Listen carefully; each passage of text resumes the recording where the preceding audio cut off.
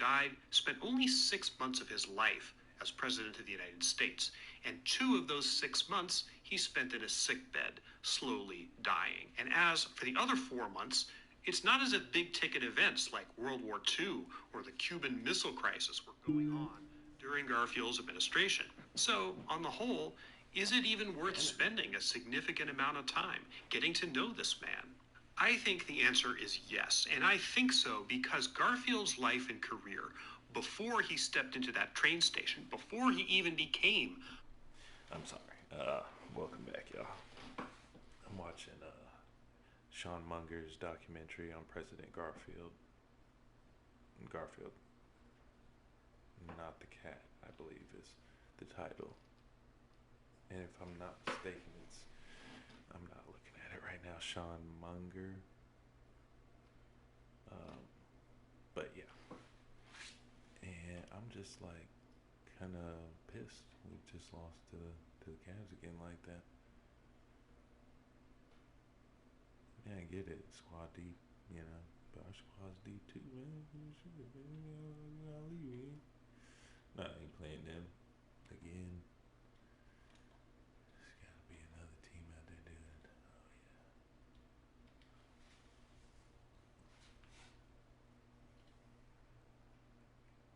yeah. Yeah, I already took care of the rookies, I believe, so I'm gonna get back in this documentary while I move through the season.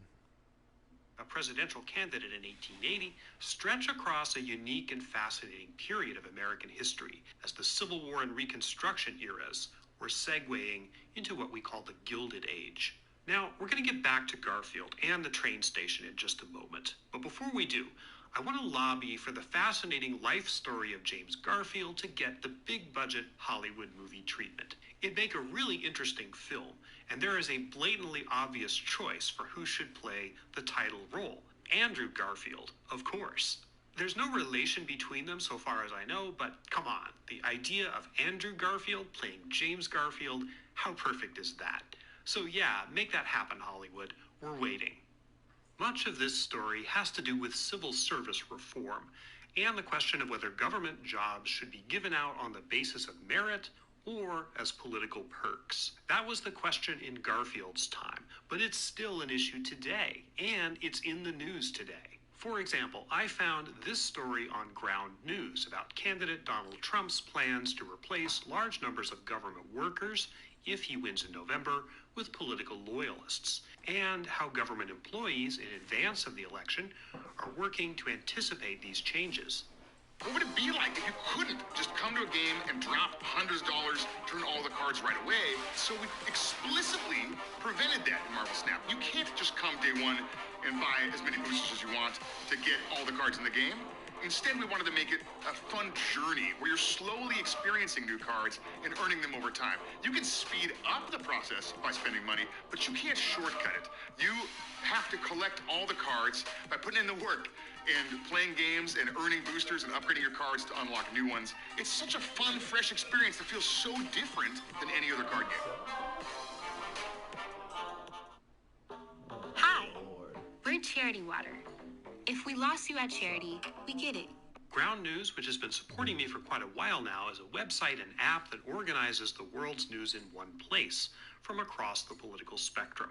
Let me show you how it works. On the website, we can see the story about the government jobs has been covered by 26 sources, most of them in the center of the political spectrum, but with equal coverage on the right and the left. Ground News shows you each story's political leaning.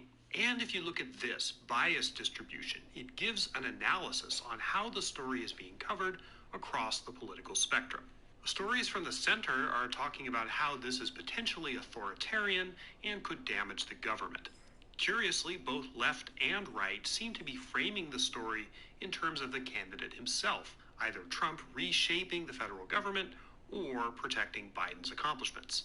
Ground News has a lot of other great features. I love the ability to collect stories on topics that interest me. In archaeology, for example, we've got a story about fossils unearthed in India that came from a colossal snake that lived 47 million years ago, apparently the largest snake ever to live on Earth.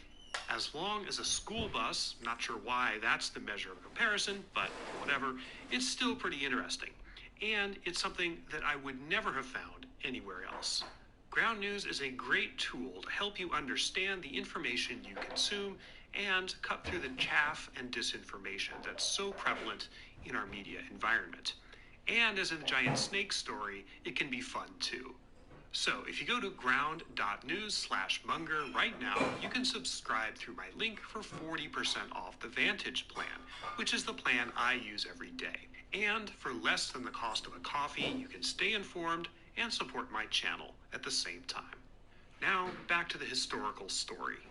James Blaine, the Secretary of State who witnessed the shooting, had recognized the assassin, who was now on his way to jail. Charles Guiteau was a notorious troll who'd been badgering Garfield and various administration officials since the inauguration some months earlier, and since before the inauguration, in point of fact. Guiteau is important to our story, no question about it.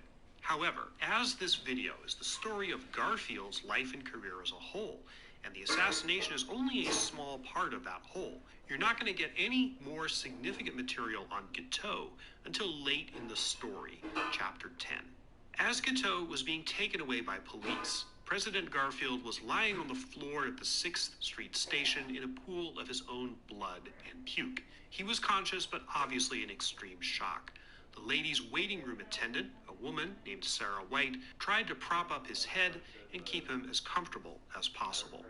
Dr. Smith Townsend, the chief health officer for D.C., arrived on the scene within 5 minutes. Dr. Townsend was the first to do the thing that eventually killed the president. He stuck his finger, which had not been sterilized, into the bullet hole in Garfield's back, probably introducing infection.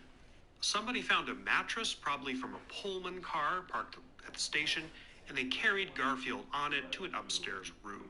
9 more doctors arrived. One of them, Dr. Charles Purvis, surgeon-in-chief of the Freedmen's Hospital, was one of the first African-American physicians in the United States. Robert Lincoln, who had been in the next room at the time of the shooting, decided to make himself useful. He sent a carriage, one of many waiting outside the station, to fetch another physician, Dr.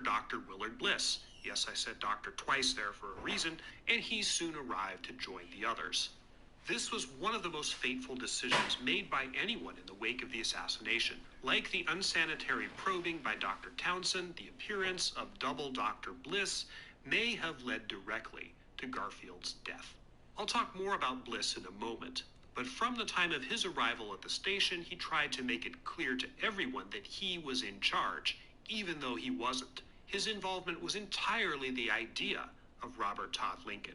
The sources I used to make this video, you can see a list of them in the end credits and also in the description. Anyway, the sources conflict on exactly what happened in the upstairs room of the 6th Street station. I can't tell you definitively what's true, perhaps all the accounts are, but here is what is claimed. In some accounts, Garfield asked one of the doctors what his chances of surviving were. The doctor replied, 1 chance in 100. Garfield said, "We'll take that chance, doctor, and make good use of it." Another account of the scene has a slightly different tone. A doctor is said to have told Garfield that the wound wasn't that serious. Garfield is said to have replied, "I thank you, doctor, but I am a dead man." Double Dr. Bliss immediately pulled out one of his instruments, a probe with a porcelain tip. Unsterilized, Bliss stuck it directly into Garfield's bullet wound and spent several minutes rooting around in his insides. The procedure was so egregious that Dr. Purvis asked him to cut it out, but naturally, Bliss ignored him. Then he did something even worse.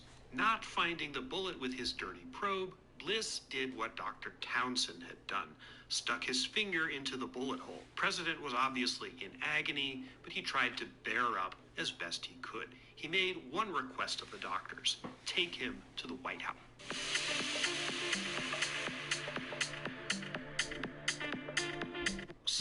More mattresses were found, and the doctors fashioned a carriage for hire into a makeshift ambulance. As they brought him down from the upstairs room of the station, a huge crowd had gathered both inside and outside the building. The carriage took a very slow ride through Washington streets, the driver trying as best he could not to jar the wounded president too much.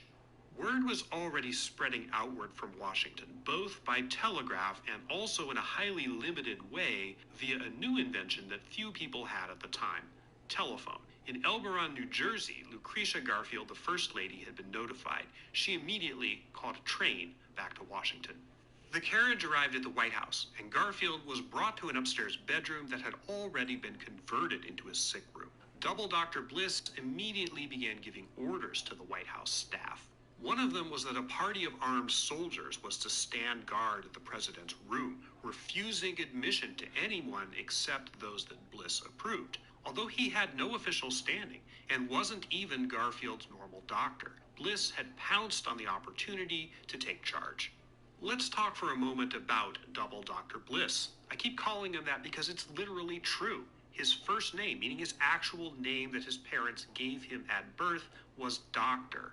His full name was Dr. Willard Bliss, and after studying medicine at the Cleveland Medical College, he could technically and legitimately be known as Dr. Willard Bliss. I know, it's nuts. His parents were apparently admirers of Dr. Samuel Willard, a prominent physician in the American Revolution era. Unfortunately, though destined by his name for medical practice in life, Double Dr. Bliss turned out to be something of a quack. He was a practitioner of homeopathy, which tells you a lot right there. But then again, hey, it was the 19th century. Before the Civil War, he hawked an obscure South American plant called Kundarango as literally a cure for cancer. Partially for this quackery, Bliss was expelled from the Washington, D.C. Medical Society in 1853. To be sure, another reason the D.C. Medical Society expelled him was that he disagreed with their policy of barring African American doctors from practicing in the capital. But the Kundarango thing certainly didn't help. 10 years later, during the Civil War, Bliss was involved in a bribery scandal while working at the Armory Square Hospital and briefly put in jail. He did manage to salvage his reputation over the next years and decades, ironically in part because of a good word said about him publicly by a prominent neighbor who knew Bliss while he was practicing in Ohio, one Congressman, James A. Garfield. So, just to be clear, this is where we are. President James Garfield, with a lead slug in his back, is sequestered in a White House bedroom, totally under the care and control of a doctor that he never asked for, Dr. Willard Bliss. His wound has already been probed with unsterilized instruments and people's dirty fingers. We're not going to return to this point in the story until very late in the video, chapter 11. Because Garfield's story is about so much more than his assassination, we have to start back at the beginning to get the proper context. Man. Who was James Garfield, and how did he get to be president anyway? That's the subject we're starting on in the next chapter. Yeah, that's what I want. You see if what I heard was correct. In the 19th century, it was considered an asset for an American politician to boast that he was born in a log cabin, even if he wasn't. James Garfield, however, really was. It wasn't this self-same building, which is a replica built, if you can believe it, in 1999. But the Garfield family's home did stand here in what's now Moreland Hills, Ohio, beginning in 1829. Unfortunately, the only ground-level view on Google Maps is from the highway, so there's a certain amount of use your imagination here. James Abram Garfield, born November 19, 1831, the youngest of 5 children of Abram Garfield and his wife, Eliza Ballou, was named after an earlier son, also named James, who died earlier in 1831. The area of Ohio where the Garfield family settled, they had originally come from Cuyahoga County, was called the Western Reserve. Life was very hard for poor farmers, which was what the Garfields were. Indeed, in 1833, even before his son James was 2 years old, Abram Garfield caught some sort of respiratory ailment and died, leaving Eliza a single mother with 4 kids to raise and no money. She eventually remarried in 1842, but the marriage was unhappy and she deserted her new husband. He filed for divorce, which was granted in 1850. Divorce was extremely rare and quite scandalous in early America. James Garfield was reluctant to talk about this episode for his whole life. From an early age, James Garfield was interested in books. Education was as hard to come by in Ohio of the early Republic era as anything else, But when it was clear that he had a knack for books and reading, his mother made his education a priority, foreseeing correctly that it could lift him out of poverty. Bro, I hate to break it to you. Jason Tatum does not care what you think. Keep it up, though. But at age 16, James almost scotched that idea by running away to work on a canal boat that was run by his cousin, a fellow called Amos Letcher. Canals were at this time a technology that was remaking America. Most politicians in this era realized that it was necessary to build a transportation network to tap the agricultural potential that was pretty much landlocked in places like Ohio and give it an outlet to markets that were accessible by sea, like New Orleans down the Mississippi and New York City, which after the Erie Canal was completed in 1825 became America's chief port. Goods, usually agricultural ones, were at this time often transported aboard barges that were pulled by horses. The horses walked along paths on either side of the canal, pulling the boats via ropes connected to them. Garfield's job was to prod the horses along. For some reason, history records that while doing this job, he fell into the water 14 times. Whether that's a lot or a little for this kind of work, I can't tell you. Garfield's career as a canal horse puller, or whatever you call it, ended after only a few months when he came down with an illness that in the 19th century they called ague, possibly malaria. He was sick in bed for 3 months. That meant he was back to the books. The following spring, after he recovered, his mother and a family friend arranged for him to enroll at this school, called Geauga Academy in Chester Township. From that point on, 1848 until the outbreak of the Civil War, James Garfield's life was dominated by education. But religion was also a heavy part of this. The Western Reserve had in the 1830s been heavily proselytized by a preacher called Alexander Campbell, who converted numerous townships and churches to his brand of Protestantism, now generally called the Disciples of Christ. James Garfield's parents were all in on Disciples of Christ, and eventually James Garfield himself was too. He was officially born again in 1850. Garfield was very smart, but also not much of a party guy. He applied himself diligently to books, to learning, and eventually teaching languages, principally Greek and Latin, to preaching, and eventually teaching. That was really the only job open to him in backwoods Ohio. He began teaching at Geauga Academy in 1849, about the same time as he met a classmate there, Lucretia Rudolph, known as Crete. The problem with Geauga Academy was that it was founded on Baptist principles, and Garfield was Disciples of Christ. In 1851, he quit the academy and joined the new Western Reserve Eclectic Institute, a college that, despite its lofty-sounding name, was just a brick building in the middle of a cornfield. Lucretia Rudolph eventually transferred there too. After a brief romance with a girl named Mary Hubble, which Garfield suddenly broke off in 1853, he started to pay more attention to Crete Rudolph, who was in his Greek class and in fact was a star student. Garfield's first letter to her read, quote, "Please pardon the liberty I take in pointing my pen towards your name. I'm not sure Greek class is such a good idea for a first date, but whatever." Most of their courtship was conducted by letters. Within 2 years, Garfield had pretty much exhausted the intellectual offerings of Western Reserve Eclectic Institute, and he was looking to transfer to another college with broader horizons. This was a religious decision as much as an educational one. Transferring to Bethany College in Virginia, another Disciples of Christ school, was the natural choice.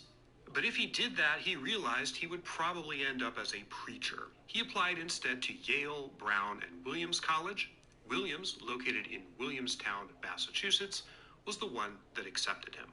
In the summer of 1854, he arrived there, having by now firmly professed his love to Lucretia, but they had no immediate plans to marry. And in fact, it seems James had second thoughts about the relationship, but he did not break it off. Garfield graduated from Williams College in August 1856. Having now decided not to become a preacher, he accepted an offer to return to teaching at Western Reserve Eclectic Institute. Part of him didn't really want to go back there, but there was an interesting reason why he returned, one that informs our understanding of Garfield's broader career. In 1856, the president of the university, Amos Sutton Hayden, whom Garfield apparently didn't like, was on the outs with the university trustees. Word on the street was that he would soon be replaced, and if Garfield was there and on faculty, he would be the natural replacement.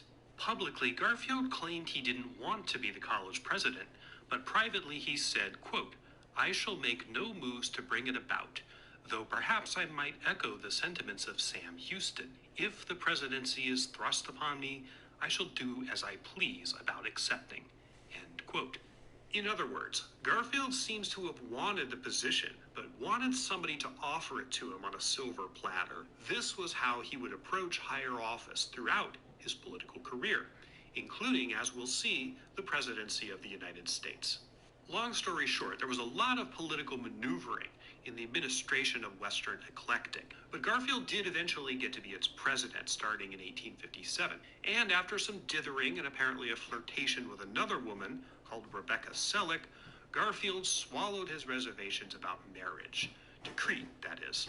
In November 1858, James Garfield and Lucretia Rudolph were finally married after a courtship of over 4 years. He also quietly began preparing for another potential profession. Besides teaching or preaching, he started reading law, essentially apprenticing under a more senior lawyer, that being Albert Gallatin Riddle. Let's talk about Acorns. Everyone knows it as the app that investors bear change. But how did it start? Where did it? In August 1859, a lucky accident paved the way for Garfield's entry into politics.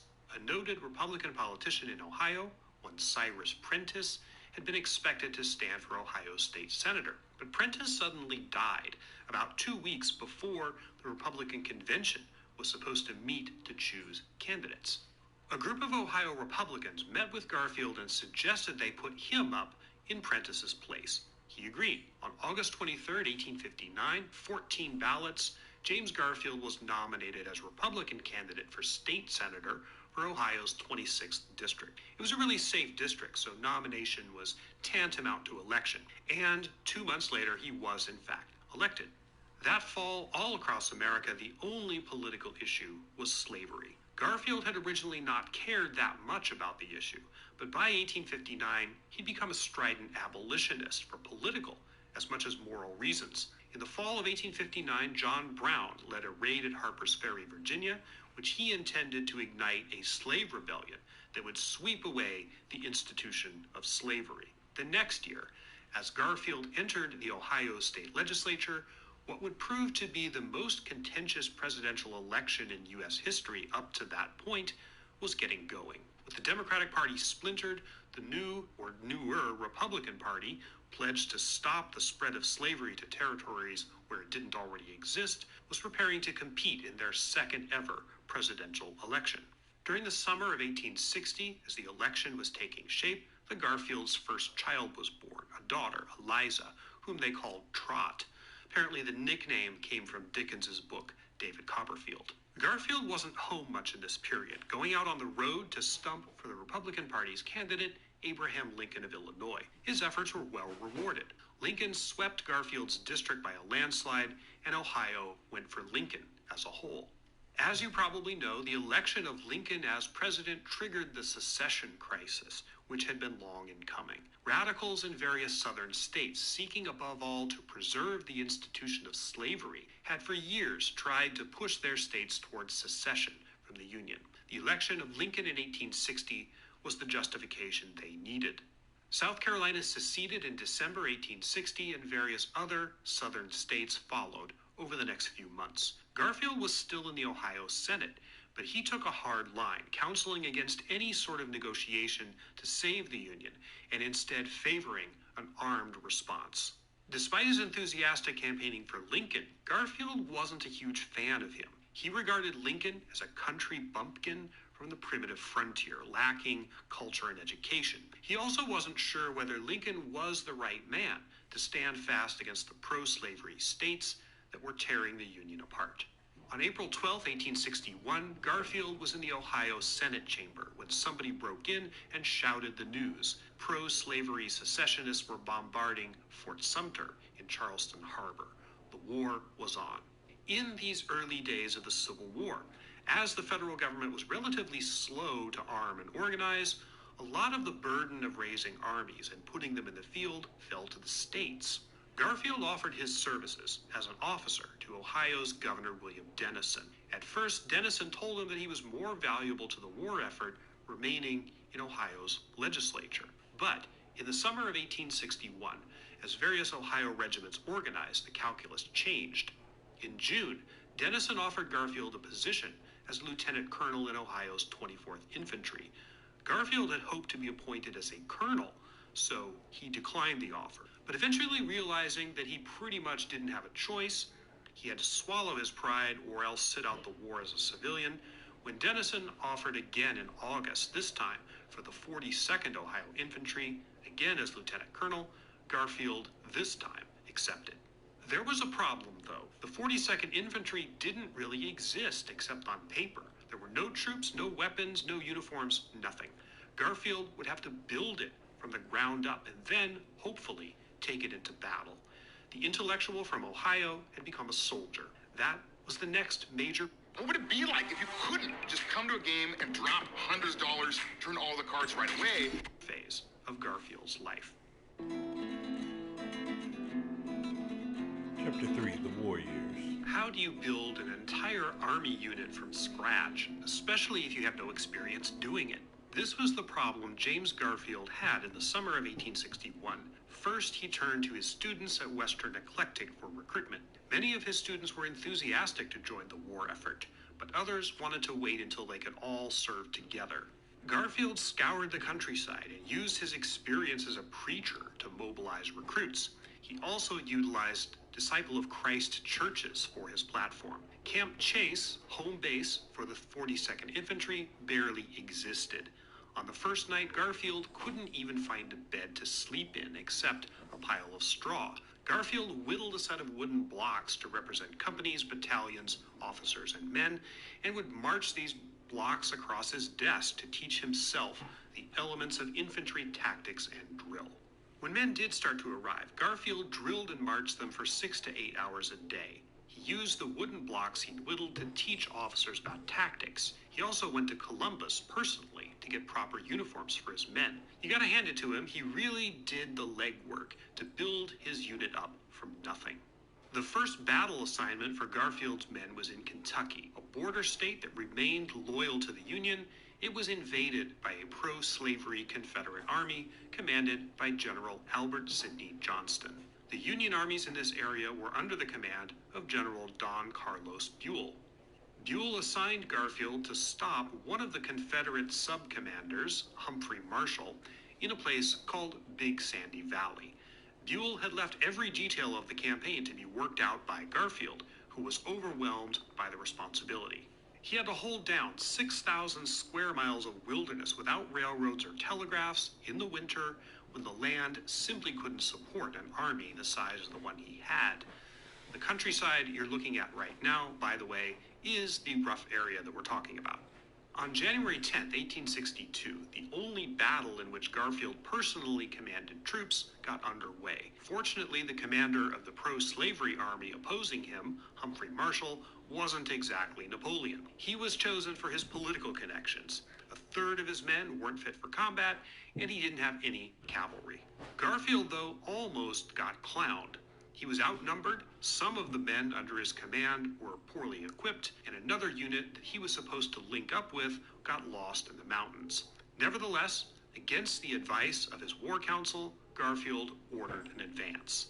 He tried to flank Marshall's camp with two groups that were not coordinated, meaning that if Marshall, if he knew what he was doing, could have defeated both of them individually and won the day. Fortunately, Garfield got some cavalry reinforcements at precisely the right moment, and he used them to fool the Confederates into thinking that they were being surrounded by a much larger force. Marshall retreated. A battle raged at Middle Creek for most of the afternoon. Another well-timed infusion of Union reinforcements caused the pro-slavery Confederates to retreat again. Union forces had effectively halted the Confederate invasion of Kentucky, but Garfield's good sense was augmented with at least as much good luck. Garfield retreated to Paintsville, Kentucky. Their actions that day were seen as a much-needed victory, both to the men and to the home front. Due to the loss of all civil authority in the state, Garfield was left to govern eastern Kentucky. The population was largely uneducated and white. While Kentucky's state law required the stripping of citizenship of all Confederates, Garfield took a slightly more moderate stance. To those who have taken no part in this war, he said, who are in no way aiding or abetting the enemies of the Union, even to those who hold sentiments averse to the Union, but yet give no aid and comfort to his enemies, I offer the full protection of the government, both in their persons and property. End quote. Garfield publicly focused on the maintenance of the Union, but privately he maintained his evangelical and abolitionist zeal. He saw the war as divinely inspired and the Union as divinely led. Religion was always a big part of his thinking. Garfield was quickly promoted to brigadier general. Not long after, in early April 1862, he was drawn, sort of tangentially, into the incredibly bloody Battle of Shiloh in southwestern Tennessee. After Ulysses Grant's Union forces were surprise attacked, Garfield was ordered to bring his army to reinforce him. He and his men didn't arrive until it was almost over, after a Union counterattack drove back the pro-slavery armies with horrendous casualties. After hanging around in Tennessee for a couple of months, Garfield grew bored and frustrated. He criticized the West Point trained generals who were in higher commands and even suggested that they were involved in some sort of conspiracy to drag out the war and discredit the anti-slavery cause. He said, "My heart sinks down very low when I see the mode in which the war is conducted. Until the rebels are made to feel that rebellion is a crime which the government will punish, there is no hope of destroying it." End quote. During the court-martial of a Union colonel who sacked an Alabama town after the murder of one of his soldiers, exactly the kind of harsh tactic Garfield was advocating at the time, Garfield became sick with jaundice and diarrhea. He lost 40 pounds in less than a month. As soon as the trial ended, Garfield was sent back home to Ohio to convalesce. I was a slave for my mother-in-law, and my wife's boss called me a shit. Garfield was slowly nursed back to health by his wife, and this was the first real privacy they shared since their marriage. Remember, most of their relationship had been conducted by letter up to this point. While Garfield was ill, the Republican nominating convention for the 19th District of Ohio, which had recently been redistricted to favor Republicans, occurred. Garfield didn't show up, though he carefully allowed his friends and political supporters to canvass for him behind the scenes and promote the idea of his candidacy in the papers. Kind of like the whole thing with the college presidency, Garfield sort of wanted to be elected congressman, but he didn't want to be seen taking a lot of personal effort to make that happen. Garfield was nominated at the convention and went on to be elected that fall, 1862. However, he was still in the Army, and the Congress to which he had been elected wasn't scheduled to convene until December 1863, more than a year away. Thus, for a year, he was both General Garfield, soldier, and Congressman-elect Garfield, Ohio politician. During this sort of gap year, Garfield secured an appointment as Chief of Staff to Union General William Rosecrans. The two of them got along famously, as Rosecrans was something of an intellectual too, kind of a rarity in the Union Army.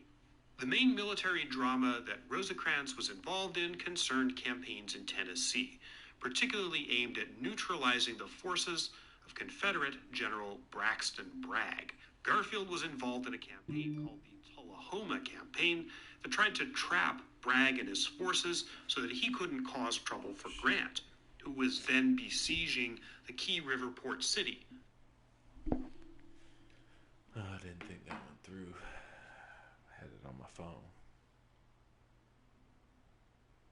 I have to pull up a laptop. Just a minute.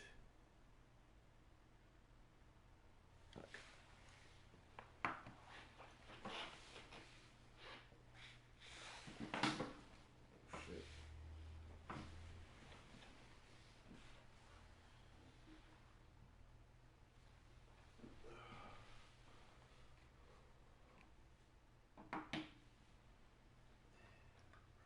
Do something like that.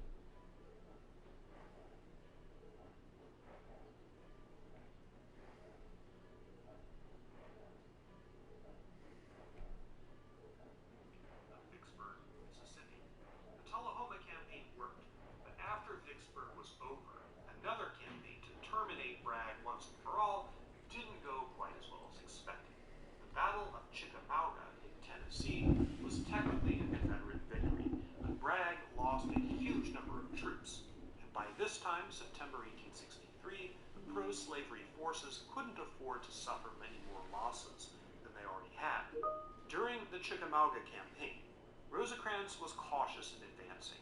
Garfield was the only one of his advisors who advocated an aggressive attack, echoing the orders coming from President Lincoln in Washington, which may have had a political calculus. Gee, you think? After the Union defeat at Chickamauga, General Grant replaced Rosecrans as commander of the Western armies, called the Army of the Cumberland, and that meant that his staff, including Garfield, was scattered to the winds. Garfield was pissed at Rosecrans anyway. There were rumors that he, Garfield, had pulled strings in Washington to get his boss reassigned. Rumors that surfaced during the 1880 presidential campaign. He probably didn't sabotage Rosecrans's career, but a lot of Republicans eventually came to believe that he did. Garfield was headed to Washington, but he stopped off at home in Ohio first. On December 1st, 1863, just before he was scheduled to leave to take his congressional seat, his and Lucretia's 3-year-old daughter, Trot, died of some sort of fever. Burnout. We all experience it at some point. It's so important to me that... Lord. He arrived in Washington broken and grieving. Garfield had evidently expected the war would be over by the time he had to take his seat, and he was torn between serving in Congress or returning to the field as an Army commander. Lincoln himself had to encourage Garfield to choose Congress. There were lots of Army generals around, the president said, but a shortage of congressmen who could be counted on as allies of the White House. On December 5th, 1863, Garfield resigned his commission in the Union Army. Garfield found the wartime Congress sort of a mess. Republicans were unified in prosecuting the war, but just about everybody was a critic of how Abraham Lincoln was running it. The Capitol itself was under extensive reconstruction, no pun intended. Garfield had no permanent home in Washington, renting rooms on C Street with another congressman named Robert Schenck. Issues involving conscription and financing the war effort took up much of Congress's time, and Lincoln's war policies were always controversial. Garfield wanted to take a hard line, confiscating the property of Confederate rebels, whom he judged had forfeited all constitutional rights as a result of taking part in the rebellion.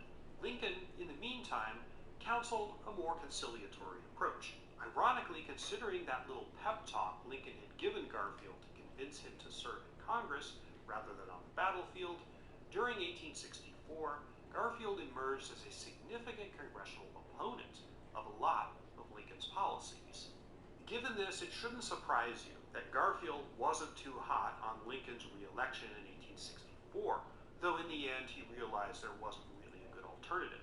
During the 1864 Republican Convention, which Garfield attended, he was the spearhead of a movement to get the vice presidential nomination for his old boss, William Rosecrans. That didn't come to much, and the vice presidential nomination eventually went to a Democrat, Andrew Johnson, wartime governor of Tennessee. We'll be talking more about that. Garfield did not campaign for Lincoln. He didn't even really campaign much for himself, as his 19th Ohio district was a safe Republican stronghold. In fall 1864, Garfield was re-elected to another term in Congress, and Lincoln became the first U.S. president to be re-elected since Andrew Jackson in 1832. Not long after, when Garfield returned to Washington after some time home in Ohio, he brought his wife and family along this time. Lucretia had reminded him that of 3.5 years of marriage between the war and his congressional service, he'd been home with her for only 20 weeks. In early 1865, Congress passed the 13th Amendment abolishing slavery once and for all. Garfield enthusiastically supported it. The Civil War quickly wound down. Though Garfield could technically be hyped as a war hero and would be habitually referred to as General Garfield up until the time he started being called President Garfield, the war years were definitely a mixed bag for him. He wasn't exactly Ulysses Grant. He was just, well, James Garfield. His contribution to winning the Civil War was modest at best. That's okay, though. We can't all be Ulysses Grant.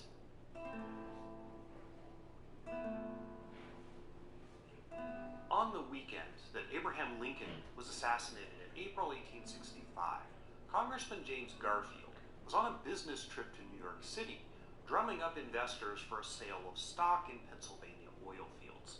The news came the next morning that Lincoln, shot through the head, pro-slavery Confederate sympathizer John Wilkes Booth was dead.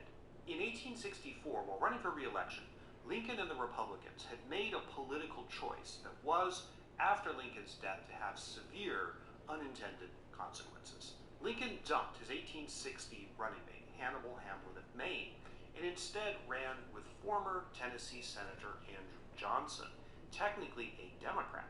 Johnson had been the only member of Congress from a southern state who opposed secession, and for that reason, Republicans in 1864 thought he had some cachet on what they called a national unity ticket. Though he was not pro-Confederate and not really pro-slavery, Johnson's commitment to the program of Reconstruction, at least as Lincoln had envisioned it, was, let's say, lukewarm at best.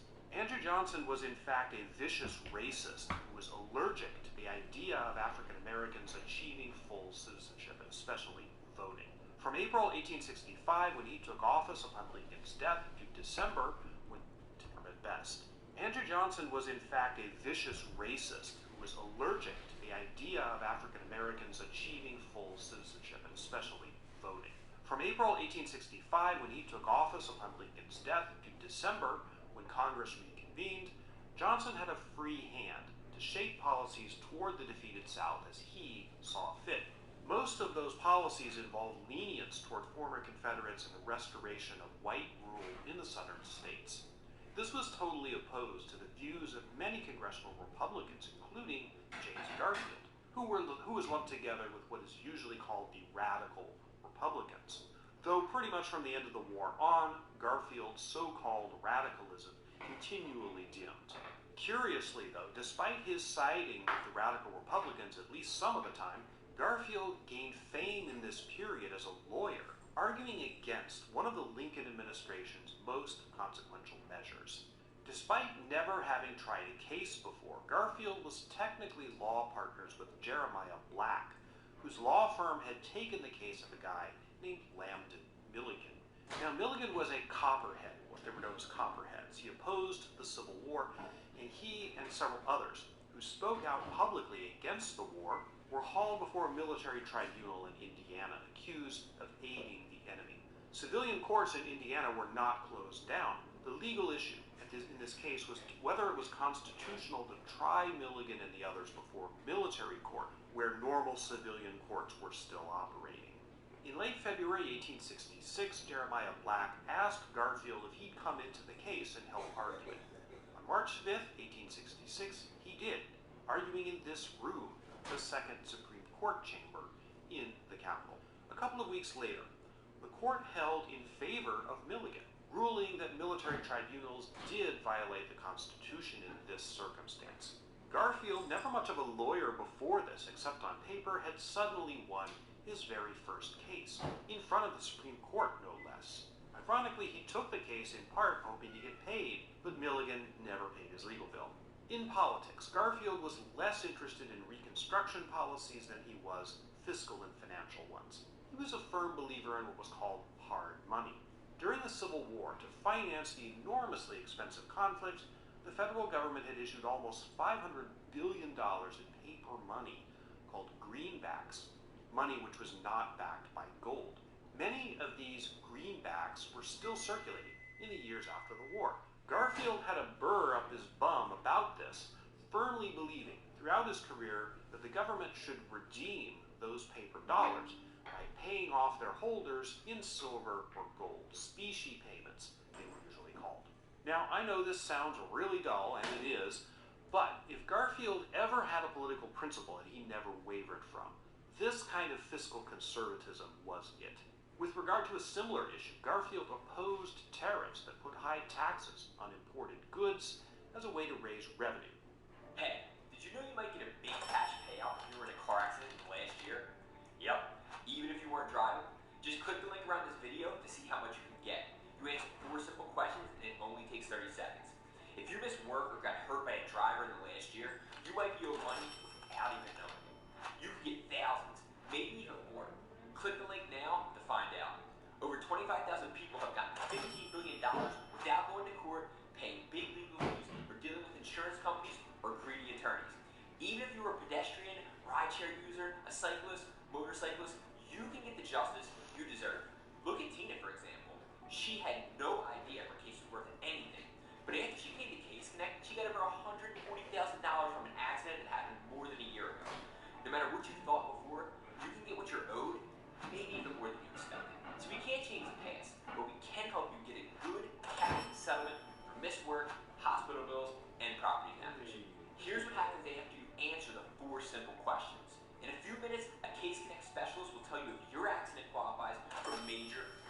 compensation. After that, you just tell them about your case, wait for a check. You can get in as little as 30 days. Your Case Connect specialists will do everything to help you because they don't get paid unless you win. So to see if your accident qualifies for a major cash settlement, click the link below and answer 4 simple questions. Some people feel bad about holding someone accountable and they don't want to cause trouble or they're scamming the system. Don't let that be you. You deserve compensation. It's your right. So click the link below and answer a few questions about your case. I absolutely refuse. And stimulate business growth. Most Republicans in 1866 favored tariffs. Garfield didn't. Garfield won his 1866 election handily.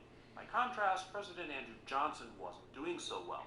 During 1866, he embarked on a doomed speaking tour called Swing Round the Circle, pushing his views on Reconstruction at various grassroots events. It backfired badly.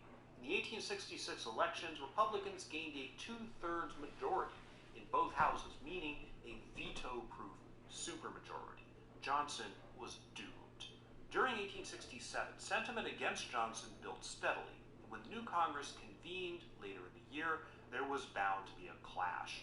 While this would inure to Garfield's benefit since he was associated with opposition to the president, Garfield's position on money issues did hurt him, as the Republican leadership passed him over for membership on the powerful Ways and Means Committee, which Garfield very much wanted to be chairman of. There were 2 moves toward impeachment of Johnson. The first, begun in early 1867, came to a vote in December. The House Judiciary Committee had not made a strong case, charging Johnson with rather vague allegations of abuse of power. Garfield was instrumental in convincing his colleagues to vote down the impeachment charges. It wasn't because he had any love for Johnson, far from it. But Garfield thought it wouldn't pass and that it would harm the opposition. Furthermore, the political calculus had changed a bit. Off-year elections in 1867, including in Ohio, had brought some gains for Democrats, who were finally starting to rally around the issue of denying African Americans the right to vote. But in February 1868, Johnson violated an act that Congress had recently passed as sort of a trap for him. This was a Tenure of Office Act that held any official that required Senate approval to take office also required the consent of the Senate to remove him from office. Johnson tried to fire Secretary of War Edwin Stanton. He contended, probably correctly, that the Tenure of Office Act was unconstitutional. Garfield, for the record, had voted in favor of the act, so in early 1868, armed with new ammunition, congressional Republicans mounted another impeachment drive. This time, Garfield supported it. He thought the tenure of office thing changed the game. Bitcoin is freedom. No central authority controls it. So unlike with banks and credit card companies, you don't need approval to use it, and no one can decide. Now, he wasn't sure that this move would work either, but at the end of May 1868, when the Senate fell 1 vote short of removing Johnson from office, Garfield was outraged. He blamed Salmon Chase, Chief Justice of the Supreme Court, whom he thought had influenced senators to let Johnson off easy. This cost Garfield his long friendship with Chase. By summer 1868, it was time to gear up for another House campaign. Ulysses Grant, military hero of the Union Army, was on the Republican ticket, and with Johnson politically crippled, the Democrats were having a hard time finding anyone who even wanted to run. New York Governor Horatio Seymour ultimately accepted the challenge with extreme reluctance. The Republican platform had come out in favor of hard money, as opposed to printing more greenbacks, as the Democrats wanted to do. Since this coincided with Garfield's own strongly held positions, this is what he ran on in 1868. His opponents were pretty desperate for issues to use against him. Political opponents in Ohio charged that Garfield was corrupt, that he philandered with prostitutes, or that he'd secretly gone to England to get cured of some disease, the implication being that it was sexually transmitted. None of this was true. And in the end, it didn't matter. He was easily renominated as congressman for the 19th Ohio District, and then easily won re-election in the fall. Grant was, as was expected, overwhelmingly elected president. Something else happened at the end of 1868, between the time Grant was elected and when he took office, that was to have a big effect on Garfield's career. Garfield was approached by another congressman, Oakes Ames of Massachusetts. In addition to being a serving congressman, Ames was instrumental in marshaling capital for the Union Pacific Railroad, one of the two main railroad companies that were then in the final stages of completing the Transcontinental Railroad. The corporate vehicle that Ames used to do this was called Credit Mobilier of America.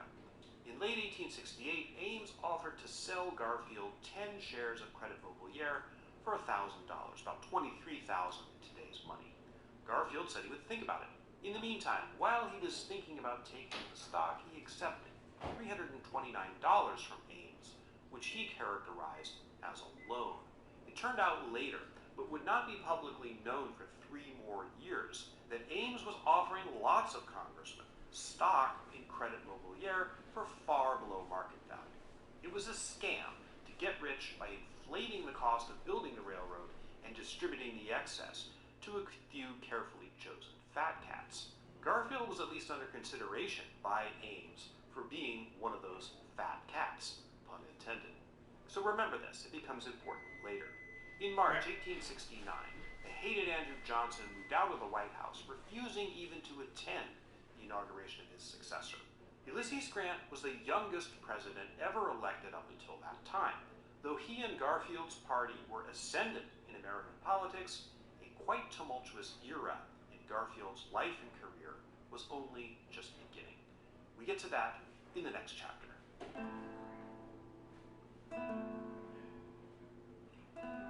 It's impossible to go through all the twists and turns of James Garfield's professional career during the 8 years that Grant was president, between 1869 and 77, which was precisely the period that Garfield started to attain the stature that would eventually get him elected president.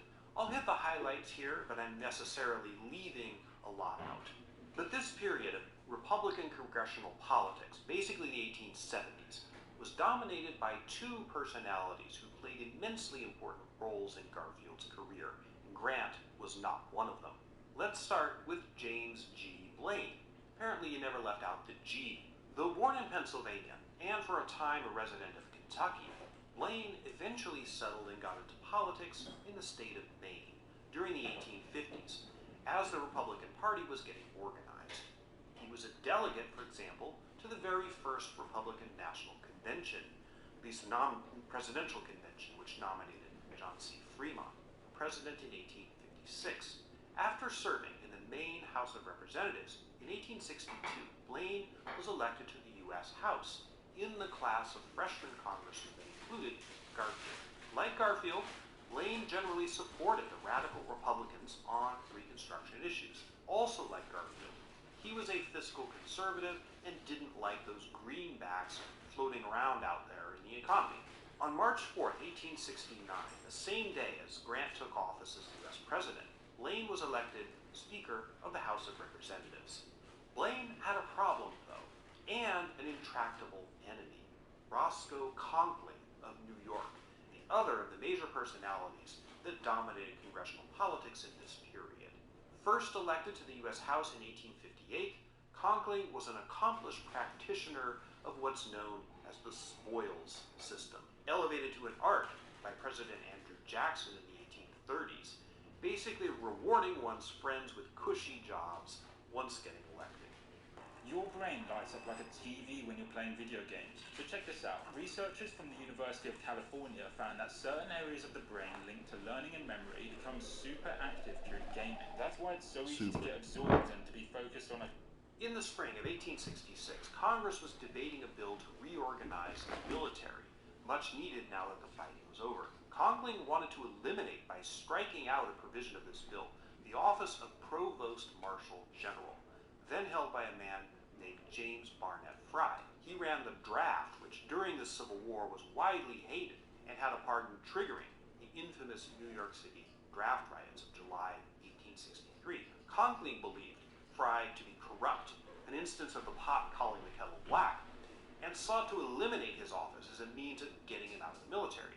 Though James G. Blaine had no particular reason to defend General Frye, he wasn't a huge fan of Conkling to begin with.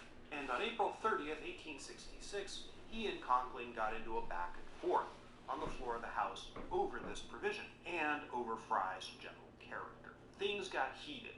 Blaine and Conklin each impugned the other's integrity and honesty. The row over General Fry eventually became a grudge that each man held against the other, personally and politically. Anyway, back to Garfield. In September 1869, two Wall Street pirates, Jay Gould and Jim Fisk, tried to corner the New York gold market by leveraging a relationship with Abel Corbin, President Grant's brother-in-law. The pirates figured they could use Corbin to influence Grant's decisions on monetary policy. Yes, this had to do with those pesky greenbacks. Grant had been elected in part on a platform to redeem those and government bonds in gold. Gould and Fisk figured that if they knew what Grant and the Treasury was going to do day to day about gold, they could use that information to corner the market. It blew up in their faces, of course. On September 24, 1869, a Friday, there was a panic on the floor of the gold exchange. Gould and Fisk almost got rich, but Grant got wind of what was going on and ordered the government to sell $4 million in gold immediately. This cratered the scheme, but the financial damage throughout the U.S. economy, which was extremely fragile in 1869, was considerable. Garfield was one of the congressional investigators who looked into the panic that came to be called Black Friday. Garfield was very thorough, too thorough it turned out for President Grant, who resented him snooping around his wife and her family. Recall the whole gold thing started with Grant's brother-in-law. While Garfield found out that Grant himself hadn't committed any wrongdoing, he used it as a way to flog his favorite issue, getting those damn greenbacks out of the economy and returning to the gold standard. Garfield's expertise on government finance eventually got him appointed as chair of the House Appropriations Committee, though not the Ways and Means Committee, which was what he really wanted. Garfield's views on money and tariffs eventually put him on the enemies list of an influential New York City newspaper editor, one Horace Greeley, who was a main character in my election of 1872 video. As you know from watching that video, a splinter faction of Republicans who generally viewed Grant and his administration as hopelessly corrupt convened their own convention to nominate an alternative candidate. That candidate was Horace Greeley. The Democrats who were moribund in 1872 decided to not even bother to field a candidate of their own, and they nominated Greeley, a Republican. Grant didn't have much chance of losing, but Garfield wasn't too enthusiastic about campaigning for him, although he hated the alternative, Greeley, even worse. But in September 1872, about 2 months before the election, another New York paper, not Greeley's, started running an expose on the affairs of that railroad finance company, Credit Mobilier. Correspondence with Oakes Ames disclosed that the Credit Mobilier guys were trying to bribe congressmen for favorable legislation for the railroad. So yeah, remember that stock that Congressman Ames had offered Garfield back in 1868? Garfield didn't take the stock, but he did take $329 from Oakes Ames. Was it a loan, or was it a dividend from the Credit Mobilier preferred stock that Garfield kinda, but not really, didn't own? No one was sure, and historians today still aren't sure. Greeley couldn't make hay out of the Credit Mobilier scandal. In any event, Grant reduced Greeley to a smoking cinder at the polls, after which Greeley promptly died, before all the electoral votes were counted and certified. Garfield was re-elected too. His Ohio district was quite safe, but in January 1873, he found himself hauled before a congressional committee, the Poland Committee, investigating Credit Mobilier. The testimony was contradictory. Garfield said he never took the stock. Ames said it was a year before he refused it. Garfield said that $329 was a loan. Ames said it was a dividend. The Poland Committee chose to believe Ames, in part because Garfield refused to come back to testify to answer the charges, saying that it was beneath him. As soon as this controversy died down, Garfield stepped in poo again, this time with an act which came out of his committee, the Committee on Appropriations, greatly increasing the salaries of government officials, including the President, Supreme Court justices, and members of Congress. The bugaboo for this bill was that it was retroactive to 1871, which meant the congressmen who voted for it, many of whom had been defeated for re-election, would get a big payday on their way out of office. People ask me all the time, Chris, if you could only take one supplement for the rest of your life, which one would it be? The answer is easy. Generally, the American public hates it when Congress raises its own salary, as if most members of Congress weren't already independently wealthy. For the record, Garfield was not. He didn't like the bill, but he realized it was necessary. It passed in March 1873, and the country went nuts. What the papers termed the salary grab, which had Garfield's fingerprints all over it, contributed to a political disaster in the 1874 elections. So did the financial collapse, usually called the Panic in 1873, which resulted in part from the collapse of what you might call the railroad bubble. Too much public and private money had been sunk into railroads, which by 1873 were vastly overbuilt and earning back only a fraction of their cost.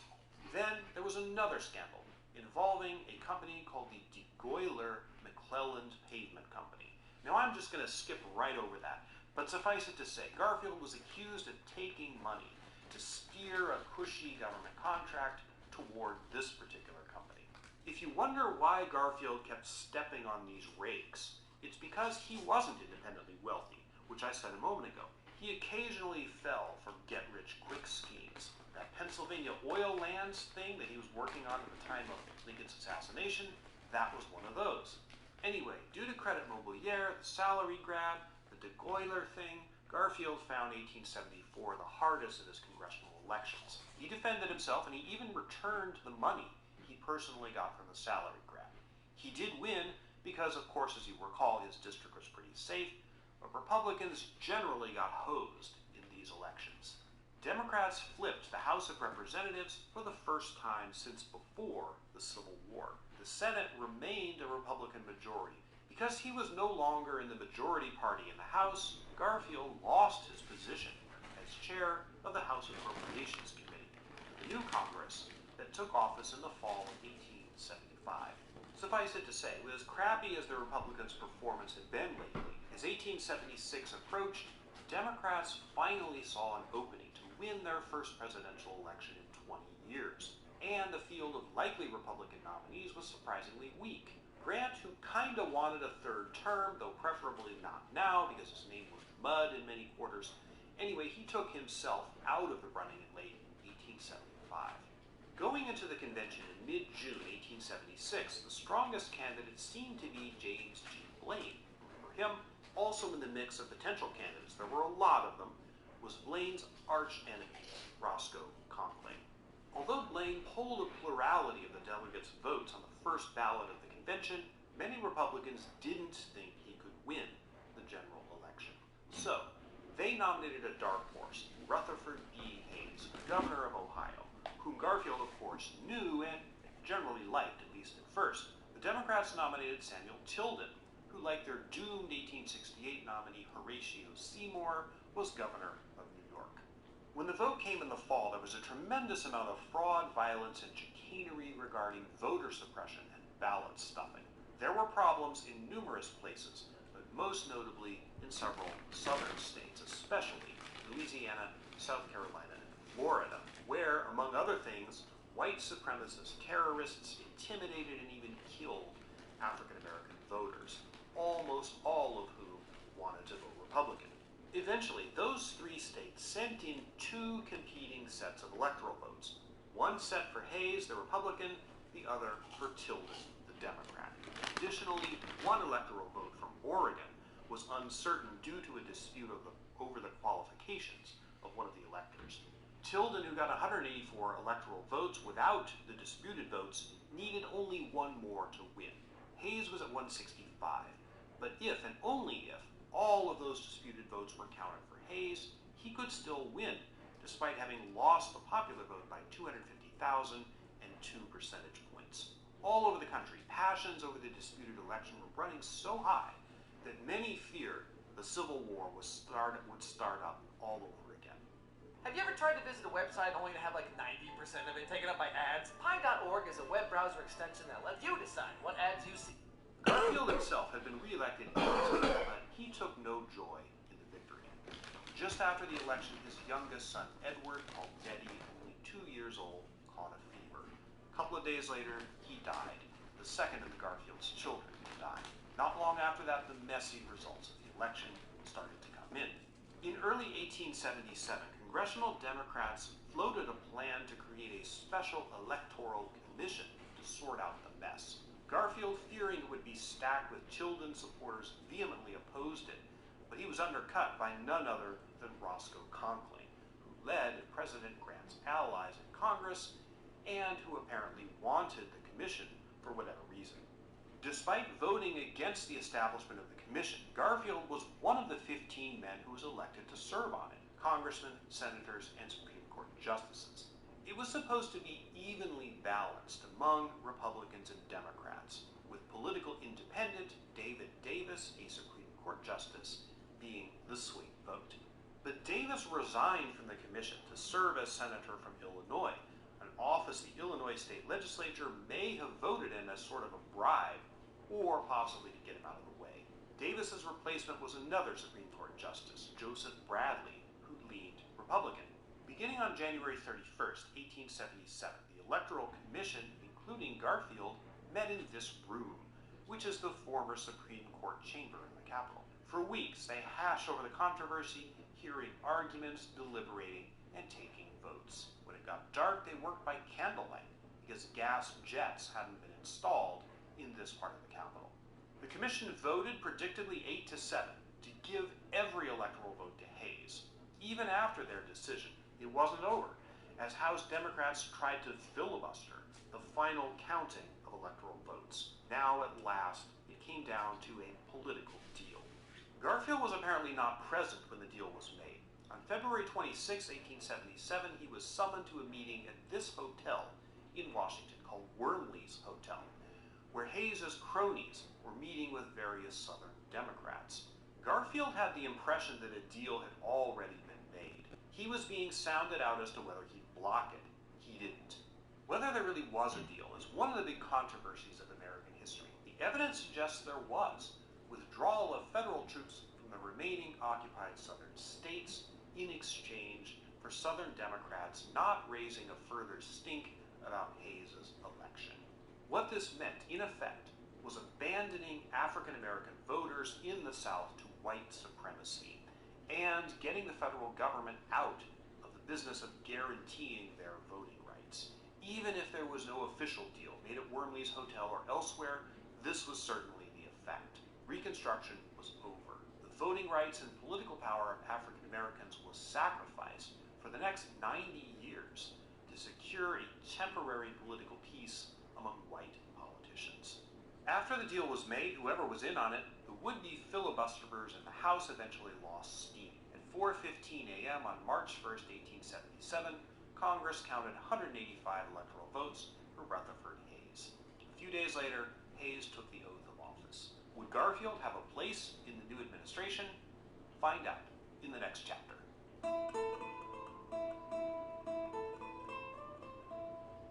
Garfield, who by 1877 had been in Congress 15 years, wanted to become a senator.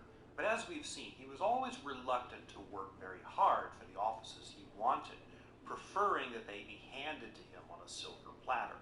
Anyway, because there was so much controversy over the 1876 election, and Hayes was only confirmed a few days before he took office, there wasn't the usual time for a president-elect to make cabinet appointments.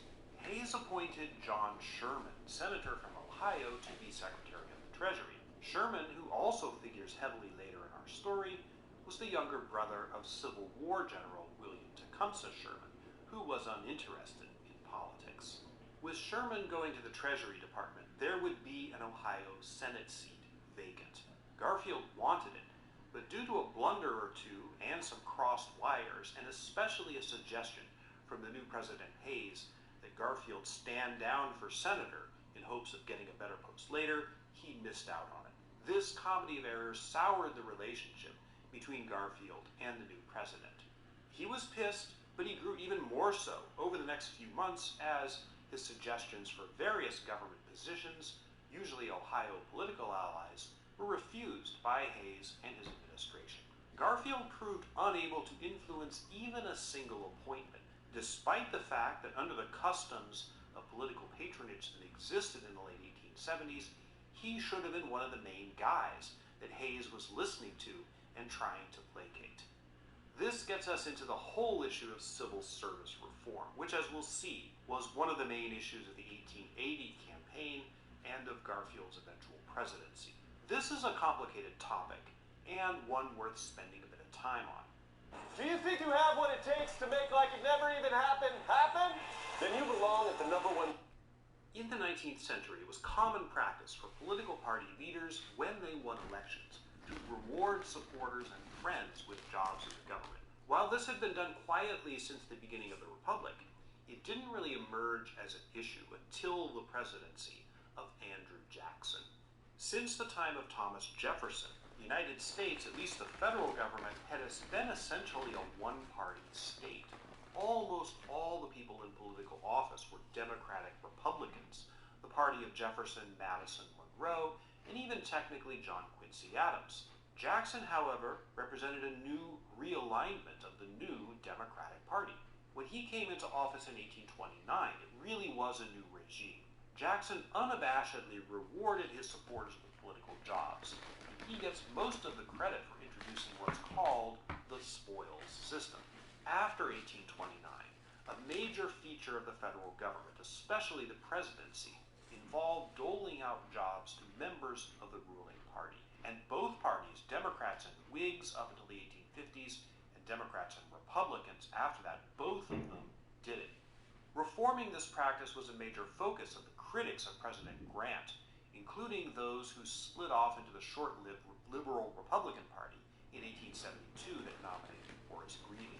Garfield was a reformer, but perhaps for not the reasons that you might think. He wasn't opposed to the spoils system on moral or ethical grounds. He wanted to reform it because it had become unworkable in practice. Whenever a new president took office, or any politician really, he was mobbed with people begging him for jobs. There were far more beggars than there were jobs to give them, and huge amounts of politicians' time was sucked away dealing with these people.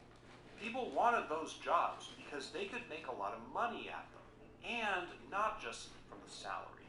The biggest and most profitable political job in post-Civil War America was the collector of the Port of New York.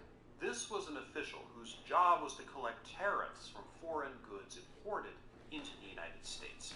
Since New York was the biggest American port that did business overseas, more money came into the country this way than into any other port. And in the days before income taxes, at least where they were widespread, customs fees were the major source of revenue for the federal government.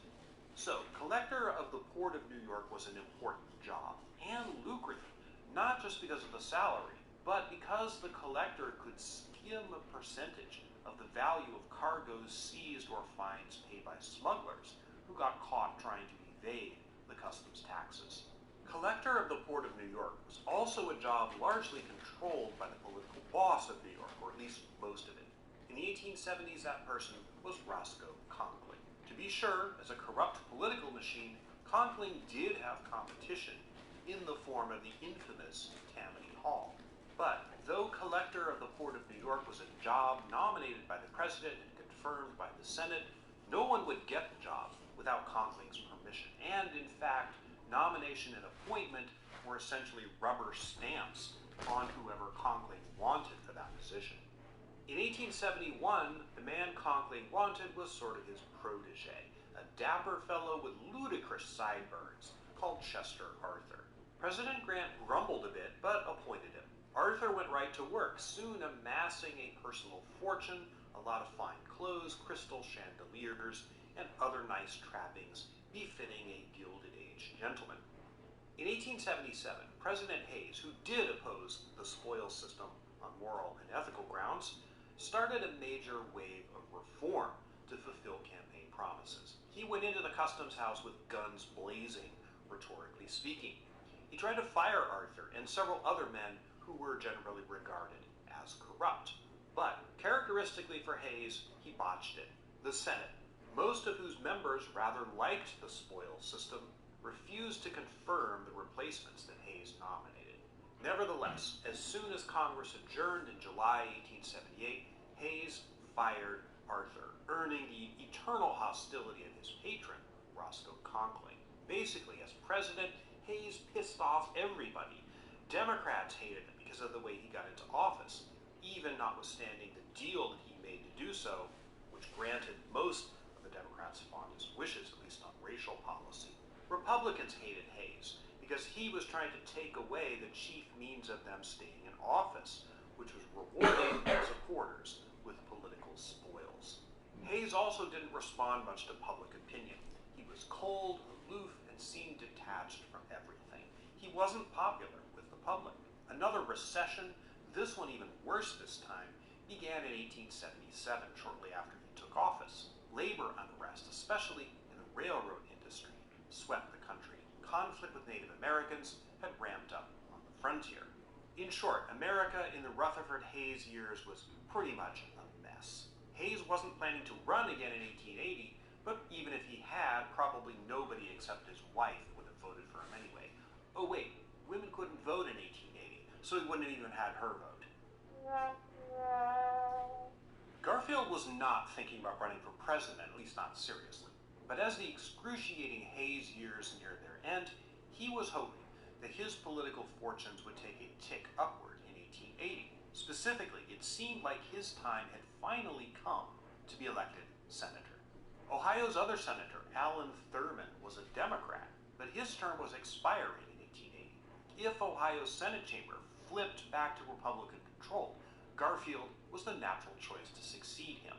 At this time, Hayes couldn't spoil it. Things were good for James Garfield in this period. He was one of the most respected men in Congress, despite the scandals of the earlier 1870s. He'd finally been able to buy a house for his family in Ohio. He still wasn't rich, the house was heavily mortgaged, but at least he and his large family could live reasonably comfortably. You're looking at the house now on Google Maps. The Garfields didn't name it, but the press during the 1880 campaign would eventually come to call it Lawnfield, and the name has stuck. Garfield bought it shortly after. Damn. They did show him one giant ass room, what I'm assuming is a study, and it looks beautiful. The architecture and everything. But they had better taste back then. With the death of his son Neddy in 1876, by the end of the Hayes years, it was a happy place. These mushrooms make you feel better. Son of a bitch. They increase focus and energy while keeping you calm and stress-free. Legislatively, Garfield helped Congress hold the line against obnoxious legislation from Southern Democrats by sustaining several vetoes of such bills issued by President Hayes. The papers modestly began to talk of Garfield as a potential presidential prospect in 1880. As I said earlier, though, Garfield was more interested in the Senate chamber than the White House. In 1879, there were off-year elections in the state of Ohio to elect state senators. Garfield campaigned heavily for the Republican candidates, hoping they would return the favor and eventually elect him senator. It worked. The Senate chamber did flip to Republicans as a result of those elections.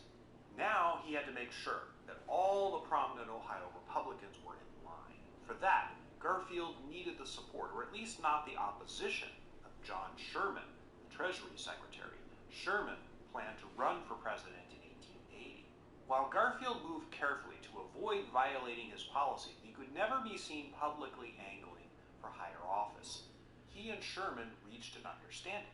If Garfield supported Sherman for president in 1880, Sherman would let it be known that he was very happy with the idea of James A. Garfield as Ohio's next senator. This worked too.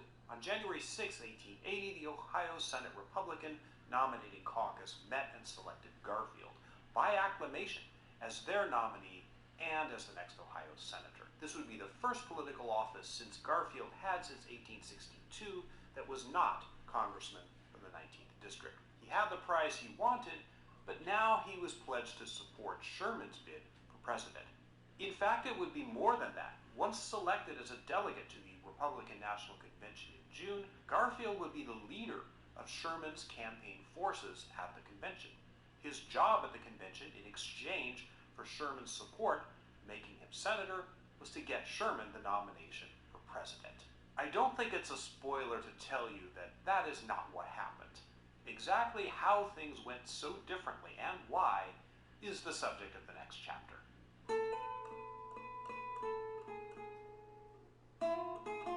The problem with the 1880 Republican National Convention and the circumstance that ultimately made Garfield the nominee can be summarized in one word and one picture, which you're looking at now: Grant. In the 19th century, U.S. presidents were not term limited. The 22nd Amendment would not be passed until 1951. But there was a long tradition established by George Washington in 1796 that a president should not serve more than 2 terms. But as a practical matter, the strength of that informal limitation had never really been tested. The last president before Grant who served 2 full terms was Andrew Jackson. But when his time was up in 1837, he was so old, frail, and sick that he couldn't walk much of the time. So a 3rd term was never really a consideration. Grant himself, as you recall, declined a 3rd term at the end of 1875, largely because his administration was mired in scandal and he was personally somewhat tired of the office. After 4 years out of power, though, he decided he wanted more. The political climate had changed, and with the major disappointment that Hayes had been, Grant thought the winds favored him. But his potential candidacy further hardened the 2 intractable camps that had developed in the Republican Party by the beginning of 1880. Grant's supporters were by 1880 known as stalwarts. They not only wanted the cigar-chomping, whiskey-guzzling field marshal back in the White House, but they wanted to continue to do things the old way politically, which meant a hostility to the various radical ideas of reforming the civil service and abolishing the old spoils system. Guess who was the strongest, most vocal, most psychotically sycophantic fanboy to stalwart and the Grant cause going into the 1880 convention? Roscoe Conkling, naturally. The other faction was known as the half-breeds. Though nobody liked President Hayes anymore, they were generally much friendlier to the causes that he said he stood for, mainly civil service reform. You can see where this is going. Guess who was the leader of the half-breed faction at the convention? No, not Garfield. It was Conkling's arch-enemy, James G. Blaine. The fact that Garfield was pledged for Sherman didn't dampen the generally cordial political alliance that Blaine and Garfield had. Sherman was, for the record, a half-breed, but in the pecking order of candidates, he was generally thought of as significantly behind Blaine. Now, to be sure, I don't want to give you the impression that Garfield totally never wanted or never thought about being elected President of the United States. In fact, there is some evidence that he did want to be president. In fact, a public letter that Garfield wrote in January 1880, talking up Sherman for president, was thought to be strangely equivocal and not as enthusiastic as Sherman probably expected. The convention was to be held at the fairly new Interstate Industrial Exposition Building in Chicago. The convention was part of Chicago's Renaissance after the Great Fire of 1871. The new exposition hall had been built in 1873 with both World's Fair type events and political conventions in mind. Woo! World Fairs, huh? Woo! Garfield and most of the Republican dignitaries were staying at the newly built Grand Pacific Hotel on Clark Street, but rooms were in short supply. In fact, after the first day of the convention, Garfield was about to go to bed when a delegate, pounded on his hotel room and begged Garfield to let him sleep in his room because no other accommodations were available. Politically, the key to the strategy by Conkling and the stalwarts to nominate Grant was what was called the unit rule. This concept came up in my video on the election of 1924, specifically on the Democratic side. The idea was that each state delegation would take a vote internally, and if the unit rule applied, all delegates from that state would be forced to vote the way the majority of the delegates wanted to vote. So, for example, just making the numbers up, If Delaware had 10 delegates and 6 wanted to vote for Grant and 4 wanted to vote for Blaine, if the unit rule applied at the convention as a whole, Delaware would cast all 10 votes for Grant. Don't ask me what would have happened if there was a tie. Also, to be nominated, a candidate had to get a majority, not a plurality, of the delegate votes cast. There were 755 delegates, so the magic number was 379. Stalwarts went into the convention with about 305 votes for Grant that they thought they could count on. If the unit rule applied, they could easily vacuum up the 70-odd votes they needed to get over the top, principally among the delegations of Illinois, Pennsylvania, and New York, who had majorities of delegates that supported Grant, but sizable minorities who didn't. Because of this fairly simple math, you can see that the unit rule was the major issue at the convention. It was life or death to the stalwarts. And if you wanted anyone else other than Grant to be nominated, you had to defeat this rule. Their plan was this. Donald Cameron would be temporary chairman of the convention when it convened. Cameron, son of James Cameron, the film director, Simon Cameron, longtime Republican politician who had served in Lincoln's cabinet. Anyway, he was supposed to invoke the unit rule on the first vote to organize the convention. That was it. That was the whole game. With the unit rule in place, Grant would probably claim victory on the first ballot, or at least be close enough to persuade a few dissenting delegates to rally behind him. Other Republicans, though, got wind of this scheme and they cried bloody murder. In a series of contentious meetings before the first day of the convention, various members of the National Committee, which did not include Garfield, organized to defeat the unit rule and Cameron. Instead of him, they supported, for chairman of the convention, George Frisbee Hoar, senator from Massachusetts, who made an appearance in my 1872 video. His last name was spelled H-O-A-R. Because this video will probably be demonetized if I say his last name too often, I'm going to call him by his much more fun middle name, Frisbee. On the first day of the convention, Cameron called the meeting to order, but he was quickly replaced as chair by Senator Frisbee. On the morning of the convention's second day, June 4th, 1880, Roscoe Conkling proposed as his first order of business, adopting a rule that all delegates would have to pledge to support the eventual nominee, whoever that was. This was not quite the unit rule, which was dead with Frisbee as convention chair, but it was still kind of a bullying tactic. Nevertheless, the convention voted 716 to 3 in favor of this loyalty oath rule. The 3 dissenters were all delegates from the same state, West Virginia. Conkling was outraged. He made a motion that those 3 West Virginians be expelled from the convention. This proved to be Garfield's opening. Several of his supporters urged him to speak up, which he was probably going to do anyway.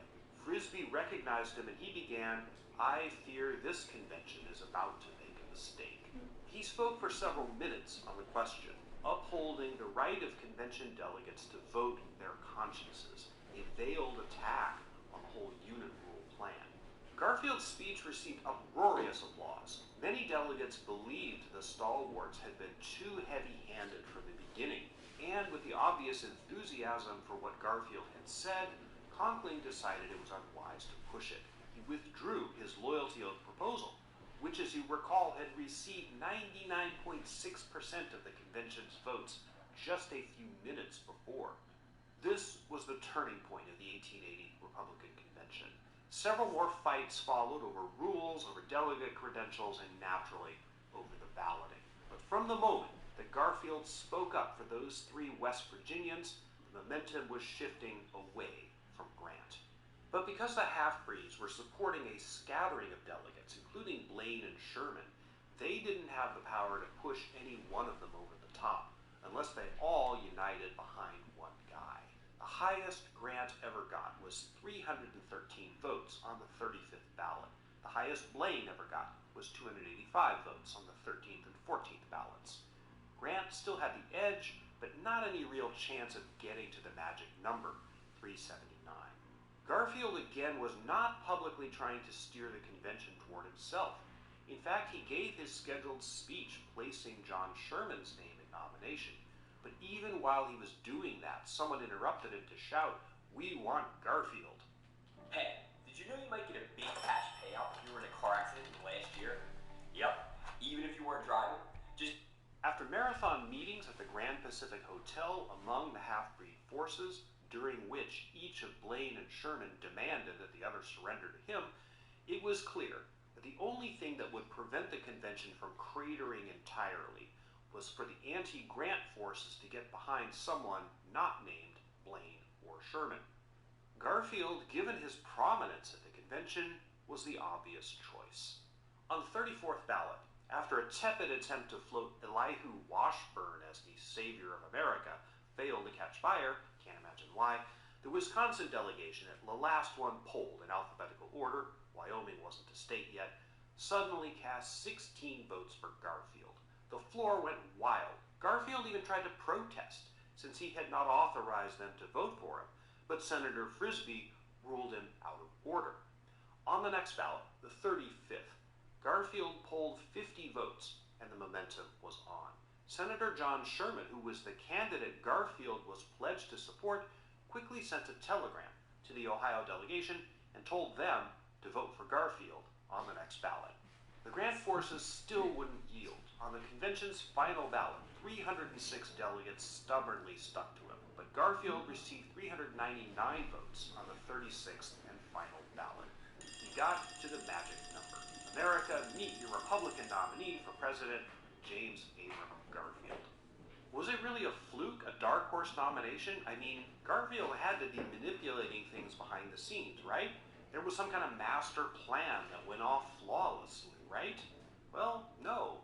While it would be inaccurate to say that Garfield was chosen in spite of his own efforts, he did, after all, have some presidential ambitions, he really wasn't working very hard behind the scenes for the nomination, but rather putting himself in the right place at the right time in a very skillful and subtle way. The best analogy about how to think of this, which comes from Alan Peskin's biography of Garfield, a major source I use for this video, is this. Garfield getting nominated in Chicago in 1880 was pretty much the equivalent of getting struck by lightning. However, Garfield noticed there was a thunderstorm and essentially ran out into the middle of an open field holding a lightning rod. Having nominated Garfield, the convention had one more important item to take care of, the vice presidential nomination. It was pretty straightforward due to the political calculus. Coming out of the convention, essentially divided, the Republican ticket would have no hope of winning unless the stalwarts were supporting it. The biggest stalwart coalition was in New York, a state they absolutely needed to win. Roscoe Conkling was furious that his candidate, Grant, had been passed over. He was basically sulking in the back of his hotel.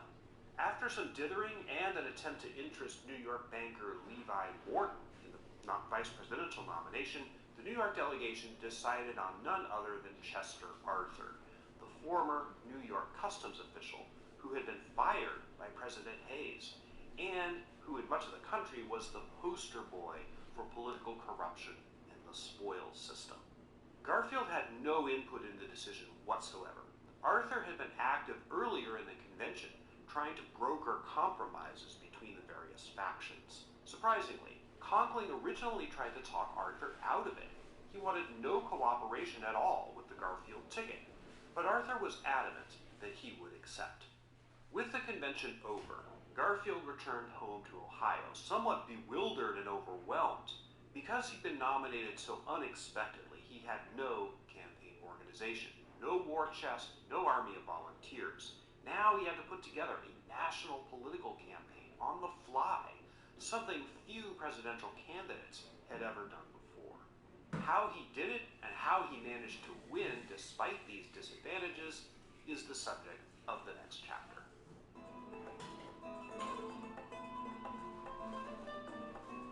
The challenges Garfield faced in the 1880 presidential election were pretty formidable. As I said a moment ago, when he came out of the convention, he had no organization and no strategy. The party was full of big dogs like Conkling, Grant, and even Blaine, who were disappointed at how things went in Chicago and somewhat reluctant to campaign for Garfield. Furthermore, what kind of message were they sending anyway? Garfield was known for his civil service reform positions, and he was on the ticket with the poster boy for the spoils system, and as most people saw Arthur, the radio-controlled bot of the Conkling machine. What were Americans voting for if they pulled the lever for Garfield? To a certain extent, this was not Garfield's problem. In the 19th century, presidential candidates were supposed to stay home, make a few speeches, write some letters, and generally look presidential, while campaign operatives and subordinates actually went out there to canvass voters and drum up support. Indeed, Garfield returned to his home in Ohio, Lawnfield, and while he did write the customary letter accepting the nomination and saying some very patriotic and inspirational things, he conducted a standard issue by the book 19th Century Front Porch Presidential Campaign. The real work was done behind the scenes by political hacks, especially a man called Stephen Dorsey, the secretary of the Republican National Committee. Note, the secretary, not the chairman. Despite being a subordinate, Dorsey was eager to run the 1880 campaign, whether he was supposed to be running it or not. Dorsey was responsible for the most significant thing that Garfield ended up doing during the campaign. Recognizing that having New York on board, and that Conkling wasn't satisfied with just having Arthur on the ticket, Dorsey, acting on his own, sent out a bunch of invitations to prominent Republicans to meet Garfield at the Fifth Avenue Hotel in New York City. This would be a summit meeting, essentially, where Garfield would be forced to ask Conkling the big question: what will it take to get you to help the ticket? The Fifth Avenue Hotel was a swank address in the city. The Grants, for example, had stayed there numerous times and would again after the 1880 campaign. A building called the Toy Center is now on the same site. So you think you know Wix? Do you really? First up, we've got Shake Video. By the summer of 1880, after the defeat of Grant at Chicago, Conkling was starting to sour on politics, and he was losing his grip on his powerful machine. Garfield saw an opportunity to make inroads into New York, so he went to the summit, which turned out to be less consequential than the newspapers made it out to be. The big story to come out of the summit meeting was that for all his bluster, Conkling didn't show. He said he refused to be in the same room with a man as untrustworthy as Garfield, but he probably didn't mean this. He also let it be known that he would receive Garfield at his retreat on Coney Island. Garfield was exasperated at Conkling's prima donna behavior, and he refused to go. If the presidency is to turn on that, he said, I do not want the office badly enough. This all turned out to be good for Garfield. He negotiated with Conkling's underlings, and they reached an informal deal. They promised Garfield the full support of the New York machine in exchange for a sort of vague promise that Garfield would at least consider them when giving out political jobs. This was really about it. Despite his reputation as an honest reformer, Garfield was a politician, and he was not above doing the political deals that were necessary to get him elected. Seen in that light, what came to be called the Treaty of Fifth Avenue was pretty smart. To the benefit of Garfield and the Republicans, the Democrats were sort of a mess in 1880. Samuel Tilden, who, as you recall, had won the popular vote in 1876, was widely expected to be the nominee, at least at first. But the political machine that supported Tilden, the old Tammany Hall machine, split in 1879, and Tilden couldn't bring it back together, so he was basically out. The Democratic Convention held in Cincinnati ultimately nominated former Union Army General Winfield Scott Hancock, who had distinguished himself at the Battle of Gettysburg. Politically, the idea was to neutralize what Democrats expected Republicans' main line of attack would be, which was refighting the Civil War and casting the Democratic Party as having been the party of secession. That was a bit harder to do with a Union general on the ticket, but recall, Garfield was also a former Union Army general who had distinguished himself in combat. So for voters, it was sort of a choice between, well, two Union Army generals from northern states with beards. Because Hancock had no experience in public office and thus no record, Democratic campaigners turned to mudslinging. All of Garfield's scandals were brought up. Credit Mobilier, the salary grab, and the default pavement thing. Democratic canvassers went around painting the number 329 on everything. Fences, sidewalks, barns, you name it. This was supposed to shame Garfield because $329 was the amount of the quote-unquote loan he received from Oaks Ames. Basically the 1880 equivalent of "Let's go, Brandon." Someone even wrote a fake letter with Garfield's signature that made it look like he wanted to keep immigration from China, big issue in 1880, especially with the rest going on, so that railroads could continue to have a supply of cheap labor. Garfield didn't write the letter, but it was published in newspapers, especially in California. For their part, the Republicans didn't really have any new ideas either. The greenbacks and tariffs issue were in the mix, but those weren't exactly barn burners in terms of energizing the electorate. So, Republicans ran exactly the same kind of campaign that had successfully worked in 1868, 1872, and sort of worked in 1876, and exactly what I said they would do. Refighting the Civil War and casting the Democratic Party as having been the party of secession. As you know, this was called waving the bloody shirt. As the campaign wore on, and the train station in Mentor, Ohio continued to barf up trainload after trainload of visitors and well-wishers who streamed to Garfield's front yard at Lawnfield, eventually Roscoe Conkling himself swallowed his pride and paid a visit. There were no political deals made during this meeting, but the newspapers tried to make something out of it anyway. Voting started in October, and early returns seemed to favor Republicans. But in the end, the 1880 election was close, and I mean really, really close. Garfield beat Hancock in the popular vote by the tiniest margin of popular votes ever in American history, only a few thousand votes. In California, where that fake letter about Chinese immigration was widely published, Hancock won the state by 22 votes. Not 22,000, 22 votes. A very slight shift in the popular vote in some swing states, and Hancock would have won. In the Electoral College, the result was much more decisive. Garfield got 214 electoral votes to Hancock's 155. Garfield did not win a single southern state. Hancock didn't win a single northern one, with the exception of New Jersey. Unfortunately for African Americans, the results of the election proved that Republicans could win presidential elections without their votes, which meant politically there was no will to tamper with the Jim Crow laws that prevented them from voting in the South. This was an unfortunate legacy of the 1880 election. Garfield's major task between the time of the election in November and his inauguration the following March was to assemble a cabinet. In 1880, there were 7 cabinet posts to fill. You'd think this would be easy. You'd be wrong. As we've seen, the Republican Party was a patchwork quilt, barely stitched together, and liable to come apart again at any moment. Garfield had to placate various constituencies within the party, including the stalwarts, but he also had to find people that he could work with and who would carry out his policies, whatever those turned out to be. The most important decision Garfield made in this period was to ask James G. Blaine, Half-Breed's original preferred candidate in 1880 and a good friend, to be Secretary of State. This meant Blaine giving up his long-standing ambition to be president. In December 1880, he accepted.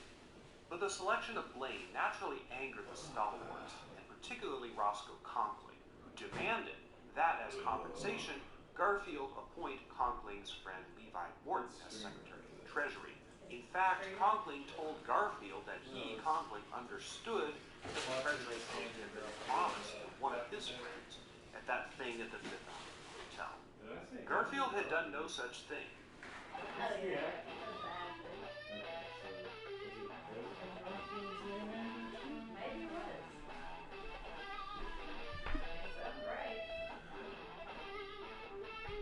But the confusion over whether he had and the politics of what to do to placate the angry New York Republicans so consumed Garfield and the party that the matter of cabinet appointments was still unresolved, almost to the day of February 28, 1881, when he had to leave Mentor, Ohio, for the inauguration in Washington. But even then, it wasn't finished. With the exception of Robert Lincoln as Secretary of War, each choice Garfield made, right down to Postmaster General, pissed off either James G. Blaine or offended the New York faction, especially Conkling. Garfield did leave for Washington with what he thought was the final cabinet slate, but it unraveled after the inauguration, thanks to more political infighting and particularly the continued prima donna behavior of Conkling. Garfield was inexperienced. He'd gotten the nomination unexpectedly, and he had made all of his political decisions after that on an ad hoc basis. His administration wasn't starting out well. In a way, you can't blame him. It's not like he'd been dreaming of being president for 35 years and knew exactly what he wanted to do when he got into office. What happened during the brief time he was in office is the subject of the next chapter.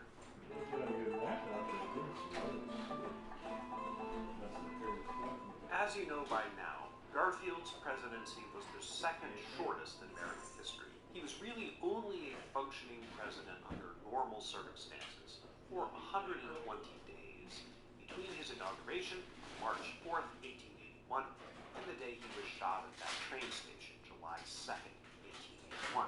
It may surprise you, but I'm going to spend less time on those 120 days of his functioning presidency than I am any other single aspect of Garfield's life and career. March 4th, 1881, Inauguration Day, was cold and windy, and it had snowed in Washington all the previous night. Garfield's inauguration address was one of the longer ones on record, and given the reviews in the newspapers, not one of the more distinguished ones. He rambled on for a long time with various bromides and platitudes, and inexplicably took the opportunity quite suddenly to condemn the Mormon practice of Bigfoot. The inaugural ball was held in the Smithsonian Museum, now the Arts and Industries building of the Smithsonian Institution. While guests gorged themselves on 1,500 pounds of turkey and 100 gallons of oysters, Garfield was distracted with letters and telegrams about trying to reshuffle the cabinet after various offers were rescinded and some rejected. The public was eager to greet the new president. In 1881, anybody could walk up to the White House and even walk in and demand to see the president, although secretaries and eventually cabinet ministers were judicious in determining which of these appointments would actually be granted. At the beginning of an administration, the crowds of visitors numbered in the thousands. Most of them wanted one thing: to be appointed to some political or administrative job.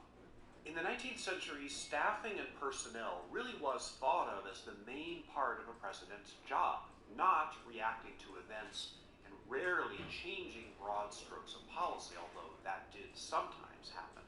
Most of Garfield's early weeks in office were consumed with personnel matters and political fights with allies, enemies, or the Senate over this, that, or the other political appointment. For example, there was a bunch of mishigas over the nomination of William Chandler as Solicitor General, which was controversial because he was a sworn political enemy of Wayne McVeigh, who Garfield had appointed Attorney General. But McVeigh was an enemy of James G. Blaine, and also the brother-in-law of Don Cameron, who had tried to railroad the 1880 Republican Convention in favor of Grant. Now, I'm not going to go through all of these personnel controversies. I just mentioned this one as a representative example. The Senate, for the record, rejected Chandler's nomination. Unfortunately, Garfield was apparently railroaded by his Secretary of State, Blaine, who was still waking up every morning wondering how he could stick it to his old enemy, Roscoe Conkling. Eventually, it came down to that old pain in the ass, the New York Customs House. Blaine told Garfield that he, Garfield, should fire the current collector of the Port of New York, Edwin Merritt, and appoint another one of Blaine's friends, William Robertson, in his place. Merritt was a favorite of Conkling. Firing him was going to be a declaration of war. Garfield should have left well enough alone, but once he officially proposed a change to the Senate, he couldn't go back on it. Conkling was furious and humiliated Garfield by being an hour and a half late to a meeting at the White House to discuss the matter. Garfield, now pretty pissed off himself, was determined to ram through the Robertson nomination. He said, quote, "It had better be known in the outset whether the president is the head of the government or the registering clerk of the Senate," end The Senate went into a long filibuster to try to defer the issue. During it, thanks to pressure by Garfield and his allies, Conkling started to lose political support. He realized the Robertson vote was make or break for his continued power in the Senate and in New York.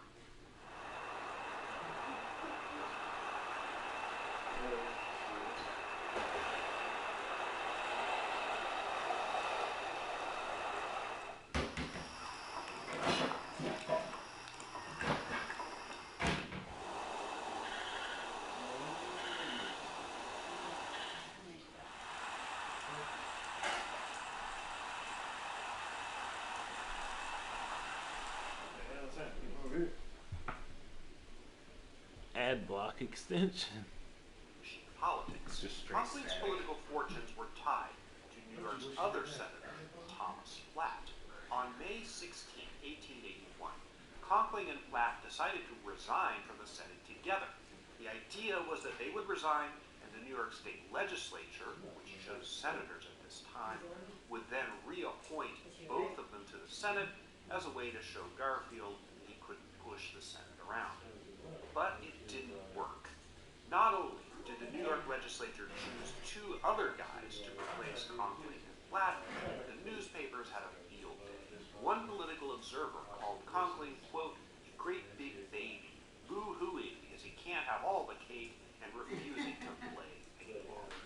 This was the end of Roscoe Conkling's 15-year feud with James G. Blaine. It was also a huge moment for President James Garfield. Robertson was confirmed as the court collector.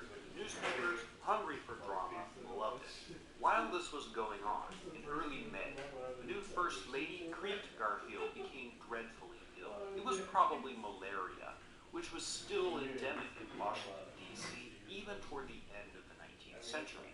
Garfield sat by her bedside every night. Sometimes he even carried her from room to room.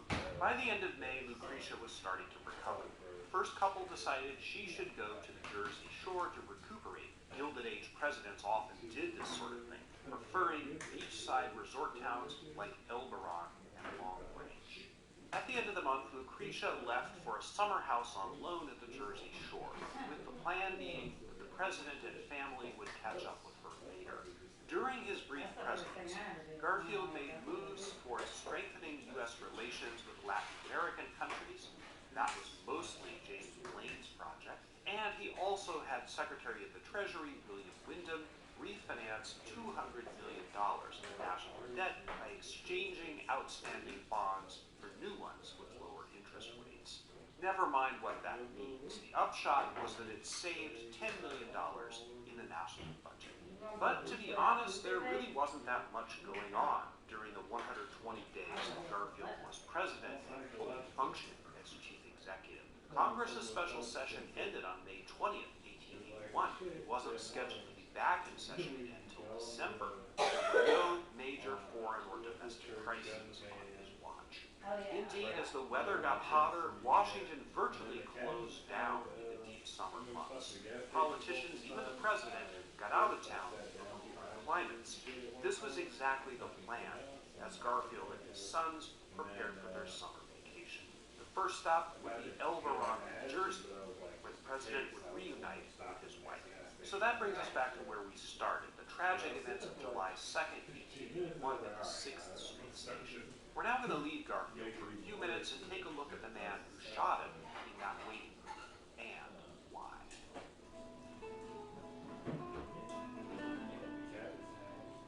I'm a historian, not a psychologist, and I'm sure somebody is going to argue with me in the comments about the conclusion I'm about to make. But looking at the life and personality of one Charles Julius Guiteau, it's impossible for me to conclude anything other than he was simply insane. The story of Guiteau and his insanity really begins with the story of a religious cult called the Oneida League. In the early 19th century, America was swept with a wave of religious revivals, an amorphous movement that historians have often called the Second Great Awakening. Preachers, prophets, and would-be saviors were going around everywhere, particularly in the Northeast, calling people to Christ, or sometimes proclaiming they were Christ, or had some special revelation of it. The most enduring legacy of the Second Great Awakening was the denomination of Mormonism, whose founder, Joseph Smith, was one of those would-be prophets. But there were lots of others. Another was a man called John Humphrey Noyes. He preached that Christ's second coming had already happened in 70 CE, but everybody was so distracted at the time that no one noticed. Though Noyes never killed anybody, had them brand themselves with their initials, or drove them to lonely suicides in the desert, at least that we know of, Noyes did have some things in common with cult leaders, Charles Manson, Keith Raniere, and Carlos Castaneda. He founded a very insular breakaway community, Oneida, and carefully prescribed his followers sexual behavior. Charles Guiteau's father was an admirer of Noyes, though he never actually joined the Oneida community. Charles, born in 1841 in Freeport, Illinois, flunked the entrance exam at the University of Michigan. And at age 19, in 1860, he decided to run away to the Oneida colony. Unfortunately, Noyes' teachings amplified what were probably narcissistic tendencies that existed in Guiteau from the beginning. Picture this. You're sitting at home alone watching YouTube videos, wondering why you can't find the motivation to do the things you need or want to do, or change in the ways you'd like. Even thinking about your mental health and all that it entails sounds exhausting, too difficult, not worth it. I've been there, even as a therapist, often as a therapist. It doesn't matter what your profession is, how much money you make, or whether you like to admit it or not, your mental health has, is, and will continue to affect every decision you make in life and everything you experience in life. Therapy, you know, the thing that people shame others for going to or pretend that they don't need, is essential for creating the life that you want to live.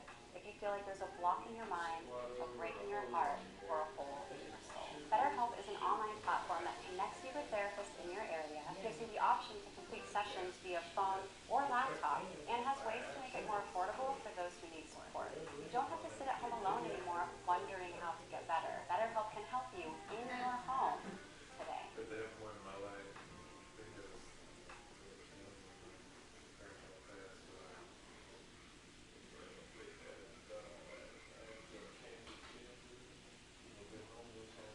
This video is sponsored by Anker.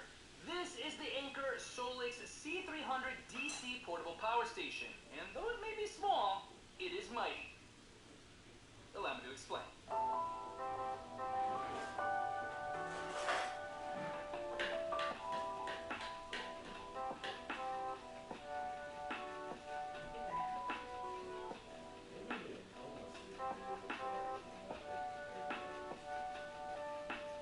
What's up, Internet? I'm Brian McDuff, aka BMAC, and welcome to another video. So yes, indeed, today I do have with me here the Solix C300 DC portable power station, a small but mighty little power station that aims to be able to charge up all your favorite devices easily. But first things first, I do need to give a huge thank you and shout out to Anker for actually sponsoring this video. So Anker, thank you. Appreciate you. But with that having been said, let's break this baby down, starting things out by talking about the design of this power station and what makes it so special for having with you to charge up your devices no matter what your life throws at you. The first thing you're going to notice with the Anker Solix C300 DC is, of course, its small size. When it's folded, it measures in at just about 7 inches high, 5 inches deep, and 5 inches wide, and it weighs in at only just over 6 pounds. It also comes with a helpful built-in easy tow handle here for quick and easy moving of the unit. You get rubberized feet on the bottom so that it'll stay in place wherever you place it. And it comes with a pop-up expandable light here with 3 different levels of brightness to choose from, plus the ability to actually adjust the angle at which light is emitted. There's even a separately sold carrying strap here that you can get that makes lugging this thing around that much more portable. All this complete with easy to see and easy to use ports on the front of the station itself, with the whole station being encased with a matte plastic gray exterior that comes with some impact resistance. It also has this built-in display that's going to give you all of your connection, power, and battery life information all at a quick glance. But part of what's making this power station so powerful and so helpful is actually what's going on the inside, the components that you can't see. With advanced circuitry and superior cooling, the components are actually expected to last 50,000 hours, giving them a 6 times longer lifespan. Plus, you're also getting smart temperature control here that will actually check the temperature up to 10 times per second to avoid the battery from overheating, and of course, keeping all of your charging processes safe and cool. Now, speaking of these ports we were just talking about, you're getting 7 of them on the C300 DC. You're getting 2 12-watt USB-A ports, 1 120-watt car charger port, 1 15-watt USB-C ports, one 100-watt USB-C port, and then two 140-watt USB-C power delivery 3.1 ports. But I know what you're probably wondering, what do all these wattage numbers and ports actually translate to in terms of performance of the Anker Solix C300 DC, and how long could you actually expect to be able to use it for on its battery? Housed within the C300 DC is going to be a 90,000 milliampere hour battery, which actually houses 288 watt-hours with a maximum total output of 300 watts. Now what this means in terms of actual real case usage scenarios is going to be something like powering a projector for a little over 3.5 hours, a cooler for a little over 5.5 hours, or being able to recharge your MacBook Pro 4 times, being able to recharge a Bluetooth speaker or a drone battery 6 times, or even being able to recharge your iPhone 19 times. Suffice it to say that the Solix C300 DC power station is packed with output power that can power and recharge all of your essential devices, which is especially important if you're going to be going camping or if the power goes out. And when it comes time to actually recharge the Solix C300 DC itself, you can do so in actually one of 3 different ways. You can use the two 140-watt USB-C input ports, you can use the car charger port, or you can even use the XT60 100-watt solar input port. You're going to be able to charge up to an 80% maximum battery in just 1 hour using those two 140-watt USB-C ports, or up to 80% in just about 2.5 hours using a connected solar panel or the car charger port. It is also important to point out that you do also get a 3-year warranty on this baby, but it's highly unlikely you would ever have to worry about anything going wrong with this power station because of the... Guiteau came to believe that he was literally perfect, that he would succeed Noyes as the leader of the cult, and that he would eventually become president of the United States. His narcissistic behavior alienated members of the cult. In 1865, they kicked him out. This experience earned him his nickname, Charles Get Out. After being cast out of Oneida, Guiteau tried first to bill Noyes for the work he said he did at the comic. Then when that was rebuffed, he tried to blackmail them by exposing the sexual practices of the group, especially where young women were involved. He never got a dime from the cult, although it is true that John Humphrey Noyes eventually fled to Canada to avoid a statutory rape charge. Having failed as a prophet, Guiteau next decided he was a lawyer. Incredibly, he managed to pass an exam and was admitted to the bar. The bar exams in Chicago in the early 1870s were obviously pretty lax. Guiteau tried one case for petty larceny, but the screaming, rambling, incoherent harangue that he gave to the jury caused them to convict his client on the spot without even retiring to the jury room. In this period, Guiteau also got married. His poor wife, a woman named Annie Bunn, was a librarian. Even after getting married, Guiteau wouldn't stop frequenting sex workers, from whom he caught syphilis and then passed it on to his wife. She divorced him. In 1872, in addition to syphilis, I'm a stuffing guy. The stuffing is what holds Thanksgiving together. Don't get me wrong, I love premium carved turkey and cranberry sauce. But if you mess with my... Guiteau caught the whiff of politics. He was heavily attracted to the campaign of, guess who, Horace Greeley in 1872. Showing up uninvited to Greeley campaign rallies, Guiteau wrote a speech talking up Greeley, which he convinced would carry him to victory, whereupon the new President Greeley would reward him with a cushy government job. Even after Greeley lost and then died, Guiteau couldn't shake this fantasy. Later in the 1870s, Guiteau again tried his hand as an evangelist. He wrote and self-published a book called The Truth, which was literally one of John Humphrey Noyes' books, plagiarized. Unable to hold down a steady job, Guiteau constantly scraped, schemed, and mooched off of people for money. He grew to be a nuisance to his own family. When his brother John asked Charles to repay $7 that he had borrowed, Charles Guiteau sent it to him in an envelope with a note that read, "Stick it up your bunghole." The Guiteau family tried to have Charles committed to an insane asylum in 1875, but somehow he wormed out of it. In early 1880, Guiteau was living in Boston. As the political season heated up again, he pulled out his old 1872 speech for Greeley, crossed out Greeley's name, and filled in Grant, who he, along with many others, expected to be the Republican nominee. On June 11, 1880, shortly after the end of the Chicago Convention that nominated Garfield, Guiteau was traveling aboard a steamship called the SS Stonington on Long Island Sound. In heavy fog, the Stonington collided with another ship. The other ship, the Narragansett, it, caught fire, and burned to the waterline, killing about 50 people. Guiteau wasn't injured in the disaster, but he became convinced that God had personally spared him so that he could accomplish a great mission, the election of James Garfield, which presumably would lead to higher office for Charles Guiteau. Pulling out his old speech again, Guiteau crossed out the name Grant, filled in Garfield's name, and tacked on a paragraph at the end, talking him up. Then, he went to New York and staked out the Fifth Avenue Hotel, which, as you recall, was the site of the Comedy of Errors summit meeting between Garfield and Roscoe Conkling. Guiteau had a bunch of copies of his speech printed up, and he passed them out to Republican leaders who came in and out of the hotel. This activity utterly convinced Guiteau that his intervention was going to ensure Garfield's victory.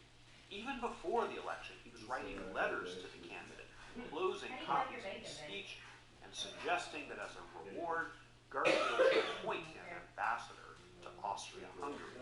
Garfield's narrow election poured more fuel on the fire. Now Guiteau, convinced that Garfield owed his office solely to him, changed his mind and decided he wanted to be ambassador to France instead. Receiving no replies to his deranged letters, after the inauguration, Guiteau arrived in Washington to press his claims in person.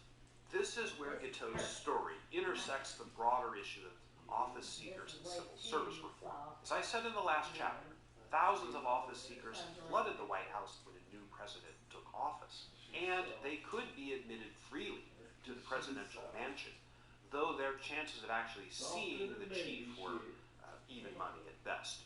Guiteau found himself one of these thousands, but somehow he actually did manage to get an audience with President James Garfield.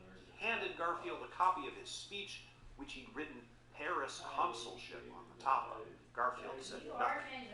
Guiteau was ushered out and placated with some vague statements about his application being forwarded to the State Department. That caused Guiteau to fixate for a time on James G. Blaine, Secretary of State. He became such a pest, accosting Blaine outside the State Department, that on May 13, 1881, Blaine blew up at him, shouting, "Never speak to me again on the Paris consulship as long as you live." A few days later, on May 18th, Guiteau apparently decided that the president had to die. Guiteau spent 6 weeks stalking Garfield. He bought the revolver he used, nicknamed the British Bulldog, choosing it over a less expensive model because he thought it would look good in a glass case in a museum after he killed the president. Guiteau even visited a jail in Washington where he expected to be confined. Actually getting close to Garfield wasn't hard. There was no Secret Service protection, no bodyguards, nothing. Sure, we all love what's in the box, but not nearly as much as who put it in there. Find everything you need for everyone you love. Bells. What happens when you drink Rise Mushroom Coffee? Your body feels lighter and freer. These turkey tails help cut down on bloat and balance your gut with prebiotics for smoother digestion. Coffee without a stomachache? Much better. Even after Lincoln's assassination 16 years earlier, Garfield traveled freely throughout Washington, sometimes with his family. On one occasion, Guiteau stalked him at his church, but decided shooting him through the window was too difficult to shot. He kept careful track of the president's comings and goings.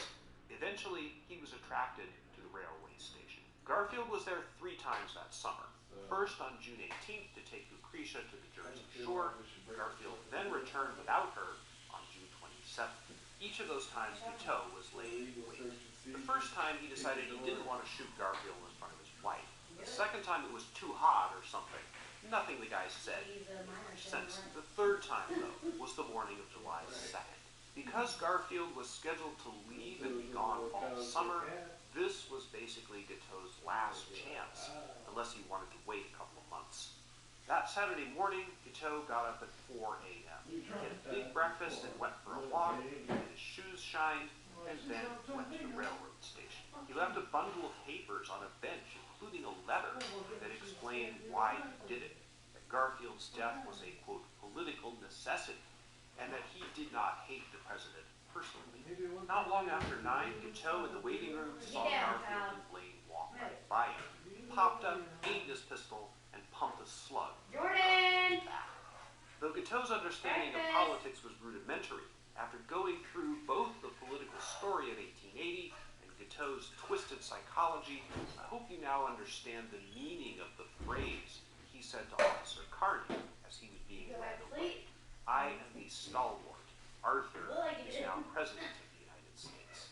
Guiteau erroneously thought he was responsible for making Garfield President of the United States with his half-baked speech. Now in his narcissism, he believed that he was literally responsible for making Chester Arthur president. Unfortunately, in a way, he was right, although Garfield's doctors, and especially Dr. Bliss, had a large hand in it. We're nearing the end of our story, but that tragic part of it is the next chapter.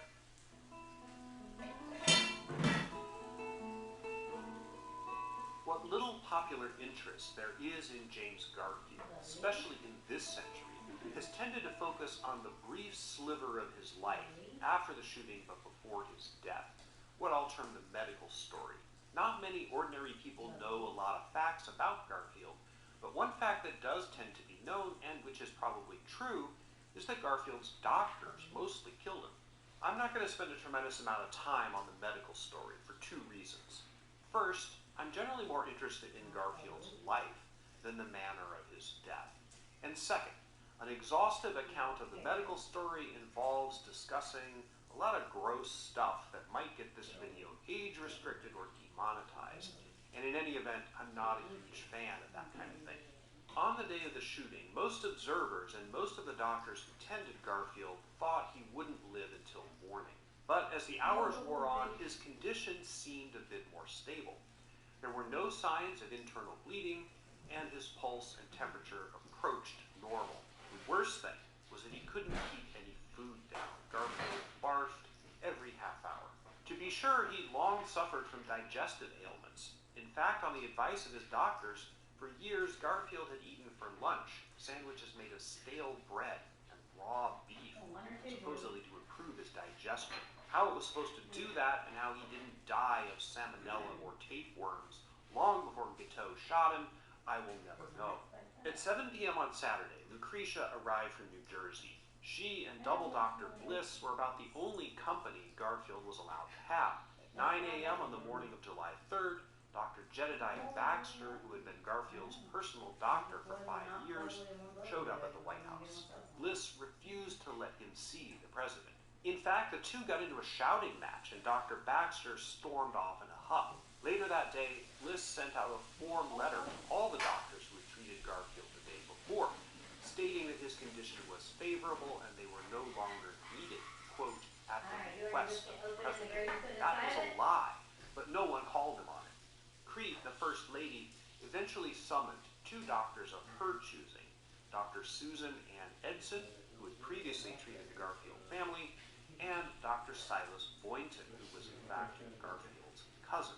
When they got there, Double Dr. Bliss made clear to them that he was in charge and that they would be allowed only to perform nursing duties.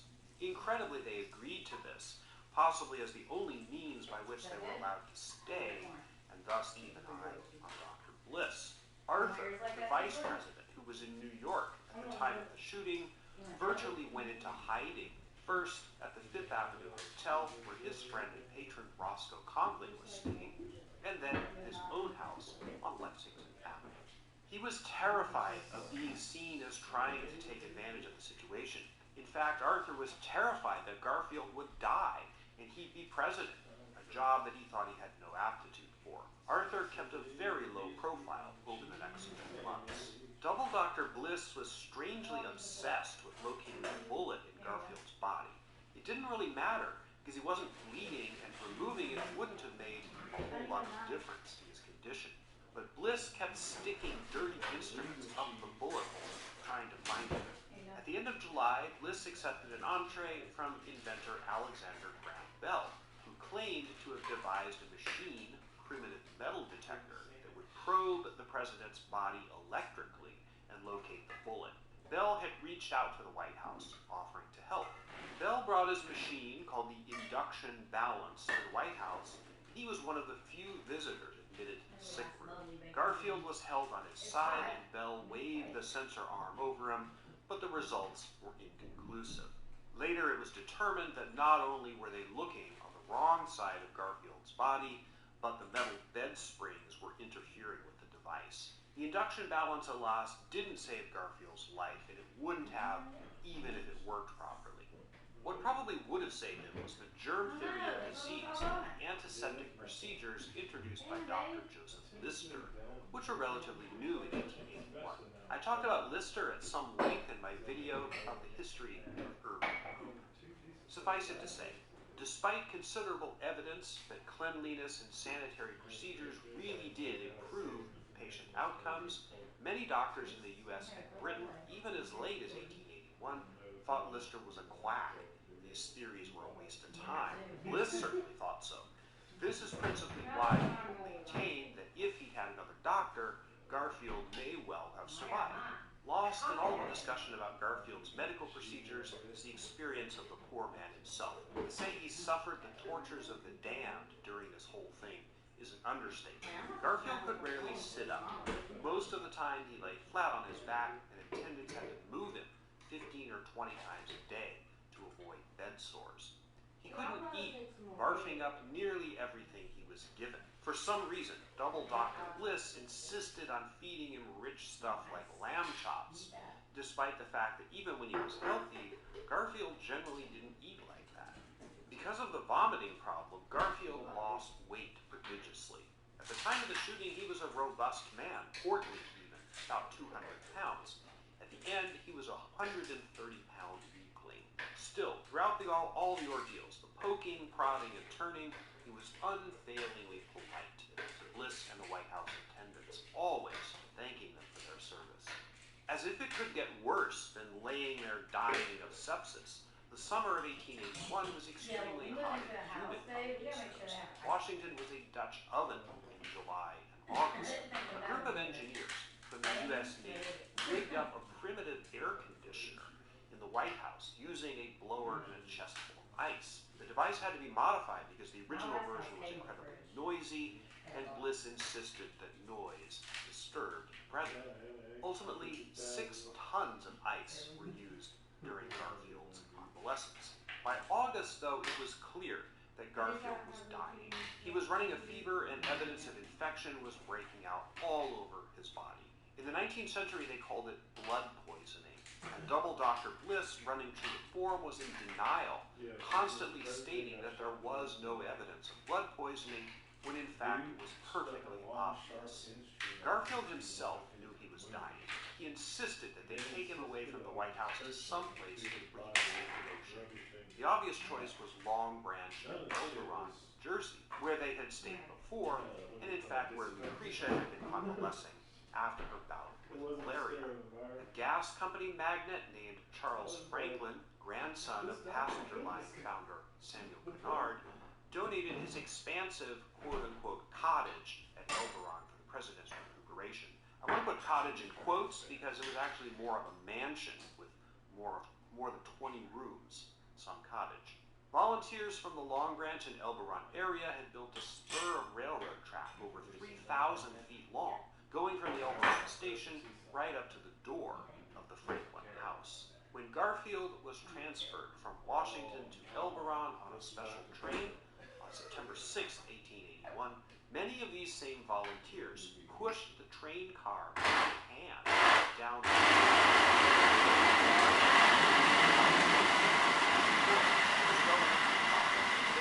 looking out the window. Double Dr. Bliss was so encouraged that he dismissed much of the staff after him, and Garfield's daily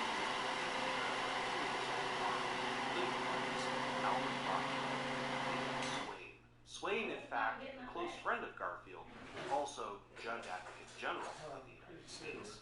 Bliss did occasionally allow consulting surgeons to look at Garfield. One of them, Dr. Hayes Agnew, trashed Bliss's optimistic prognosis and said the president would be dead within a week. Garfield's last days were agonizing. His temperature spiked to 108 degrees Fahrenheit. He had a hacking cough, probably pneumonia. At 10 p.m. on September 19, 1881, Garfield gurgled, clutched his chest, and shouted, "Oh, Swain, this pain." Those were his last words. records. He died at 10:35 p.m., 80 days.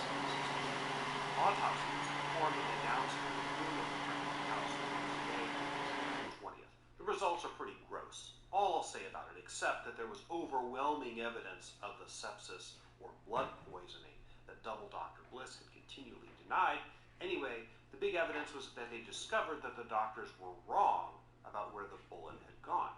It ended up on the left side of Garfield's body, not the right, and as it was encased in tissue, removing it wouldn't have made any difference. The bullet had also gone through Garfield's spine.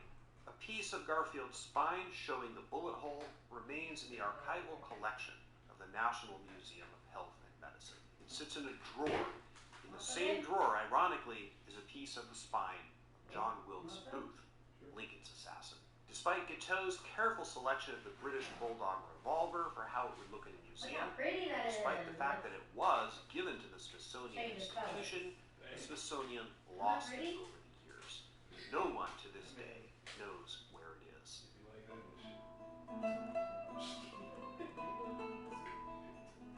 This is Calustan's Market, located at 123 Lexington Avenue in New York City.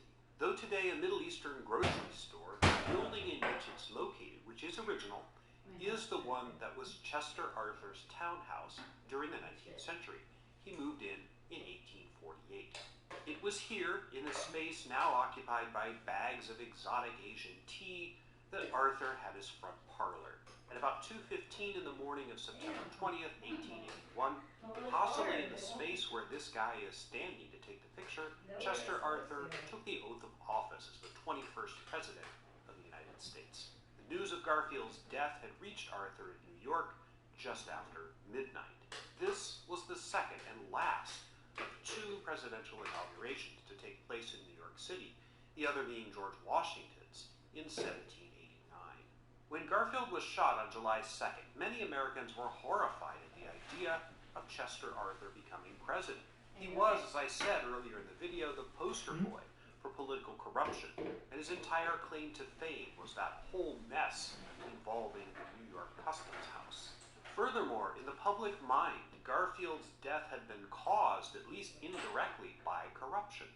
Guiteau was an office seeker, thinking he had done a political favor for Garfield, which he hoped to convert into a cushy political job. His anger at not getting one was what most people think caused him to blow away the president. There were even conspiracy theories, completely unfounded of course, that Arthur had hired Guiteau to shoot Garfield to make him president. Guiteau referencing Arthur in his statement made on the scene didn't help tamp these down.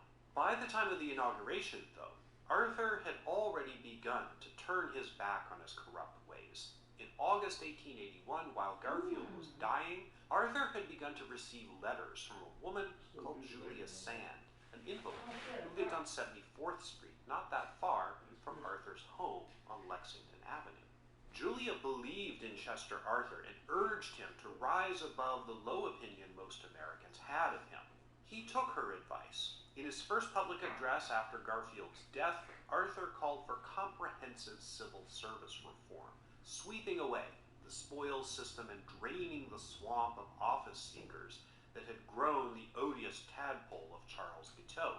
After a great deal of political wrangling, Arthur eventually signed such an act called the Pendleton Act in 1883. Roscoe Conkling, the old New York machine politician, was horrified at Arthur's about-face. He had expected to salvage his reputation and get at least some of his cronies back on the gravy train. When he visited the new President Arthur at the White House, Conkling demanded that Arthur fire the collector of the Port of New York, William Robertson, whose appointment by Garfield had so offended him. Conkling also wanted to be named Secretary of State in place of James Blaine, who resigned a few months after Garfield's death. Arthur refused both requests. Conkling went away furious and stayed that way for the rest of his life. Arthur even tried to mend fences in a fashion by nominating Conkling for the U.S. Supreme Court, and Conkling was even confirmed by the Senate, but he refused to serve, stating in a letter to Arthur that he was declining for, quote, reasons you cannot fail to appreciate. Conkling died of pneumonia after walking 3 miles home from his law office during the Great Blizzard of 1888, which dropped feet of snow on New York City. Conkling's great rival, James G. Blaine, knew that with the ascension of Arthur to the White House, he would no longer be able to exert the influence he had over Garfield. Indeed, most of Garfield's cabinet members jumped ship one by one, even though the new president asked them to stay at least until the convening of Congress in December. Blaine resigned that month, and although out of office, he wasn't out of politics. He regrouped and made a serious bid for the Republican nomination in 1884. At the convention, Blaine was the strongest candidate, despite a token block of delegates holding out for Arthur, who wasn't a serious candidate for reasons I'll discuss in a moment. Blaine did eventually get the nomination on the 4th ballot, but having been in the political wilderness for years, Democrats finally got it together in 1884 and nominated Grover Cleveland, governor of New York. The main issue, amazingly, was anti-corruption. Cleveland had a reputation for being an honest, clean house type of performer. Despite skeletons in his own closet, including a love child he had had out of wedlock, Cleveland won the 1884 election narrowly, the first uncontested Democratic presidential victory since 1856. Blaine finally realized his long-standing presidential aspirations were not going to come true. He stood down in the 1888 contest, but was rewarded by being named Secretary of State once again by President Benjamin Harrison. He resigned from that post in 1892 for family and health reasons. Blaine died at his home in Washington in early 1893. Lucretia Garfield survived her husband by almost 40 years. After his death, she became the custodian of his memory and reputation, collecting and organizing Garfield's papers into a cohesive and well-organized body of material, essentially the first presidential library. This video would not be nearly as complete without her efforts, because almost all the sources I used to make it relied heavily on Garfield's papers. Creed eventually moved to Pasadena, California, and eventually became a Democrat supporting Woodrow Wilson. For the rest of her life, she wrote letters on stationery surrounded with black borders as a symbol of mourning for her long-dead husband. She died in 1918. Two of the Garfield sons, specifically the two who were present at the shooting, went into government service themselves. Henry, known as Hal, served as president of Williams College, Garfield's alma mater. He left that position when President Woodrow Wilson asked him to head up the U.S. Fuel Administration during World War I. Hal Garfield died in 1942. James Rudolph Garfield served in the Ohio State Senate as his father had, and held various other government positions. He became particularly close with Theodore Roosevelt, and served as Roosevelt's Secretary of the Interior from 1907 to 1909. James R. Garfield's grandson married into the family of former President Benjamin Harrison. James Rudolph Garfield died in 1950. Dr. Willard Bliss, who was in such deep denial during Garfield's medical crisis, remained so afterwards. He insisted that the president had not died of blood poisoning, and that he'd done everything right. Most of the medical profession disagreed. In years of editorials and opinion letters that emerged afterwards, many written by doctors, the conventional wisdom that Bliss's negligent treatment of Garfield ultimately killed him crystallized into public opinion. Bliss himself would have none of it. He submitted a bill to Congress for his services for $25,000, almost $800,000 in today's money. Congress responded essentially with an upraised middle finger. Ultimately, they agreed to pay him $6,500, but Bliss, outraged and insulted, refused to take it. Nevertheless, his reputation was ruined, and his practice was essentially dead. Bliss himself died in 1889. Charles Guiteau remained as much of an obnoxious troll after Garfield's death as he'd been leading up to it. In his narcissistic delusions, he came to believe that the people of the United States considered him a hero for eliminating Garfield, and Guiteau quietly planned to run for President of the United States in 1884, after he was inevitably acquitted of murder. Of course, it didn't work that way. His trial began in November 1881. After his first lawyer quit in frustration, Guiteau was defended by his brother-in-law, also a lawyer. They tried a defense of temporary insanity. During the trial, Guiteau heckled and shouted at the judge, jurors, witnesses, and his own lawyer. Though it was self-evident that he was completely nuts, insanity has, and had in 1881, a legal definition quite divorced from the admittedly imperfect conception most of us have of insanity as a matter of mental health. Nevertheless, the jury refused to buy it. On January 25, 1882, Guiteau was found guilty. He shouted that the jury were jackasses as he was dragged out of the courtroom. He then appealed to President Arthur to commute his death sentence, noting that he had doubled Arthur's salary by making him president. He simply couldn't understand why the country didn't wholeheartedly embrace him and what he had done. On June 30th, 1882, 2 days short of a year after he shot Garfield, Charles Guiteau was hanged in the D.C. jail. His last request is to read to the crowd a turgid poem he had composed in jail called I Am Going to the Lordy. He'd originally requested an orchestra to play as he read his poem, but that request was denied. The poem was later incorporated into Stephen Sondheim's 1992 musical Assassins as a musical number. Guiteau probably would have been delighted. Guiteau's brain was pickled in a jar and remains in the archives of the National Museum of Health and Medicine. It was also discovered that Guiteau had a sexual dysfunction, but whether this played any role in his mental state is impossible to determine. The most surprising legacy of Garfield's assassination was the presidency of Chester Arthur. The expectations for him when he succeeded to the big chair in September 1881 could hardly have been lower, but Arthur surprised most Americans, serving for the most part as a wise, honest, and judicious president. He resisted the highly racist Chinese Exclusion Act, but ultimately signed a compromised version of it after intense political pressure from Congress. Arthur also took publicly unpopular stands for African American civil rights and a much more conciliatory policy toward Native Americans than most people were willing to stand for in the 1880s. Arthur set in motion the modernization of the U.S. Navy that became quite useful in the succeeding decade as America got into the imperialism game with the Spanish-American War. The accomplishments of Arthur's presidency are even more remarkable given his personal circumstances. He was a widower, his wife having died of pneumonia in January 1880, more than a year and a half before he became president, but he never got over her death. Arthur himself was in poor health. Not long after he became president, he was diagnosed with what was called in the 19th century Bright's disease, nephritis, a kidney ailment.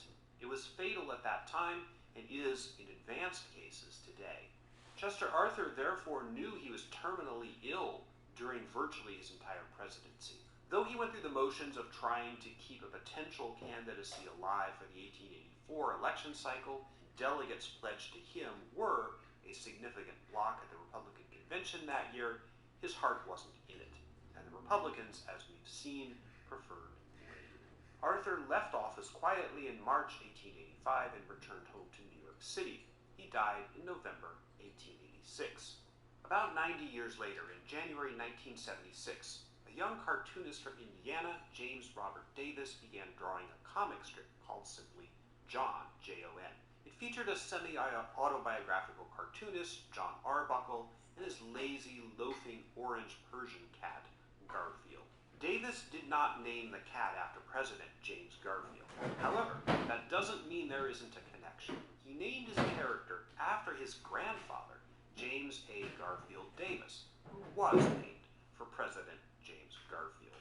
Garfield, the revamped comic strip featuring the cartoon cat, was picked up for national syndication in 1978 and has since become a merchandising empire.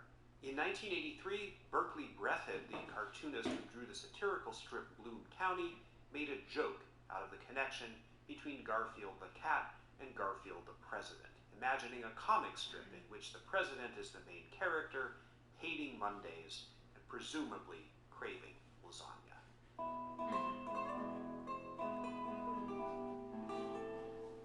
James Garfield was not a transformative figure in American history. He just wasn't. you can't make a case for him being one of the great presidents. Not only was he in office far too short a time to make a big difference, but in the Gilded Age, U.S. presidents simply weren't as consequential as they are now. Even the men who became president in that era, those bland faces of bearded and mustachioed white men with whom Garfield becomes somewhat indistinguishable, generally agreed that Congress, not the White House, was the major engine of the American government. The president's touch on the tiller of the ship of state was relatively light in the late 1800s, and that wouldn't change really until the 20th century.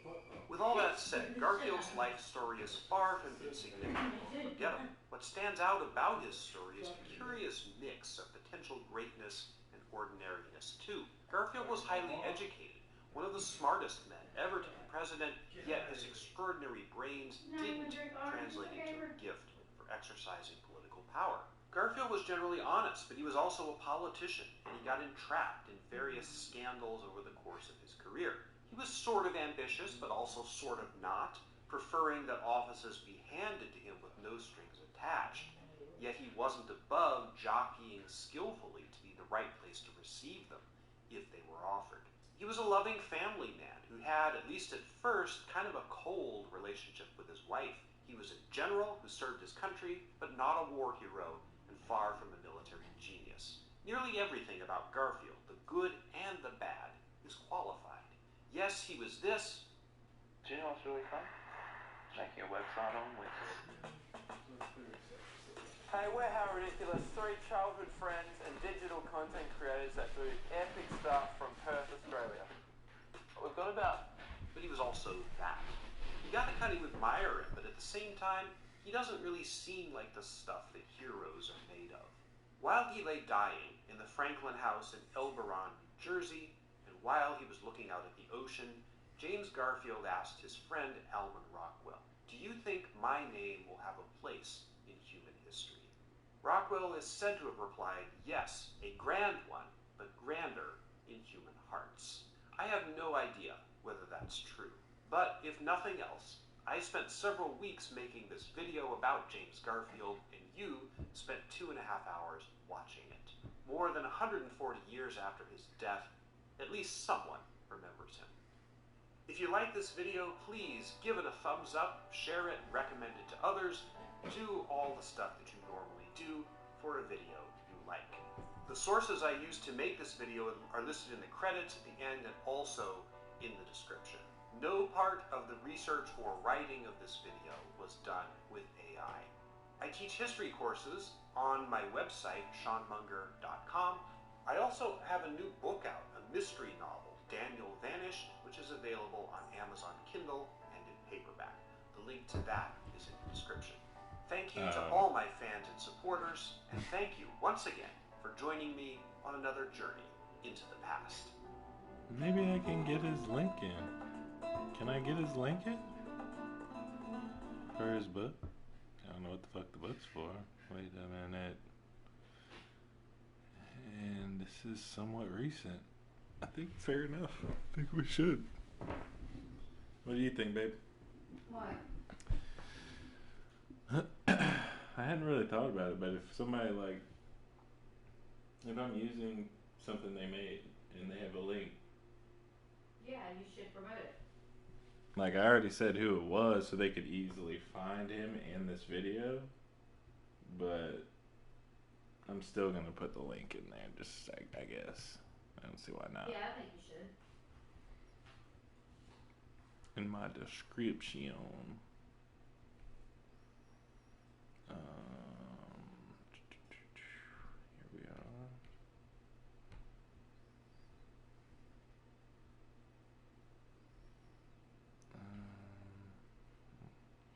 Notification. Oh, wait a minute. How do I do that? Put it in the chat? Maybe?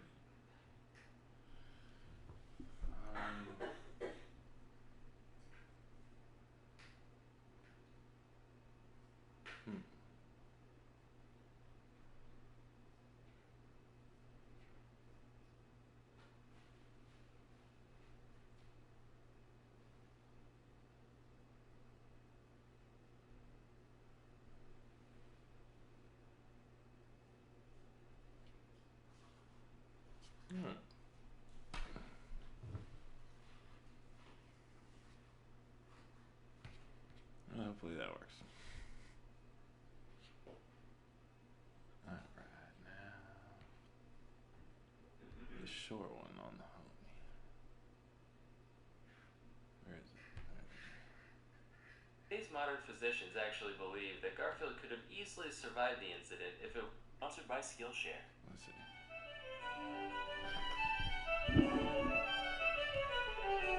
Shit, that might be a little loud. Hey kids, John Wilkes Booth, Lee Harvey Oswald, Hitler, all people who gained massive notoriety by killing one of history's famous leaders. But there are two Americans who committed an equally heinous crime as these three, yet their stories are seldom remembered, mostly because nobody really cares about the presidents they killed. Originally I was going to talk about both of them, but the video ended up being way too long, so today we'll just stick to, this one I guess. Charles J. Guiteau was a pretty silly guy, and to understand how a guy could be so silly, you gotta start with his youth. Guiteau was born in Freeport, Illinois in 1841.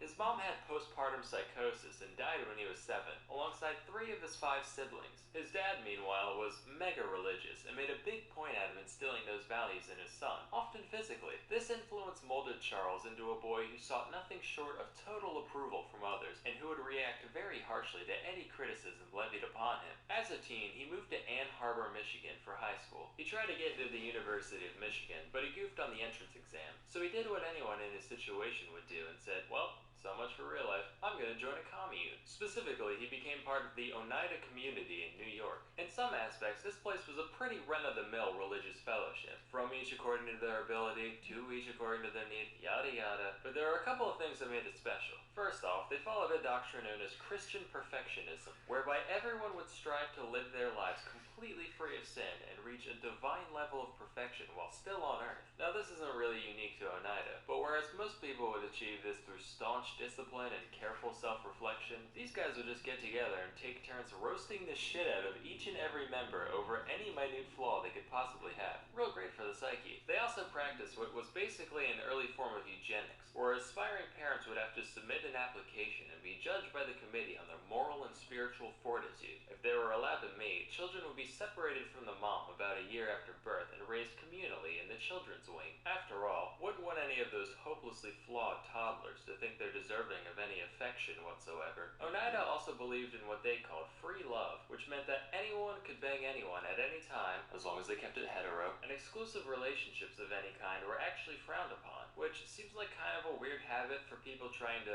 100% FC this whole Christianity thing, but whatever. But wait, you're saying, how can you have selective breeding at the same time as extremely unselective breeding? See, that's where male continence comes in. Under this rule, a pair can go at it for as long as they want it, with the caveat that the dude's not allowed to nut, pull out or otherwise. That way, it's not a sin. After all, as the Bible says, if the dick don't spit, you must acquit. Paradoxically, no such rule existed for the women. In fact, not only did the commune believe in female orgasms, they actually prioritized them, which is like unheard of in the 19th century. They'd even have the middle-aged women of the society train the teen boys in the art of holding in the old pelvic sneeze. That way, there wouldn't be any chance of conception in case the guy goofs up his first few tries. So anyway, young Guiteau joins this whole thing, and endured countless blows to his massive yet fragile ego, thinking he's at least going to get a piece of this communal action. Except, the criticism towards him wasn't just a formality like it was for others. Everyone there genuinely fucking hated him, on account of the fact that he was a raving neurotic narcissist. He never caught a single piece of this allegedly free love, and after a while, they all started calling him Charles Get Out in the hopes that he'd leave. This is real. And after 5 long years of this abuse, Guiteau finally got the hint and moved to New Jersey. He tried starting a newspaper themed around the Oneida religion called the Daily Theocrat, except nobody cared, so that failed. He went back to Oneida and tried to sue the place in order to get back pay for all his voluntary unpaid labor while living there. But apparently I'm mad butthurt isn't a valid reason for prosecution, so that went nowhere. Finally he said, well, when your devotion to God has failed you, there's only one path in life left. Time to become a lawyer. He managed to pass an examination to gain admission to the Illinois bar, and subsequently joined a law firm in Chicago at the age of 27, where he met his soon-to-be wife, one Annie Bunn. Of course, Guiteau never really got to be a lawyer. He only argued in one actual court case. Most of his time was spent doing bill collection for random clients. This job gave him insight into how debtors think and operate, which allowed him to turn into quite the con man, dodging bills whenever and wherever he saw the opportunity. Even on the job, he'd frequently charge exorbitant contingency fees after the fact, upwards of 75%. And sometimes he'd just keep it all and completely ghost his clients. After all, what are they gonna do? Send another bill collector? Well, it turns out they did, so Guiteau and his wife fled to New York. Here he ditched law and started getting into politics. Specifically, he wrote and delivered a speech in favor of Horace Greeley, the 1872 Democratic presidential candidate. And he somehow got it in his head that if Greeley won, his campaign would be so greatly indebted to him that they'd fulfill his desires to be the Minister of Chile. As though a total rando like him could just, name a job and it would be his. In reality, the speech was an incoherent mess heard by next to no one, and Greeley lost by a landslide. As the years passed, Annie got real sick of living life on the run with a broke-ass bid, and Charles was none too keen on her weighing him down either. But back in the day, you couldn't just divorce someone willy-nilly. You needed a valid reason for it. So Charles concocted the brilliant scheme of banging a prostitute and then having her testify in court. The plan worked, but the pair successfully divorced in 1874, and the only downside was syphilis. Whoops. Guiteau started dabbling in theology again around this time. He published a book called The Truth, which was almost entirely plagiarized directly from John Noyes, the founder of the Oneida Community. But despite being a man of God, Guiteau was still very much a two-time varmint, and moved frequently in the dead of night to keep collectors off his tail. His brother caught wind of this and wrote him a letter basically saying, hey, maybe you should pay your bills now and then so you can be, a functioning member of society. To which Charles replied, and I quote, find $7 enclosed, stick it up your bunghole and wipe your nose on it, and that will remind you of the estimation in which you are held by Charles J. Guiteau. God damn, and to his own brother, the madman. Soon after, he got arrested, bailed out by his sister, lived with her for a few months, attacked her with an axe, went to D.C., rambled about religion to anyone in information in which Charles reflectors off his tail. His brother caught wind of this and wrote him a letter basically saying, hey, maybe you should pay your bills now and then so you can be, a functioning member of society. To which Charles replied, and I quote, find $7 enclosed, stick it up your bunghole and wipe your nose on it, and that will remind you of the estimation in which you are held by Charles J. Guiteau. God damn, and to his own brother, the madman. Soon after, he got arrested, bailed out by his sister, lived with her for a few months, attacked her with an axe, went to D.C., rambled about religion to anyone who would listen, moved to Boston, got in a boat accident where everyone in his boat was fine, but everyone in the other one fucking died, took this as a sign from God, moved back to New York, and got back into politics in 1880, this time as a Republican. During this campaign, there were two main factions of Republicans, known as the Stalwarts and the Half-Breeds, which sounds like some Tolkien shit, wish we had names like that today. Now, Guiteau considered himself a stalwart, and in a similar vein to his 1872 venture, he wrote a speech to promote stalwart candidate Ulysses S. Grant, who was shooting for his third term. But before he got a chance to deliver the speech, one James A. Garfield took the candidacy completely out of nowhere, beating out both factions single-handedly. It was like, rats, how am I gonna get power handed to me now? So he literally just scribbled out all the references to Grant and replaced them with Garfield, and was like, yep, that'll do it. He read this speech all at twice, along with handing out copies to the Republican National Committee. In reality, this really didn't accomplish much, but when Garfield managed to win the election, Guiteau was like, yes, that was entirely me. Garfield is in my supreme debt. As God is my witness, he shall make me a consulate in Vienna or Paris or someplace cool like that. He went to D.C. to await his inevitable appointment, but obviously nothing happened. So he started writing letters. A lot of letters. When that didn't work, he started actually stalking both Garfield and the Secretary of State, James Blaine, intercepting them in hotel rooms, being like, oh, hey, yeah, it's me, the sole person responsible for your success. Say, how about a consulship? Alright, you'll get back to me, I get it. Whoa, haha, what a coincidence. Me again. How's that consulship coming? At first they simply ignored him, but eventually Blaine snapped, screaming, never speak to me again on the Paris consulship as long as you live. Damn you, Garfield! Hey, did you know you might get a big cash payout if you were in a car accident in the last year? Yep, even if you weren't driving. Just click the link around this video to see how much you can get. You answer 4 simple questions and it only takes 30 seconds. If you missed work or got hurt by a driver in the last year, you might be owed money without even knowing. You could get thousands, maybe even more. Click the link now to find out. Over 25,000 people have gotten $15 billion without going to court, paying big legal fees, or dealing with insurance companies or greedy attorneys. Even if you were a pedestrian, rideshare user, a cyclist, or a motorcyclist, you can get the justice you deserve. Look at Tina, for example. She had no idea her case was worth anything. But after she came to Case Connect, she got over $140,000 from an accident that happened more than a year ago. No matter what you thought before, you can get what you're owed, maybe even more than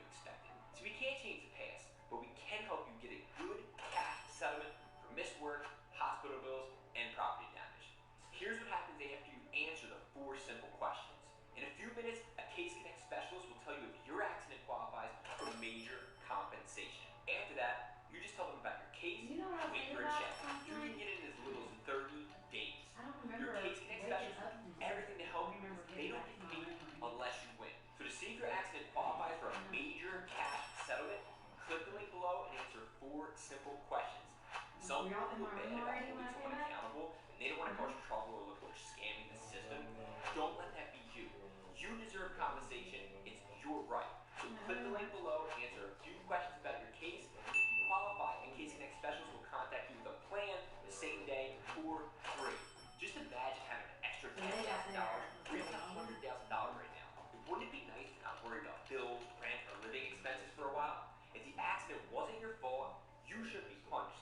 So if you're still wondering if this will work for you, you haven't gotten a settlement, this is for you. The accident can't be your fault, and it must have happened within the last year. So what do you have to lose? Click the link, answer 4 simple questions, and see what your car accident is worth. I hope this helps.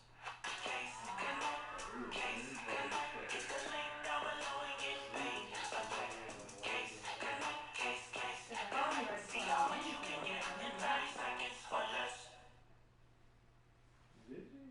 Yeah, so they're taking me back right now. Oh yeah, that's right. And then the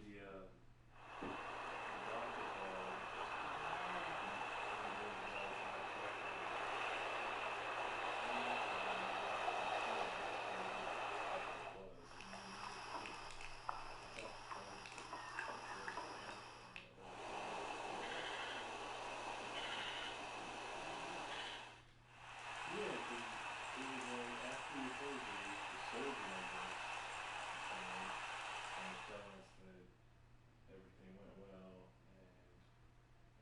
and she's probably gonna be out of it for like, I sense a disturbance in the force. Maybe daylight savings just made Monday an hour longer. Wow, Garfield, that was quite the wisecrack. It's amazing how you managed to keep things fresh year after year. Burn in hell, beige dog. At this point, Guiteau completely renounced any faith in the current administration, and after a lifetime of clout chasing met only with disappointment, he decided his only option was straight up going postal. He convinced himself that it was now God's will to remove Garfield from this mortal plane in order to put his stalwart vice president, Chester Alan Arthur, into power. When he went to buy a revolver, he was given the choice between a wood grip and an ivory grip. He went with the ivory one for no other reason than he thought it would look cooler in a museum, and on July 2nd, 1881, he ambushed Garfield at the Baltimore and Potomac Railroad Station, shooting him twice in the back and mortally wounding him, all because he wouldn't give him a job. Garfield managed to hang on for 11 weeks before finally dying, which sounds like hell. Today's modern physicians actually believe that Garfield could have easily survived the incident if it weren't for doctors digging through him with unsanitized tools. Hey, modern medicine, thanks for not being worse than literally no medicine.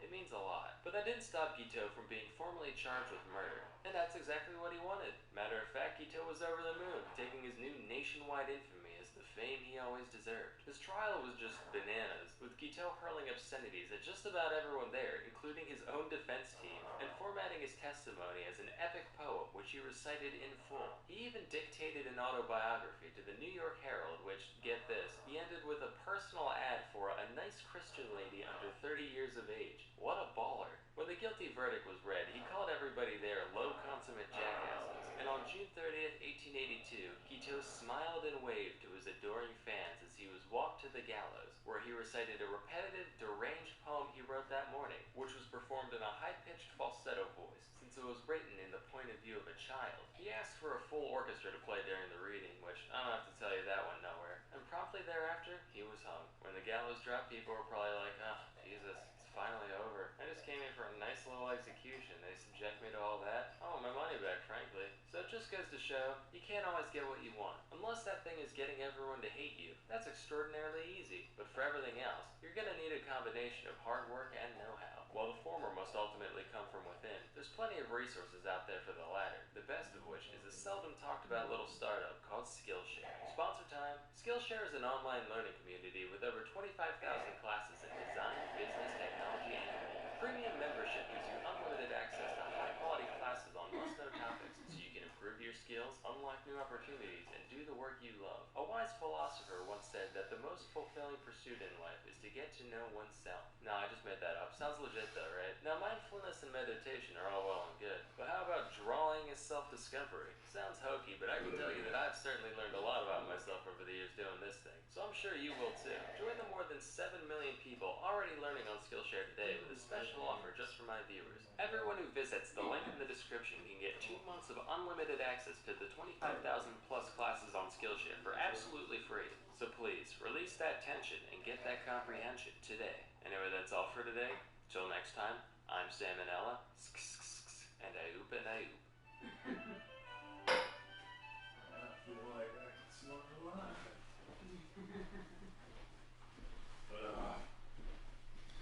Thanks for watching. Nobody watched. Nobody learned a thing. Oh, that's Sam O'Neill Academy. The presidential assassination nobody talks about from 5 years ago. He didn't even kill the guy who actually insulted him. So,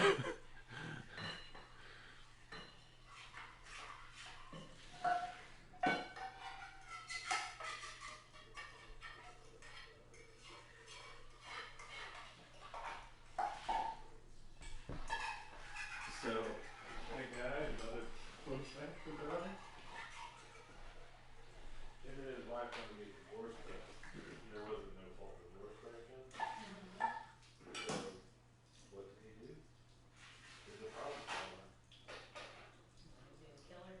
No, he's not a bad man. They made a problem. He wouldn't get a prostitute. That's it, sorry. Subpoenaed her, made her testify in the divorce proceedings. And then the judge granted him.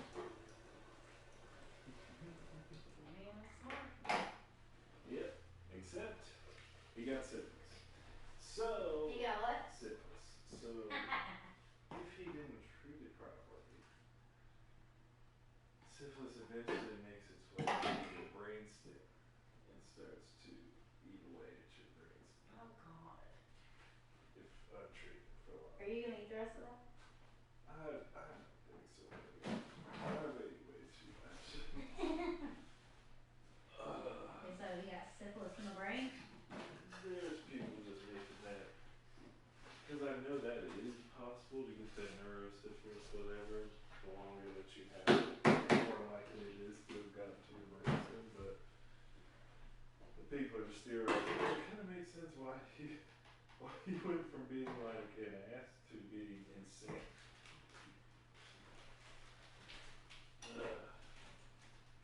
Like maybe it's kind of insane to hire a prostitute to get people.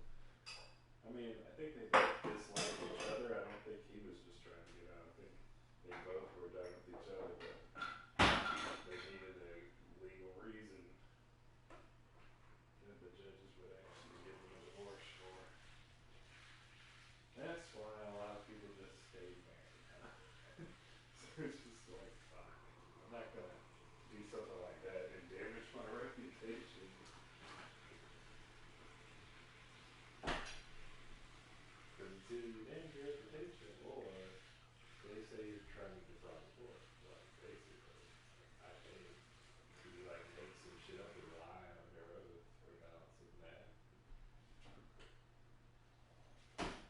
It's either you really go through with it. Okay, where's Shep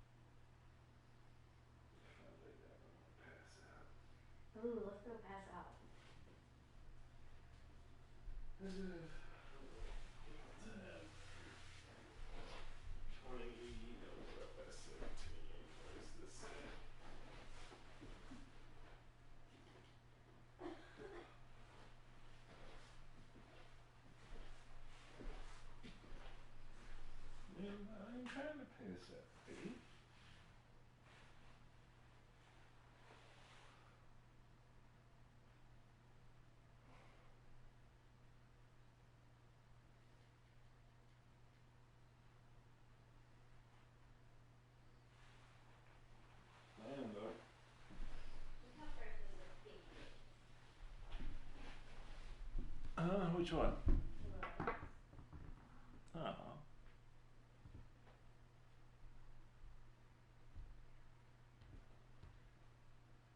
Sherry Rice and Sauce Gardner. Sauce and rice.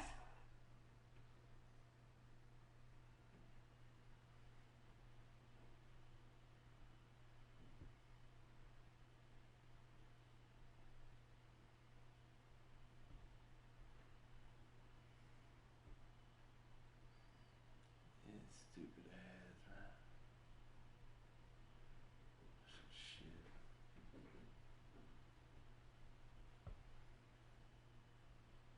An A cinema score, meaning general audiences really liked them, and the vast majority of film critics have given them positive reviews. But the response from the most passionate set of fans has been extremely mixed. And I don't think this is as simple as hardcore Star Wars fans being more demanding. I think over the past 30 years, several factors added up to change the way Star Wars fandom works. Do you see there's already holes in it? Yeah.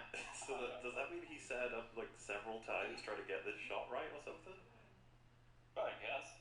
Oh, I guess it was worth it. What do we want from a Star Wars movie on a pinboard?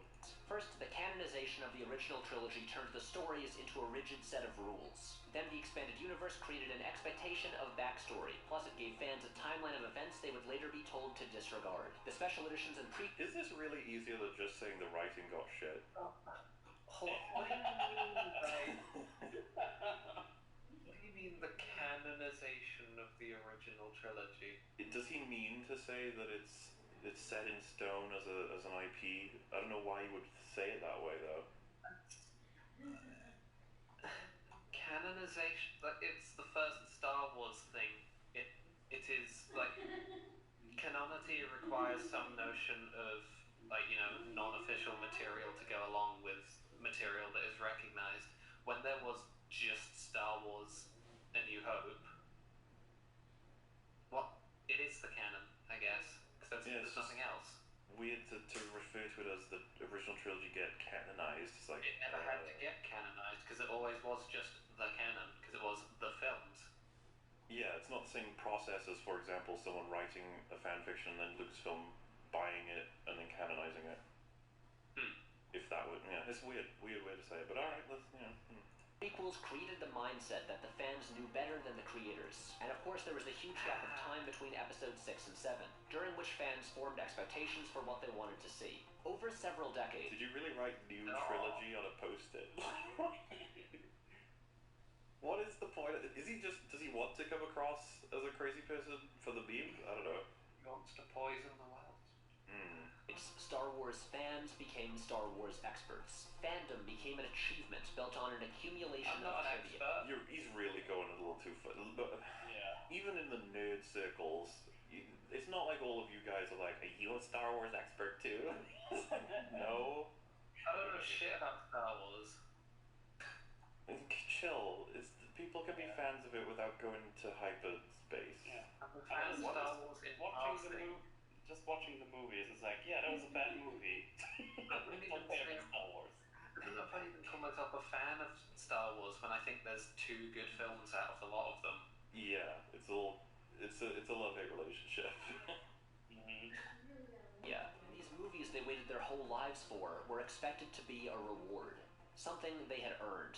When we what? So, am I like watching a fucking psychologist? Like, what is this? You see, Star Wars fans felt they had earned the right to have good Star Wars movies, okay? We can't just be annoyed that we didn't get one, alright? That's way too simple. When we were younger and watching the original movies for the first time, our priority with each successive film was just to find out what happened next. But now, a lot of fans are going into a new Star Wars movie with a checklist. A list of... yeah, now that I'm not a stupid kid. I was gonna say, Correct, yes. Isn't he of the same set of people that say the Empire got shat on by loads of critics when it came out, and that if it came out today, Rian Johnson would have been equal to the amount of hate the director of that would have gotten. But everyone loved Empire. Well, that's my. So he's saying like, oh, you see, when the original trilogy came out, we were all just like waiting endlessly to just see what happens next. We don't talk to each other about like, oh, I hope Empire's good, or I hope Empire does this, or blah blah blah. Even though didn't he earlier say that Empire needed to do what the first one did, and then also be what people expect from Star Wars, but then also change some stuff. So that. Plus the fact that he's one of the people who says that Empire would have gotten just as much hate as TLJ if it came out these days. So like, it's not about. And the critics did. Hello Greedo's got a video where he looks like an old review of someone saying fucking Empire sucks, and it's like, see. Yeah, well, that's the thing. Empire wasn't hated. Listen, if one's as good a sample size as any, really. Yes, but then he's also going to say that the attitude back then was just, fuck it, let's just see what happens. I don't really care if it's good or not, I just want to see what happens. I'm sure that most people who go into a movie want to know if it's good, but maybe that's just me. No, man, this is all come with the internet, everyone's critical. You see, reviews back then didn't get exist. really frustrated when people are like, oh, Empire had divisive reviews. It's like, but it's like, it's good though. That's all I care about. Whether like Blade Runner got divisive reviews, it's good. The people who said it was bad were wrong. Same with The Thing. Like it does. I don't care. Critics like these a good I film. don't fucking care. I don't know what the point is. Well, he's pointing out, because I think it's what Theo was talking about a little bit earlier, like he's going to be saying that this attitude has risen as Star Wars has evolved. It's not something that was there before. How is he meant to prove that though? Because I think he just wants us to accept that that's just the case when the OT came like, out. he's trying to dive at all. I've only been watching for like a minute and he's already trying to like ascertain the psychosis of like millions of people when they're coming in to watch Star Wars movies specifically. There's no way that he can make any claims. Like, I just don't buy it. The small part of it is he's not even accounting for like the sheer amount of time that's passed properly. Yeah. I don't think, like even between singular installments in this franchise or what have you. Like when people say the 80s music was great, when they're doing that with 40 years of time to weed out all the shit. Yeah, they tend to view, because we've done that once in a while, like, oh, the older times were better. It's like, we're not considering all of the shit of the older stuff at the time, usually. Though I will say, these past few years have been amazing for media, haven't they? Oh yeah. Even for Empire, then for Return of the Jedi, then like on and on and on, people would have had expectations and would have been going in with a checklist. Because when you go to see things that are from a franchise that is established and that you may or may not be a fan of, you expect certain things about it. I mean, Otherwise you wouldn't. Right? Yeah, otherwise you wouldn't know what you're going in for. Yeah. You go in, like, if you went into a Star Wars film and again it turned into some murder mystery noir thing. Buddy cop film takes place in Brooklyn. Yeah. So, well, I expected Star Wars. What's the thing? I could totally end up seeing myself be like, man, this is a really good story. What the fuck is it doing? Yeah, exactly. And that could, like, depending on, I don't know, your response to that, that could lead to a negative reaction. Like, this isn't Star Wars at all. You'd be super let down or whatever. Despite, like, regardless of the actual quality. So, this is what I thought Patrick was going to talk about. I guess I was giving you too much credit. I don't know. The questions they want answered, scenes they want to see, and a strict set of rules the movie must adhere to based on a dogmatic interpretation of the original film. So most It's dogmatic to assume Luke cares about his family. That would be dogmatic. It's dogmatic to say you can't use hyperspace as a weapon because it'll fuck everything up. Yeah, it's clearly using some terminology here that's very loaded. Well, this is just him expressing his fucking hatred for, like, TLJ anti-fans, if you want to call them that. Like, they just dogmatically don't want these new things to directly contradict the old things. Why is this video in black and white? Because he's an artist. Art. Yeah. You don't understand. You probably haven't even seen The Lighthouse.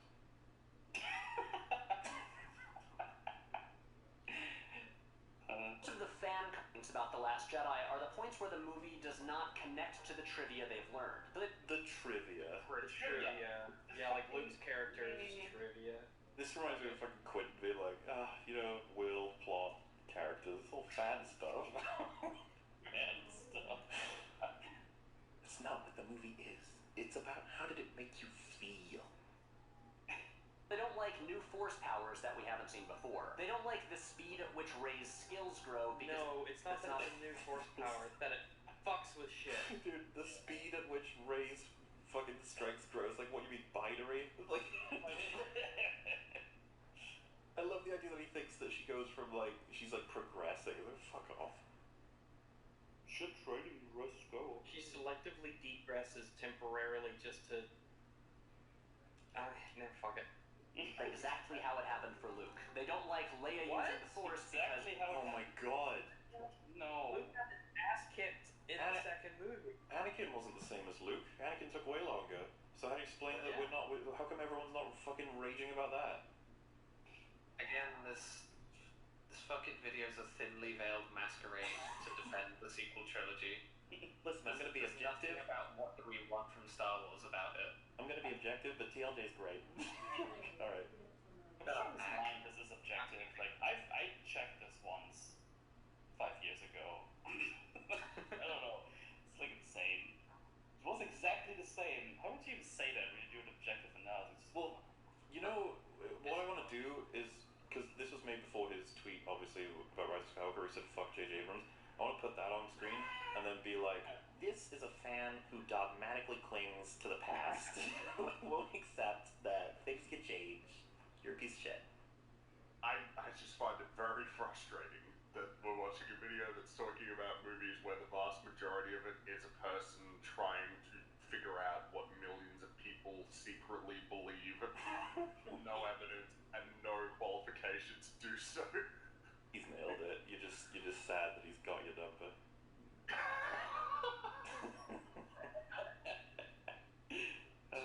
That's not 30 years ago. They don't like Snoke's lack of backstory because it doesn't give them the explanations they want.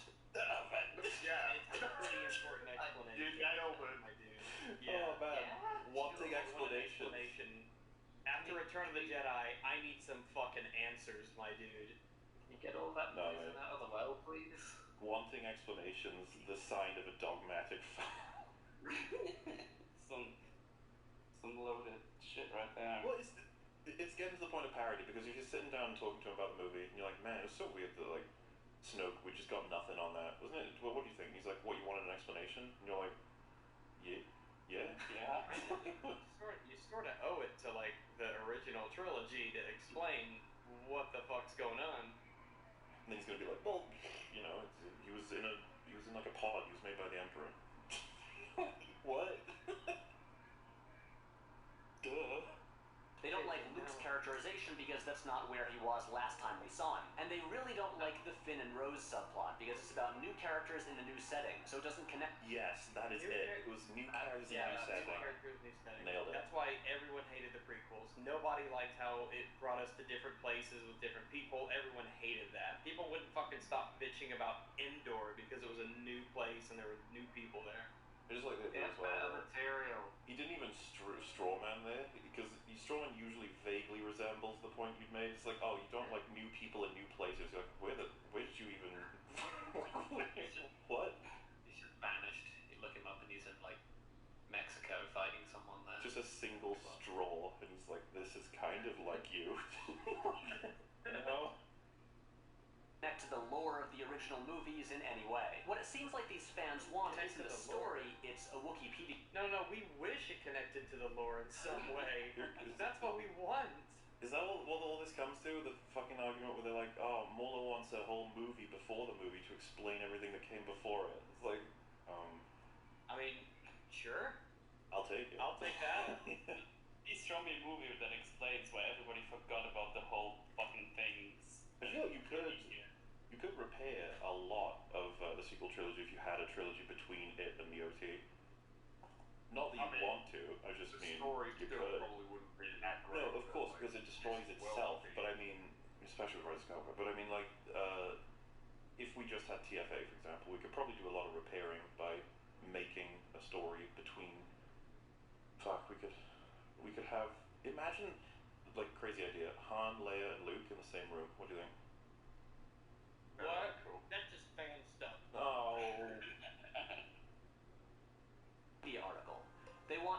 plot, information, and payoffs to reward their accumulation of trivia. They want Snoke to be Darth Plagueis. No, we just don't want it to contradict. I don't fucking care if he's Darth Plagueis or not. I just want it to make sense. Our bar is so low.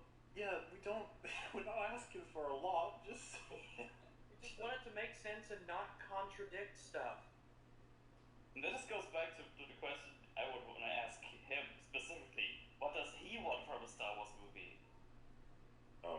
He still needs he wants TLJ, but He wants it filmed on a certain type of camera on real sets. oh, he wants it to challenge what Star Wars means. Disgusting. Yes, something about knowing who Darth Plagueis is. I have a theory that the Rosetta Stone for this whole thing, the key to what many fans want from a new Star Wars movie, Rosetta is this. No, he's gonna do the thing. He's gonna do the thing. The Darth Vader scene from the end of Rogue One. If you do what I did and search through comments on Twitter or YouTube from people who aren't fans of The Last Jedi, this scene gets brought up the most as the high 10 seconds, sure. I mean, yeah, most people really like this scene, but I don't have to argue. It's strictly I like seeing Vader kill people. I can argue other things, like how much sense it makes. Yeah, this is entirely in character for the Rebels and Darth Vader and for just fucking everything involved. Makes total. It's a nice look into the universe that we see at the start of A New Hope. I think that this scene is kind of like what you're gunning for, right? Where it both makes sense and is something really cool that you know people will enjoy. If you can nail both of those I think things, it's the then you've done perfection a really good job.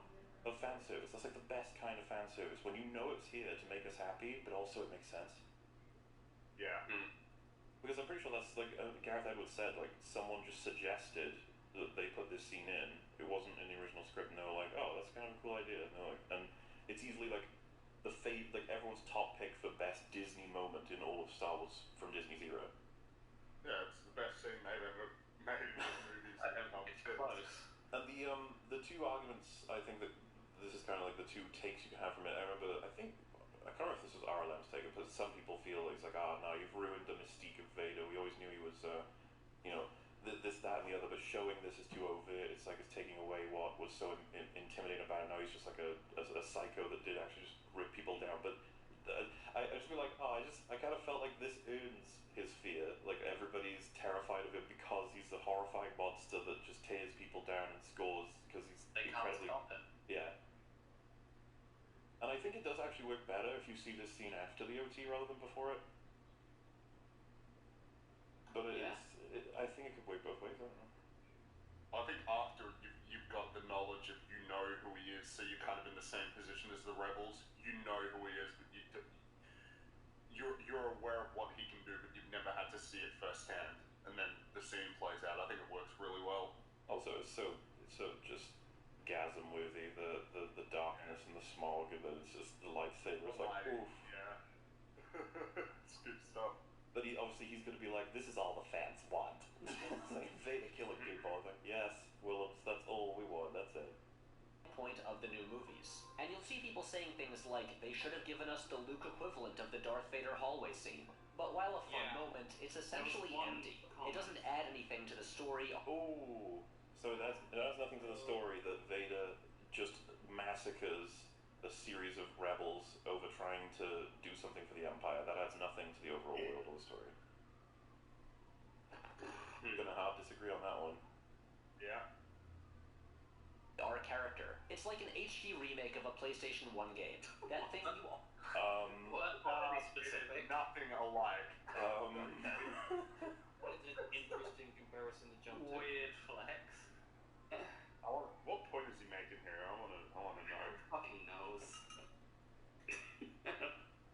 What did he say? A remake of a PS1 cutscene? No, of a game. Like the original PS1 game. I mean, but he's showing footage of a remake, so he's definitely talking about like a remake, not just a remaster. It's the same comparison. Let's see what he means. Already like what you expect, but shinier. While the original trilogy is so... But it's a totally different game.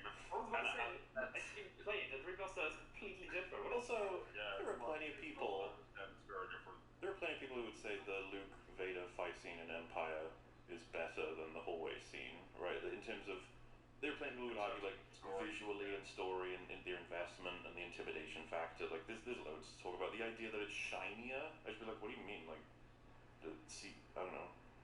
Things just look. I don't know. So often treated as the perfect standard to which all new Star Wars That must be argument held. does not make sense actually. Because people don't like it when the original movies got the special effects added in and everything. Yeah, wouldn't that be a shinier argument? Yeah, exactly. But nobody wants them to touch the original trilogy. They like it as it is, so it's not analogous at all. That was a bad thing to bring up.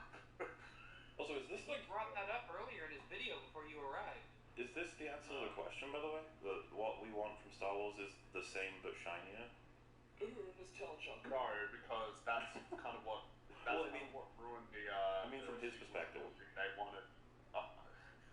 Does that even make sense? Because a lot of people don't like what they did with the world, and what they did with the world was just copy the OT. He's going to ignore the counter information, and you can tell why he's doing this. He's putting himself above these kinds of fans. Like, you guys just want the same shit, and you want it to be all special and action-packed and stuff, while I want challenge. I want Star Wars to be redefined. I want its structure to be challenged. I want intellectual fucking content. Yeah, well, I want you to fuck off. Okay, oh my god. I guess we're watching movies wrong. It all comes back to this. But shinier. While the original trilogy is so often treated as the perfect standard to which all new Star Wars must be held, that totally makes sense when the prequels are completely fucking different and they have like a legion of fans. He even said the prequels like feel completely different, but this is the standard. Everyone, you've got to make it like. Maybe he's trying to account for the fact that Force Awakens did well, but TLJ didn't. He's like, you see, it's because TFA is like a new hope, and that's what fans want. they share so many of the things people complain about in the new movies. Luke goes from a farm boy who's never left his home to a Force-using X-Wing pilot who blows up the Death Star in about a day. He could X-Wing pilot in the beginning. Also, it wasn't a day. Hey, and why was Obi-Wan Kenobi the Rebellion's only hope? Leia had never even met him. What did she expect him to do? The Empire Strikes Back barely Her parents knew him. Yeah, and he's a Jedi. Did you not watch Revenge of the Sith? I know it's the least of. I know. Oh, by the way, Frankie, he rated the Star Wars movies. Revenge of the Sith is his last. It's the worst. Really, even though it's absolutely the best of the prequels. Yeah, absolutely. But it's yeah, the worst. should probably watch that again. Revenge of the Sith directly explains how Leia would know who Obi-Wan is. Like, I don't. So what was his listing then? Was it just that he said that was that? Because I'm curious now. What was his list of movies? Okay, right. Okay. I mean. Yeah. that's expected. I feel like it makes sense to call on Obi-Wan when he was the one who trained and kind of almost killed Darth Vader previously. Like, man, it'd be Her pretty parents useful. would have absolutely told her about Obi-Wan Kenobi. And remember, they were technically in the same room together. I mean, it was Obi-Wan who brought. Who had what was his name, Bail Organa? Yeah. Take her to Alderaan. Bail Organa. And says the overall the series. Most of it is spent with characters either running away or hanging out on a swamp. They hype up a legendary Jedi warrior who turns out to be a silly Muppet who steals Hanging food. out. What are we doing here? He's not a silly Muppet. That was an act. He's doing the thing where he says that the sequels do what the prequels do. Not the prequels. An OT. I just want to appreciate that. He's not a silly Muppet. It's an act, you asshole. Han and Leia stay on the run for a couple days, while Luke appears to be training for weeks. New Force ago. I'm sorry. Yeah, he's doing the thing where he's trying to twist around that, the time scale. And also, they weren't on the run for days. They were hiding out in that cave for a while. I was just going to say, the word seems is doing a lot of heavy lifting in that sentence, isn't it? Yeah, as opposed to what we know about the TLJ, where the chase only lasts like a couple days at most. We know that for sure. Abilities just appear through all the movies without us ever seeing the characters learning them. Yeah, he's doing the thing. So, the two examples he's got of powers that we've never seen before, never been seen learn them, One is the fucking electric power from the Emperor, which, by the way, I think we can accept that one of the most powered and feared and oldest Force users has a power that others have not yet mastered. Like, I think that's more than fair to I assume. think part of it is that by the time that we get up to the Emperor, how many people we see that know the Force? 4 people? 5? That's it, we have 5. We have a sample size of 5. By the time of the sequel trilogy, we have a sample size of dozens of named characters and hundreds of Jedi. And So when one of them suddenly has a new power, it's weird. And it's Darksideisms, the implication being that you get a lot of power access from, like, pain and darkness and stuff. It's just like, yeah, it makes sense that he's got a power that we've not seen from the others. Secondly, Force Pull is not a new power. Stop saying it's a new power. Everyone fucking reviews these films in a sense of trying to rip on them in the same way that the sequels get ripped on. Like, Luke just pulls his power out and do it. Since when was Force Telekinesis a thing? For some reason, Force Choke gets separated out as just this. No, that's not Force Telekinesis. That's a specific move in the Force that chokes people's throats. It's like, what do you mean?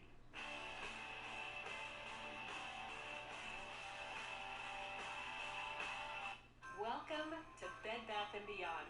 Thanks to our online store, our aisles are endless, so you can get holiday ready from the comfort of your own bed. Because we know there's no place like home for the holidays.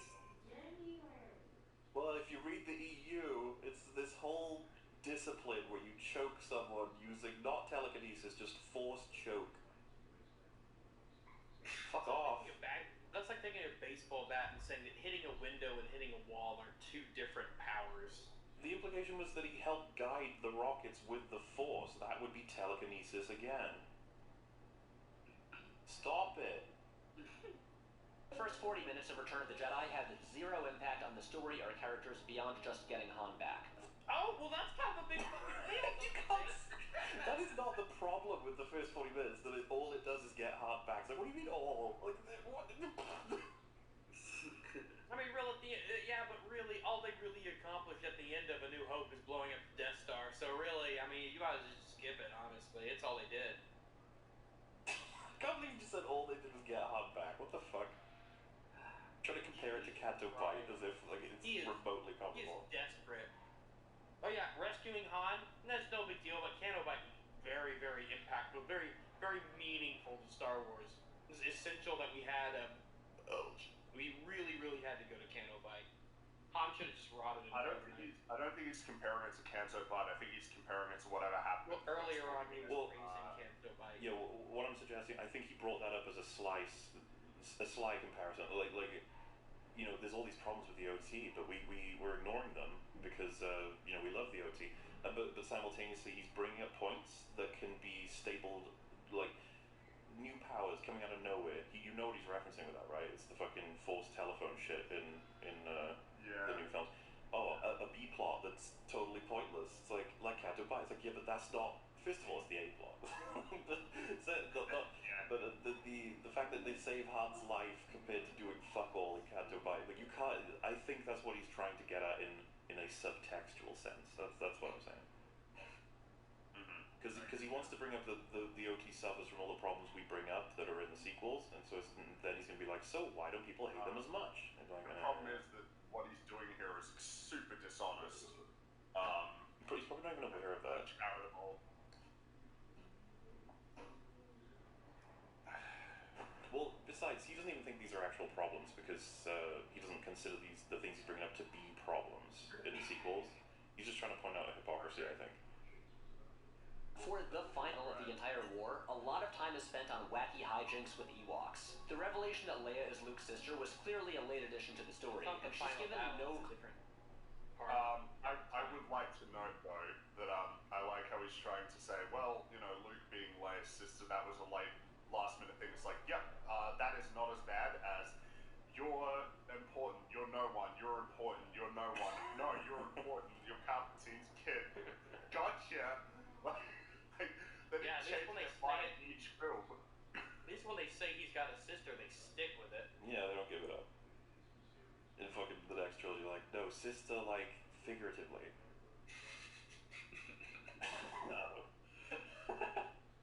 Closure closure with her father, let alone a single scene, which really lets down the promise of there is another. Also, they couldn't think of anything more original than just another Death Star. And by the way, there is a lot.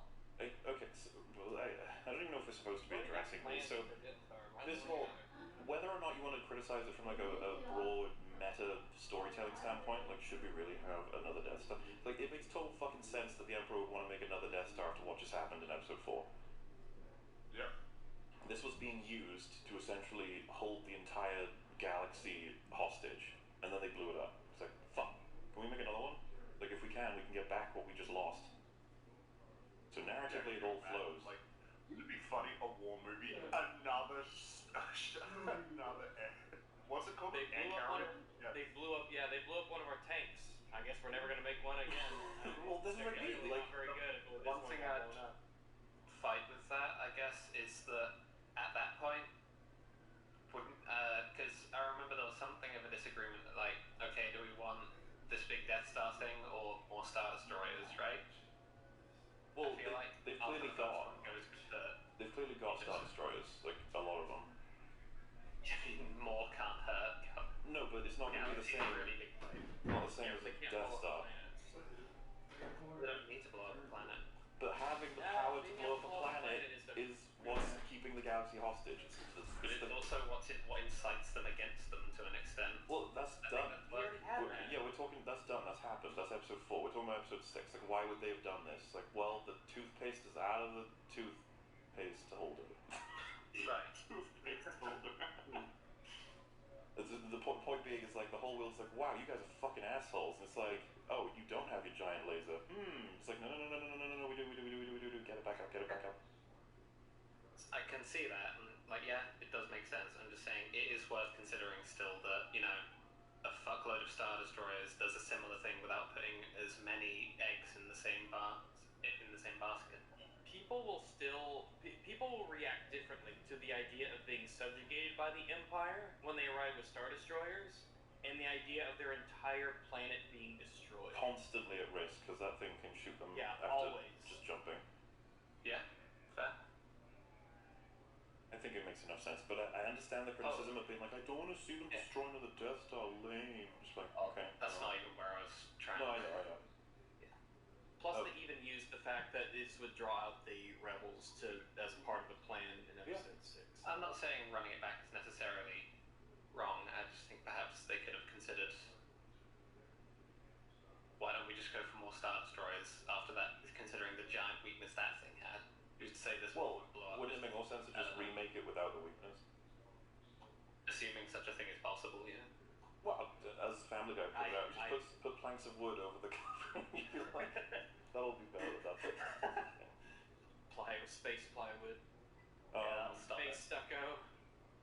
As for the other one though, the disappointment of There Is Another, it's like, but There Is Another is more so, I thought, to give us a sense that, oh shit, Obi-Wan and Yoda haven't actually put all of their investment in Luke. If Luke was to die, it's not over for them. And quite a perfect thing to put right before Luke's about to be killed by Vader, potentially. I think it works for, dramatizing the stakes. I don't know that it was necessary to have that fleshed out, that option. Sure. So it's just a different story at that point rather than a loss. A lot of silly comedy through all these movies.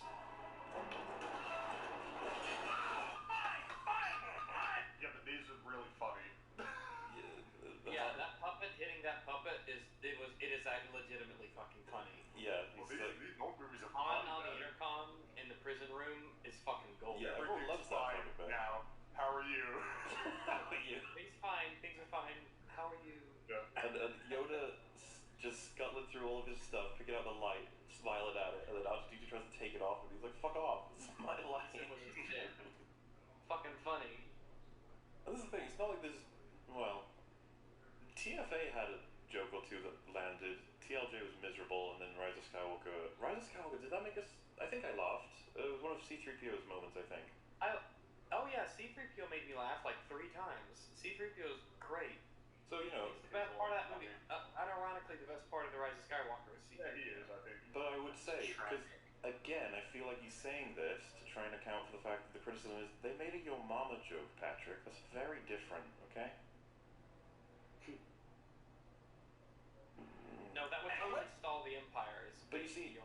it all comes under the category of funny joke, silly joke. See, there were silly jokes before. Look how something fell on Han's head. That's silly too.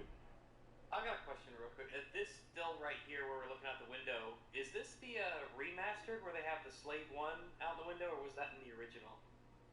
It looks like a map painting, so I assume it's in the Yeah, original. it does. Yeah. Well, at least you're still in one piece. But what happened to me?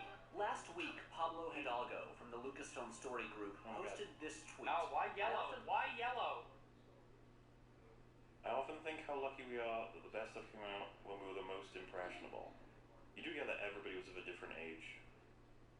Yeah. Is he trying to say that we, because we were so impressionable, we think that things were really better than they were, so we like to think that the best things came out when we were the most impressionable? I think, well, I mean, one way to read this is it's really good that when you're young, you were exposed to a lot of good content. Yeah, maybe set very high. Maybe I agree with this statement. Maybe I agree that even though I was a child, meaning I could be satisfied by a lot of shitty things, it turned out the stuff I was actually being provided, be it classic Simpsons, you know, the Alien, Predator, and Terminator franchises, Star Wars, fucking all these different things. Like, it's like, oh, lucky I did, like Jurassic Park, yeah, these things were actually good, as well as me being impressionable. It's like, yeah, maybe I agree with him. Now it's shit. And we're not impressionable. Where you're going with it. I would say it's very important that all of us, you know, we got to remember that maybe the stuff we saw when we were very, very young that left an impression on us, maybe it wasn't actually as good as we remember. So. We're fast approaching the hot take, so. Oh, yeah. We did. That's just life advice we should all keep, you know. We've done the Clone Wars one for me, which means you'll be up next, because the third hot take will be later. Alright. And yes, I will still hold to why yellow. Yeah. Don't. If you're making, all of you people out there who want to make videos, fucking don't. Just don't. Pisco all over. Gray, black, a dark blue, dark gray, something, not yellow. Just don't. How lucky we were that the best stuff came out when we were the most impressionable. And honestly, I could have just made this video a 15-minute screenshot of that tweet. No, you couldn't have. No. I guess you're probably going to say that. Because we would have. Wrong. Yeah, there are multiple interpretations of what he's saying and what he's referring to and why he is and his explanation for it. Yeah, because plenty of people, whatever. Yeah, that. Because it kind of says it all. So the fans who hate The Last Jedi, who say it's a bad Star Wars movie, that it ruins the series. I'm not saying they're watching movies wrong. There's no wrong. Yeah. Are you retconning your own lore here? Oh, it's a classic. Wrong way to watch a movie. Well, okay, you could watch it while texting the theater, that's wrong. But it's not that these people are watching movies wrong. It's that in these movies, they're looking for something they can't get. They're looking for something they can't get. We can get good All I movies. want is a good story. That's really all Don't I you care see? about. You want the OT. You can't get it. It's locked away in the past. What you were saying actually had anything to do with expectations for Star Wars, then maybe, but it doesn't. They want to give them the experience of being 8 years old, sitting on their living room couch and wearing out their VHS tape. Well, this is great because Crash Bandicoot 4 came out like 2 days ago, and playing it was like, it was great. It felt like, you know, being a kid again, just playing like Crash 2 back in the late 90s. And it's funny, right? It's like, well, you're chasing a feeling that can't happen again. It's like, well, I mean, it's not just like that game. There are a lot of things that have done that. All it needs to be is good. That's it. That's really all I need. Well, yeah, this dichotomy is flying all over the place here. Like, as if you can. How does he explain TFA when his whole argument was how that's what it did, and it was successful? Like they're chasing something they can't get. It's like you said the TFA gave them it, so I don't know. Best tapes of the original movies. For many people, Star Wars is less a movie than a feeling. A feeling that new movies, seen as an adult, can't possibly recreate. What about TFA? You said that that's what it did. Yeah, you already said that's what it did. It felt like Star Wars. It had the feel.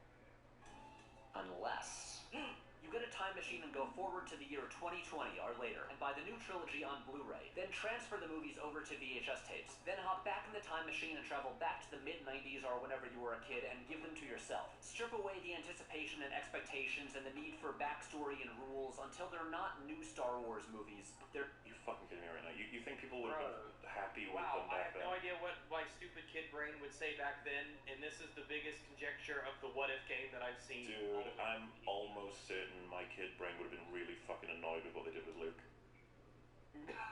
Yeah. I mean, I probably wouldn't have liked it either. No, wait, isn't he saying that you show this to yourself before you watch DOT? I think what he's saying is that as a kid you would like it, it would give you the same He's feeling. suggesting that back then we didn't have restrictions. We would have just accepted it. It would have just jumped. Because you have the whole sequence of the problems of the OT, implying that if we were to be treating the OT the same way that we treat sequels, we wouldn't like them either, kind of. But obviously the OT benefits from having been watched when we were super young. Which, if we did that with the sequels, we were to convert them to VHS and watch them when we were kids, we would have liked them. It's like, even if, which I don't even think is true, but even if it were true, what does that mean? That, like, we wouldn't be able to look back and be equally as critical? Because we've done that with the OT. I think that my very, very young kid brain would have liked TFA, but hated The Last Jedi.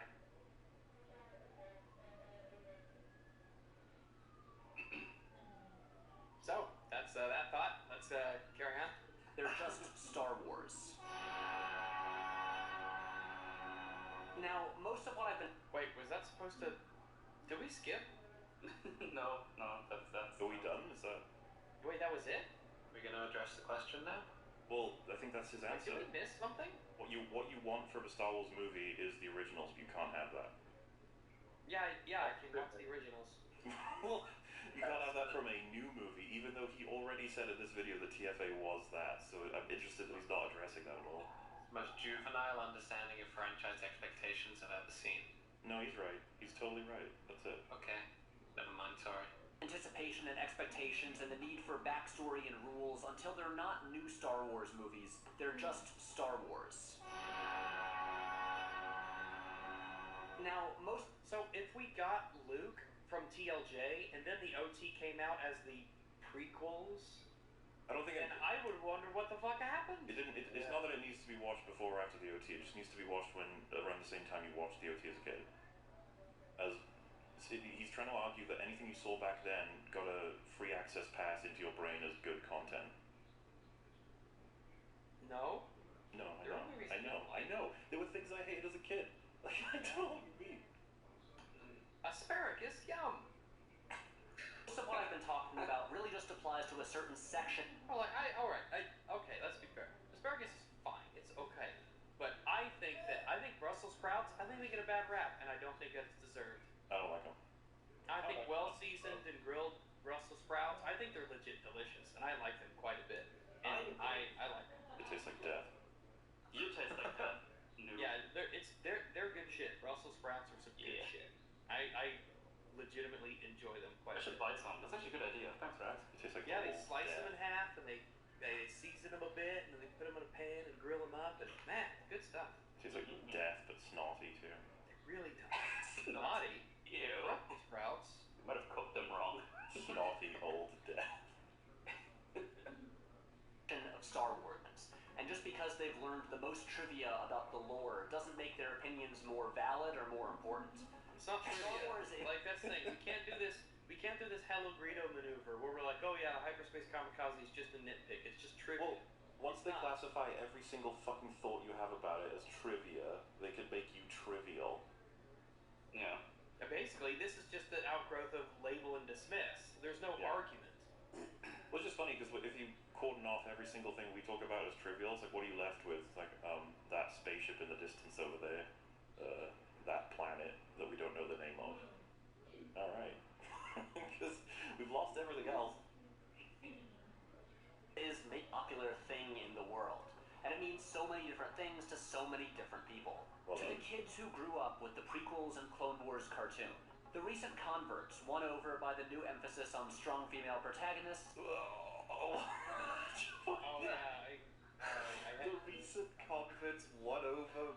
What are you? What's happening? And diverse thing. The old people who have been around for this entire thing since it started in the 70s. And my group, maybe the biggest or at least the most vocal. The ones born between 1980 and 1992. The ones too young to see the original trilogy in theaters, who grew up with them on VHS. So what do we want from a Star Wars movie? Please tell I us. think that's a question worth asking ourselves. As He mock browned us. I knew it. He mock browned us. You fucking worthless YouTuber. I swear the only productive thing that some people are is a bad example. What do we want from the start? Maybe we should think about that. Yeah, that's a good news. Maybe you weren't fucking around for the last 17 minutes. You could have gotten an answer. Hey, right, he had to give all of that. What the fuck was the point of that history lesson? Seriously, it was like the weakest and quickest. vast as Star Wars trivia and lore as there is to learn about, the reason we all fell in love with it in the first place is the story.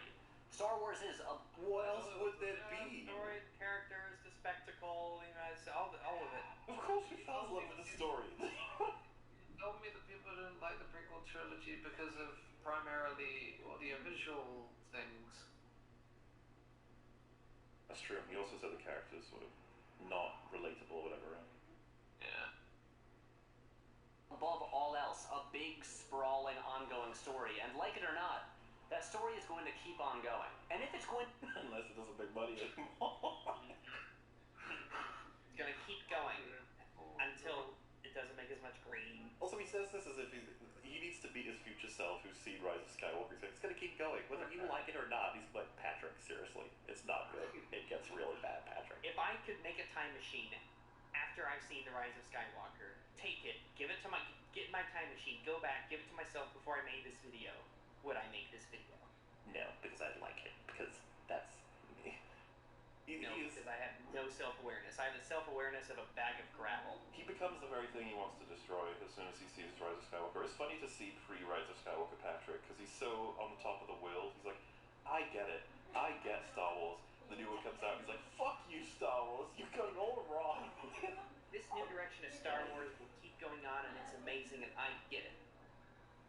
Then suddenly, his Halloween was stolen by Trump. 2019.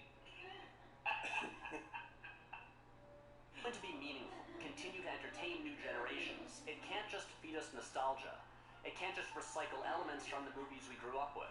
It needs to surprise us. It needs to... What's this shitty, like, staring at the fire, like, rip-off version? What is this happening? It's so funny. He treats it like this big revelation of this coming together moment. It's so warm and fun. It's like, we did it, guys.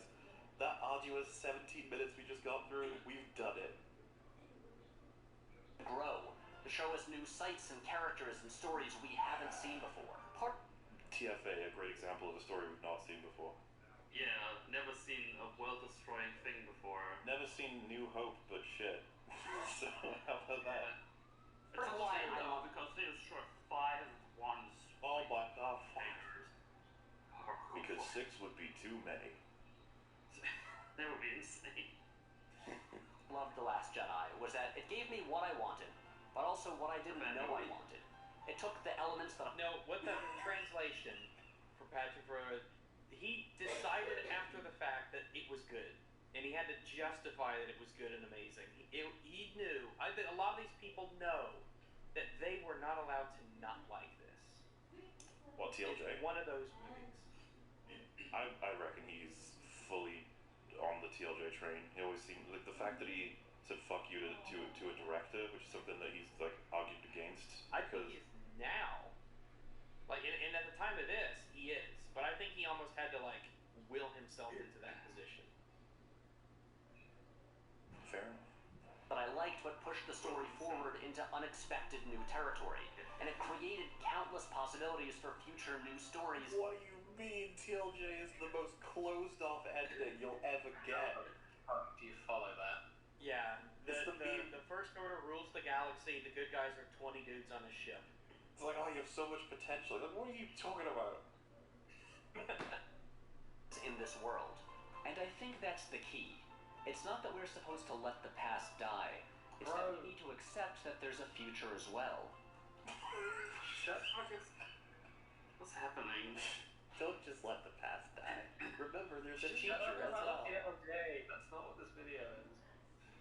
Yeah, this ending is more equipped for like an hour-long video. It's like we just rushed through some stuff, and he's like, "Now for my triumphant ending." You're like, what? What? After playing fucking nothing for 17 minutes, time for my incredible ending. A future with a hell of a lot of Star Wars in it. And it's going to be a lot of different things. We'll like some, we might not like some others, but every one of these movies is going to be somebody's favorite. I don't mind sand. It's coarse. I mean, it's better than the sequels, just saying. Yeah, this line is absolutely better than the sequels, easily, not even close. This line makes sense for him to say. Compared to Knights of Ren, ghouls.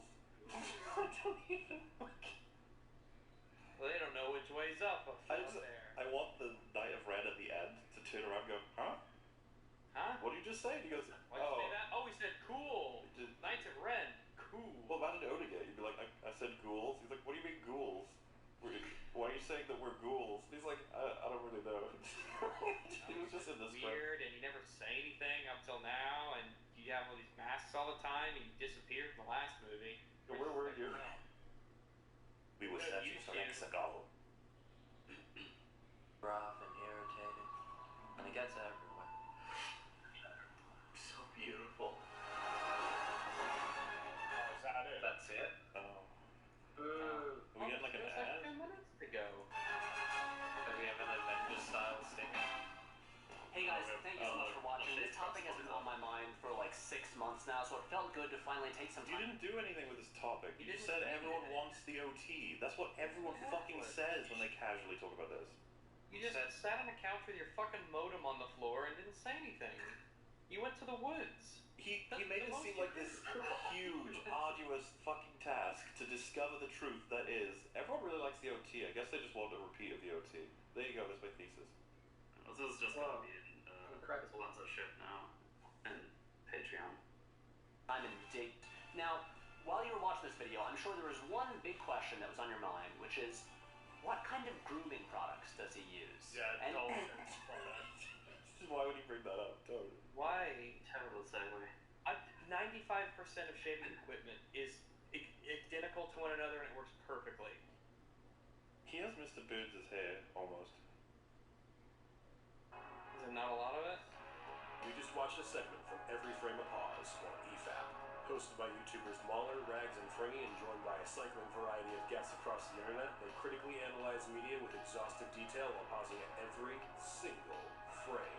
Subscribe to Mahler's channel to catch new episodes live on Saturdays, and tune into the EFAP channel to see full episodes, movie and TV commentaries, and gaming streams. You can also subscribe here to EFAP Highlights for daily highlights, supercuts, and shorts. Links to all the relevant channels can be found in the description section below, as well as links to the original videos and ways to support the crew. Thanks for watching.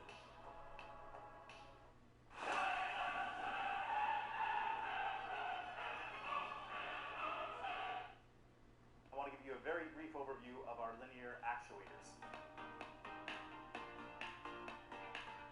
We'll start with our belt drives. These are ideal for speeds up to 2 to 3 meters per second with lower loads. We have lead screw-driven actuators, both based on shaft guides and fully supported rail guides. You can start with a very basic actuator and build yourself up to a complete linear bearing gantry. We have even more products available. We'd like to help you spec in to give you a cost reduction and a technical improvement for your equipment.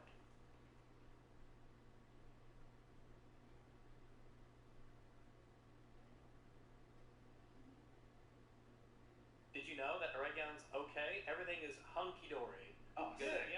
The episode opens and it's calm and peaceful. There are birds chirping. We see old Brimby out on the balcony. He's drinking his mithril tea. I can only assume he's delicious. The moon runes. No, to give it that little bit of tea. No, it's moon rune tea. But he's having a good time. Feels he's he's drinking tea. And then for the first time in kind of the entire show, we actually get a little montage of the ring making process. God forbid, this is kind of something. Oh, this is kind of something that we had mentioned was oddly absent from a show called Rings of Power that is so focused around the forging and the construction of these rings. We have this set, the Forge, we're here all the time. It's such a central part of the plot, but we never really see anything to do with the ring-making process. It all sort of happens off-screen. But there's also metal, like liquid metal running down a little bit. Or whatever. We see we see a little bit of molding, we see a little coolage, you know. We even see Brimby, he's taken out some of that little mithril, they call it powder, but he's taken mithril pebbles out of that container that Anatar gave him that he said he got from Narvi. Well, you're no expert. In Brimby, I've seen the other mithril in the show. This is different. It's been processed. Yeah, it's different. It's different when you get. It's different when it's raw. Have you ever seen a natural banana? They don't look anything like the stuff you get at the store. Mithril's the same way. So yeah, we get some actual ring forging that's taking place here, and instantly I have many questions. Right now, obviously, I'm not going to bury the lead here. Not the right expression, but we'll stick with it. This is obviously an illusion. This isn't really happening because where we left off from the last episode, the last time we saw Brimby and Eregion was being sieged by orcs somehow, and currently he got illusorified by Anatar to go back into the forge and make these 9 rings. And boy, he sure has to hurry. Boy, he sure does have to hurry. He has to basically make 9 rings before the city falls from the siege. And also, I believe in season 1, it was very clearly stated that in order to make rings of power, you not only need mithril, and you not only need the greatest of elven smiths, it seems, but you also need specifically gold and silver from Valinor. Yeah, you need super pure gold and silver. Yes, no, the bestest about of that. gold and the bestest of silver.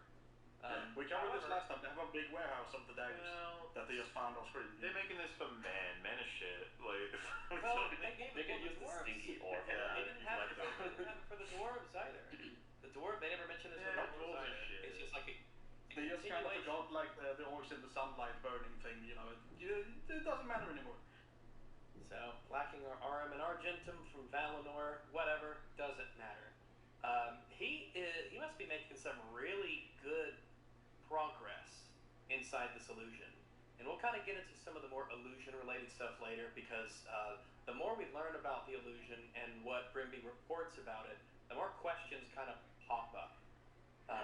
But it seems that already, right here at the beginning of the episodes, he has essentially made 9 ring templates already. He's got the bands pretty much finished. Yep.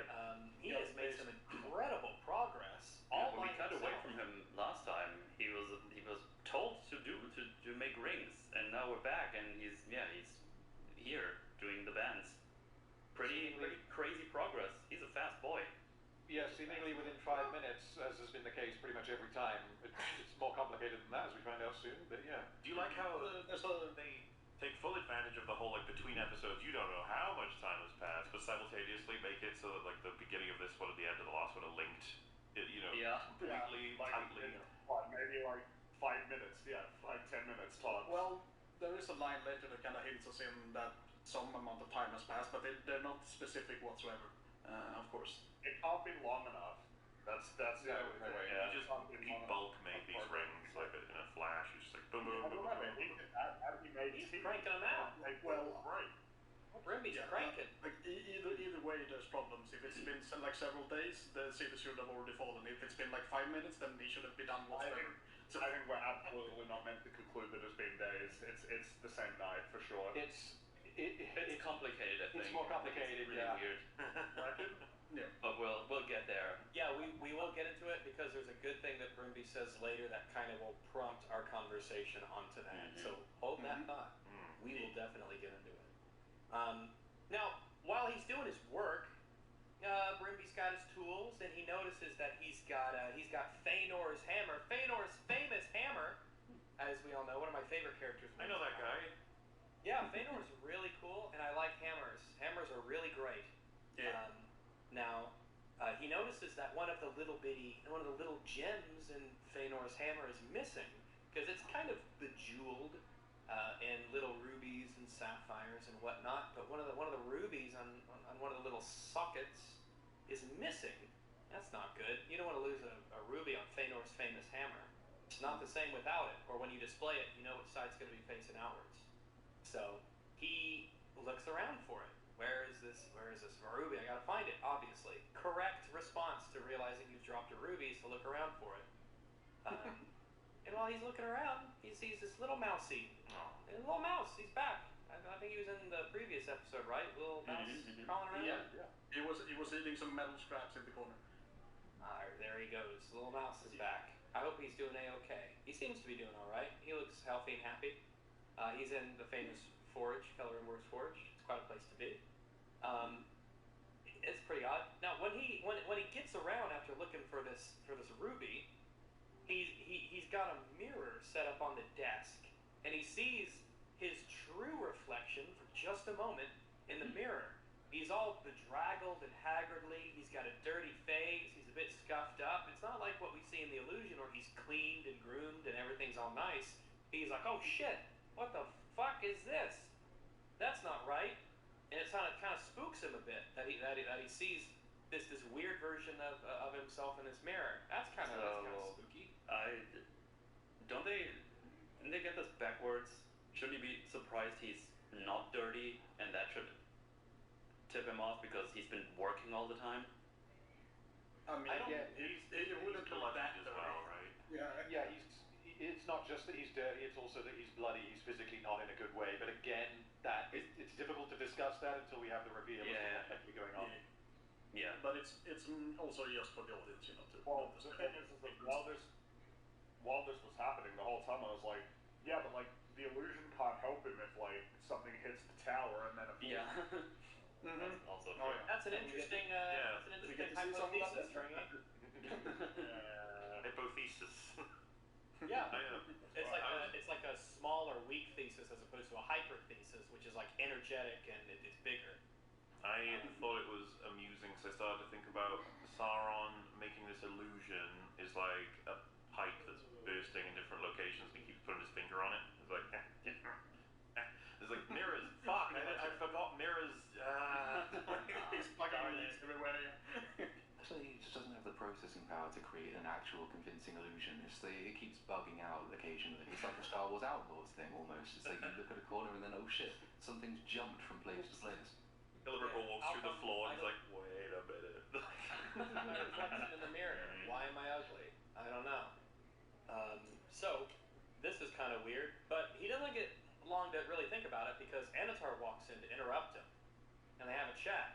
And then when he looks to look at Anatar, and then he looks back at his reflection, and he's back to what he believes is normal. Things are hunky-dory and A-okay. Boy, that was really weird. They have a chat. Anatar asks if he's a bit overwhelmed, but, Brimby says he's felt this real clarity. Sorry, I didn't say the word clarity clearly. Over the last few weeks, he's felt this incredible clarity that he hadn't really felt before because, he feels like his mind was slipping, he was forgetting things, he couldn't even remember Miradania's name, his tools are getting misplaced, allegedly, but he feels, kind of at peace. He's focused, he's in the zone, so to speak, and he feels pretty good. So, this means that he thinks that he has been in this tower, working without leaving, for a few weeks. Weeks, apparently. Yeah. As of This the end does of last not work. episode.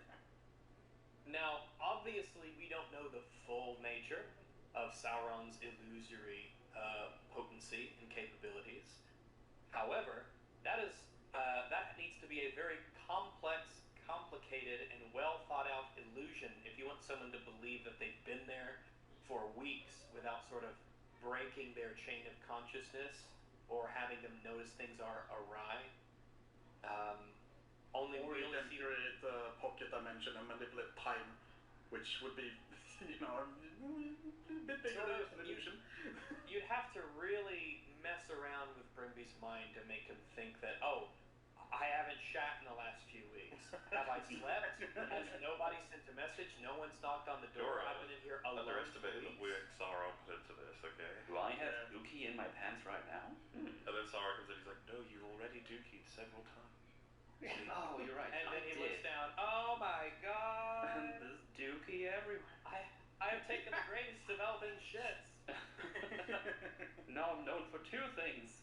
Oh, no. Please don't, Anatar, don't tell anyone, please. I'll make any rings you want. Don't tell them I pooped myself. Please don't tell the Valar about this. No, don't tell the Valar. Anatar's like, oh, Brimby, they know. They know. The Valar never forget.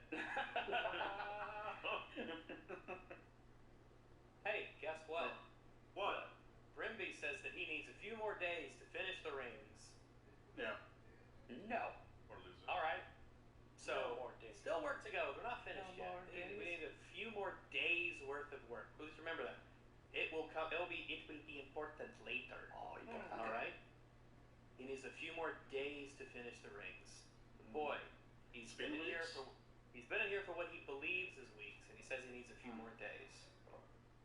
Now, remember, Brimby doesn't know he's in illusion. In an illusion, so he thinks that it's real world days that he will need, not like weird, ambiguous illusion days. So that kind of plays into something we'll talk about later. Now, Anatar says he has so enjoyed their time together when they're having this chat, and honestly, I don't really know. Anatar's always come across as overly stoic, kind of dour. He's kind of a downer. He's boring. He's confrontational. He's not made any attempts to be friendly. You're just saying that because he's lame. He's a bit all over the place, I feel, because he's like overly nice sometimes as well to the elves. Yeah. When like after Celebrimbor yelled at them, he's like super insanely overly nice to them after that. So They've done that throughout all this season. The whole like, I am such an angelic being, but ooh, I'm evil. But no, I'm It's like, oh, are you? Yeah. Like when he was Halbrand before he turned into Anatar, there was a lot more of that, because I think he says like, "Are you my friend?"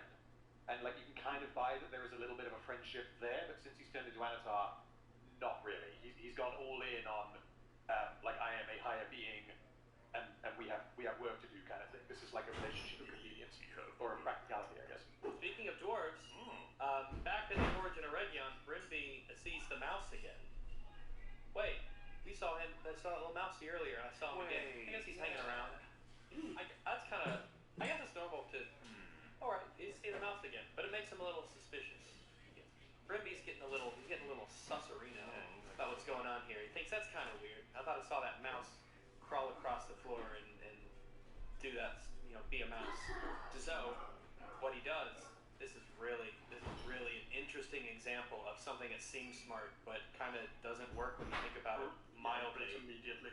So, what he does is he goes to one of the candles and he makes a marking. There's some charcoal or whatever. He makes a little marking near the top of the candle, right? Because as all of you know, candles burn downwards. They don't last forever. You have to rather quickly, actually. What if they're magic? They certainly can. They certainly can. These are. Well, I suppose that is an option. Actually, if you discovered it was a magic candle, that might give you more concern. Than just normal, average, everyday, secular elven candles. Well, you don't realize he's actually just old and he's giving the candle a mustache. He's like, yeah, sure. Like you would notice a candle not burning down like within an hour. Yeah, because he's they like, burn really fucking quick. He's like, Brimby plays a lot of Deadlock, and he's like, oh, you're one of the little creeps. Look at you go. Now, the issue is, if he is, there's an element to illusions, right, where you can say, all right, if you don't really like concentrate on something, if your mind just kind of has it going on in the background, you don't really notice it. So the parallels would be to the real world, things like your breathing and blinking. Like when you want to move around, you don't really consciously think that much about the steps you take. These are such normal, average, everyday processes. We just don't think about them. Except now that I've mentioned it. Aha!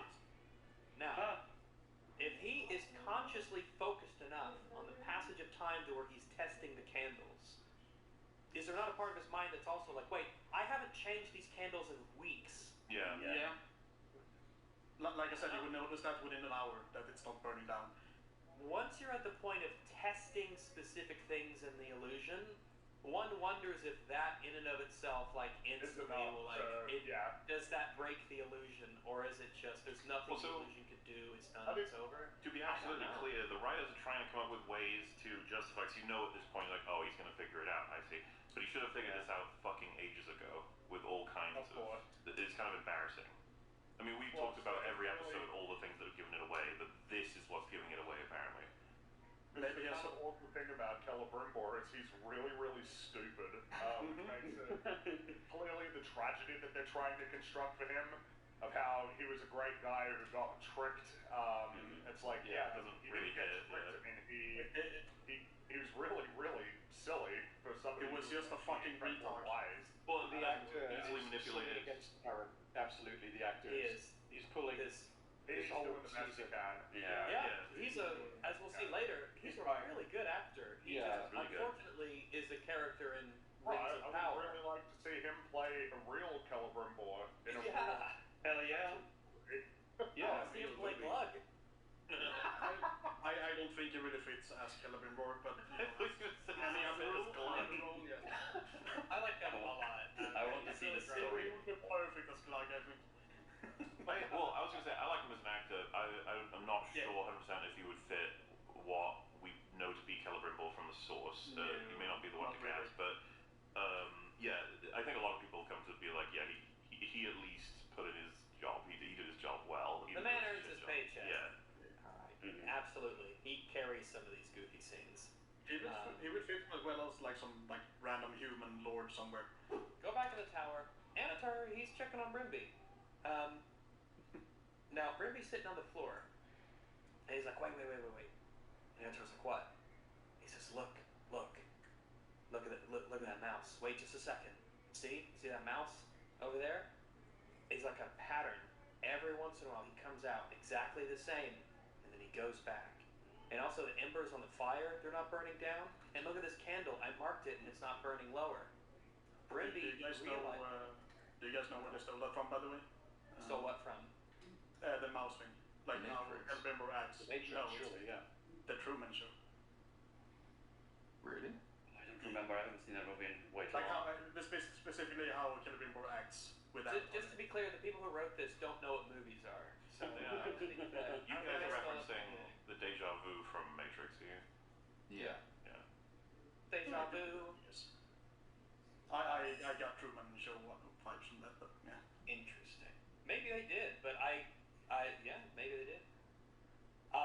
Brimby realizes he has. Anatar's like, yo, we've got to make the rings. You know, you got to finish these up because you really should hurry. The lot's counting on you. You said you had a few days to go, so chop chop. And Brimby's like, no, I don't need to hurry. It turns out I have all the time in the world because I'm stuck in this weird, like, timeless time loop.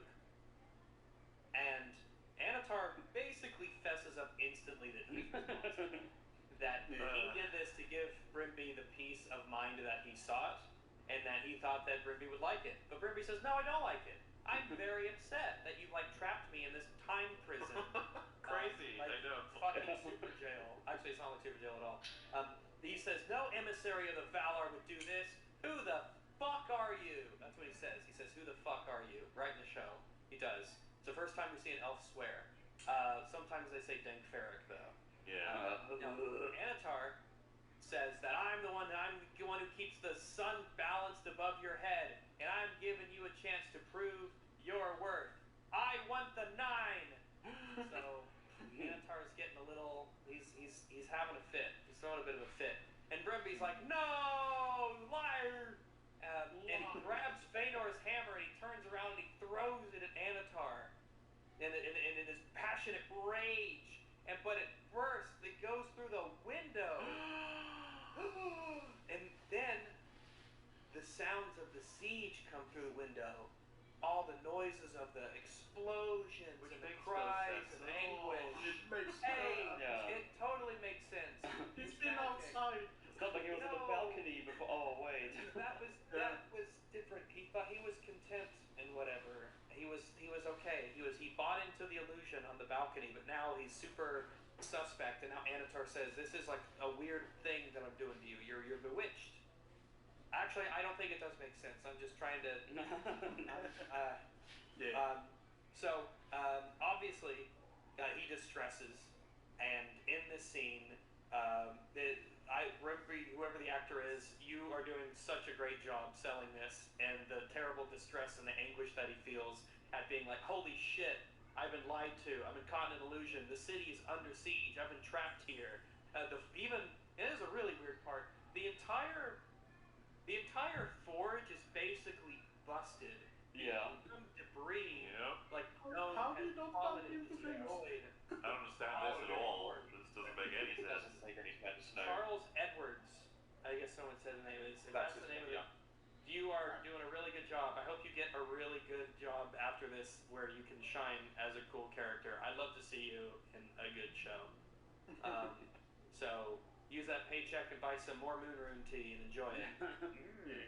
So, I have a lot of questions. I think we all had a lot of questions when we watched this. The point of an illusion is that you are kind of like he's tricked into thinking he's making the rings in peace and quiet and contentment, and he can focus and life's just grand and dandy, when really it's chaotic and terrible. And that would be fine to a degree if everything in the Forge actually was physically in the real world as it seemed to be. Because if you put up an illusion of there not being a wall, and then you walk into it, but there is actually a wall there, you will physically be unable to do that. This is where a lot of like illusions break in shows and games and stuff. You find the edges of it, or you find the parts where it doesn't quite comport with reality. But this is a huge deal. How could he have made the rings without like all of the Forge stuff? Did he not even use that part of the workshop? Is that what we're supposed to believe? Is that also happening? Insanely lucky that it didn't get hit by the falling debris at any time. Yeah. Well, not only that, but the idea of him throwing the hammer and breaking the window in isolation would be neat, because it would be like popping a bubble. Right? If he wasn't outside twice before this. Yeah, you're in isolation. The idea of sort of like breaking the barrier of the illusion and reality starts to come in, that is fine, and I like that. Unfortunately, we have a shit ton of other information and the rest of the scenes that make that not work. Obviously, as... I'm not sure I think it works in isolation either, though, because why would that burst the bubble? I think it's because the illusion is like around the tower itself, or that's supposed to be like the limits of what the illusion is made to be. Yeah, if he never left this room and it like breaks part of it, and that sort of but we're talking about reality isolation. Yeah, kind of we know he's on the balcony. But we're like if in isolation. But then again, we don't know. Well, so to me, it sounds like you're saying it would be neat if the rules reflected how it could work like that, which it doesn't. Yes, that's all of it, though, right? Like technically. The hammer going through the window, breaking the illusion, is something that would make sense if the limits of the illusion were the tower itself. I mean, it would be better at least. But we see, as you said, he's on the balcony, and also I think what's really important is as in the previous episodes. It's the fact that like the Forge has been destroyed by rubble because like a catapult shot has hit the tower and has destroyed part of it. That didn't break the illusion. The crushing debris rattling the stone floor, obviously luckily not hitting Celebrimbor, and obviously Sauron couldn't have known that the tower would not get hit by stuff, so now there are all these obstacles in the illusion that don't look like they're obstacles. So if he ever wandered over there, he would trip over the things and be like, how come I'm tripping over this invisible stuff here where the Forge should be? The only way... annoyed that he put in a fucking mouse there for no reason whatsoever, on an obvious loop. Well, yeah. Well, I think the mouse was already there, and his spell was looping what was already there, but him not accounting for that, I think is insane. And I mean, not that's a accounting flaw. for Celebrimbor looking in the mirror. Sauron should be smart enough to know that Celebrimbor might notice over weeks that candles aren't burning. Well, even looking in the mirror would be the easier example, because like that, noticing it requires that you notice it, whereas looking in the mirror is something that could just happen by accident. And the candles is just completely fucking retarded. Yeah, like the only reason why Celebrimbor should have been able to break out of this illusion is if Sauron was uncharacteristically careless. Oh, he's you could do supposed to be in control. Sauron actually has something to deal with that's incredibly high pressure somewhere else, and then we notice that the illusion itself is just maybe not flickering, but loosening. Yeah, It's interesting because that's literally what I said to Random when we were watching it. I was like, wouldn't it be interesting if, because he had to focus his concentration elsewhere, elements of the illusion were kind of breaking down a bit, but when Anatar was here, present in the Forge, it held up like super good. Yeah. And Celebrimbor they pay lip service to that idea because Celebrimbor does later speculate that maybe that was why Sauron was distracted by the battle. But that's all we get. It's just a vague reference. That's the thing that I'm distracted by. It's like, no, you have to actually you have to stress him power level. You can't just stress him visually. You can't just have him be like maybe oh, that's bad. What they could have done, I'm talking about what they could have done again, what they probably fucking should have done is had him maybe generate like a force field around the Forge, and that when it gets hit, that makes his magic weaken, which then affects the illusion that's going on inside the Forge. Because people outside might have noticed if they would have noticed rocket smashed into his head. What That's the hell's another going thing. on up there? How would they not I'm trying it is a good Forge room? We made that that's a solid tower we made, boys. Yeah, like how were no elves concerned for him when they saw that his rooftop had fucking caved in? They were like, oh. Because he was mean. Crazy. He's a capital slave driver. He's just nutty. That's what he is. Because he's nutty. That's right. No elf. Not a single elf in the whole city. He's not of sound mind, so fuck. So like the only way that I think that this works is like some people have suggested that this is an illusion and that's it. It's all inside Celebrimbor's mind, but it cannot be that simple because, well, for one, he's physically made the rings and you can't do that in a dream. And two, he believes that an amount of time has actually passed. And he's using a forge that is unusable. It's inoperable. You can't make rings using what he thinks is mithril, which we'll get to in a sec, but also using a broken forge. So the only way... It has been remade! The only way that I think this works is if Sauron has placed Celebrimbor into a pocket dimension where time flows differently. It's using like Inception dream level rules. Yeah, we're at the point of magic where it's like, you know what, you just took him literally to a different dimension temporarily. Yes. You just brought him back.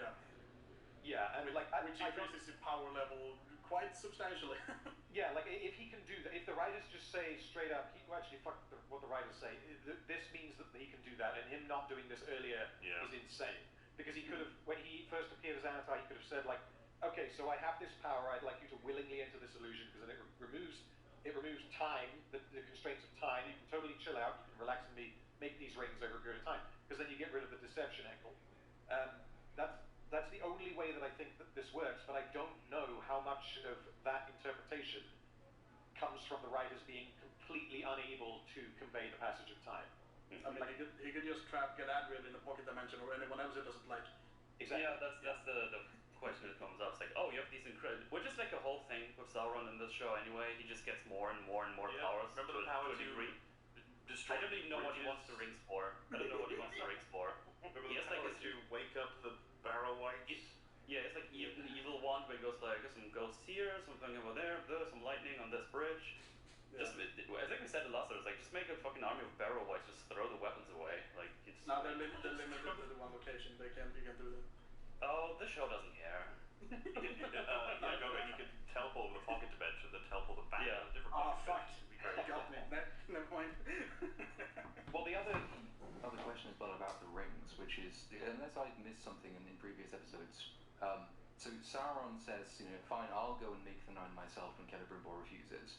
Sauron tries to make the 9 but can't do it because only Celebrimbor knows how. Then we get to this episode and you can only make them with Sauron's own blood, and Celebrimbor has been making them. If Sauron needs to know the secret to making the ring, he must already know what that secret is because he knows his blood will suffice. But if he still needs to learn something from Celebrimbor, he can just watch him make one, and then he knows everything he needs to know so that everything can end, right? It's been very confusing for the past few episodes. I don't know how Sauron hasn't learned everything he needs to know. I don't understand. Well, the thing is, I think they just tripped over themselves because they went with the whole point of, we need to make them safer for men, which I don't even know why Sauron buys into that. Like, he gives a shit if they're safe or not. I think he'd want to pretend. Yeah, but now it's like the whole thing that he can't do it himself anymore, even though he was there for the last ones they made. So I think you're talking about when Midania puts it on and goes to the unseen world. Yeah. Because they're trying to make their own rings, and the only reason they fail is because we're trying to make them safer for men, which he doesn't really care about. sure what we're supposed to take from that is that Sauron did that deliberately, which I think is insane, but that's what I think the show is telling us. I have no idea. Yeah, like if Sauron was capable of just completing them, and he could have done with his own blood too, he could have just tricked everybody. Yeah, no reason not to. I don't know if he necessarily could have done it because, or at least I don't know if the show thinks that he necessarily could have done it because basically he's turned his blood into mithril. Celebrimbor has crafted the rings using goo, which I don't even know how you do that. Well, I thought it was literally blood, and that he just saw it as gravel. Yes. Oh yeah. But Right. blood doesn't have the same properties as. No, yeah, you're right. Which is How do you know it's Sauron blood? element, but I mean, again, like I just don't know why. When he's like, it's dangerous me making them. We need you, Celebrimbor. It's like, was that true, or was he lying?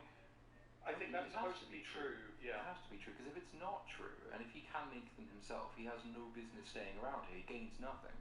But why would you stick around to invite an attack you know is coming, which will reveal that you were Sauron and you were in charge of Eregion when all the rings were made?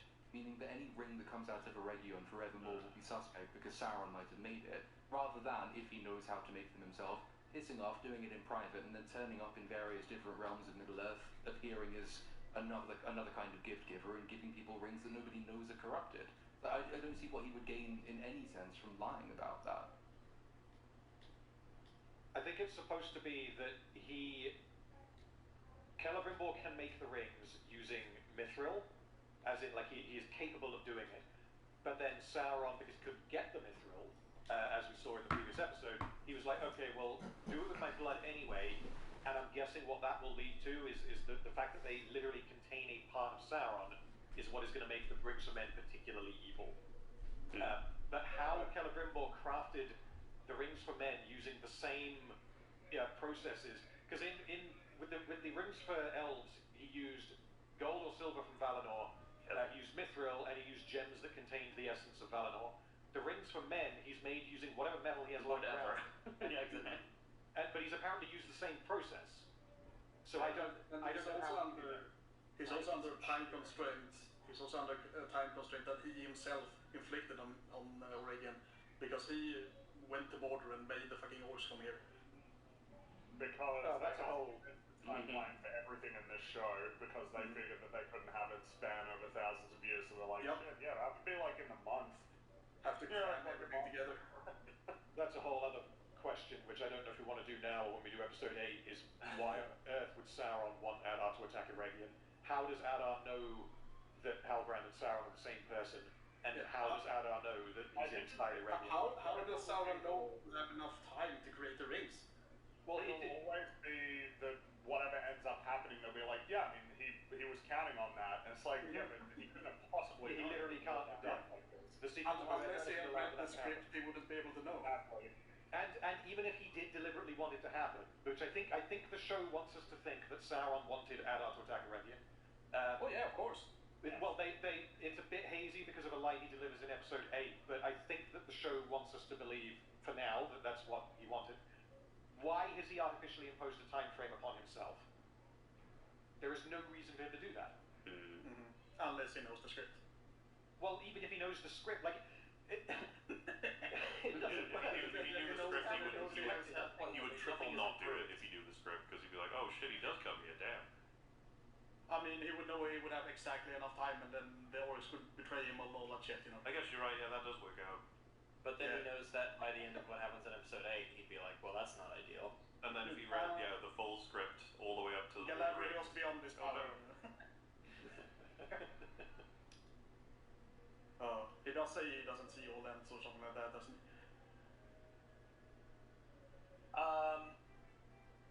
Gosh, we've just got so much and it's hard to believe that with all that we've talked about, there's still so much more to go. We've barely begun the episode. There are so many questions and even better answers to those questions as we move forward. We'll also say that Celebrimbor's reaction should have been like 4 episodes ago, but yeah. Yeah, I do like the visual of the vial full of blood. Yeah. I don't know, there's something oddly grim about that I kind of like, I guess. The goo. The goo, yeah, the blackest pitch blood. When he gets the blood on his fingers, Grimby's like, oh shit, what's this? And he reveals, I've learned a lot from you, Grimby, but what I learned the most is that true creation requires sacrifice. And he shows him that he's got he's got his wound on his hand that he cut his palm earlier, because if you cut yourself, you always have to do it on the palm of your hand. It's a movie rule. You have to do it. I don't make the rules. That's just what you have to do. Okay. It's ritualistic. There's a pretty cool moment, I will say, where Grimby says, you know, you are, and he says, yes, I am him. He's like, you are Waldrick, and it's the big reveal. It goes by many names, but that's and the then name. Anatar says, welcome to Mordor. That's right. But Grimby essentially discovers here, he's like, oh, you're a baddie. And he asks, are you he? And Anatar says, I have many names. And Grimby asks, is one of them Sauron?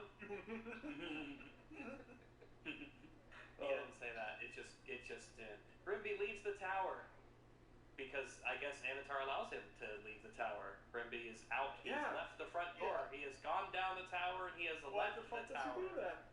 No, there's no fucking. If by letting him leave, Sauron is a fucking idiot. I swear. In this episode, possibly more than any other, because by letting Celebrimbor is vital to his plan. If Celebrimbor leaves the tower, he's just introducing an infinite number of variables.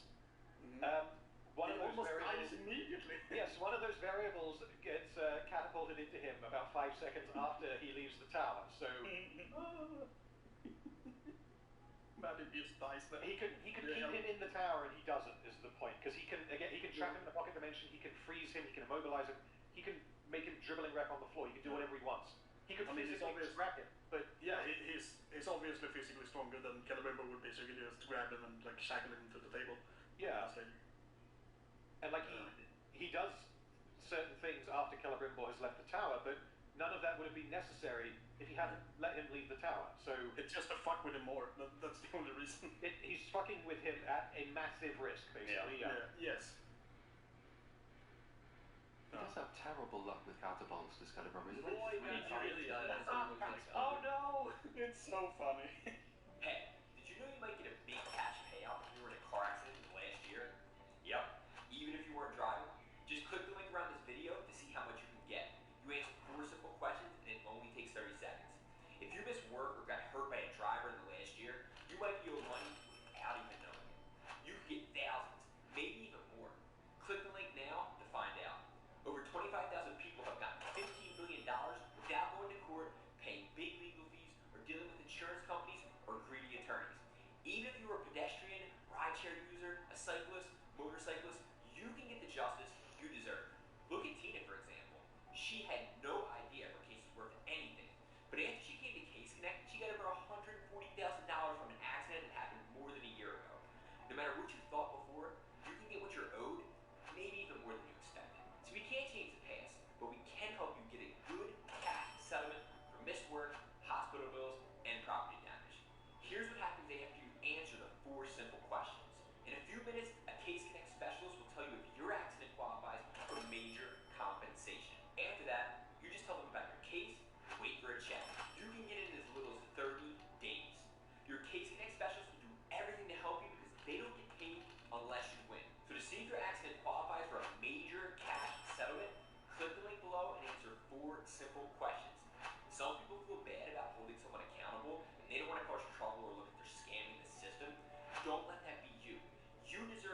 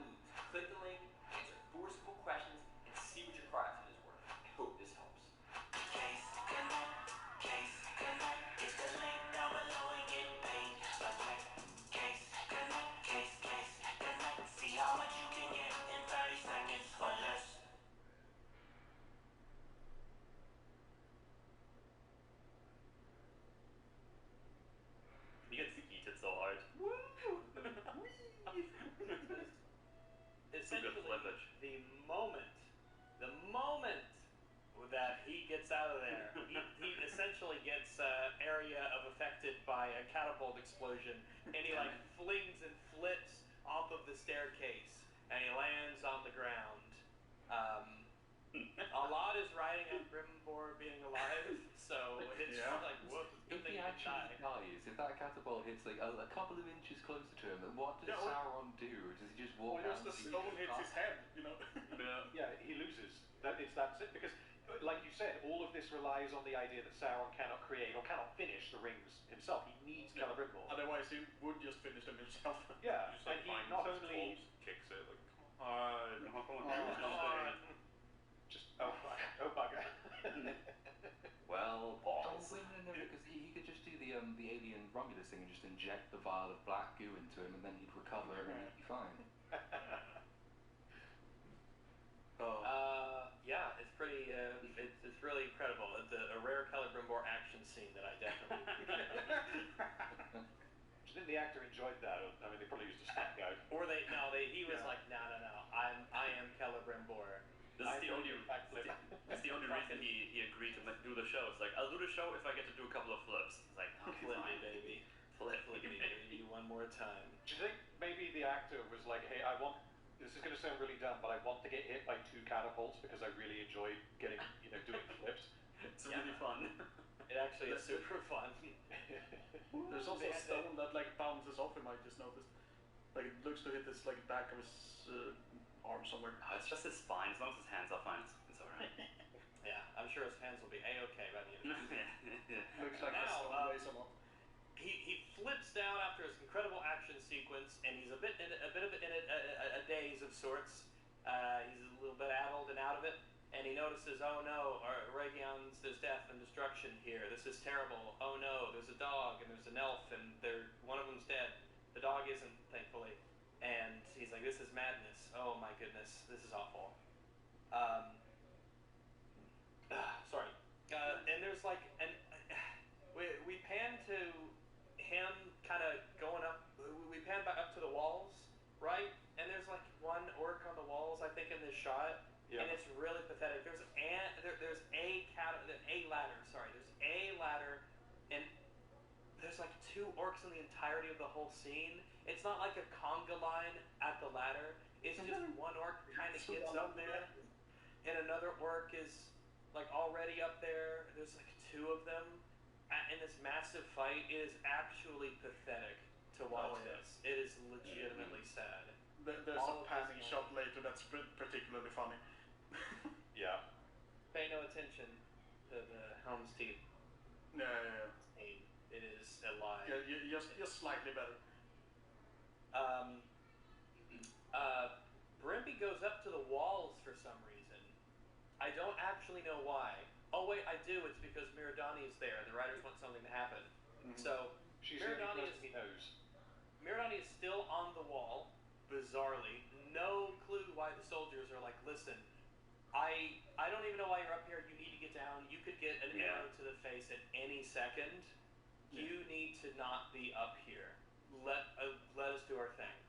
And now Celebrimbor is up here, and he finds Miradania, and he's like, holy crapola. There's orcs nearby, but there's only 2 of them. Don't worry about it. Let's have a chat right here on the battlements in clear view of the assaulting orc army. And there's I was just going to mention there's also people running around the fountain when Celebrimbor leaves. They're still out there. Yeah, they're still fucking running around that damn fountain. They've got nothing better to do than just panic, just general panic out in the set that they are going to get their money's worth out of. Damn it! Circling that fountain like 600 times at this point. They built that set. They are going to use it. By the way, that whole conversation, that stupid fucking log is in the background and there's no orcs climbing it. They just have that one guy come up and be like, bah! They also showed us earlier, and we will see again, that some of the orcs have bows, and some of the orcs are pretty good with bows. But this whole dialogue scene just happened, and neither of them, no character involved in this acts like they are in danger at all. They're completely fucking open, and they're standing there for a long ass time next. Oh, it's very good. Now Celebrimbor finds Miradania, and he's like, holy crap, Miradania, it's you. I have been tricked. I have been played for a fool. They played me like a damn fiddle, and by they I mean, you know, this guy. I was deceived. We've all been deceived. He forced me to make the rings. He mentions the ruby on the hammer and the mouse. And Brimby is supposed to come across as a crazy person here, so that everyone can be like, "Oh, you're crazy nuts, so Celebrimbor. Did you get out of your room again? Let's take you back to bed." That's what they're trying to do here. And obviously, Celebrimbor is pretty distraught here, but like, come on, man, you should know that you talking about a mouse and the hammer and the ruby, and like you were tricked, and you like, come on, man, you What's annoying across as what has been done to him, and he even acknowledges he's deceived us all, but then proceeds to say shit that kind of matches Anatar's story. Yeah. It's kind of boring. Like, he should be smarter than this, but he has been completely retarded the entire fucking series. So it's in character.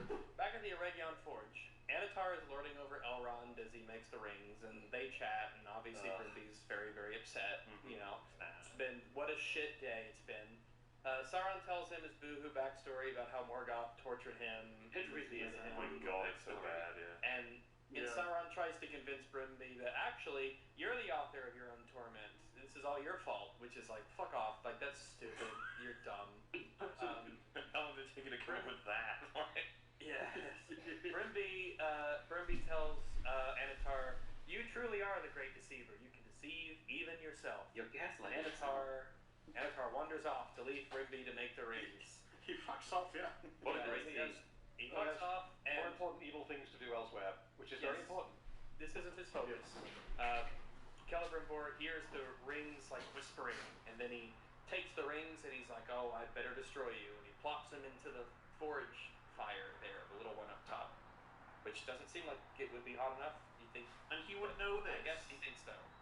I guess he thinks that it will be hot enough to melt the rings, when in order to melt rings, you have to use like a special, like this is one of the things about forging is you have to have the technology in order to get the heat necessary to like melt certain metals. This is why, you know, the meme of, oh, my katana is folded over 6 billion times. It's like, well, because the Japanese at the time didn't have the same technology that they did in like Europe. It's more that the steel was of shittier quality as well that they had there rather than. True, we'd get fucked.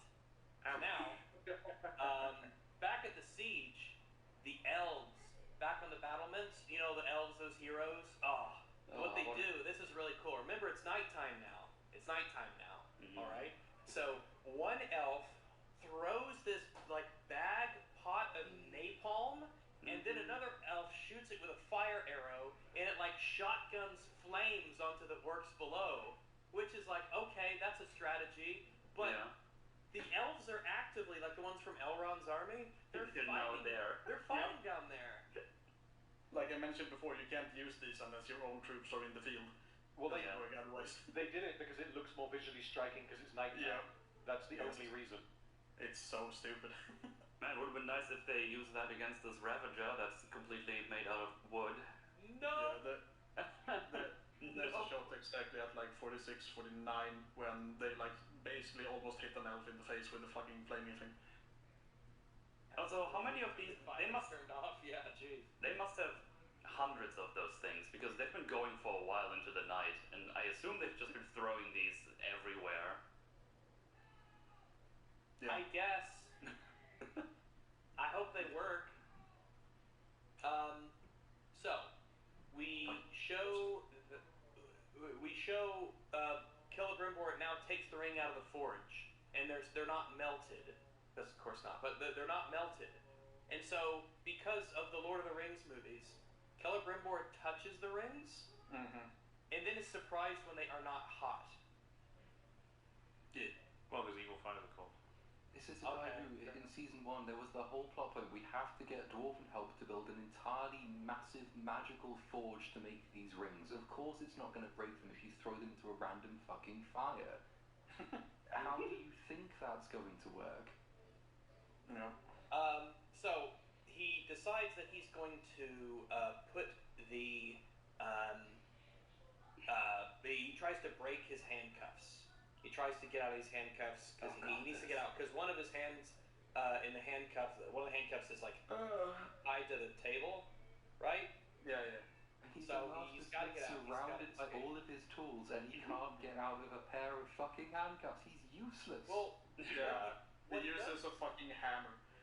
Yeah, anyone should be able to do it. If anyone in Rings of Power should be able to escape from this, it's Celebrimbor inside his forge. In his own forge. He has the same mechanical know-how as fucking Jeremy Clarkson. What the fuck is this?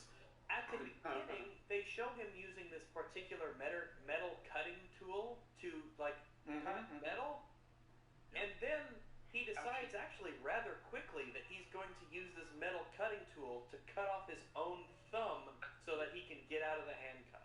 Yeah, not the metal. Not the metal chain. It's so funny when I saw this thing, like, oh, that's handy that this is here. Also very convenient that they put him here. That's kind of stupid. And then he puts a stump in there. It's like, wait, no, stop. What are you doing? What are you doing? Like that device is not only that it can cut through metal, it's that it's designed to cut through metal. It's meant to do that. And you've got a little bit of time. Like, gee, what a fucking idiot. So I mean, I don't know what else to say. Like, so wrong. 100% self-inflicted. What a moron. They really wanted to- Now, Sauron is right about this one. This one's your own make. This form is. Yeah. It is. Dude, I bet you when they wrote this, like, oh, he's gonna say who's Willis mightier than he cut off his thumb. It's gonna be so fucking epic. It's like, so no. dramatic. No, it's like, oh, my face. And also, why not just lock them away? I don't know. Anyway, so yeah, Celebrimbor cuts off his thumb to get out of the handcuffs, and then he leaves the tower. We still have elves running around the town square. It's several days. Like 2 days or something. It's been wild. Do you think this is just the jogging route, and that's all we're seeing? It's like, yeah, this is It's just their like morning routine. I guess they think they get paid for this. I was thinking that like Anatar was told about the secret tunnel, and he was like, no, they don't need to go that way. They can just sort of run around the town square for a couple of days. That's what they are. Yeah, it's actually funny, but you don't get to recover from that hilarity before once again the moment he leaves his tower, a catapult shot lands right next to him, and he's flung off the ledge. Once again, seconds after he fucking leaves. He's having a Twice really in a bad day, row. okay? He's having a Another horrible day. Celebrimbor action scene. Now, when he wakes up, soldiers are like they're towering over him, looking down. This shot is like, so funny. It is funny. It's comedic. All of these soldiers are looking down, and they're like, "Man, he cut off his own thumb. What a crazy guy! Oh, he really he's so is. insane. He really is Boy. wacky. I guess we're gonna have to put him back in the tower again." It's like they accepted It's just Anatar this so quickly. goofball shit happening in the middle of their war that they all accept. It's like, it's just our lord being nuts. He's a bit goofy, yeah. Back in your tower. I didn't catch this the first time, but the captain here at least, and presumably the other 6 elves, it's the same guy that was on the wall earlier, so they've just left the wall now to... That was the question. What are they even doing there? You've I got all 6 6 of them. 1,000 orcs are Take seeing an old orcs, man, you've got 6 Celebrimbor, back to people the standing tower. They're grabbing supplies, maybe. Maybe. But there's 7 of them. There were only 12 of them to begin with. One of them got shot, which means there's, 3 of them left? 4 of them left? The walls, Something like that? something like that. Yeah, 3 or 4 on the walls, defending the entire city. Obviously. However, it's not that impressive considering the orcs can only come up like 1 an hour. But still, like, man, cool. They have like someone on ladder duty to stab the one orc that comes up there every hour. Yeah. That Also, was it's a just- little egg timer that goes on Yeah. every 55 minutes or so. Like, oh, be ready for it. Here he comes. Oh, I got him. All right, next shift. Next shift. 10 But out it's of 10. great how they just accepted Anatar so quickly. But as soon as Celebrimbor comes, I was like, no, I'm the Lord. It's like, no, he's the Lord now. Oh, you're crazy. Why would we listen to you? You were doing like shitty commands. No, these soldiers show up to bring him back to the forge again after he's cut off his finger. And luckily, Galadriel arrives. And I don't know where Arondir is. Is he in this scene? Is Arondir in this scene? I think he shows up shortly after He's on the sometime. wall.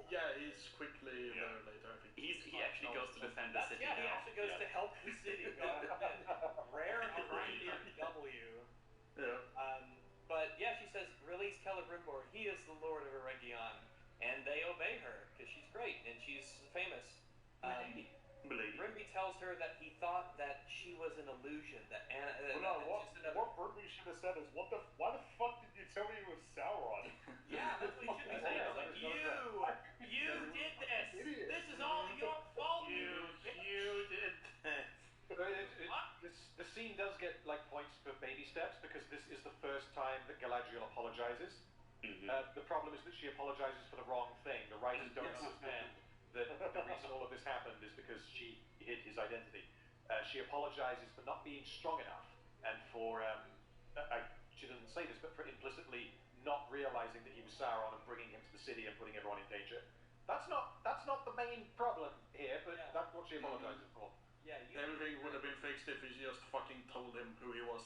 Yes, but Celebrimbor doesn't know because the writers don't know. Yep, what a shame. She should be facing the repercussions of her decisions. Eregion is burning. Celebrimbor is, we can call this a low point in his life. This is all his fault. This is all her fault. This is all her fault. None of this had to happen. She was too prideful to tell him that Halbrand is Sauron. Here we are. And the show lets her get away with it once again. She gets off scot-free.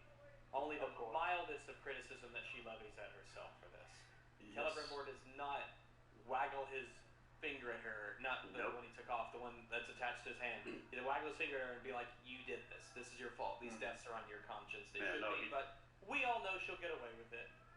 Yeah, Celebrimbor also says 9 more rings made to enslave the world of men. That he knowingly made, knowing they had the fucking goo in it, being corrupt, and what they would be used for in the future. Which makes no fucking sense. I guess he thought that it would, that Eregion would be unbesieged. That was the leverage, and I guess. I mean, first of all, why? Well, it's Sauron. Why the fuck would he trust that they would keep his word? Yeah. But secondly, Sauron's goal is obviously to enslave the whole world, so this is just a huge step forward with how powerful. He's already got the dwarves, you know this now. He likely has the elves, you know this now. So, no, at best he should be quote-unquote working on them, but not actually working on them. Yeah, like the Iron Man suit. I was about to say the same thing, yeah. Yo! Either that or just refuse. Remember Iron Man? Well, don't. We have to talk about Rings of Power. Balls. Now, Brimby says that I've made these 9 rings. I was tricked by him. Here, take these. Save whoever you can, and use the old dwarf tunnel and escape. And please, don't give it to anyone immediately. God, no, don't give it to anyone. Brimby says for a second there, I thought I wasn't going to mention that, but I felt like I needed to. He did that to me. You wouldn't do that, but just in case the thought pops into your head, just maybe ignore that thought. Maybe tell the little voices to go away. They hear Sauron yelling up in the tower, and lucky for them, he doesn't just immediately run out until he catch them there. That shit is So stupid. How is he just not aware this has happened? It's the most interesting event in this fucking place right He now. runs around the fucking tower looking for them there, like, why the fuck would they be there? Why would he should jump out and do superhero landing. Jump out of the tower. I also like the idea though that he just walks back in and he just sees like a 7th thumb on the table and just goes ah. Yeah. He actually cut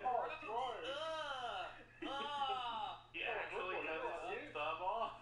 He throws up into the forge and it goes. It like wiggles and he's like, oh god!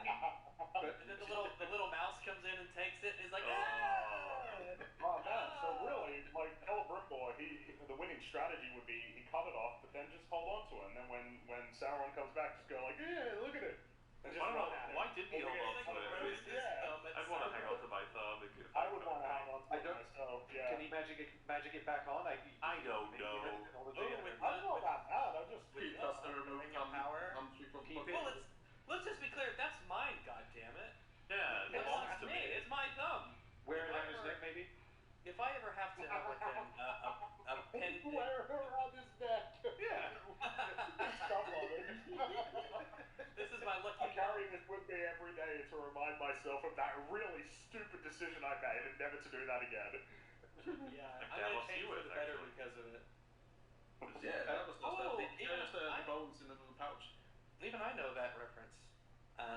Hey! Something interesting here, timing-wise, is that had Celebrimbor not escaped exactly when he did, then Galadriel would have ran into the forge looking for Celebrimbor and faced down Sauron now.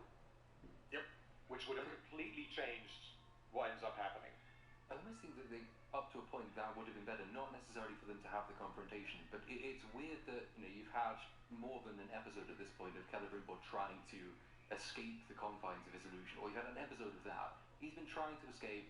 He escapes once. They put him back into the tower. That's a bad thing. He escapes again.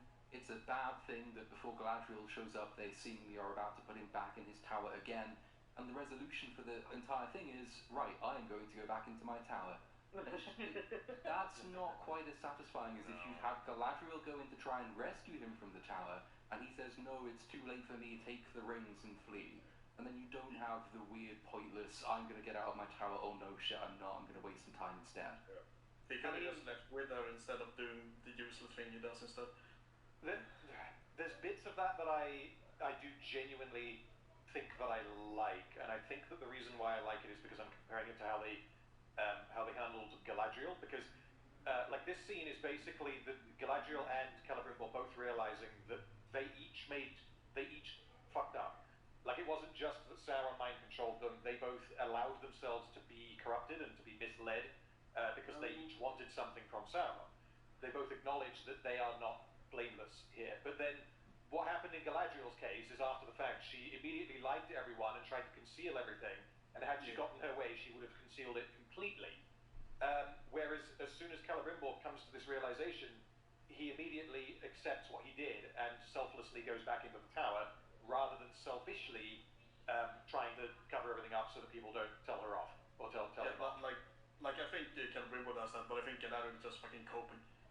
Oh, that's what I'm saying. It's being made, right? Is that Celebrimbor kind of like, for as stupid as he was for this to have even happened in the first place, when the truth is undeniable, he actually like goes out of his way to make it right and not to save his own skin. Whereas Galadriel, the reason why she didn't say anything was because she was trying to cover her ass. Right? I mean, that's what was happening in season one. She was explicit about that. She was really pissed off about the idea that she was responsible for helping Sauron. And so this is the consequence of that. But there's no reckoning for her, right? Because, again, it's the whole thing narratively, right? You can tell with Celebrimbor it's the end, even if you don't know the story. You know it's over. But Galadriel, you know, on the flip side, no, it's absolutely not over for her. She will remain in positions of power long term, because the show consistently fails to recognize her mistakes. Yes. Like, if Celebrimbor reacted here in sort of an analogous way to how Galadriel reacted at the end of season 1, then Celebrimbor would say, we have to destroy the forge, no one can ever know.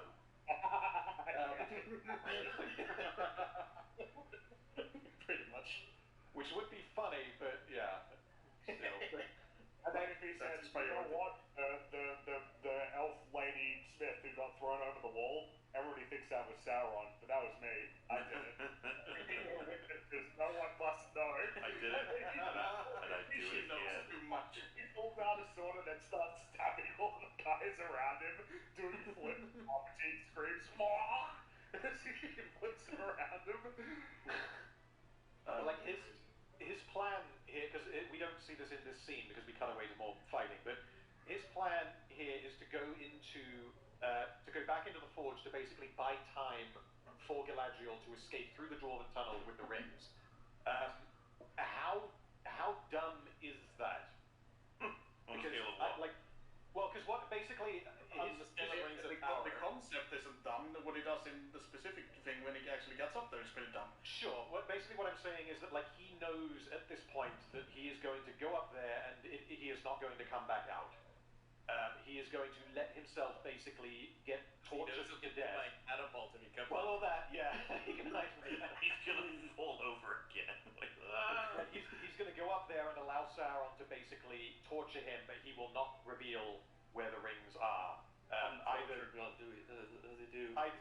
through, like,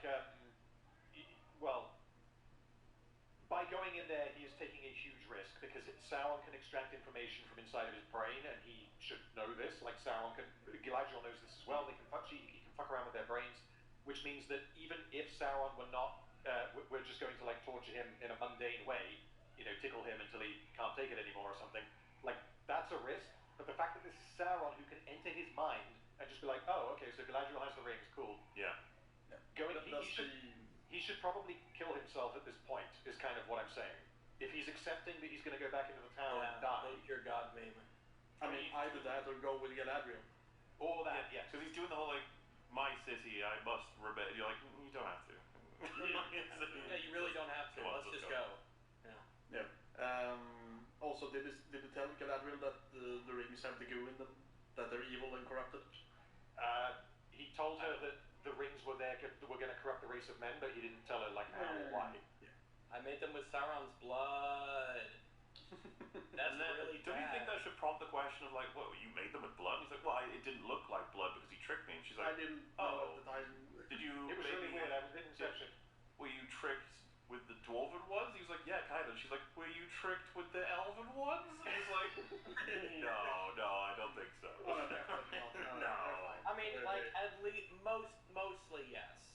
They were mostly done when I was tricked. No. We can't talk about this. We gotta do stuff. We're Orangion's burning, and I don't want to get hit by another catapult. Please, I don't want to be out here anymore.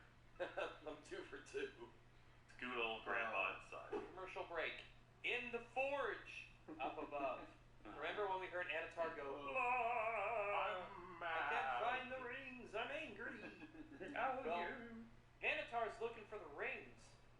Brimby says that he won't find them here. Although, I don't know, like, I feel like he should have lied, but I figure if you're, like, he'll probably figure out that they're not here, but, like, you know, just, why even talk about the rings? You can talk about anything else. Just stall, buy time, do something. No. And also, all the guards are here, which is like, man, like I talked about earlier, like, guards, don't even bother. This is Sauron, for fuck's sake. Don't even try. Don't even. Y'all, you guys need to stay on the wall and shoot arrows at things. Don't even bother coming up here. You're wasting your lives. You're telling me that trying to arrest Satan won't work? Yeah, he won't come quietly. Maybe he will, and he's spooky. It's such a predictable moment, and then it just makes you wonder, like, again, why is everyone so stupid? Why sucks? Nothing surprising. They just so lose. And you're like, oh, there you go. For me, it was like, oh, he's definitely not going to be captured here, but I didn't expect him to do what he does here. Yeah, because I didn't know this was in his power set, but apparently it is. I'm sure it'll disappear whenever it'll be useful to him later. Oh, surely. What? Why would that be? The guards surround Anatar to arrest him, and he like mind controls the soldiers, and they stab each other right through the armor. That's something Sauron could do. Yeah.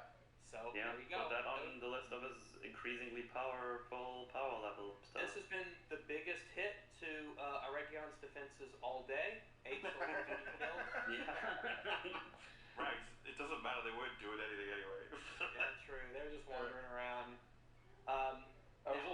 I need to just mention this. I can't take credit for this joke, but someone shared it with me, and it's like, how did Sauron do this? And he just goes, too much mithril in your blood. Too much myth. And then he's like, wait, why is there mithril in y'all's blood? He's looking around at each other. I don't know how that got there. Do I have that? Is that good? Is that bad? Did you guys go to Khazad-dûm? Did he give it to you? Don't give it to me. There's so much light of the Valar in your blood. He licked every rock in Khazad-dûm. That leads us to the pincushion scene. Yes. Which one? There's so many in this show suddenly. This episode, last episode. It was just getting filled with arrows. This image is just amusing to me, I guess. I don't know, it's kind of mean, but like... I know. There's some... It's just because he's been such a retard throughout the way I see it is those arrows and the blood, it's all the writing. That's what all that is. There's Celebrimbor, like, oh man. You had no chance, buddy. Anatar is just... He's torturing Celebrimbor by shooting him with arrows. And then another one happened, like right at the beginning of the scene. As though, I don't know, there's something funny about this. It's just like, what are you doing? It's like, I don't know, It's not very creative with this torture, you know. No. It's very... It's something that, like, some rando LeBeau would do. Yeah, Yeah, maybe. well, I mean, I guess he's Sauron, so he's relying on being extremely accurate so that he doesn't. I mean, Sauron is the Lord of Darkness, and it's probably like thousands of people. He would probably.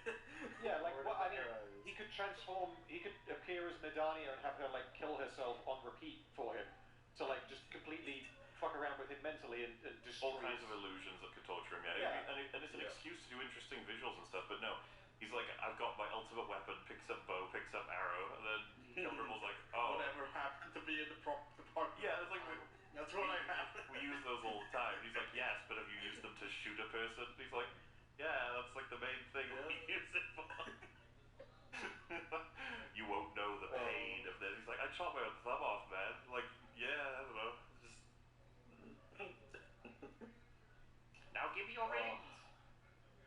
Yeah, he's basically he shoots him with rings, and then he's like, "Oh, you Brimbor, you shoots him with arrows, not rings." Was he Sonic? It's happening. No, this is. I told you this would happen. My brain's melting. Yeah. So we have to hurry before I just go! It's melting. Become a new character. So Anatar leans down and he's like, "Oh, look what you've done to yourself." And I'm like, "Stop! No one believes you when you say that." Brimbor, stop hitting yourself. So you shot me full of arrows, and you're like, "Oh, look what I did." Shut up, you retard! You did this. You shot me. You were. He's like, can we get past all that crap? Like, talk to me like a normal person. Jeez. I mean, they do chat a bit. Essentially, Celebrimbor says that the rings are out of his reach, and soon he will be too. He'll be fucking dead. There's nothing you can do about me then. Haha. And he reminisces a bit about, oh, it used to be really nice around here. I hear the birds on the river, and it's a pity that you've silenced them, and you're just a big fucking jerk. But Celebrimbor says, namely, that actually, Sauron, you are a prisoner to those rings. Those rings are like controlling you. You've sort of like deceived yourself in a way. And he calls Anatar the Shadow of Morgoth, which obviously upsets Anatar a lot. He fucking hates Morgoth a lot. And he turns around and he's like, and he stabs Celebrimbor with a spear. Yeah, he says there are ways of keeping you alive. You have to teach you that fucking craft as well or whatever, and then proceeds to immediately fucking kill him. Well, he made him angry, so he didn't come to that. He got big mad, fucking triggered, and we killed him immediately. He doesn't like being. What? It's like a really stupid move to not keep him Yeah. alive. Remarkably He stupid. made him angry. He called him Shadow of Morgoth. Pathetic. They're banking on him baiting him into killing himself. That obviously has happened in other films. I can't think of examples off the top of my head. But doing that with Sauron? What was Sauron in South Park? I'm like, wait, what? When did that happen? Sauron would not be fucking triggered and fall for this shit. Like, well, you wouldn't think so. Like, because we see him get emotional every now and then, but not. He shouldn't really. Yeah. So I don't know if it's that he's really dumb or that he's acting out of character. I think it's that he's really dumb. But what was the He's an emotional retard, is what it is. Yes. What was the Jurassic Park reference though? I can't remember, honestly. I don't know. I think it was something about a velociraptor. The point is that Celebrimbor, he's gonna die here. It's very sad. What a He also die in Jurassic Park, so that might be the link. Oh, there we go. We got it. We unlocked the code or something.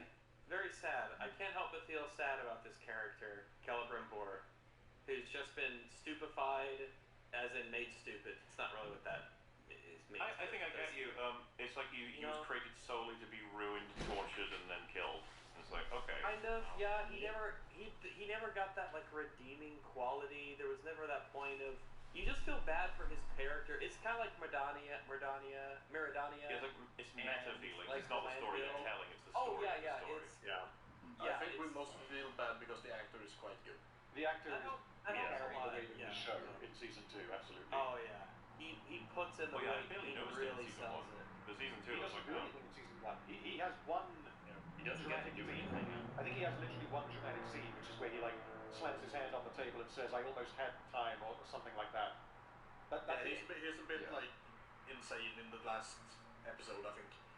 But it's a lot less dramatic than all the stuff he's had to do in this season. So, he's well suited for the role. I guess he's a very good actor.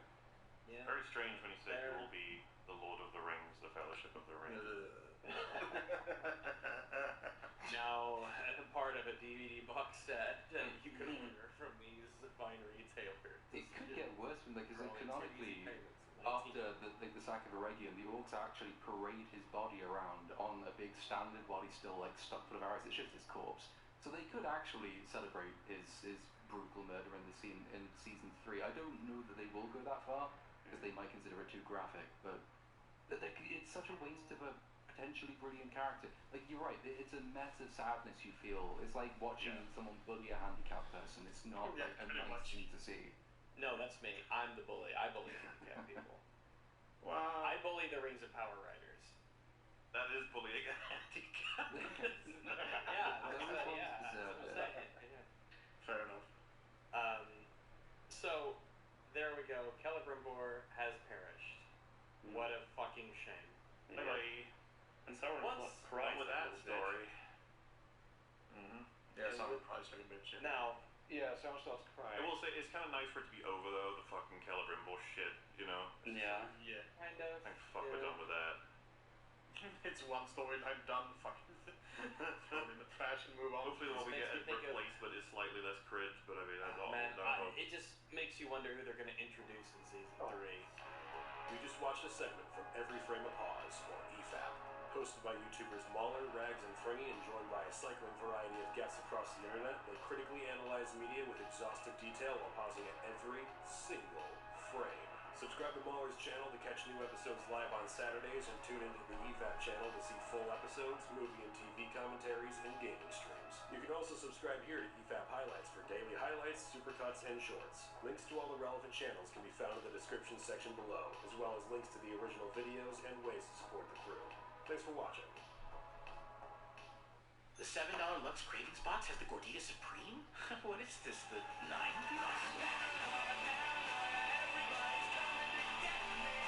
The $7 Lux Cravings box. Only at Taco Bell. Ooh, yeah.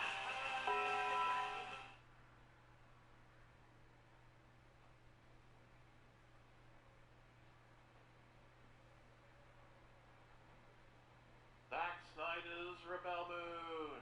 Rebel Moon. Oh, Rebel Moon. We have arrived Wow. at the Rebel Moon. His new magnum opus? Yes. Question mark? Yes. There's no It's question. Magnum something. The new greatest film ever made. I'm waiting for this for forever, I'd say. Yeah, no, it's pretty exciting. I mean, this is like the culmination of a decades-long journey. Yeah, I would argue that Rebel Moon. when we heard of Zack Snyder, we were like, when do we get to have something like a Rebel Moon, like an original? When do we get his mature take on Star Wars? You know, like science fiction. Oh, dude, I'm adventure, so tired of Child Wars. That's what we call it because it's so childish. And Yeah, immature. you know, it's Disney Star Wars is bad. This is Netflix, which means something really significant. Yeah, that means that it's good, I think. Netflix, yes.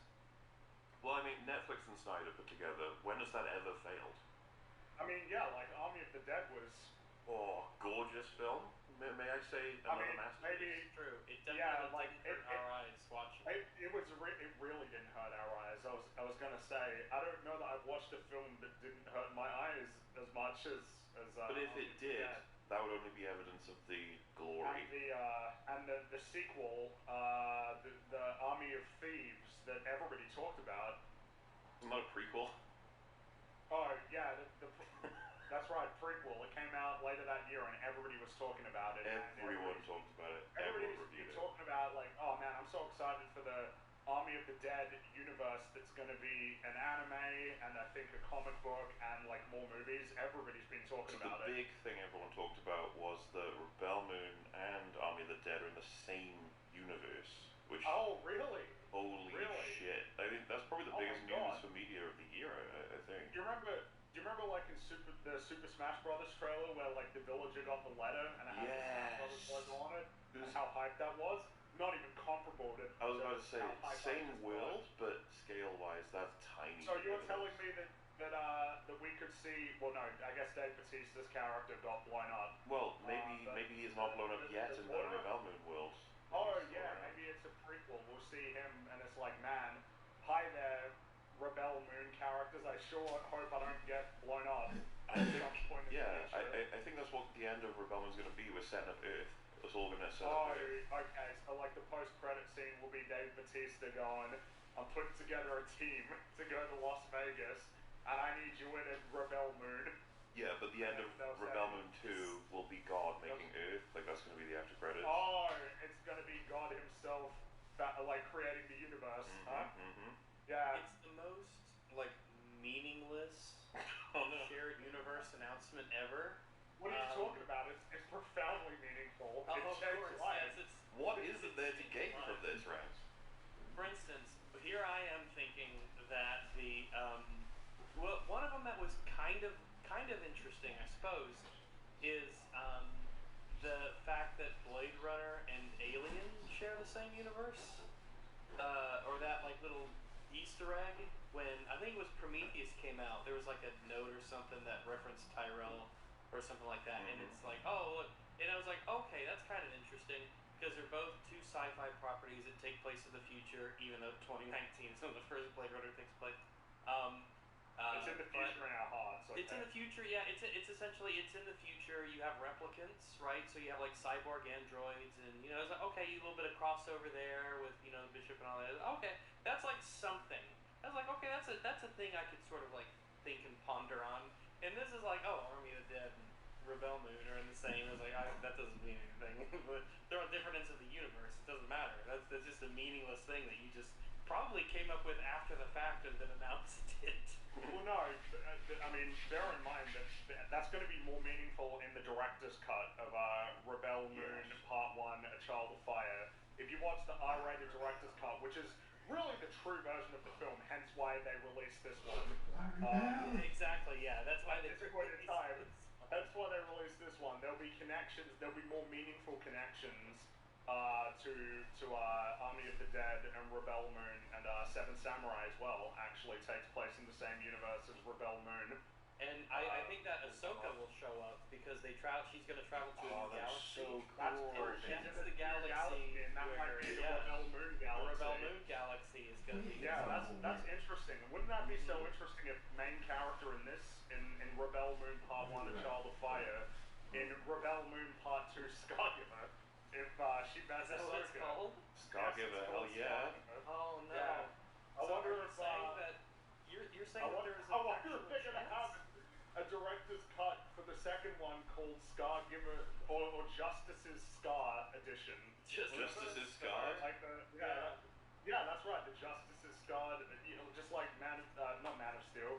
The final film in the Man of Steel Justice League trilogy, Justice League Justice's Grey edition, true version.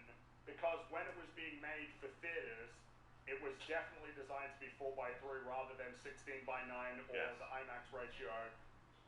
I've got a question.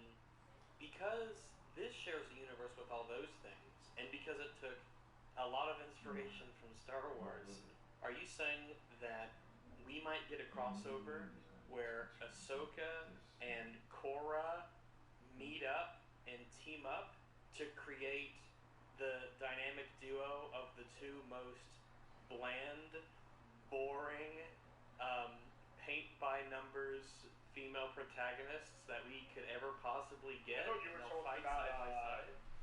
Korra from The Legend of Korra. I didn't realize Rebel Moon took place in the Avatar The Last Rebel Moon does take place in the She is Avatar indeed cinematic called universe. Korra. Oh, well that makes sense, because Netflix is doing a live-action adaptation of Avatar The Last Airbender. So many shared universes. I can't hold all these shared universes. Are there any universes that aren't over. shared?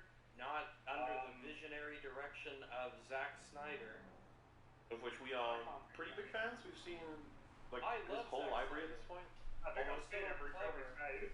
Oh wait, I haven't seen Dawn of the Dead, the one that I hear. Have you is seen probably Legends the of best. Ga'Hoole? I haven't seen that one. Okay, so I've seen the majority of his filmography. Elijah Wood, he's our Lord of the Rings connection. Elijah Wood was the voice of the protagonist in Guardians of Ga'Hoole. Interesting. Quest So for the you're Black saying Pearl that or whatever. Rebel Moon is part of the Lord of the Rings universe? Yes, it's Upper Earth. Yeah. If I'm scrolling through the Silmarillion, it will mention Rebel Moon. Oh, Yes, if you easily. scroll through the Silmarillion, it will talk about Korra and the Astro Militaris And the moon that was rebelling. and the Rebel Moon. Yeah. There was a Loyal Moon and a Rebel Moon. Well, I imagine there's got to be more than one Loyal Moon and more than one Rebel Moon. But I guess somebody's got to be paying for all these it's the spaceships. first moon that rebelled. I feel like it would be called Rebel Moons if there was more than one. I don't think Zach would lie to us like this. He would let us know. Ooh, maybe that's the sequel, Rebel Moon. Well, remember the sequel after because I think the plan is that there's going to be like a trilogy. But remember, part 1 and part 2 is not like 2 out of 3. That's like 1. So it'd be a trilogy of sequels, I think. So there'd be like a trilogy of sequels. So like so I imagine it'd be Rebel Moon 2 Part 1, whatever it's called. Maybe Scar taketh them back. Take us back. Scar Taker, that's cool. Ooh, I will take the scar that you gave. Part 2, I don't know, like an elderly man of water. Elder Scars. Because it's like it rhymes. The Elder Scars Skyrim. The Elder Scars is some like ancient being. The Elder Scars like know all of what happened. They're ancient scars. They're like a it'd scar be so awesome and cool. And legs in the face. But if he doesn't do that, if he doesn't end up doing it, it wasn't cool. But if he does do it, that'd be so cool.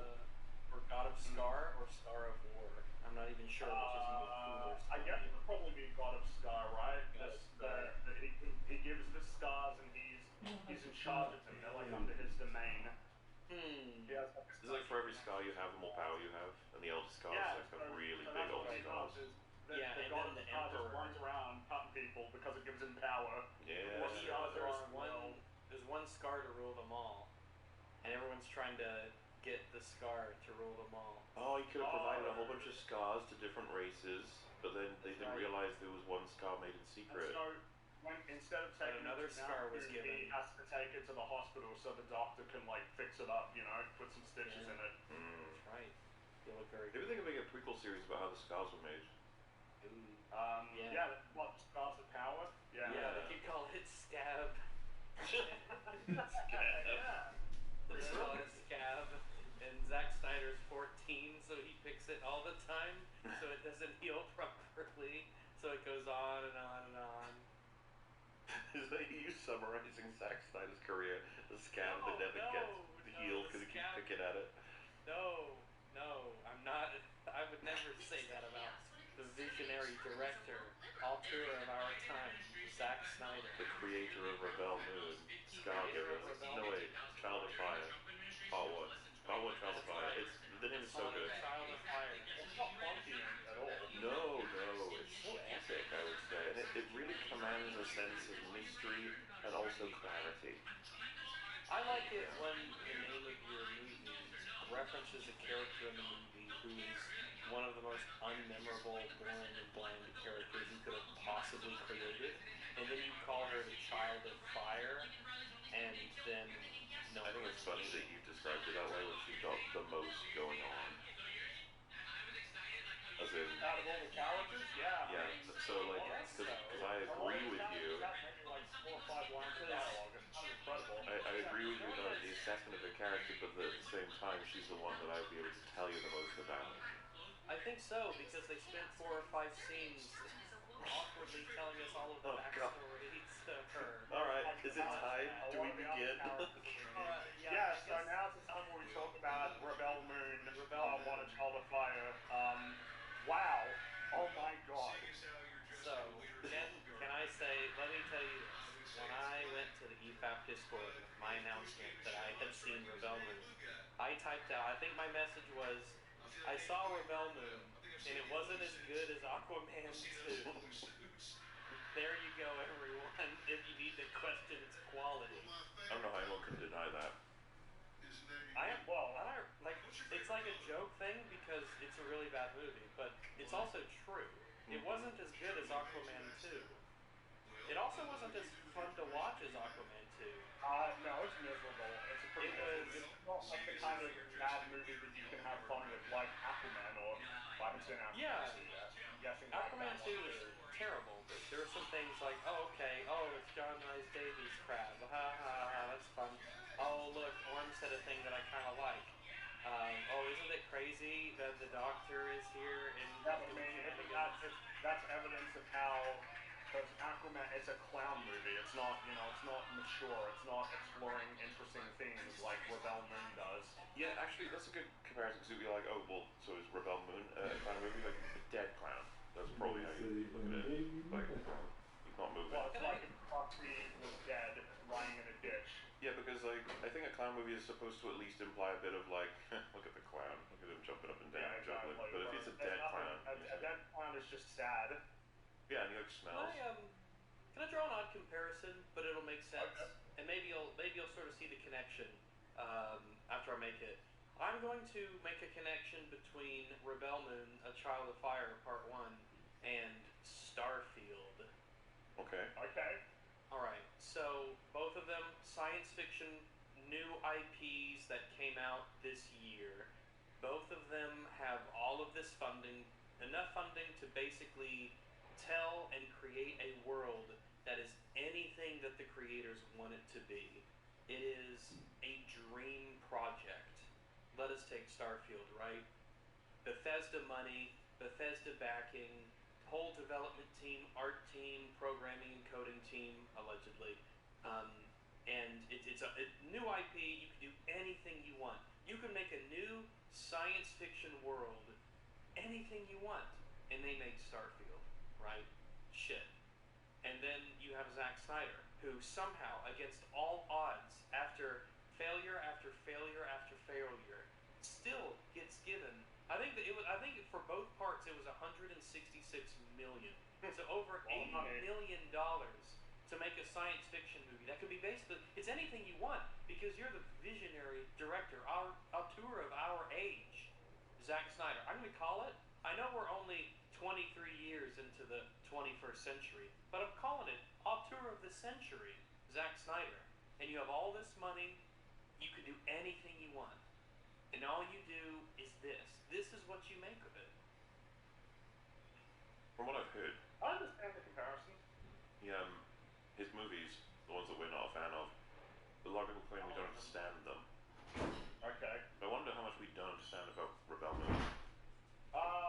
Maybe that will become apparent with time. Yeah, If you're in the comments section, tell us what we did not understand about Rebel Moon, because I need to know. I need to understand why this man keeps being given just millions and millions of dollars to make projects like that are terrible. I need to know. I need to know the secret. I think it was the trailer for Rogue One where she says, "You're a rebellion, I rebel," or something like that. Why didn't she say I rebel Moon? That reason why Rogue One didn't make more $1 billion, okay? Because obviously they're set in the same universe. Yes, absolutely, yeah. This is a Star War, so... Well, I believe Rebel Moon began as him trying to pitch a Star Wars movie to shortly after. Really? Is that actually true, or you mean...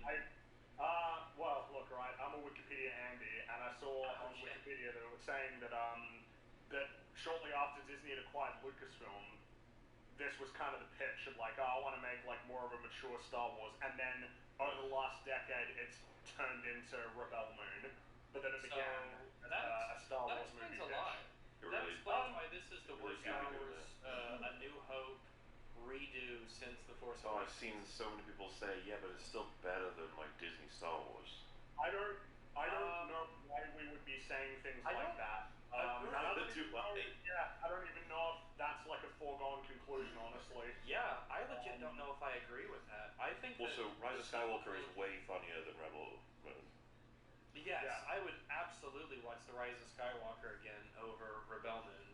And there are some things that are good. The Last Jedi has a lot of nice shots, which is something that I can't say for Rebel Moon compared to a lot of Snyder's older work, honestly. I don't know what it is. Army of the Dead and Rebel Moon are like his worst looking films, I would say. Easily. I don't know what like and of course the interesting little factoid is that he's the cinematographer on Army of the Dead and Rebel Moon, whereas he had cinematographers for his other films. Is that something you can get a degree in? Is that a thing that like like photography or something Well, like that? the thing Some is sort of that application for that? you look at basically any film ever made, there is a cinematographer, and they're usually not the director. They're someone else. Yeah. There's someone, a dedicated cinematographer. Which makes sense. Yeah, it does make sense. They're focused entirely on when and where to get those shots in, and it's just so funny to know that what technology to use, what cameras, how to set everything up.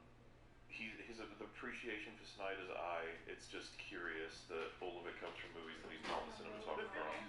The thing is, I'm happy to give him that because he's the director. If we assume that you are ultimately responsible for everything that's creative about your project, you're responsible for getting the right people to realize your vision with clarity. But I do find it really bizarre and interesting that the films of his that really don't look nice at all are the ones that he was a cinematographer for.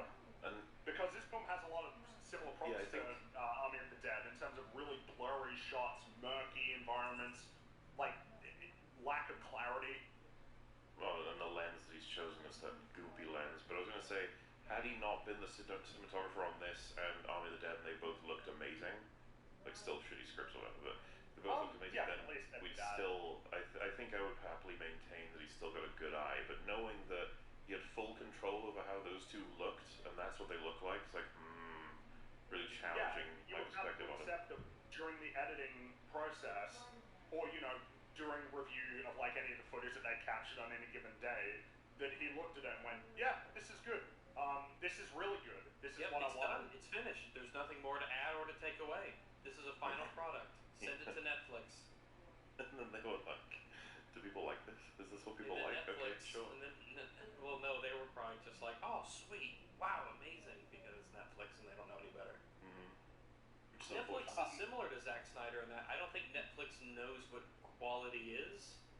Netflix is really unreliable. It feels like Netflix's strategy for things is throwing darts while blindfolded, and sometimes they land, and plenty of times they don't. Whereas, maybe like, 8 or 9 years ago, well, it seems like 8 or 9 years ago, Netflix had a perception of being quality, because a lot of their original stuff was quality. But now, it feels like the opposite is the case. Netflix kind of has like a trashy reputation. Diamonds in the rough a lot of the time. Exactly. Incredibly inconsistent and unreliable. So there was, I think that if you just, Zack Snyder is worse than randomness, I think. Oh yeah. Which is he's worse than randomness. Yeah. Netflix just gave just whatever projects to whatever people. Like, you'll get bangers, and they do. And Ronald the Hobo will come up with something more sensical as a story than Zack. Well, we've made the comparison before. Dave Filoni is he's what an 11 or 12-year-old would create in terms of just sort of throwing all their toys together. Of and then there's Ahsoka, my OC, and she comes in and she's like whoosh whoosh and using her lightsabers, and that's so cool. And Snyder's like an edgy teenager. That's where he's at. Oh yeah, he would take one of the toys and be like, and then they die. Exactly, and what that represents is this really lame concept. Like that he thinks his ideas are incredibly profound when they're pretty rote and basic. Wait, is that the right word? Rote? Yeah. What does that mean? That sounds like it could be a word. I don't know how to spell like it's been done before almost. Oh no, okay, it is wait, rote, R-O-T-E, a mechanical or habitual repetition of something to be learned. I'm sorry, now I'm fixated on whether or not, I don't even know if that's wow, I learn something new every day, but I don't know if that's the point being is that the ideas aren't nearly as profound as he seems to think they are. They're just not that interesting. The driving ideas of the idea of oh fuck, do we want to retable the conversation about the DC Snyder films, or do we just want to move on? There's nothing profound in them. No, but isn't it interesting? You see Paradise Lost and the painting with the demons coming from the sky, like the parademons. See, because they've got wings too, and that's pretty clever. And isn't it interesting to think about Superman as a god entity rather than as a man who grew up on Earth and is a human being in all the ways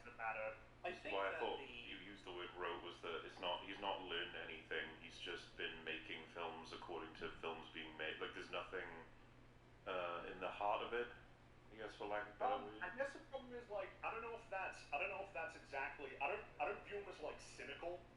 Though I think I'm starting to move more towards cynical because I feel like we're getting further and further from the films that he's made that I kind of like. Yeah. Like I like 300. I like that movie. There's something to it to like. Yeah, I don't blame anyone for liking that. Yeah. It's been a long time since 300. Well, it's easy to imagine why people like 300. Like I remember when it came out, and it was very, it was cool and edgy, and it had that, it had a lot of stylism. Stylism. I guess it'd be something that's worth noting is that that's based on a graphic novel. Watchmen, same deal. Meanwhile, like Sucker Punch, that's an original idea. And obviously, Army of the Dead, and now Rebel Moon is an original idea, ostensibly. And I don't know. What do you think about the idea that? What do you think about the idea that Zack Snyder is spoiled? I think he is overrated for sure. Like he's sort of been given way too many chances and too much approval by too many people online who see his that's work. an interesting one, right? Michael Bay is not viewed well critically, but his films are successful. He is a consistently successful filmmaker, though the last few films have struggled more. But like The Rock, Armageddon, Bad Boys, Transformers, these are all really successful films. They made a lot of money. Snyder's not as reliably bankable. Sucker Punch was a massive bomb. Man of Steel, like $200 million budget, $600 million, box office. I mean, you made your money back. This is Superman. This is our big thing. This is a really big deal. Yeah. Man of Steel, big Superman movie. Batman v Superman is a box office disappointment. The expectation was that film was going to make $1 billion, and it didn't. And then Justice League, obviously that's way more complicated because it's in some sense it's not his film. But Army of the Dead, it was successful, I think, on Netflix by its metrics, but in terms of its cultural impact, non-existent, more or less. Was it successful on Netflix? It's been successful, I think, in terms of the amount of people who watched it when it came out. But again, cultural footprint. It's like a new thing comes out, everyone sees it, or everyone is like, I've got Netflix. Well, of course, there was I'll lots look of at it, meta to that beyond just whether or not someone wants to see a film. Like the way they tried to sell it is, I don't know. It's kind of interesting. But I guess what I'm saying is, he's not that profitable as a director. It's funny. I was on FNT and somebody said he makes Michael Bay look good. And I was like, well, that's not even Michael Bay is like. Michael Bay has talent that exists in his filmmaking. He can get you an arc, a pretty simple one. You get characters that bounce off each other because they don't have different values. At least in his earlier films were very technically impressive as well in terms of the amount of coordination that would have gone into the shots that he did. Special effects, Transformers was really groundbreaking. And of course he made The Rock, which is just a downright good film. It's a good movie with things to say. Yeah, I'm a big fan of The Rock. It says them in a mature and emotional way. And then there's more artistry in the shower shootout of The Rock than the entirety of Rebellion or anything Zack Snyder's made. So sometimes it is shocking to think that Michael Bay was behind that shower scene. It's very why? So for anyone who hasn't seen it before, it's give off the wrong perspective by saying the shower scene. It's a room that is the showers, but there's nothing to fucking do with showering. Let's just put it that way. It's a very effective scene. It's really most iconic scene in The Rock, hyper influential. Like Modern Warfare 2, the Gulag was certain portions were heavily inspired by that. It's an actually interesting scene in a film that's kind of interesting for what Michael Bay would typically be viewed as making. I mean, Michael Bay's made a lot of bad films, right? He really has. But again, it's like, I don't think I draw as much of a comparison between like him and Zack Snyder. I feel like they're different. They represent different things. No, I'm with you. I don't really see the connection at all. Michael Bay things that you wouldn't want to take away from him. I always thought his reputation was. Doesn't have anything worth taking away. I always thought his reputation was he'll entertain you, but it's not going to be much substance. Like that's Michael Bay's I think the big thing in his favor is he knows what he's making, and he's not ashamed of that. He knows what kind of films he's making, whereas Snyder's more pretentious. I've never been convinced that Snyder understands storytelling. I just don't think he does. I agree. Again, think to come back to he's that comment on him saying he's wrote, it's like he understands, I don't know, start, middle, end. Not even really, just the events happen, and then they progress, and then you have some kind of action scene, like an end and credits. Like, I feel like he understands very mechanically film in some way, shape, or form. Not really the why, in a sense. Like, why... Pretty much anything to do with, like, if I said the heart and soul behind it, it's like, it's just none of that. He makes sort of like the daydream version of a movie, where if you're just idly sitting around imagining scenes in your head, that's just the film he makes.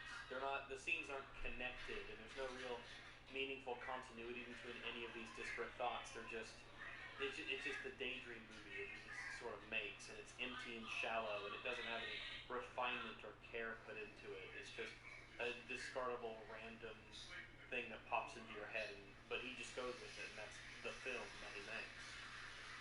But I do agree.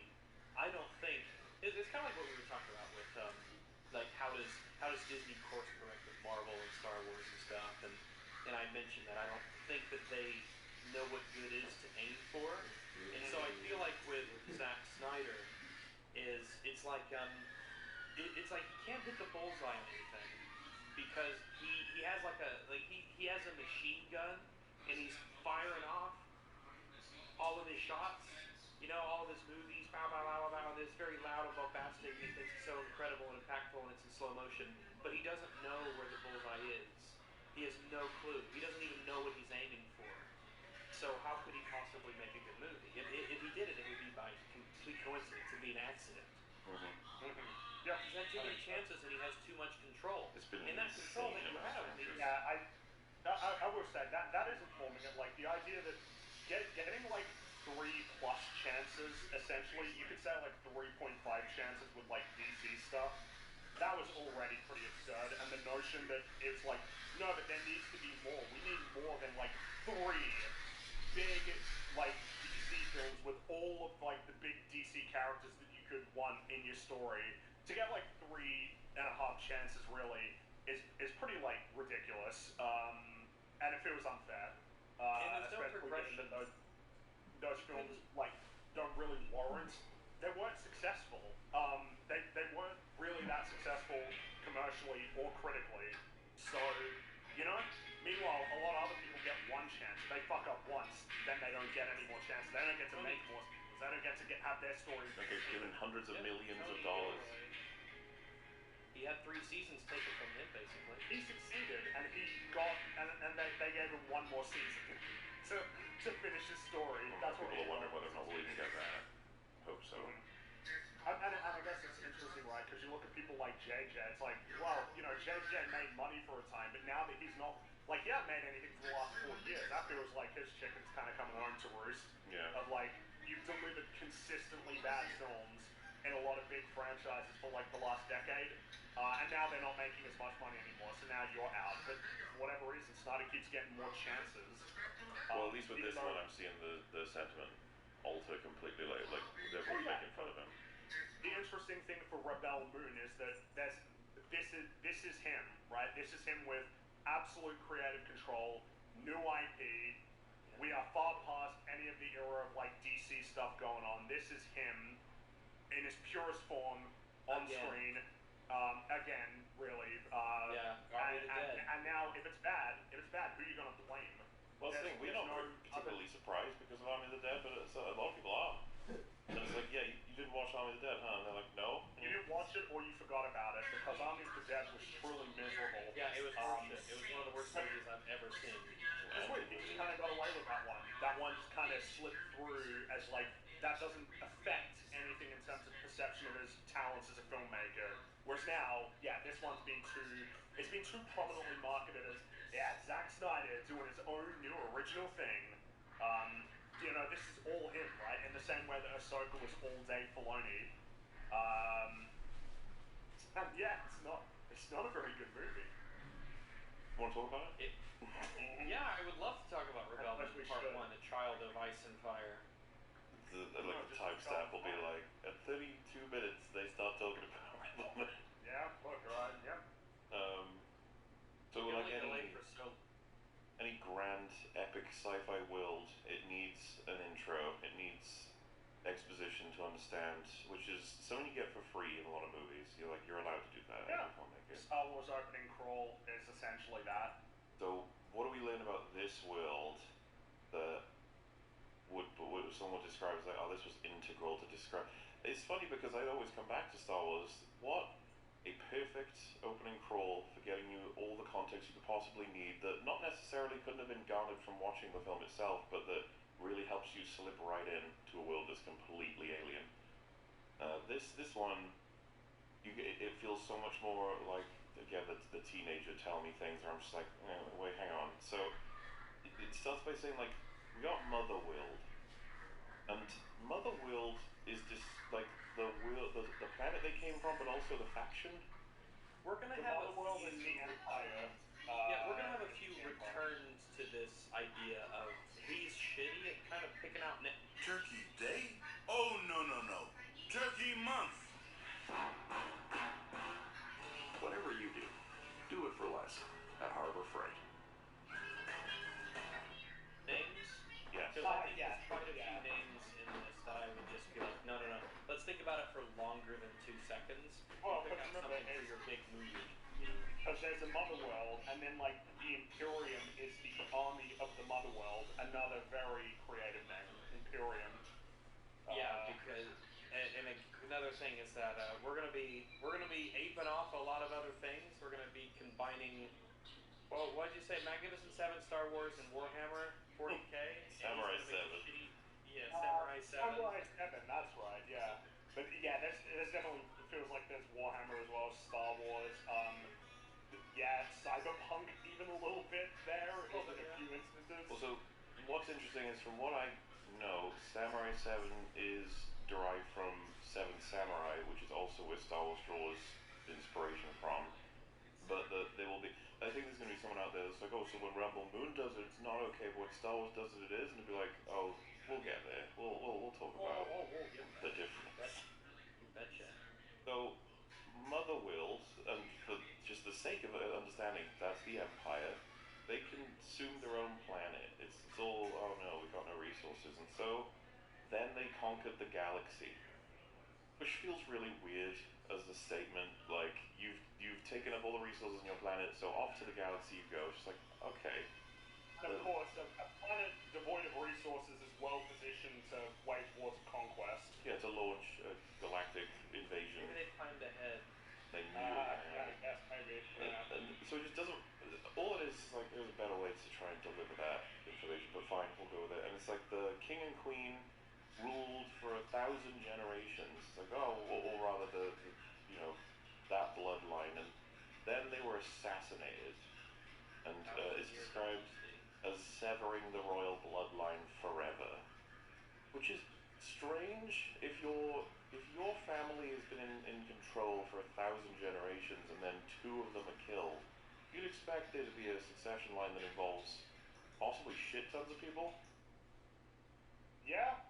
Like, they don't say that, like, there was no other family members or that there was just one person who could, that sort of thing. It's more so just accepted that, like, yep, those 2 died and that was that. It's like, oh, maybe they'll explain more of this in the future Rebel Moon installments. Or, yeah, either in the sequel or the director's cut that you have to see.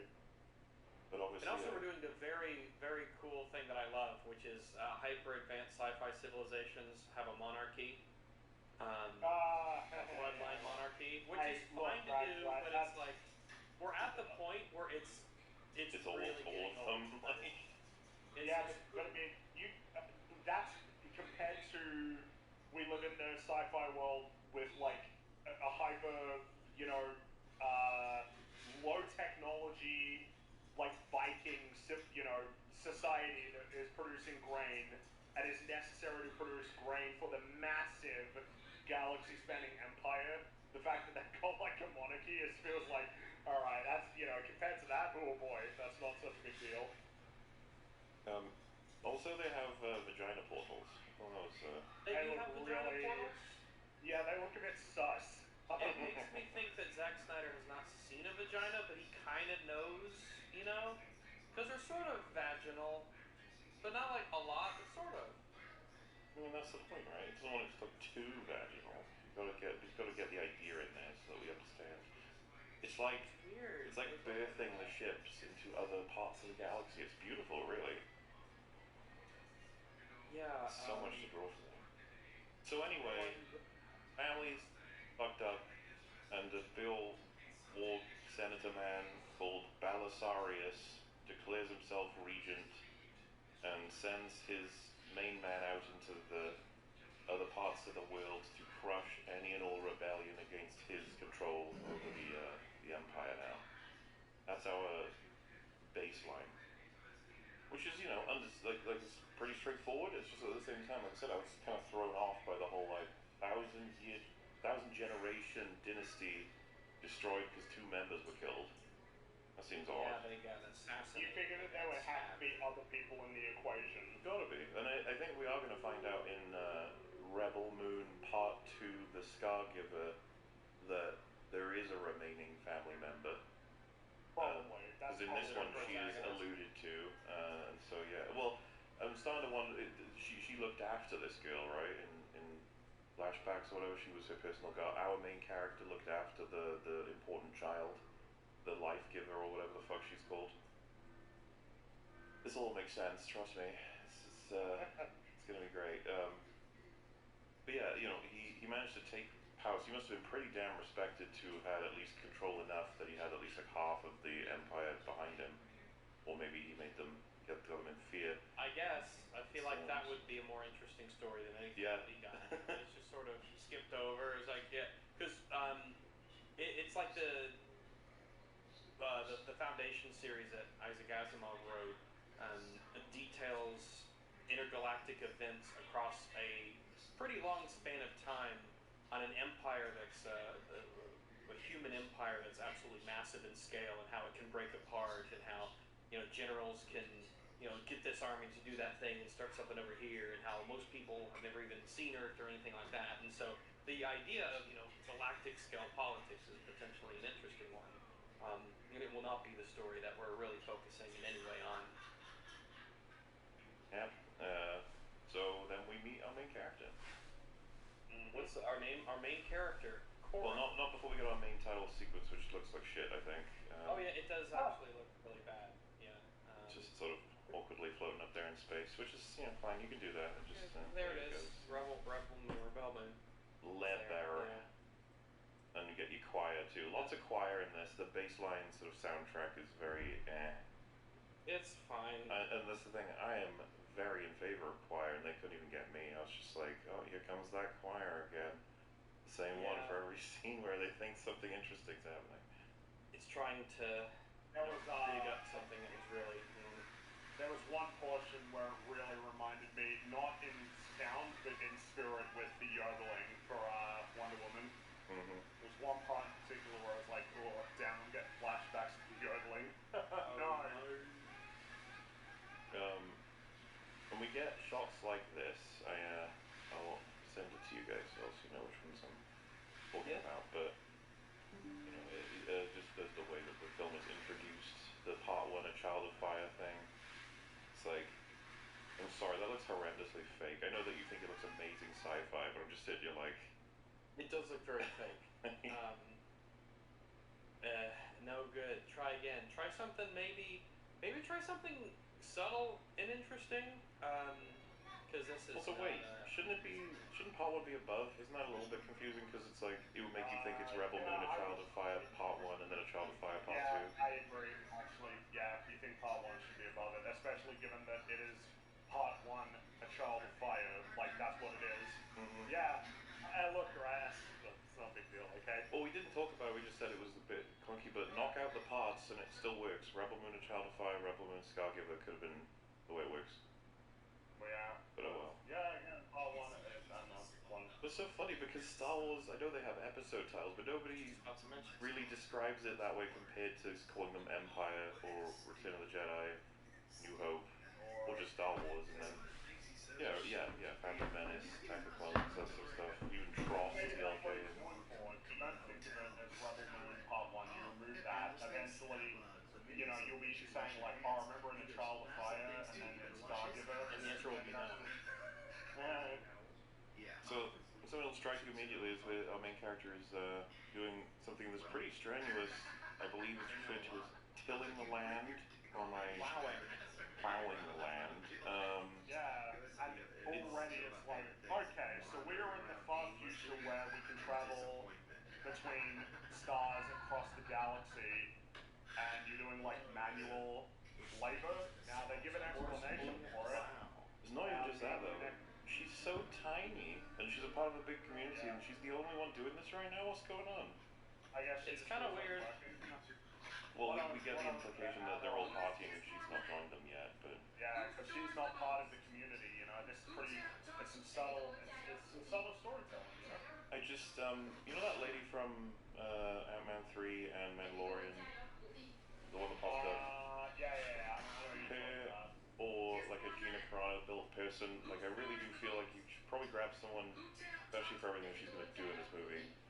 Like I think I saw someone describing it. She's like 5'5" in real life as well, or something. She's like Galadriel. But she's just this tiny. At least Galadriel's an elf. At least you have that. I guess. But the regular person. Yeah, she doesn't have any enhancements, powers, history, or species benefits. She's just a tiny twig human. You'd be like, yeah, well, she has military training. Military, that doesn't. Like, knowing things doesn't make your muscles bigger. It just doesn't. You could make your muscles bigger by knowing things. But obviously, you know, there's not much the actress can do to hide the fact that she's a very, very, very tiny lady. It's just, her role in this film is to be quite strong. Like I said, fine with training and aspects that come with that. It's going to be awkward when she's doing heavy lifting / strength requirement things and beating people up with a lot of raw strength. Though. It was talked about, but like, we saw Extraction 2. It's quite a good moment with a girl having to beat some guys in that. She had It's to fight pretty two damn guys. difficult. She had to get into hand-to-hand combat with two guys in a train car. And I think it was in like the conductor's compartment of a train. And boy, it was tough. Yeah, She came into that fight. She was bruised, and she'd taken a beating. And she had to work really hard to get those guys down. And I really, really appreciate that they showed that. Yes, indeed. It wasn't just an easy, I'm just gonna beat you, and blur. Then she grabs a bit of the soil and does a sniff, which is I think supposed to be like You do that, don't you? You often give the soil a little sniff. Little sniff, yeah, sometimes. Little sniff. Little sniff. Yum. You gotta sniff it to make sure it's good for growing crops. Exactly. It tells us a lot about her, that she is just happy to be a person who's got a nice place to be. She's got a history, so it's going to be revealed gradually. She's It's going to be revealed gradually and eloquently. yeah, you could call her a child of fire, I would say. She's a child of fire. Right now she's a child of dirt, but she will become a child of fire because she is a child of fire. Mm-hmm. Yep. So, yeah, anyway, the guy man comes. Guy from Haunting of Hill House. I forget his name. He's also in Game of Thrones. Right. But yeah, Steve. Yes, we can call him Steve with ease. Let's just call him Steve. I feel like Steve is appropriate as well because he is very much just an average kind of guy. Well, he is like if Steve from Hill House dropped in here and had to deal with all of this. It's like, yeah. I'm gonna be reasonable. He probably is the best character in the film, I guess. I think so. I'd say so. Which is obviously very loose, but yeah, they go back to the little party place, and we find out it's like mating season, and the harvest will be better if everybody fucks. That's what MODOK says. Who is These are very superstitious people. Yeah. Well, he says we have to offer a sacrifice. Go home and fuck tonight so that the crops grow. Exactly, and he's here with his very real beard. Oh, by the way, just again, they're basically Norse. They're like a Norse Viking like village.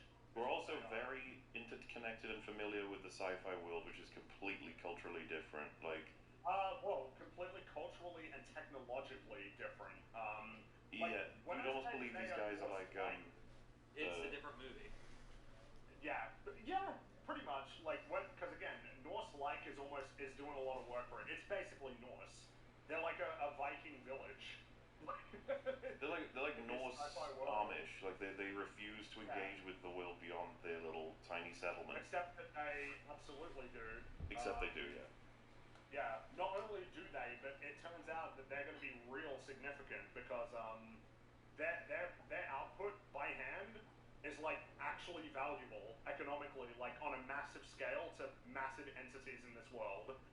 Valuable, Franny, to the point that the primary villainous faction and the primary rebellious faction both try to receive grain from this. From a small village of maybe what, 2,000 Vikings. 2,000? Like 50 at most. Well, I'm assuming that there might be other people who live in the village. It's small. Yeah, that's why I said the number that high. Yeah. People walk across the village in like 3 minutes by foot. It's tiny, and apparently they have enough grain output by hand that it's actually economically valuable to industrialize civilization. It's This is what you would call bad world building. This is absurd. They're so minuscule. There's no fucking way that they would. It's so funny. There's a planet for mining cobalt that they established in this, but there's not a planet for farming food. There's agriculture. There's no agricultural worlds. There's no worlds dedicated to agriculture. Especially if there are, planets that potentially have incredibly fertile soil. You imagine that, and if this is like a thousands of years old empire that's like charted massive swaths of the galaxy, you figure that this is a problem that they would have figured out, like of making sure that they've actually got enough food to feed themselves to where a small village is irrelevant. A small village making their output. It's not even worth going there. Remember, in their words, was only about enough, just enough to feed themselves, because it was something like 10,000 of whatever the unit of measurement was, is what they needed. Bushels, yeah. Every year. Which, by the and way, they could make 12,000. bushels need to be processed. You can't just. The raw food amount. Yeah. But I guess the thing to lay out is they can only make just enough to feed their tiny village, yet the empire, like the motherworld, are like pretty fixated on exploiting them for enough to feed what? Well, yeah, to the point in where their words, like 1,000 people in a year. To the point where the equivalent of Darth Vader visits in order to get this place going. Which, by the way, he is incredibly. He's not just some random. Maybe we're jumping ahead. We should probably slow down, actually. We'll get there. We'll get there. It won't take long to actually get to that thing because most of this stuff is fucking useless. Like, again, I want to appreciate MODOK as the leader of their village. It's nice to see him all the time. Yeah, Darren is dead. There's only MODOK. There's only bearded MODOK now. A really bad-looking beard too. Yeah, looks super fake. But he's a man of the land. That's why he has It's the not beard. the only fake beard we'll see. Yeah, there's plenty. Not actually. There's more than one. And then it's like, there's a guy who killed something that we're all eating, and he's interested in you. You should date him. And there's a particularly shitty line, and it's indicative of how bad. That was another thing that struck me in this. It's just like, God, I talk about it all the time. Whenever I'm watching something that has good dialogue, I'm always like, I feel safe, even if the story won't be good, because I can at least have those little bits along the way of like, we got some character work here. You know, like What Killed the Dinosaurs, The Ice Age. Like, I'm like, that's such good dialogue that I'll be safe for the whole movie. Meanwhile, it's like she says it's quite impressive, and then the guy next to her, who I guess is the one that took her in, it's like, what is the animal, or? And then he looks over at the guy, and it focuses on him, and then the unfocuses, comes back to her, he turns back around, and he goes, the hunter, and it's like, I figured that. Like, why did you make that so explicit? And it's funny in retrospect because it doesn't fucking matter. He's gone for the rest of the movie, this character. Yeah, you might think that he's our Gaston type character, but no, he's just not a part of the movie. Yeah, I think that for a lot of characters we get introduced to in the first act, they're going to be important only for themselves. Maybe they will be in part 2, bro. I mean, it turns out, honestly, that no one's important. Well, except for main lady. Cora. She's gonna be great. Yeah, that's right, Cora. Yeah. If you're making a movie or a story and you need a name for your lady protagonist, gee, fucking Christ, don't call her Cora. Never call her Cora. Stop. How many Coras have you come across? It's just like, it seems like that like basic kind of name that you give a character. Just don't, It annoys me. Frankie, do you take issue with the name Cora? Well, I can only think of 3. Because there's Cora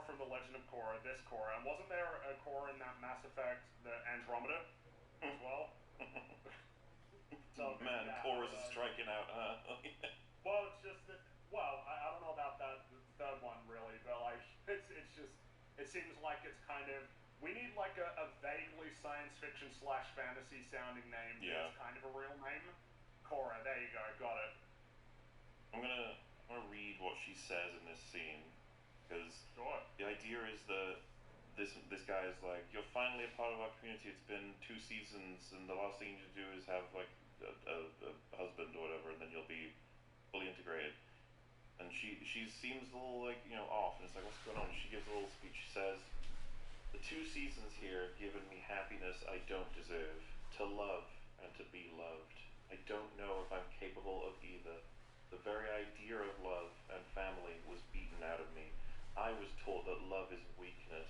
I don't know that will ever change. Sad face. Yes, when I saw that, I was stunned. I couldn't believe that we were actually doing a massive exposition dump to explain every facet of this character, or at least super duper essential ones in the most plain text possible. What, 10 minutes into the film at this Yeah, point? so 10 minutes in, and we knew exactly what we were I was in for. stunned. Oh boy. I was actually kind of, I was shocked. That was unbelievable. Talked about it before, but lines like that's supposed to be said by us, or people like us, not the characters. Yeah, or, at most, she says it near the end of the film after we've had all of this available to us and made, like, to where we could know this about her because of what we've seen happen in the film. But I don't know who she is, and she's Why openly is she declared. behaving like this? She's Why is she openly acting declared this way? this character that probably would know a lot of these things anyway. It's really for us, so we know everything that there is to know about her. We haven't met the bad guys yet, but I was already like, when you say like they teach you that love is weakness, like, oh god, they're that kind of bad guy. At this point, you figure it's like, oh, so she was part of the bad guys, and she. And the bad guys are cringe. Yeah, and Bad guys the are bad mega guys are like super hyper, like cartoonishly evil. Oh yeah, as we'll find out. And again, this is another one of my pet peeves for fiction writing. It turns out that in the real world, we figured out how to have really good soldiers, and it's not to like beat the love out of them, and to make sure they don't care about anything around them. Turns out that soldiers, being human beings, you should treat them well and invest in their emotional well-being and teach them teamwork and resilience and to fight for things they care for. It turns out this is actually seems to be the optimum way to train soldiers, as many thousands of years of human experimentation have done. But that's not edgy. That's not cool. No, we have to have. We'd be told not to love anything, and that love is weakness, and you have to have hatred and violence and all that stuff. I was like, oh, okay, all right. Okay, well, that's not very interesting. Okay, well, I'm sure you think that's very cool, Zach. All right, well, fair enough. Yeah, it was just like, well, that's what we're in for. Great. Yep. Yeah. Here we go, boys. So it was at this point when I was watching it, and when Free was watching it for the first time, we both said the same thing, which is, so how long till this village gets attacked? Yeah, Yep. and then This was a shockingly predictable movie. Just so we're all clear.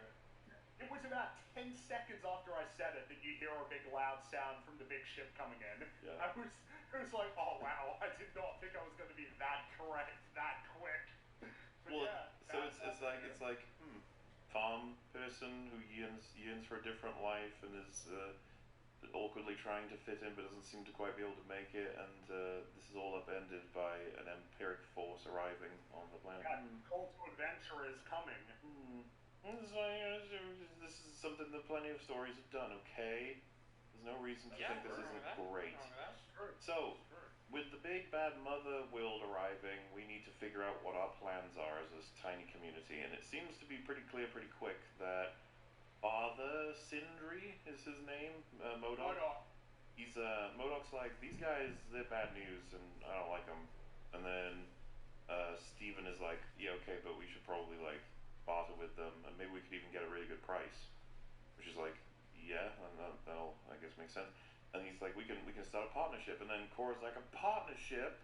These guys destroy everything. Wah, wah, wah, wah, wah. Which in retrospect now, I was thinking like, isn't that interesting, the fact that none of them care that she knows them well? Yeah, you would think that a lot of them would be, because I think the read you meant to have is that nobody knows that much about her. Like, she's around and everything, but then a whole lot She's about been her. here So for 2 seasons, though. that's Yeah, which we don't know how long a season is still. I'm not It's sure. either half a year or 2 years. So, the point being that there should be two reactions. One reaction would be, the first thing they say is, Cora, you dealt with them. Like, what do we do? That would be reaction one, if they know that she's had a history with them. Or, if she says this, and they don't know she's had a history with them, it's like, wait, how do you know that? Like, what the fuck? There needs to be more of a reaction to what she said. Well, it gets weird because there is a scene to be had here that would be interesting, but we start getting too much like conflicting information because Steven's like sort of chastised by MODOK by being like, "You sold grain to the enemies of the Motherworld. Imagine what they'll do to us if they find that out." And it's like, wait, so is your position that we shouldn't sell to them because we just shouldn't because they're evil? Or that we shouldn't sell to them because, like, if they would discover that we've helped their enemies, that they might hurt us, or that we shouldn't deal with them at all because we've got no choice. They come in. So, what are we doing? What's the plan? And obviously, the straight up thing to me is just like they're so far advanced and there's so much more manpower that we should probably just do everything they say. And that's actually what Cora says: do everything they say, just don't volunteer anything.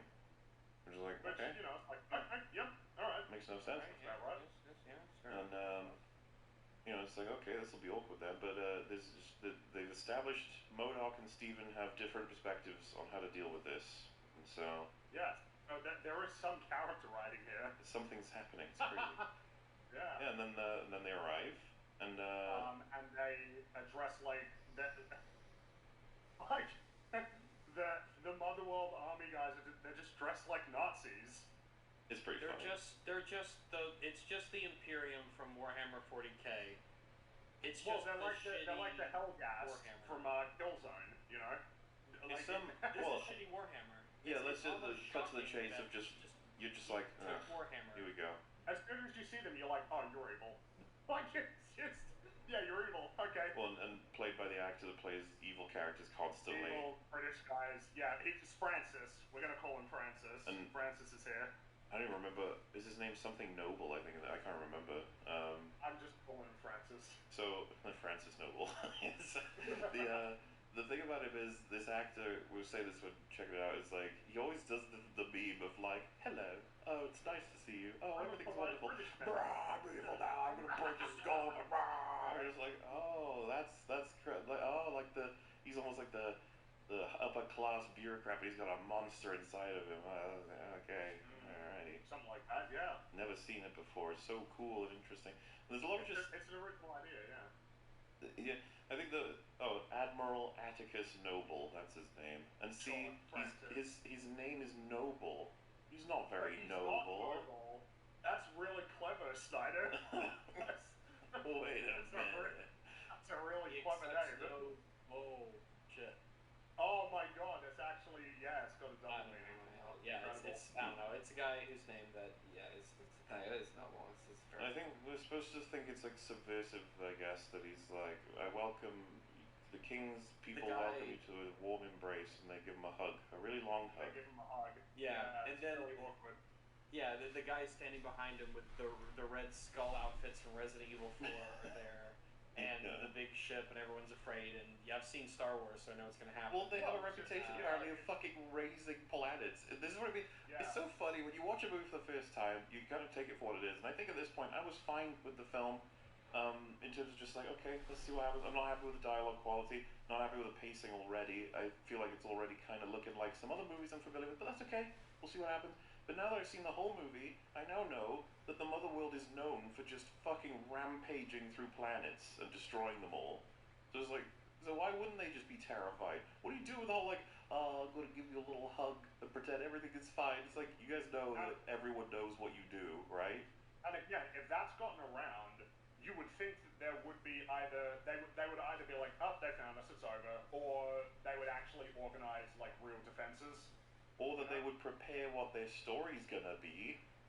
Yeah, like that they have a story prepared for when they inevitably show up. Mm-hmm. But no, they're just totally unprepared for them. And again, when you talk about like the first of many instances of a hyper clash between aesthetics of you've now got like your like Nordic village, your like Norse Amish Viking village with like a hyper industrialized Nazis. militarized space Nazis. And this is the first in many instances of these massively clashing visuals that are clearly just things that he's grabbed onto. It's all from stuck like other together. films. It's all just the storytelling visual vocabulary of other stories for like various different genres and different points in history, but This thrown movie together without has any no elegance. identity. No, Because it it's doesn't. it's a bunch of things that are just stuck together. Mm-hmm. So it doesn't feel like it has any identity of its own. It's just it's Oh, like yeah, there's nothing all here the about itself. free Unity store assets have been crammed together into this movie. So the game doesn't feel like it's its own thing. True. So, yeah, we're not going to cover like everything. I'll just sort of skip to the part that's interesting. Is that he's like, we want your grain. Let's have a partnership. And I think he explicitly mentions surplus near the beginning. We would like to have access to what you don't even use. And Sindri's like, well, I'm sorry, MODOK is like, we don't actually have any surplus. We actually barely have enough to feed our own. And the fact that you see that we've got really big fields that are clearly more than we could possibly feed for ourselves is actually evidence that the land is so bad, it's not fertile at all. We have to have these huge fields because so much of it dies, I guess is the logic. Yeah, the soil fertility is so low. That's why we have to plow so many. Also, me and Ryan are pretty shocked by this because it's like, oh, they can tell whether or not what you're saying is true. They can just go they can check. test. They can go like, oh, this is fertile soil. And then furthermore, you're like, why do you think they're here? They Also, believe I this don't even place know is if he's fertile. lying or not. I don't know if Sindri's lying or if he's telling the truth. Oh, he's lying. No, I think we're meant to conclude the soil is fallen. We're supposed to think that the place here is actually really bountiful and good, and that's part of the reason why the fucking mother world showed up. Is like, I took the wrong. Okay, then I took the wrong thing, but the right thing is worse. yes, it makes no fucking sense at all. This is they have lots of surplus grain, and they end up selling it yearly to different people. Remember, the last people they sold it to was the Blood Axe siblings. That's right. Yeah, that's right. That's the name of the rebel moon leaders is Blood Axe. Blood Axe. That's so fucking cringy. Yeah. Oh, but you like Luke Skywalker, don't you? They're the same. Skywalker is nothing like. Yeah, Skywalker's way better than Blood Axe. What the hell? No, that's how I feel. I'm just saying that's what someone's gonna say. Mm-hmm. So yeah, bold-faced lie from Sindri that I guess he's trying to do in order to it feels weird calling him Sindri actually because of the other Sindri that I really like. He is MODOK. I'm sorry. Well, my notes are all built with their actual character names. You should have made your notes with the meme names. You gotta use the meme names. It's true. Lady, you got Francis. Wouldn't it be fucking amazing if it was actually just MODOK? He was the floating machine thing. He's the leader of this village. And they're just Except now he's got a beard. He's got like he's got a beard made of like felt or something. And everyone treats it completely seriously. No one ever brings it up. It's like exactly. It's MODOK. So the first thing that strikes me is just like, why would he try lying so hard to people who are so destructive when the proof is literally around them? Like it's not so. They've got spaceships that can have it capable. We say this so many times. Interstellar travel. They can probably scan, all right, and that's probably why they're here. You can probably just look at it and they know.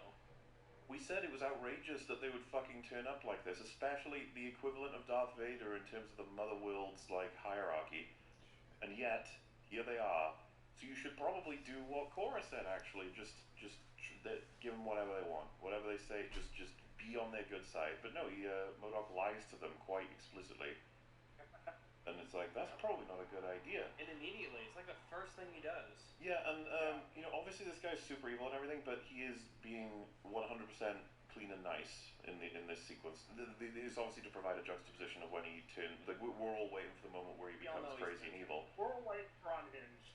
But until he does, you should probably treat him as though he is like a chill, happy dude. Everything's fine, right? But anyway, they get in, and Evilman notices that everyone here isn't exactly starving. And the fields look big and good. So what's going on? It doesn't really make sense. And it's so funny because it's just like, yeah, why did you say what you said, Modok? What the fuck have you done? Like, because now it's just he's gradually figuring it out. And then he's like, who's in control of the harvest? And it's Steven. He's like, maybe you can explain to me what's going on. Why am I so mistaken? And Steven clunkily basically says, yeah, we can sell you our surplus. And then bad guy's like, wait a minute, I thought you didn't have any, according to your leader over there. And then Steven's like, oh no, it's that we don't. I think we have enough to sell. He thinks we only have enough to take care of us in case there's a famine. Which lines up enough. Yeah, that's reasonable. I think this is totally reasonable. Like, unfortunately for them, Francis is unreasonable. Yeah, well, Francis basically says, so, like, this is insubordination, and that, you need to show your strength, and when someone's insubordinate, you gotta, and everyone's, like, freaking out, because it looks like he's gonna beat Steven to death. When it's pretty obvious, it's like, no, he's gonna kill Modok. Yeah, well, because, funny enough, there's a good version of all of this. So, yeah, he does a 180 flip, and instead of beating Steven, he beats Modok to death, and it's all very shocking. The funnier part of this is Modok's wife screams in pain and fear and runs to the body, and then she's cut down by a guy with a lightsaber. Yeah. But nobody else, did anything. Well, yeah, so this is the thing. Even if all these lads have lightsabers and guns that aren't currently active, and you've got a crowd of, 30 people in this room, if you just rush them, they're dead. Yep, pretty much. And they just slaughter their leader right in front of them. But, I'm not going to say it's impossible for them all to be so terrified they do nothing. It's like, okay, yeah, I guess so. Mm-hmm. I just thought, when they just cut down a grieving widow, it's just like, God, you guys are so evil. But whatever. The good vision, I would have said, at least somewhat, for a super evil character, is to make it clear that he wants Steven in charge because he's clearly the more reasonable one, and that we kill someone to make everyone afraid of us. And I thought that's what we were going to get. Just that's the normal thing, even for a cartoonishly evil faction, right? Which I don't like, but whatever. Well, a cartoonishly evil faction... No, I guess you said cartoonishly. Never mind. No, they're cartoonish. So then he, instead of doing anything that I could consider to be remotely, understandable, he says, how long will it take for the harvest to complete? Steven says, I think 9 months or 10 months. And then he says, oh, yeah, sorry. And then he'll be like, okay, I'll be back in 12, and I want... No, he wants 10 bushels. No, wait, 10 weeks and he wants 12 bushels. He says he'll be back in 10 and he wants 12,000 bushels or whatever. I think they create 12 and he wants 10. Oh, yeah, okay, so yeah. they can make it in 9 weeks. They can make it in 9 weeks, he's going to come back in 10, and he wants 10,000 bushels, and they can only make 12,000. Yeah, so he says, we'll starve if you do that, and then he's like, I don't give a fuck, and it's already just like, oh, fuck it. Already, it's they're cartoonishly evil and stupid. If they starve, they can't make What is the point? It's so stupid, And also, and now, to put it into perspective, we need 10,000, we're going to give you 12,000, and this is a town of what? Again, maybe 300 people? Why would they be here trying to get food that could only feed maybe 100 people for a year? With a minor amount of surplus, or at least just not enough, it wouldn't be significant. I'm trying to think of, how if you have to make this work, it's well, would there be many of these settlements, and that you send out many envoys from the Mother World to set up the deals, and so they're everywhere, right? There's potentially thousands of these exchanges happening. Okay, maybe I could buy that. But then it wouldn't be fucking Darth Vader showing up to this one. It would be just randoms that representative of the Mother World or whatever. Well, you're going to probably be like a bureaucrat or something. Well, what's funny is, you might expect watching this, oh, is there another reason they're here? No. No, they just want food. It's literally for a bit of food. They cross the galaxy on their teleportation devices with their massive battleship to get a little bit of food. To get some food. They establish at the beginning that if they sell to them, they will pay triple market value. That gets thrown out by the end of this scene because they killed Modok after they decided he was just too much of a liar, and now they just want to take all of their grain, letting them die. It's just what happened to the triple market value? Because I thought that was kind of a vaguely okay idea in terms of they'll like you if you pay triple, they'll probably exclusively sell to you, and then they can grow their operation. That all makes sense. Grow and grow and grow. Yeah, you're basically setting up a partnership with this village that they will grow lots of food for you, and you will buy it, and everyone gets what they want, and then they like you.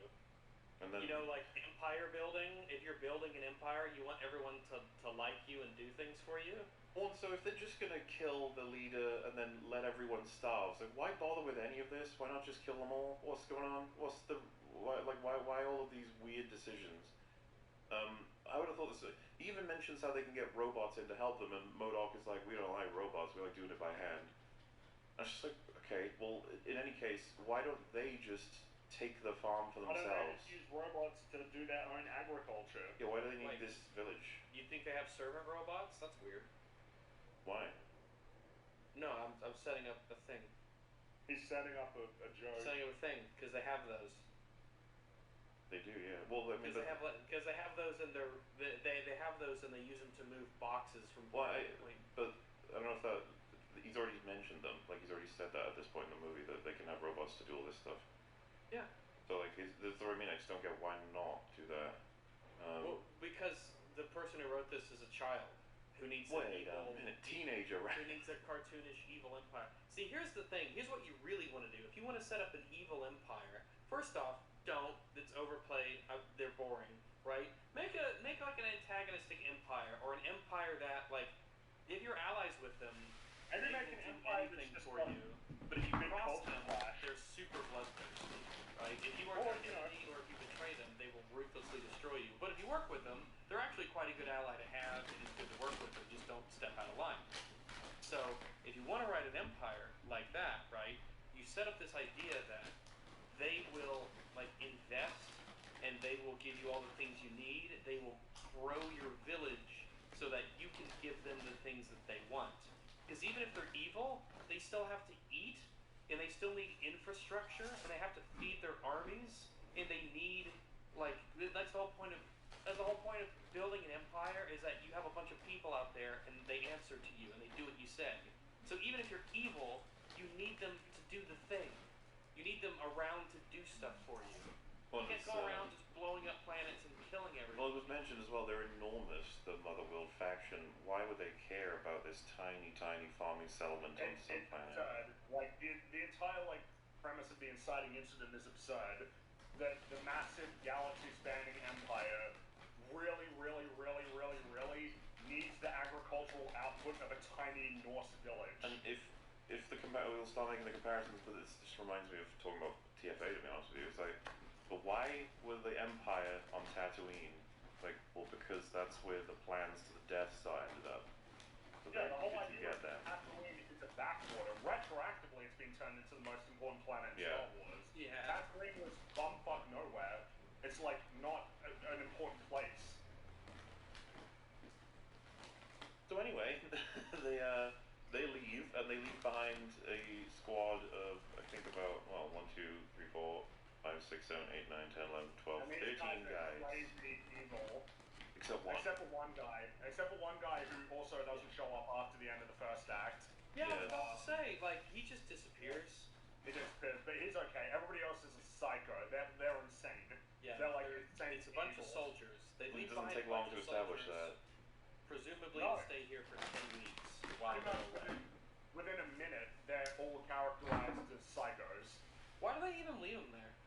I'm not. Well, so I thought that the best thing to do if you want complete control of this probably would be to leave a squad that can make sure everything is in line and that everything's running well and that they understand the Mother World is in charge. But make sure they're friendly. Have the community work with them, not against them. Yeah, you use them to help. You think that you would leave with them like agricultural experts and some guys to help, like and some equipment, like here's how you test soil quality, and here's the best kind of seed mixture, and here's the best for plant placement. Like you leave behind people who know what they're doing, but instead they leave behind like a dozen soldiers with guns. Imagine as well, like I can't remember saying this, but like a scene where the robot is very robotically doing farming, and then if MODOK wasn't killed, he's like gradually getting to the point of understanding the robot is more than just mechanical, that it does have like learning capabilities, and then he actually explains the value of hand doing everything, and like why we, just a scene that's like the robot understanding better ways to farm from like a hand, and it just there's be commentary on like industry versus handmade shit and stuff. It'd be fun. Oh well. You don't get any of those scenes. But the only reason they leave just decide to shoot the robot for shits and giggles. Oh yeah, this robot, by the way, voiced by Anthony Hopkins, so that's nice. Yeah. But that's about it. That's so unfair. It's so unfair. So, yeah, I don't. I think it's pointless to leave soldiers there. You just show back up in 10 weeks, and you take Yeah. These people are so small. Yeah. I guess the worst thing that would happen is they all just move. But I mean, I don't even know why any of this is happening anyway. You know what I mean? Like it's all just so dumb. Like I talked about this on FNT. I was like, their strategy. We'll get there. We're almost to the premise of the whole movie. I was like, couldn't they just like go hide in some cave? Like, are the Motherworld really gonna fucking scour the planet to find these farmers and be like, you tried to take away our 10,000 bushels? We're gonna get you for that one. It took us 30,000 bushels worth of supplies to get here for this 10,000. They may as well just go to like the local fucking Walmart and buy their food. Why do they need to do this? Well, they're an empire. They Exactly. got this shit sorted out. No, Rags, he said that the insurgents have been damaging their supply chain. Oh my So they need the farmers in this tiny settlement. Ugh. So anyway, yeah, the robot is here to just assist with carrying things, and we find out he's like loyal to the royal bloodline, and that he used to be a warrior in the war, but he's decommissioned now. He just moves boxes. Well, he's just moving boxes around. This highly advanced android is just moving boxes around, and then they shoot him, and for no reason, because they're jerks and they're bad, and the Empire's bad. And then they say, go get cleaned up, go to the river and get cleaned up. And so he spends all day washing mud off of himself, and then he starts randomly talking to this girl that walks up and telling her the story instead of doing his job that he was supposed to do. Yeah, I was very confused by this. He's programmed directly to assist them in moving shit. He gets shot so that his face falls in mud, and so he needs to clean it off. Then he just has us sit down and ponders. It's like, oh, you know, I'm all for robots and androids and stuff that have more to them than simple programming, but I thought that's what he was. Like, you have to be careful how you build that up, because now it's at odds with my idea of, like, why would they have this? Why would they want a robot that randomly gets caught in his own thoughts and walks off and looks at the sun and the stars? It's like, yeah, that's not useful. Not what, yeah. We'll just have a soldier if we're going to do that. We'll just have a exactly. guy. A regular person does that really well. Yeah. So this scene is hyper forced in terms of these two know nothing about each other. This girl would likely fear the robot since he is a member of the invading force that just killed their leader. I don't know why. So it is a talking robot, and this is a little weird Norse village that uses horses and plows. Yeah, they don't even do the thing of her being like, holy you're like a person, but you're not made of flesh. You're hard. You're metal. Yeah, you're a metal man. They don't even do that. She's just chill with it. She's like, hey man, what's up? And he's like, you know. And then he just fucking spills his whole backstory on it. We get another exposition dump. It's so bad. Yeah, by the way, because I don't know if we've been highlighting that well, but that's like the third exposition dump already. Yeah, we're only like 20 minutes into the film. There's like 17 of them. It's absurd. Yeah, many more left. Yeah, and we're Many learning such cases. virtually nothing about a lot of these characters, and instead we're just getting a lot of backstory. A lot of it just doesn't, totally unnecessary. Well, a We lot don't of need it to is know, like, lore. really any of It's this. not character, it's lore. Yeah, yeah, that's a good way to describe it. We're learning some Rebel Moon lore. And it's very interesting lore, too. Very fascinating. And I'm not going to harp on it for too long, but maybe this shot illustrates it. If we find more in future, I'll highlight it as well. But this is what I was seeing people share too in terms of. Oh wait, hang on. So we brought it up earlier, but Zach has created two of the ugliest fucking movies in the history of film. You see how the robot's torso and head is very in focus, and then like not only are his legs and her face blurry, but they're also like jaggedly blurry. They're not like Gaussian blur, I think it would be called in Yeah, Photoshop. I don't. It's like the Army of the Dead thing that he did. Yeah. Where a lot of shit is just out of focus in a very distracting way. It's very weird for a shot like this. Why? The things outside, like picture a circle in the center of the frame is all that's allowed to be in focus. Everything else just goes clear. It's like, why would you want this? It's weird because maybe, Zach, I would like to look at something intermittently that isn't the thing right in the middle of the frame. Maybe I'd like to look around at the environment or something. Maybe. No, you don't want it. No, you don't. Oh, you want to look at my thing? This thing right here. Look at this. Look at the just. At this point, just shoot the whole movie through a scope, so I have no temptation. She makes a little flower thing hat for him. It's so cute, and then he blushes.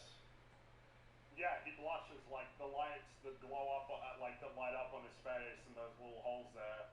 They go. Yeah, like, they turn like orangey yellow. I guess Because she they touched designed him the on the robot to blush. they designed it to do that. To be able to show. Again, remember, I am like very pro robot, Yes. like movie characters. Wall-E's one of my favorite films. Like, robot characters are super cool. Robots are great. As a premise, We love robots. This is fun robots. Love me robot This characters. is super lame. Basically, the thing that's doing the heavy lifting is that it's Anthony Hopkins. Yeah, who delivers all these lines just like you'd like him to, Very because at this well, point I don't think he can deliver a line badly. But the sad part of this is like, yeah, it's like the really lame you introduce dog and then kill it to make everyone sad thing. This is, look, it's a robot, but he feels things. It's like, wait, whoa, slow down. You gotta like give us a reason for this shit. There's a reason why they didn't slow down. It's because you might look at this and the amount of significance they've given the robot and think, oh, he'll be like an important, especially given the lore that he laid out. He'll be important. The time we're spending about him and with him. Oh yeah, sorry. We should probably clarify. So we've been talking a lot of things and stuff. I'd be curious what everyone's guess in chat would have been as to where we are at this point. We're half an hour into the film. Yep. It's like, how did nothing's happened? Like, damn. Yeah, this film's pacing is notoriously terrible in terms of like it takes ages for nothing to happen, and then suddenly loads of things happen in a matter of like 5 minutes. Yeah, it is a very bizarre case of simultaneously monotonous pacing and rapid fire pacing. Yeah, you have those little those info dumps. You get the lore dumps and the exposition dumps. They just happen in these bursts. You don't slowly but surely learn in a natural and organic way about this world Zack Snyder has created, stolen from everything else. You get these dumps. Like, oh, this is a scene where the robot just weirdly tells this whole story about a princess to the little girl while he's at the river. Also, you get, the whole thing. Because it's just so bad, you get everything you need to know what's coming, right? So the guys earlier said these robots, they fought like hell for the royal bloodline. The second the king was killed, they dropped their weapons. Like, okay. Yeah. And then he says, you remind me of the daughter of the bloodline, random girl I'm talking to, and she was great. She was going to bring peace to the world. And so at this point, you're like, oh, so the girl is going to be threatened in some way, and the robot's going to save her. That's the implication you'd assume, but yes. The more relevant part would be, that's going to happen later in the film. Like, that'll be like a second act low point kind of big reveal moment. That's going to happen after a whole bunch more character and story happens. This is it's called foreshadowing. So it's barely foreshadowing. This is like when the pitcher in the middle of the baseball diamond, when he reaches his arm back with the ball in it, that foreshadows that he's going to throw the ball. Yes. So the village are talking about how they need to yield entirely to this enormous space colony because they've got no fucking chance of fighting against them, and our main character is annoyed at everyone for that. I find that funny. I don't know what they're gonna do. What exactly is she mad at them for? She's like, wow, you guys are just giving up. And it's like... And they mount, they have no weapons. They're farmers against space Nazis. What are they supposed to do? And, she's gonna leave, and then her totally not dad character is like, well, maybe we could fight. And then she's like, what? And he's like, not just us, but other people too. And the short version of this is she's like, okay, I'll go recruit a bunch of people to join us in a fight against them. And already it's just like, what do you mean? It doesn't matter who are you gonna hire? This isn't. How do you think this is gonna work? You bring in a whole bunch of mercenaries and bounty hunters and tell them to kill all of the motherland people when they come try to get their bushels.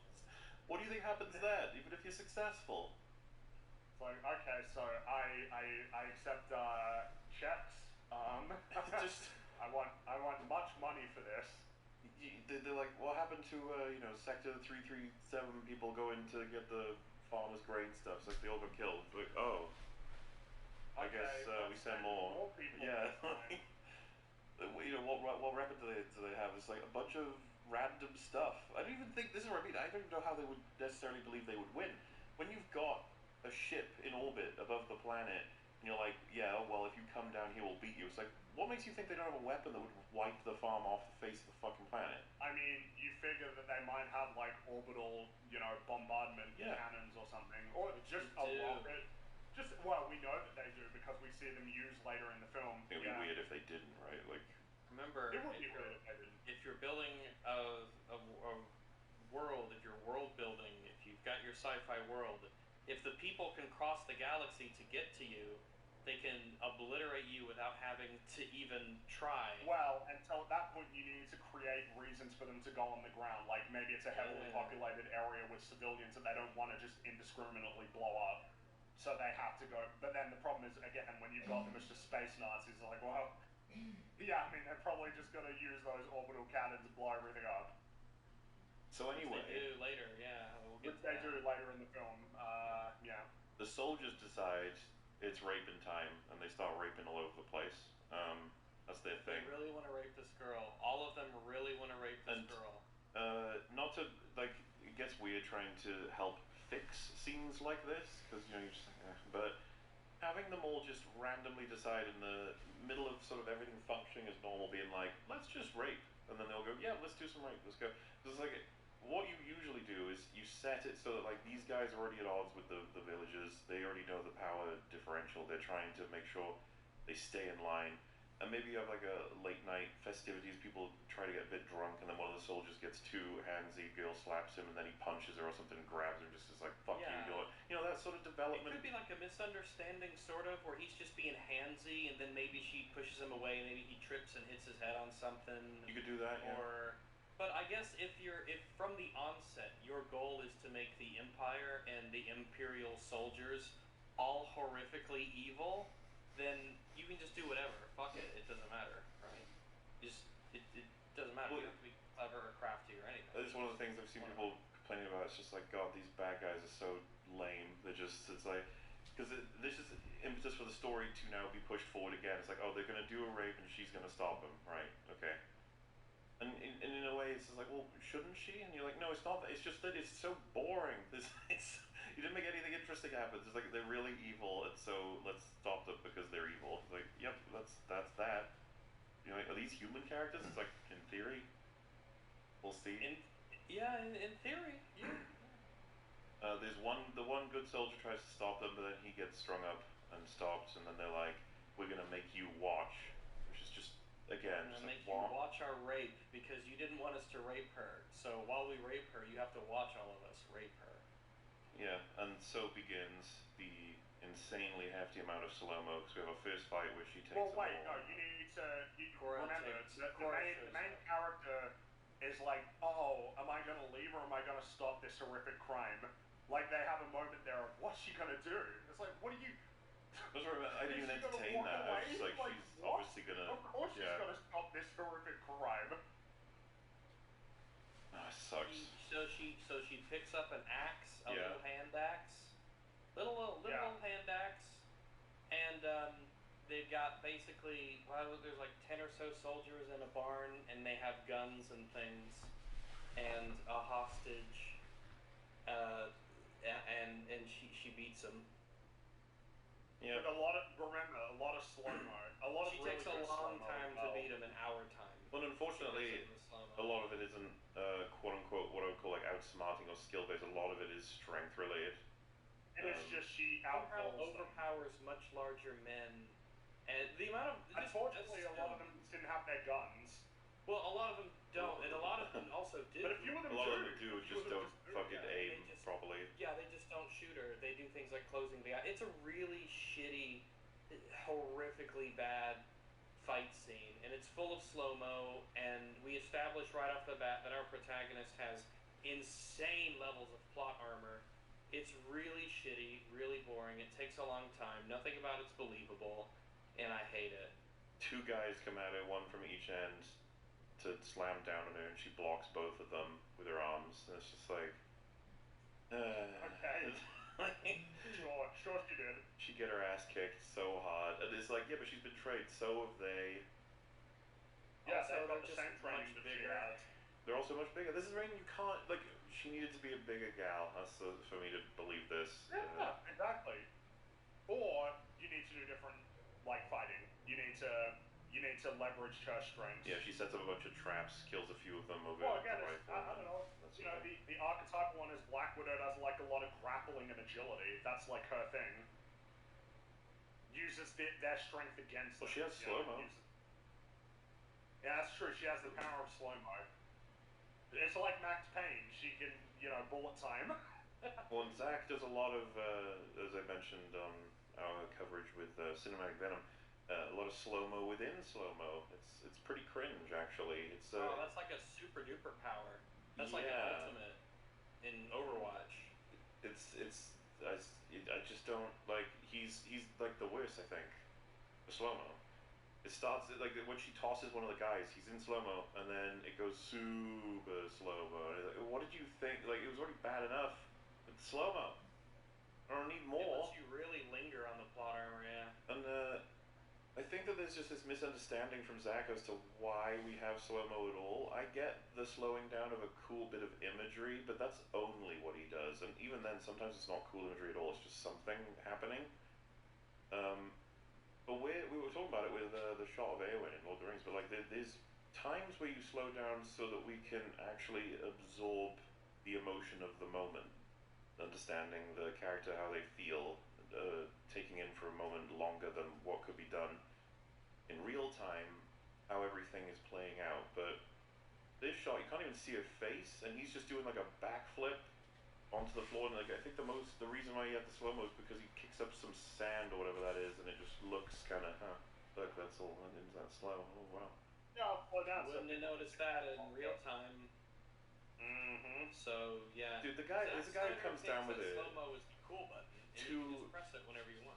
guy comes down with her 2 arms with an axe, full power, and she stops it with 1 arm. It's not gonna happen. No, she didn't. That's not gonna happen. No, she doesn't. Nothing to do it. She's dead. It's not possible. It's sorry. But yeah, she kills. Well, everyone dies except for main bad man, who's like, bad guy. "I'm gonna shoot this innocent lady if you guys carry on," which is just like, gosh, she's so evil. Like, I was gonna rape her, but I'll use her as a meat shield. And then the robot comes in. Here he is. He's like, "Oh, hey guys, what's going on?" Picks up a rifle. Maybe this is the only thing I actually kind of think is okay in the whole movie, but very specifically, the fact that he nails the shot while not even aiming the gun like in a conventional way. Yeah, because he's a robot. You able to figure it out. But yeah, that's the robot. The thing That's that the we payoff. said would maybe happen at like the end of the movie happens 5 minutes after it was set up. Yeah, here it is. It's already done. He's dead. And then he runs away. Well, I say the issue that I have with a robot here in this scene is that he walks into a barn with no context. There's like 10 soldiers on the ground, either dead or wounded, a villager, and a live soldier saying, "You need to kill them. They took out all of the men." Yeah. And the robot kills him instead. With Well, no Rags context. explained it. He believes that he's reminded of the bloodline girl, and he protects the royal family above everyone else. There you go. Yeah. We never see him. We don't see him until the end of the movie. By the way, he's out. The Yeah, robot's he's gone gone. now. It's funny So because was the good soldierman who tried to stop the bad soldierman. he's also not in the rest. Because you were like, when you saw this, you were like, "Oh, so the robot's going to be a member of the team." It's like, well, Yeah. probably, but not for the rest of this movie. Not that we're setting up characters. We're setting up characters is what we're doing, right? No, he just runs off. This is all basically just a plot event that is the reason why we have our collecting Pokemon card adventure. Yeah. Except he's not one of the Pokemon that they're collecting. He's just out. I'm sure he'll be here in Why? part 2, maybe when they defend Oh the yeah, village. yeah. Maybe, or maybe he'll be in the Maybe he'll be in the director's cut. Maybe he went on a side quest. That you Zach can only see had already in the director's Anthony cut. Hopkins for an afternoon, But- so he recorded his lines. That's what I mean. Like Anthony Hopkins wouldn't have been on set. He would have just been recording the lines in the booth. Yeah, he doesn't know So, what's going on. yeah, you could get him for as the whole movie if you wanted to. You know, wouldn't be any problem for him because it probably only took him a few days to record his lines, if that. So, the plan is, the Motherworld are gonna return, we're gonna collect a bunch of bounty hunters / rebels to defend this village for when they come back. Which is hyper retarded. Why would you assume that that'll be enough? We went through all the orbital ways they can do it, the more reinforcements they'll send. Overwhelming forces are not gonna work, you're adapting, more likely stealing, stories that have existed before that have these premises that have different mechanics and reasons for why this is the way the story shakes out. This doesn't work. The Motherworld will destroy you every single time. Unless, of course, you had like hyper plot armor and blew them all up inexplicably in some crazy battle you need sequence. some hyper plot armor for that. Yeah, something crazy. But anyway, that's the plan. We're gonna recruit some people, and our only lead is that Stephen, when he sold the grain, the guy he was talking to had dealings with the Blood Axes, and we'd like to go get the Blood Axes to defend us. Of course, the main question you might have is like, why the fuck would the Blood Axes defend you? Like a random, they're the primary rebellion source, like the faction against the main villains. You want them to fight them directly, openly, for one farming village. Why? Why would they do that? Why would anyone do that? They wouldn't. Yeah, especially when they explicitly cannot pay people. They can only give them grain at best. And that's not even grain they have, that's grain they'll have in the future. Oh, this is all very stupid. And yeah, they camp out for the night because they're on their journey, the little adventure. They've got their fellowship of 2 people now. And he's like, so, what are they going to do to us, do you think? Like, if all this goes wrong, what would the Motherworld do? And she just gets locked into a very long, I'm going to explain my entire fucking backstory to you now. Next exposition dump. Again. Which At hers least we had is... a terrible slow-mo fight scene in between the last exposition dump to really change it up. Her homeworld was raised by the Motherworld when she was like a little fleam, and they met the main evil man she did, and he was impressed with her because he put her gun to his face and she pulled the trigger. It was like, oh wow, you've got spunk, little girl. And yeah, I don't know why. I talked to a few people about it. Nobody's got any ideas on what the fuck we're supposed to interpret about that. If it jammed, if he knew it wasn't loaded, if the safety was on. I have no idea. Maybe he just wanted to die. Yeah, I got nothing. I have no clue. I've got no clue. So yeah, obviously he then raised her as his own and taught her that love is weakness and that you should never be nice because niceness is bad.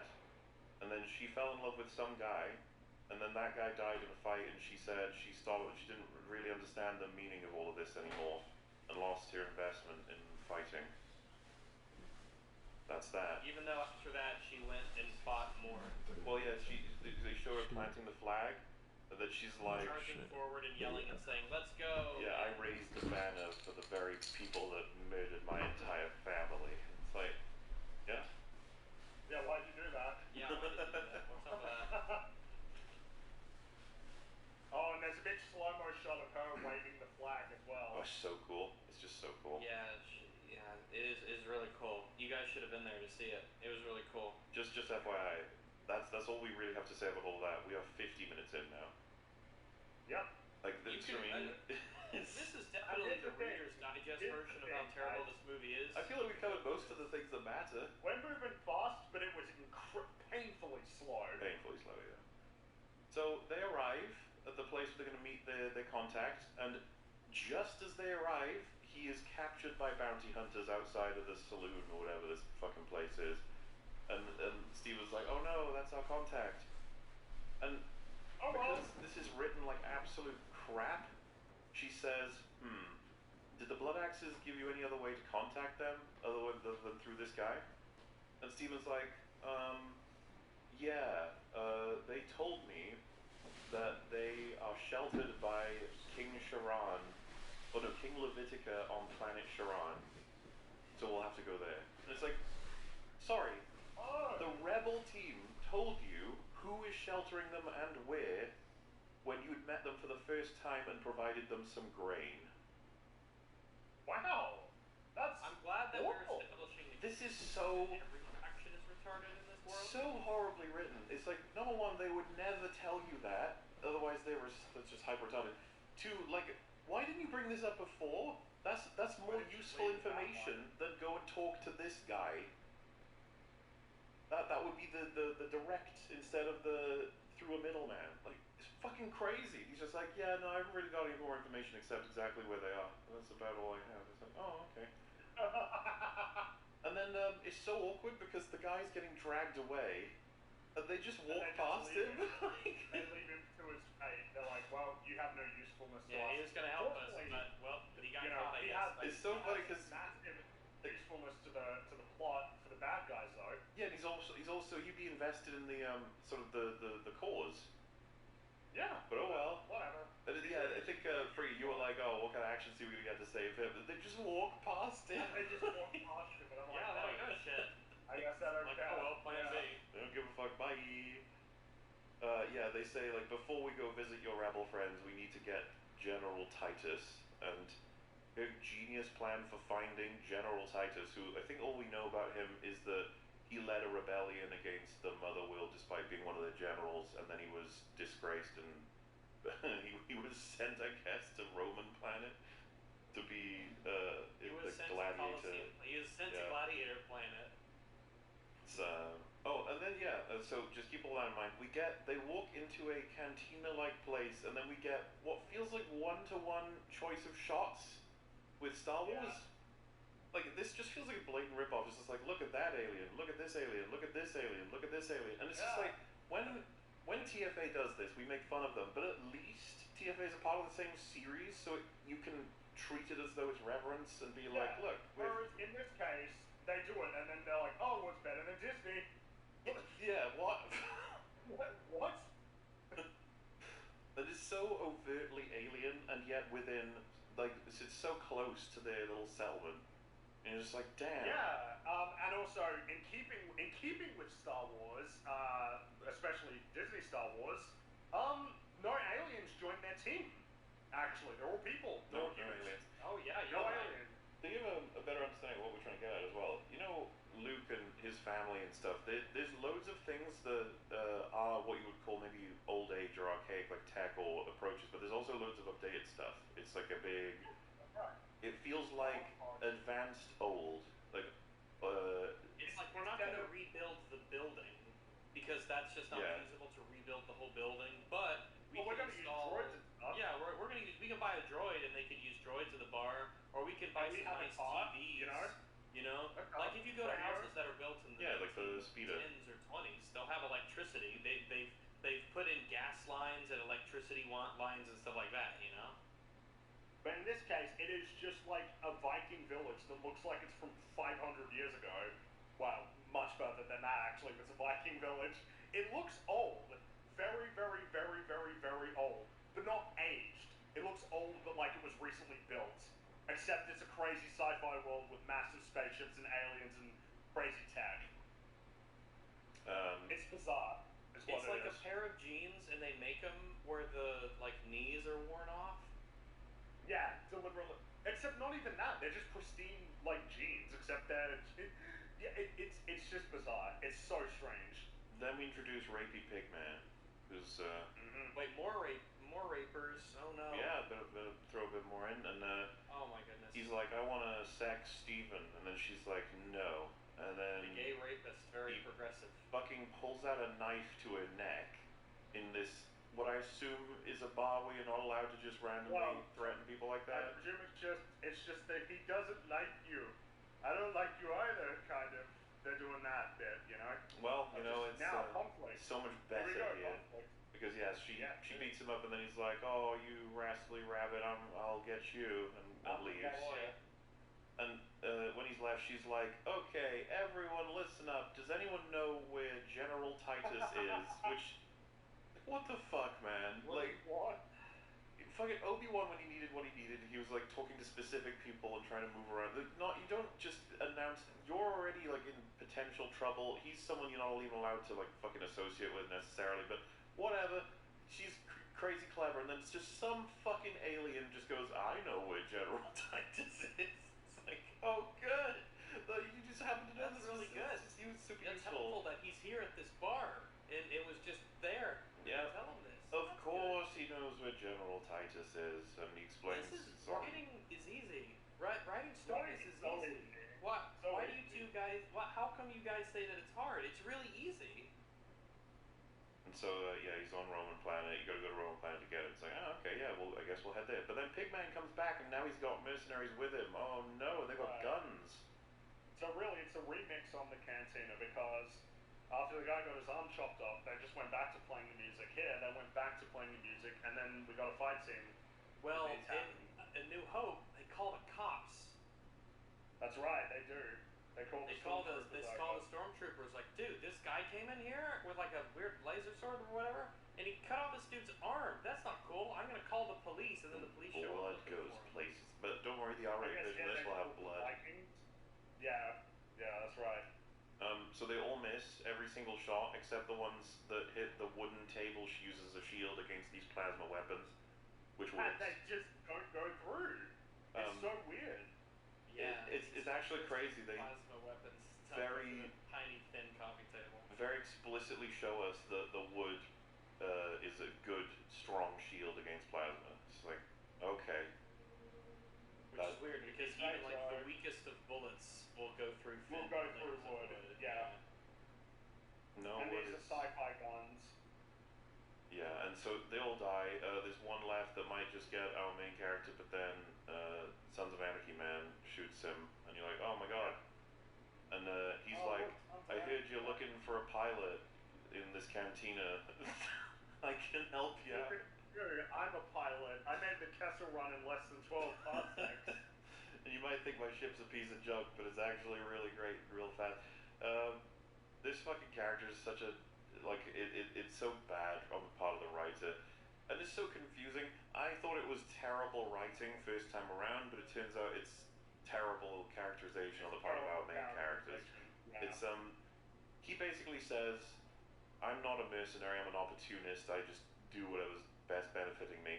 And when we walk into this place, we see that he's getting paid off by the bounty hunters who are searching for any information on the blood axes, right? So you could assume some form of an alignment there.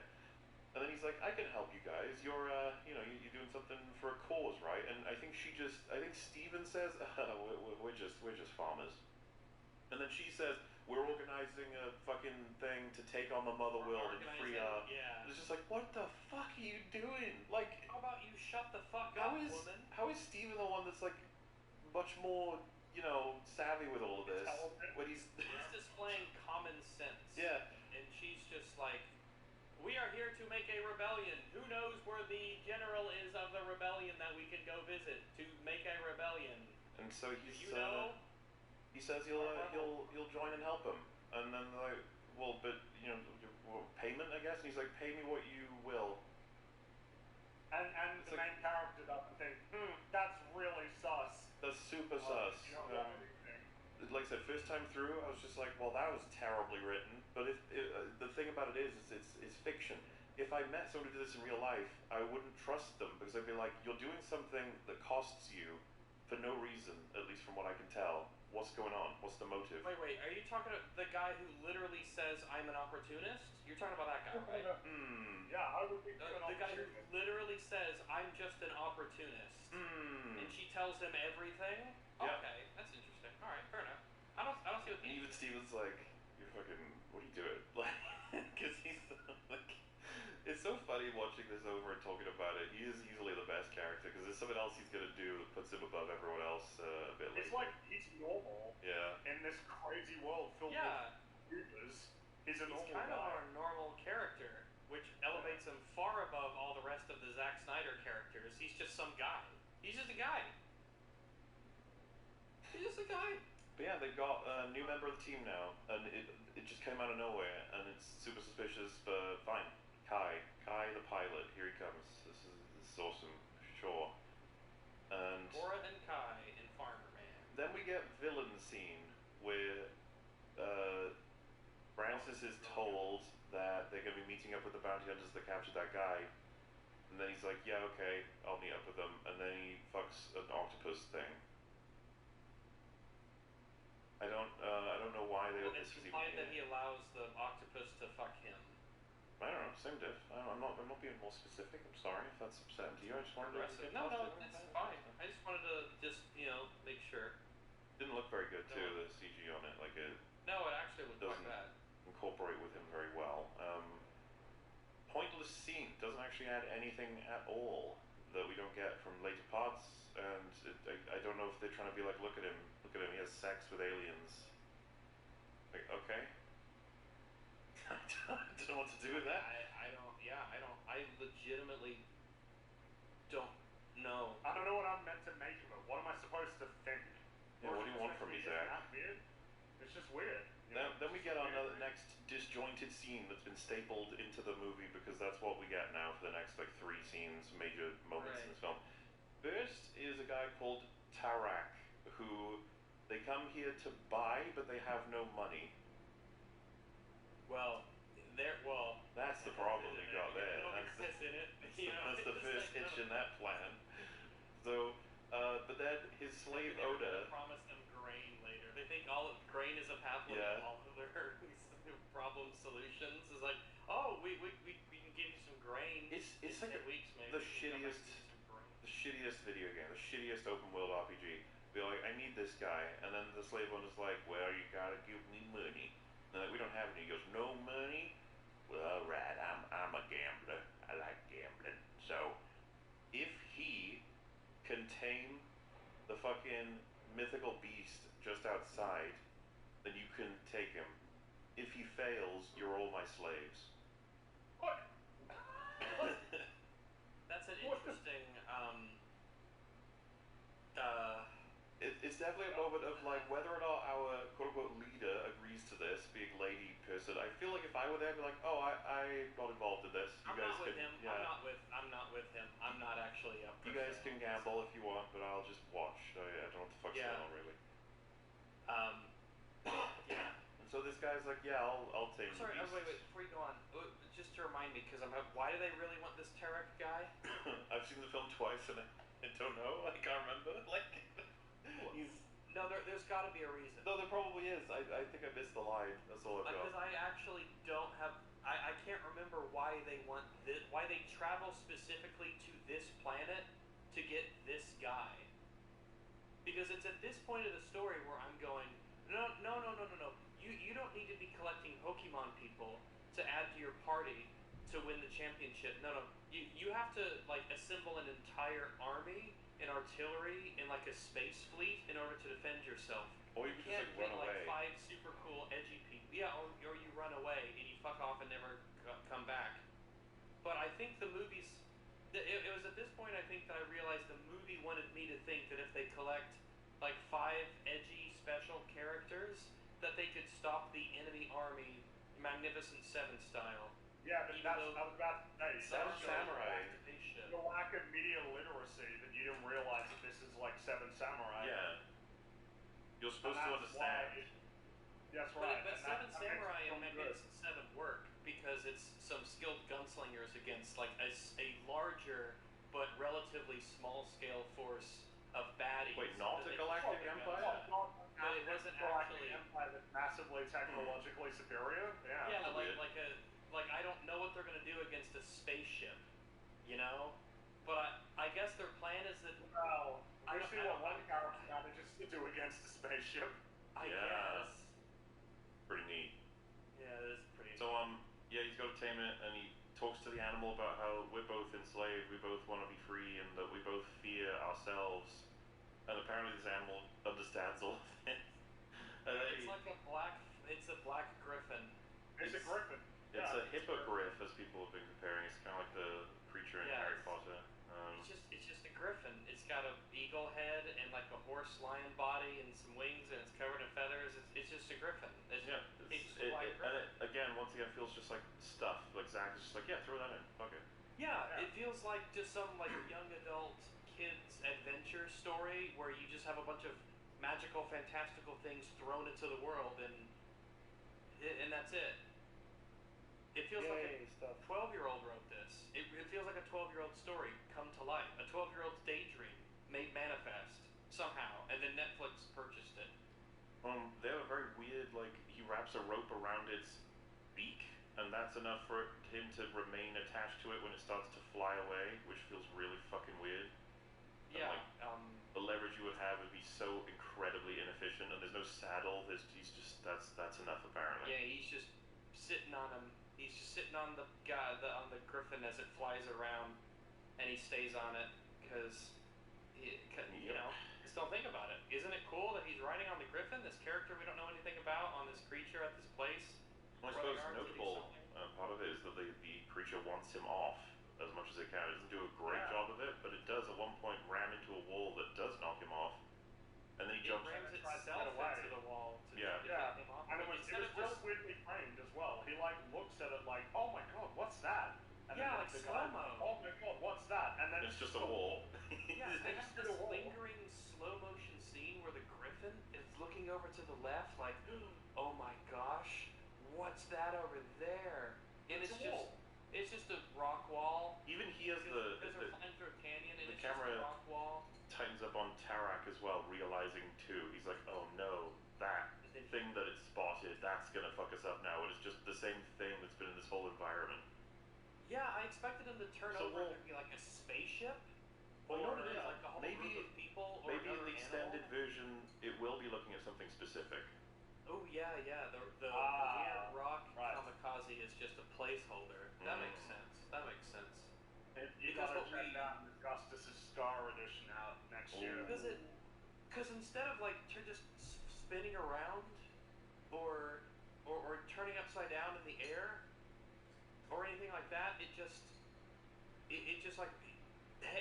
rams itself into the canyon. It doesn't wall, even into the ram rock wall. effectively, right? Like it rams awkwardly because it mainly is hurting itself. Cole was everything the girls wanted this year. And Mom and Dad used Chewy for gifts he loves. Delivered fast at prices they love. For low prices, for holidays with pets, there's Chewy. Wix gives you the freedom to tell your story.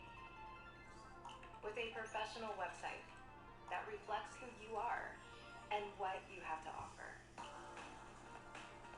Customize every element of your website to meet your needs and achieve your goals. Create a unique visual experience that enhances your product and amplifies your message. Expand your website with content that pushes your business forward. Share content that matters to your audience. And present it the way you envision it, from the biggest ideas to the smallest details. Your website, your voice, your platform. But it doesn't have to. It could hit him much more by just aiming better. So it makes Tarak seem like an animal abuser because the animal is so desperate now to get this weird creature, off of its back that it is willing to hurt itself in order to do that. Well, then we get to get back on these slow-mos. Considering the American Indian vibes they're going for, but whatever. It's super slow-mos after the slow-mo. Yep. He thinks it's a really good shot, and it's not that interesting. No. Wait, you disagree? You don't? I think it's I a don't. really cool shot? It's just not that interesting. But he's running slowly. And jumping slowly onto the It's weird. It's actually a lot of this movie is kind of difficult to explain in words how dumb it is because it's so it's so unceremonious and mundane. A lot of the things that happen, they're just really stupid. Well, I mentioned. So when you describe them, they don't seem as stupid as they really are. I mentioned the disconnection, but I feel like anybody who's listening to us maybe left the video going and went to the toilet or something, came back, and now we're talking about it. They'd be like, "Wait, what the fuck? What movie are you talking about?" We're like, "Yeah, Rebel Moon." Yeah, this is Rebel Moon. This is the next chapter in Zack Snyder's Rebel Moon, and this is the part where the Indian guy jumps on the hippogriff on the desert planet that they go to, so he can become a part of the team. This is that part. This is the next part. This is where the story was leading. This is an intuitive place. Yeah. Because if they come back from the bathroom, they'll know what we're talking about. This begins the incredibly bizarre portion of this film. Oh. It's incredibly bizarre, not just regularly bizarre. No, you're actually right. After the first act is shitty Star Wars, and then it turns into a shitty Farscape episode. Well, it's just thus begins the section of recruiting a bunch of people in these incredibly disconnected moments that don't advance the plot. They're all like short They're films. just like, Yeah, like Yeah, episodes like- of a TV show that are crammed together. yeah, That was made by They don't 4 have or 5 different people, but all of them are Zack Snyder. I just throw it together, and then after we recruit them, they don't say anything for a while. Like each character that gets Yeah, they recruited, disappear. Yeah, it's like they have no perspective on anything that's happening. They're there, standing this around in reminds the me of background. the dwarves in the Battle of the Five Armies, where in the first 2 movies of the trilogy, the dwarves are like they're around kind of all the time, sort of, and then the 3rd movie they basically just have no screen time whatsoever, and they just become an ambiguous group of dwarves, and then they stop getting any characterization or lines. Because I mean, this film is it You is got so plot, devoid of character. It's so devoid of character. It's kind of unbelievable. Like this guy gets recruited, and I wouldn't be surprised if he had 3 lines of dialogue for the rest of the film. Unironically, I think that's true. I legitimately It might- think it might they have have 3 3. lines maybe. And I'm not saying 3 to be like dramatic. I mean, I legitimately think that he maybe says like 3 things for the And rest that's of the a film. lot. Compare it to Otherwise, Titus and yeah. Nemesis, they get Yeah. like nothing. Nemesis gets like nothing. I think Titus gets 1 speech. I was looking forward to revealing her Yeah. name. Oh yeah. Remember, because it's so stupid. But yeah, this guy, he's tamed the Griffin. Because yeah, the Griffin slams into the rock wall, and he falls off, and then he runs down it because the Griffin didn't leave. The Griffin like flew along the wall in a way And if he flew elsewhere, he would have been stuck and screwed. Yeah, had he He not could gone as fast as it could forward, fly, left, so even if he'd done every other direction, the guy would be dead. Yep, but fortunately he didn't. So good for him, and he's tamed him. And then he's like, yeah, tamed him. Now I'm gonna leave him in the hands of you abusive, like guys. I'm just gonna leave this tamed Griffin with you bad people. Well, yeah. Actually, we don't know that they're bad people, do we? Oh, that's I guess just Slave owners, rags. well, he's enslaved because of this massive debt that he's incurred for something against this guy. I don't know the nature. Like, I mean, the film wants you to believe these guys are scum. Oh yeah, like it frames them as terrible, horrible people, but actually it doesn't. Well, because I was seem even that going to say, they actually are. the exchange doesn't even make sense. He must not have owed you very much if it can be paid off by taming this animal, because the value of having someone who will just work for you, like explicitly, indefinitely, but however long we got him from, that's worth a lot compared He's to. just willing to do it. He's just willing to do it too. And of He's not course, gonna the try to arrangement doesn't even really make sense. You tamed it, therefore we can, like, Use chill out it. with it. But that's Yeah, how it works with animals. If somebody else tames it, you can just effortlessly make that animal do whatever you want. Well, why couldn't he get him to do it anyway? He was his slave. Yeah, exactly. Go and tame him. Why would they make a deal to do that? He's like, yeah, if he could do a thing that I could have had him do anyway, then I'll give him up to you. It's like, what? Yeah, this is like I need you to wash those dishes over there, and then then you could go. I just find it so awkward. Do it. As far as the film is concerned, these guys suck because they're like slave owners. And then he's like, all right, I'll leave this Griffin that I bonded with in this magical moment where I'm like a good animalman who like cares he about is animals. in tune with nature. No, which he isn't. I'm gonna leave him with you evil guys. Yeah, but that's where you're wrong, because he knew that the creature was going to kill them all and run away. Yes, because that's what happens. Is the guy's like, all right, I'm a riding a Griffin, and then it kills him. geez, it And then the guy's like, copy. Yeah, and it kills him by like stabbing him with all of his claws in his chest. Yeah, it's weird. It's And he almost watches it, like says, "Add a girl." It's like, oh, Yeah. all right. Oh, gee, all right. Oh yeah, this guy just got killed by this Griffin I just don't- horrifically, and now they're just probably gonna shoot it dead. Probably. Probably. They're gonna be like, holy shit, this thing's gonna kill. Oh shit, we gotta kill it really, now. It's killing us. It's not the outcome that you want. The Griffin's done. You should have just Yeah. flown off with the Griffin. Why didn't he just leave? Yeah, He just should fly off fly with the away. Don't Why, know. they came back. They came back to the place and he delivered the Griffin to the guy. Well, we gotta ask you, like, why is it flying away in general? It can fly, and it doesn't want to be here. Why isn't it leaving? Why is it just leaving? Why doesn't it just go away? Yeah, Why because would it can leave return? at any time. It has wings attached to it. It's a vengeful Griffin. It wants to get revenge. Yes. But then why didn't it just It kill him as soon awkwardly as he walks got around free? until it gets revenge. We're awkward awkwardly talking about this movie because this is a very strange movie to sort of recount because there's 1,000 weird little bitty things that make no sense, Yeah. and they're all jammed together. Nothing in this movie makes any sense, and it's confusing and it's weird, and I don't know what's trying to be said. I have no idea what Zack Snyder thinks about Native Americans, but I think I should be offended, but I'm not sure. It's really weird. Enough of that. We're off to Daggis now. Cyberpunk City.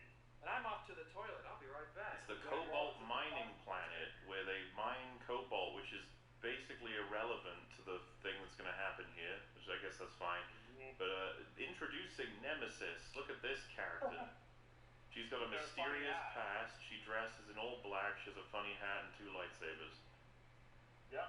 I just can't. It's like I'm so bored. It's so lame. Why?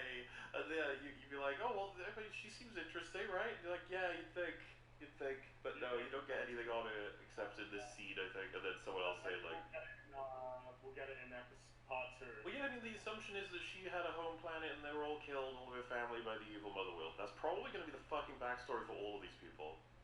Isn't that? Yeah, that's the backstory for the fucking the pilot. Yeah. And that's obviously the backstory of the main character. And arguably it's the backstory for Steven, because MODOK got killed. Yeah. It's so lame. And yeah, she's super mysterious, and they say, hey, would you like to join us on our suicide mission for no reason at all? And before she can answer, we just enter a different scene. It's literally like entering a different fucking movie. Oh, are we in the next movie yet? Yeah.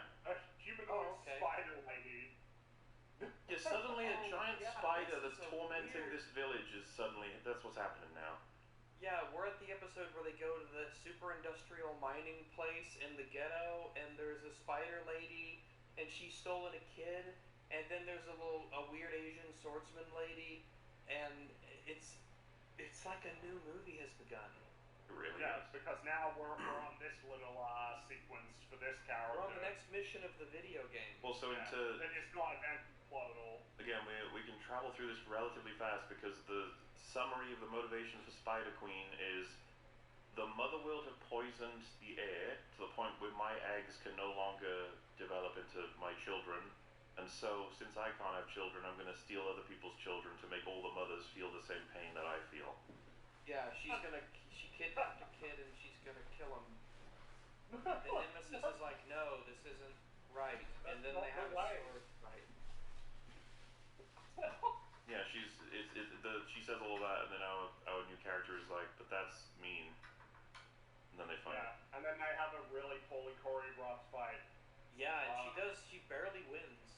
Nemesis seems to have a lot of trouble fighting this spider lady with her sword. Nemesis is fighting, and everybody just sort of stands there and watches. There's a lot that's terrible. She doesn't turn on her lightsabers until way later. That's right. Yeah, she has like 2 little short swords, and then halfway through the fight, after she's really had a tough time, she turns the swords on and they like electrify red. She does a little pose. Yeah, they seem to be. I think the idea is they're super hot. They're kind of like swords that are made of light almost. Like they're super hot and they can slash. Yeah. Seemingly have no drawbacks. But everybody just stands and watches, even though there's a child that's about to be killed by the spider. The only person who jumps in is Steve. Again, being the best character in the film. He jumps in and helps. Everybody just watches. And it's fair to do an assessment here. You have the child who is quite far away, big spider, giant target, who has many moments of being completely open. Steve does not have any weapons. Our main character has a gun. Pilot Man has a gun. I think Tarek doesn't have a gun, but at the same time he's wrangled beasts, you know? It's weird that he doesn't have a gun. Well, he's a strong fighter. I feel like a lot of other people here would have guns as well. This seems like one of those worlds where... Well, most of them do. That's kind of my point, is that none of them fucking use them, and instead they just watch Steven desperately almost die defending this child while the assassin lady is struggling. She gets one of her arms like pierced by a spider leg or something. And you just don't know what the fuck is going on. The most we can gather as of later scenes is that our hero was just... This was like a test to just watch what Nemesis can do. And she's like, oh yeah, that was pretty good, impressive.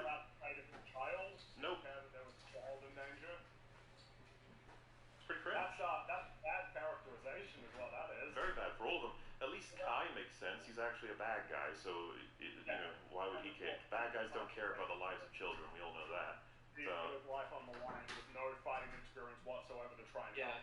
He just does something virtuous while everyone else does nothing, despite being able to have ended the fight easily and very quickly. And yeah, this I think was in the trailer, her turning on her lightsabers and going woo woo woo woo woo woo woo woo woo woo woo, and then doing a big circle around her for no reason at all. It is for no reason. It's just to be cool. You know what's funny is if you look at the way they light up, it looks like the handles have lit up too. So I guess she does have metal arms, meaning that she could tolerate a lot of heat. Cyborg arms. But like So it just she gets stabbed in the arm. doesn't seem like a particularly good design though that the handles become hot. No, that sounds pretty stupid, honestly. Maybe the blades are so short. They're custom made so that she can handle them and no one else No can. one like her. Yeah. They're a special assassination blades because she's an assassin. Gosh, she's so fucking lame. But yeah, she kills the spider. No, she's very cool, Mahler. No. I will not allow it. No, what do you mean? She's very cool. I mean what I said. Fuck this lady. Fuck all these characters, can't. guys. I don't. You know what? I don't like Rebel Moon. I don't like it. What? But this is Zack Snyder is a visionary. I don't like visionaries now. That's what I've learned. Wow. I don't like visionary. He made me hate visionary Zack Snyder. So yeah, I guess that's done. There's a particularly funny part where at the end, instead of being like shocked and disturbed at everything they've just seen and understood to be true, like that's a giant spider lady. Many of them have never seen this before, but none of them comment on it. And I think one of them is like, "Wow, that was impressive," and you know, fucking Marvel levels. And then Nemesis is like, "Don't celebrate this. There is no honor here. This could have been any of you." And it's like, speak for your fucking self. Wow, asshole. There was honor in saving the lives of people, especially kids. Yeah, I would say so. So there's multiple levels of honor. There's like putting yourself in danger in order to protect people from a horrible monster, protecting the future of the people that should have attacked the current girl that you just saved. Like, what are you talking about? And then it's like, this could have been you. I'm not the kind to, when losing a loved one, kill other people. That's not really necessarily what I do. That's just, you know, it's kind of weird. Seems a little weird. If my kid dies because of bad air, I'm not then going to go and attack people in my community, unless I guess if they were responsible, but they're absolutely And not. again, you're not a crazy spider lady, so, you know. Yeah, you wouldn't understand. That's the thing. It's not like anybody could be her. No, not everybody can be a crazy spider lady. It's supposed to just come across as, oh look, that character's got like a unique understanding of this and a different perspective. But again, this is the last thing she says now for possibly the whole movie. I think she doesn't say anything for the rest of the movie. I'm pretty sure she says nothing. She's like so sad about having to kill Spider Lady when Spider Lady was just completely evil. I want other people to suffer so that they can feel how I suffer. It's like, oh, She that's was like doing an evil awful. thing for an evil reason. Yeah. There was nothing to it. So anyway, next scene, we're with two mains again, and Cora says, "Oh, you know, it was really good of you, Steven, to help the little girl back there. That's not natural for some." Do you know what he says back to her? "Natural for you. You defended us back home." Like, well, no, it's not natural for her. She didn't defend the girl. It's one of the best. I almost would kind of want to frame it as you are told of characteristics that are just not true. Like the film is like, look, she's heroic, and I'm like, no, she's not. You just showed me she wasn't. What do you mean? You're so desperate. You're so bad that you're just having characters lie about other characters now. You're a liar. You sit on a throne of lies. I'll not. And it's so annoying to have Steven, who is a genuine hero at that moment, being like, no, you're a hero. It's like, no, she's not. You are the protagonist. You are. They are. Of Rebel Moon. And then she just starts doing exposition again. She's like, Yeah, you know, exposition. I was the bodyguard of Princess Issa, who her name means the life giver, and she was created in response to generations of war. What? That's such a statement of like, sorry, what? Princesses? I guess, spiritually Bring light speaking, or she something? arrived because there was just so much death and pain in the world, and you know what? She has the power to resurrect animals.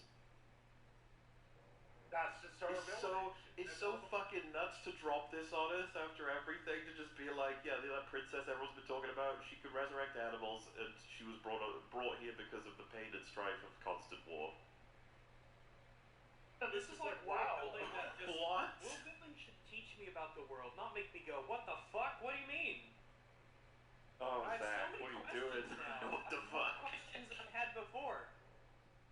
This has got so confusing so fast. Like, and it's so funny because it's just a part of it being like, yeah, there's just some backstory for you. Anyway, let's move on.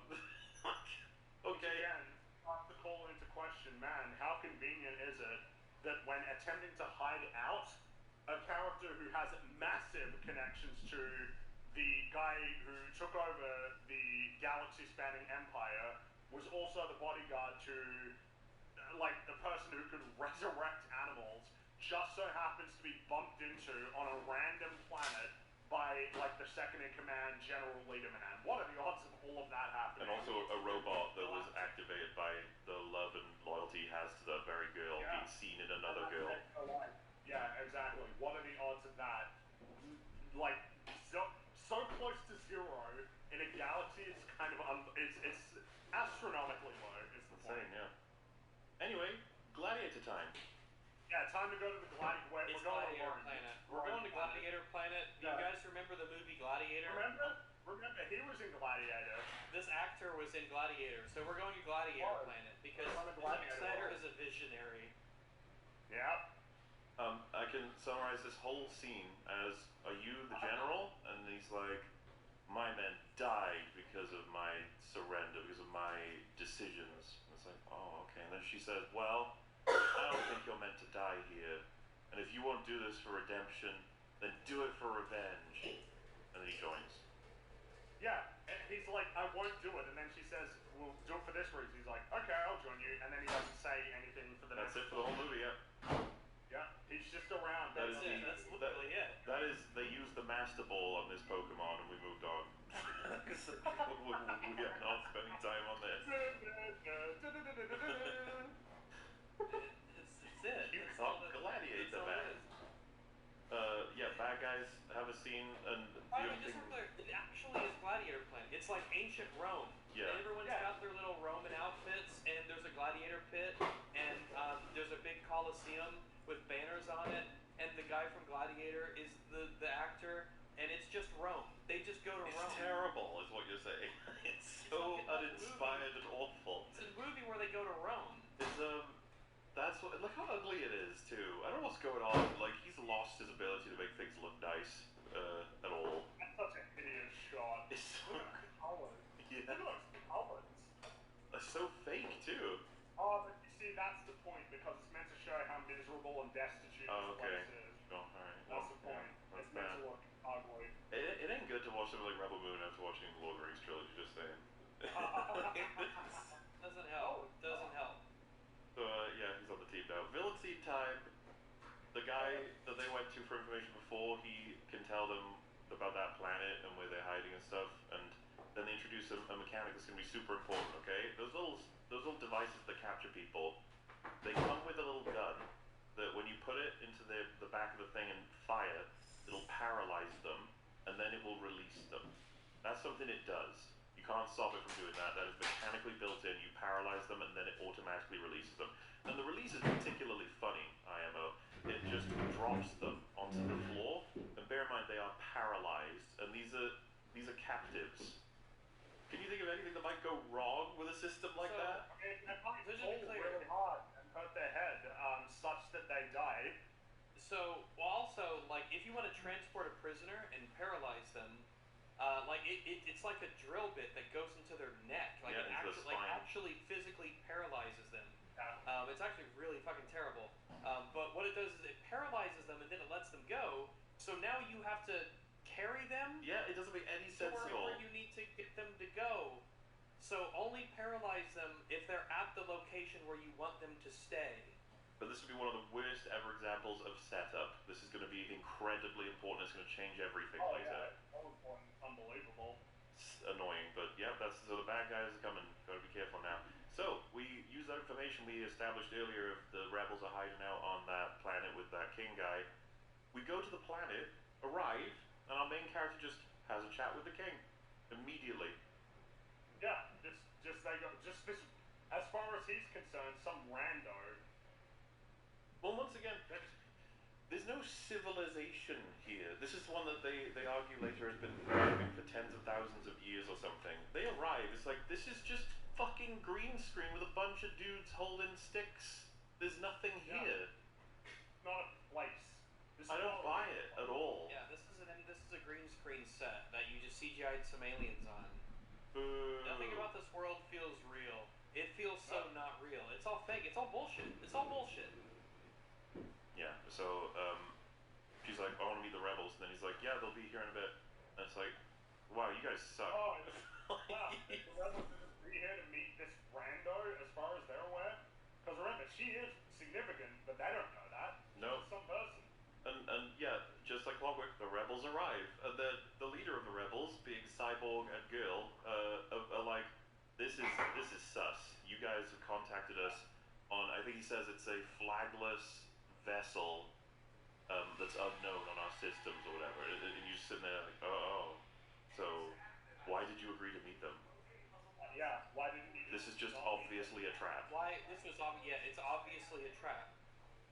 But no, they're fine. And then this is where they established that they were the ones that bought terrain off them as well, meaning, like I said, they've supplied both the Empire and the Rebellion grade. This tiny village is so funny, stupid. And what are the odds that, again, she just happened to She happened to be on that village.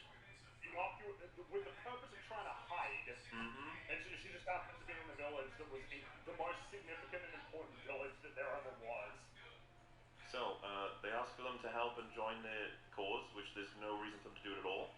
And then Cyborg is like, okay, I'm gonna join you. And the sister's like, whoa, why? Let's talk about this. And he says, well, he's got two reasons. One, if the bad guys, if these guys have found us, it's only a matter of time before the bad guys do. So, one, I guess, you know what? True, actually, and you should probably move. Because you've been telling everybody where you're hiding, which is like the worst way to stay secret, actually. Just FYI. So maybe in the future. Very sporting of them, though. Yeah. And then his second reason is that we can't have more and more planets dying for us. It's got to stop. And it's so funny because it's like, well, that's the rebellion. That's what you're doing. You're trying to stop the Empire. Isn't that the whole fucking point? The idea that it's like, oh, but there are some people who are getting killed because the Empire believe we might be hiding where they are. We can't have that. It's like, oh, so you just give up then? Just GG? No conversations like this are had, by the way. Because I was about to entertain the idea that this isn't necessarily bad storytelling. You can have a character that says, like, I can't do this anymore. I can't have people die for us. We have to... And then another character is like, more people will die if we give up. That sort of thing. But we don't have that conversation. He just says... You have, like, characters in a story. Yeah, characters. That's the word. Yeah, we could have had those. Never mind.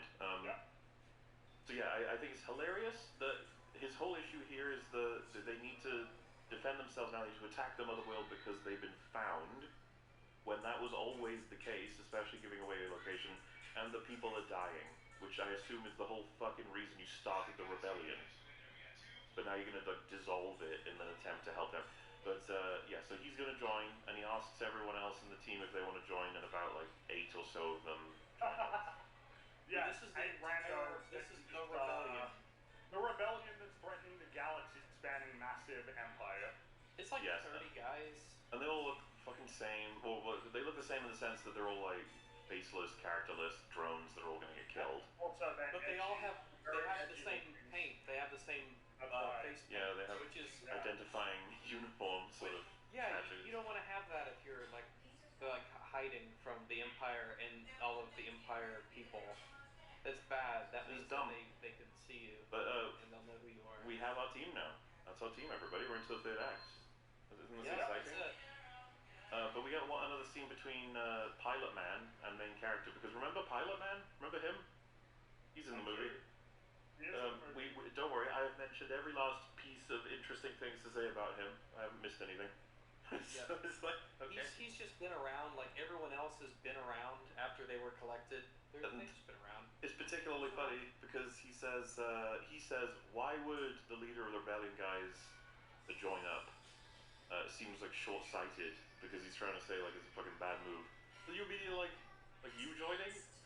Like you? Yeah, like what? And then he says, you make me want to be honorable to her. And again, I thought it was just bad writing. I was like, what the fuck? Why? You don't know anything about her at all. You barely even spoken. But the truth is, he's just selling her bullshit and she's buying it. Yep. Imagine someone telling you they're changing. They used to be a scallywag. They used to be someone who would just do evil things for money, but that they changed their mind when they met you, and you literally exchanged about 2 sentences with this person. They're like, The guy, the self. You're a liar. Of course you are. Yeah. You're trolling me. It's insane, and yeah, that's about to pay off. So wonderful. It's gonna be great. The bad guys just destroy the people who are hiding the rebellious ones. This civilization has thrived for 10,000 years, and yet they have 0 defenses at all. They have 0 defenses, and then he hits the king here with a stick too. He does, but not before establishing he understands honor, but he does not understand charity, which is so funny. Because he's evil. They're the bad guys. They're the bad guys. They remember love is weakness and charity is confusing. Why would we ever do that? That's when you give your stuff to other people for no reason. Why would you do that? Yeah, so that guy's dead. Love is weakness, by the way. Oh, and they destroy the entire planet. They raise the entire planet. I think it's implied that, they destroy as they're leaving as well. There's fucking crazy explosions happening just as they're leaving atmosphere. Just getting in their plane. Yeah, they destroyed the and for civilization, I reference- think it's implied. Yeah, they destroyed it. They destroyed it. The whole thing. Absolutely nuts. Because they helped out the 40 rebels or This- whatever it was, so well, the so this- civilization got destroyed. It's just a primary example of being a fucking idiot when writing a faction like this. Do you understand the resources it takes to raise a planet? And then do you understand the resources you've wiped out by raising this planet? Do you know what I'm saying? Do you Like, also understand, writing-wise, do you understand that how can the good guys possibly win? If That's the true, bad guys too. can destroy a whole civilization and then you remember effortlessly. what the opening of this stupid movie was, is that the Mother World are looking for resources throughout the galaxy, and that they were going to the point of trying to get grain off a tiny farming settlement, and yet they destroy a thriving planet with all of their weaponry. They have cost themselves immense resources to destroy immense resources. For no reason other Zach. than you help the bad guys who are going to destroy the entire civilization. It's just like Zach, none of this makes any sense, man. nothing in this movie makes sense. It's actually kind of insane how little of it makes sense. You'd think that as you just the ramblings of a lunatic would make some level of sense, right? Because they make sense to the lunatic who's writing them down. Yeah. But not here. But you know what, Rex? The 4-hour cut, that's where it'll make sense. That's right. Release the Snyder cut. Oh god, it's gonna be even worse. Not that I'll ever fucking watch it. I'm so done with Snyder products. It's so terrible consistently. But I will. I mean, when's the next one out? Is it 4 months from now or something? Yeah, it's, I think it's April next year. Scargiver. Yeah, I'm sure This there'll be a movie's trilogy getting as my well. brain scars. So, I'm so curious to see what the viewership's going to look like from 1 to 2. well, and like I said, people are clowning on this movie. I'm seeing so many, and not even highlighting all the inconsistencies, of which there are many, and they are huge. It's a lot of general story criticism. So badly paced. I don't care about any of these characters. They're not characterized at all. It's completely disjointed. It's a complete rip-off. There's all these different points of view about just basic storytelling tenets that are making people say Zach doesn't know what he's doing. And now it's making people say, did he ever know what he was doing? The answer is no. No, This is one of those fodder for video kind of movies. You could go through this movie and there's a million problems with every scene. It is so shit through and through. It's easily one of the worst movies. Well, but there are also stretches between those scenes of 10 minutes of nothing. It's waiting for the next thing to happen. It's oh, there we go. So, we're at this port, and we're preparing the ships to go back to, I guess, the village, and Cyborg is yeah, get your fuel, it's going great. But one of the bounty hunters we saw earlier in the bar is talking to Pilot Man, and he's everything is done. And then they're handing each other money or calling in things, and our main character is staring at this, which I think is hilarious. And she's Wait a minute, that seems a little suspicious. I don't know. All I can gather from this is that she is dense as hell, and she can't actually figure anything out on her own. Because you start seeing the ships reveal themselves, the boxes start opening and capturing people, and she's just looking around the whole time. Basically, complete betrayal happens. Kai, the pilot, was evil! He was paid off to do all of this. That was his actual motivation. Yeah, I say that. Doing this all for free. Turns out he's bad. It turns out it wasn't the motive you thought, which was what exactly? Nothing. Didn't give us a motivation at all. It turns out he wasn't just a nice Damn random it. guy.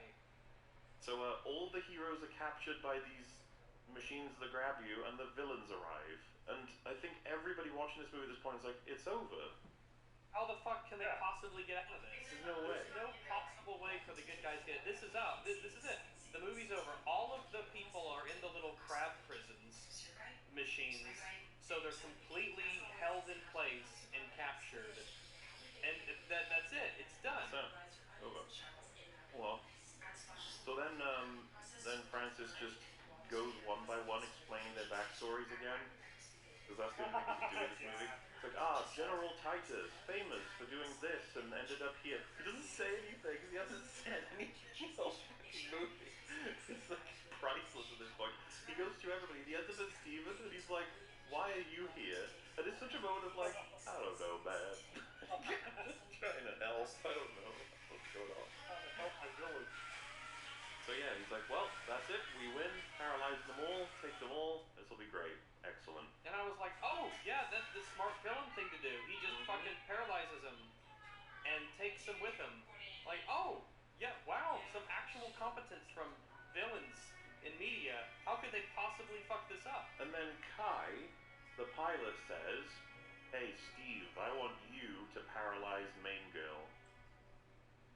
And you're like, why? Why? What's the point of that? Bad. It's like, yeah, do it, coward. And then he's like, you're sick. And he's like, yeah, do it.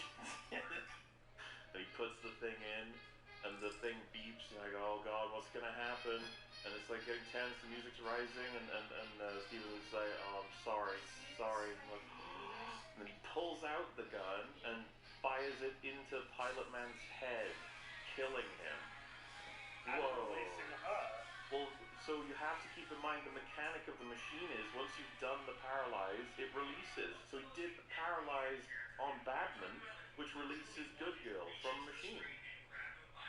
That makes sense. It works that way. Turns the lock, which opens it, and so. Yes, go on. No, I'm like, I'm just like, the bad guys have won, and then Kai is allowed to do this, even though Kai is not a member of the Empire. He's just allowed to set all this up to have it happen. He basically gives the farmer the key to release protagonist girl. But here's the thing, Rex. On top of everything else, how does he know how this machine works? Yeah, apparently he also knows how the machine works. Yeah, never seen it before. Nope. What if it was impossible to remove it once you slotted it in without paralyzing her? And you need to understand, this is one of those films where you go through frame by frame and you can fully understand how retarded everything is. He kills Pilot Man. That's his action, so to speak. Not that this is like a turn-based RPG, but that's what he's doing. So he's released her now. What's she doing? She jumps down and attacks person in front of her. So what's all of the other people doing? Yeah. They've all got their guns and they're all ready for anything, but they even give Hero Girl a hero shot. She jumps down, hits person, grabs rifle, and then she's like, you know, like Rocket Raccoon in Guardians 1 where he gets the gun. They do a thing like that. It's like, you don't have the capacity to do that. Everyone's aiming at you, and there's nothing else happening. What do you mean? It is some of the most absurd plot armor that I have ever seen in my life. Yeah, because the way it's edited, they want to convince you now that everyone's free. It's like, wait, what? Wow, what? No, it's just her. And then she avoids like fucking 17 shots immediately. And all of the other red ships, they're all just out. They're all attacking, and it's just like, what? How did this happen? That everyone gets released because I think one of them, I can't remember if Stephen and I unlock this, and then she cuts open all the logs for everyone else. It's like, oh, that's that. What's really funny is that Cyborg says, everyone get in your ships, go, go, go, go, go. When the enormous enemy ship is just there, aiming its gun at them, and I was like, isn't that just gonna blow them up? And then it blows them up. Zack Snyder's writing. What was the point of all that? The bad guys just don't shoot them. Yeah, but well, this time he does, because they're red shirts and don't care about it. He probably just wanted they all get free and fighting ensues, and then everyone's dead. It's like, oh wait, well, how do we actually make this be a thing? And then the next thing of interest is Cyborg's sacrifice, which is pretty funny. Yeah. He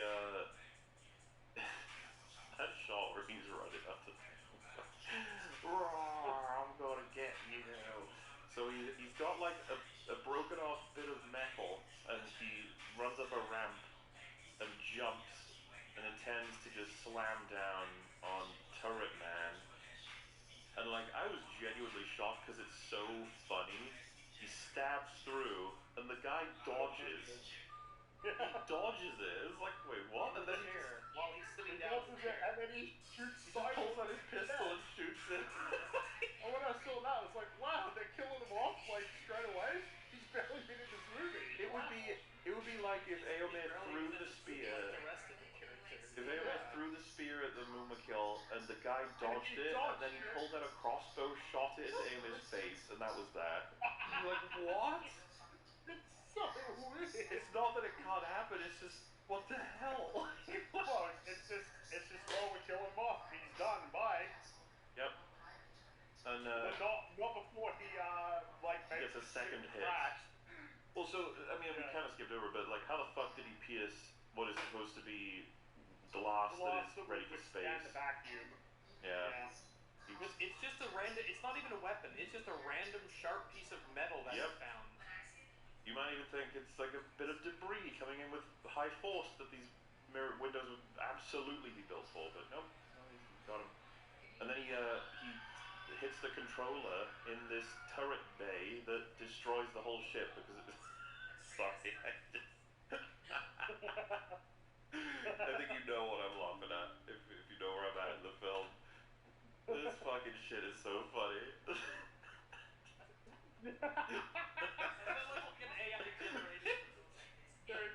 Dude, that was so funny. You know Random Girl. You know Random Girl, right? Random Girl. When we talk about, because you mentioned, do you remember in the Aquaman 1 when Black Manta starts screaming? Yeah. When he's like, nah! It's like, that was really funny.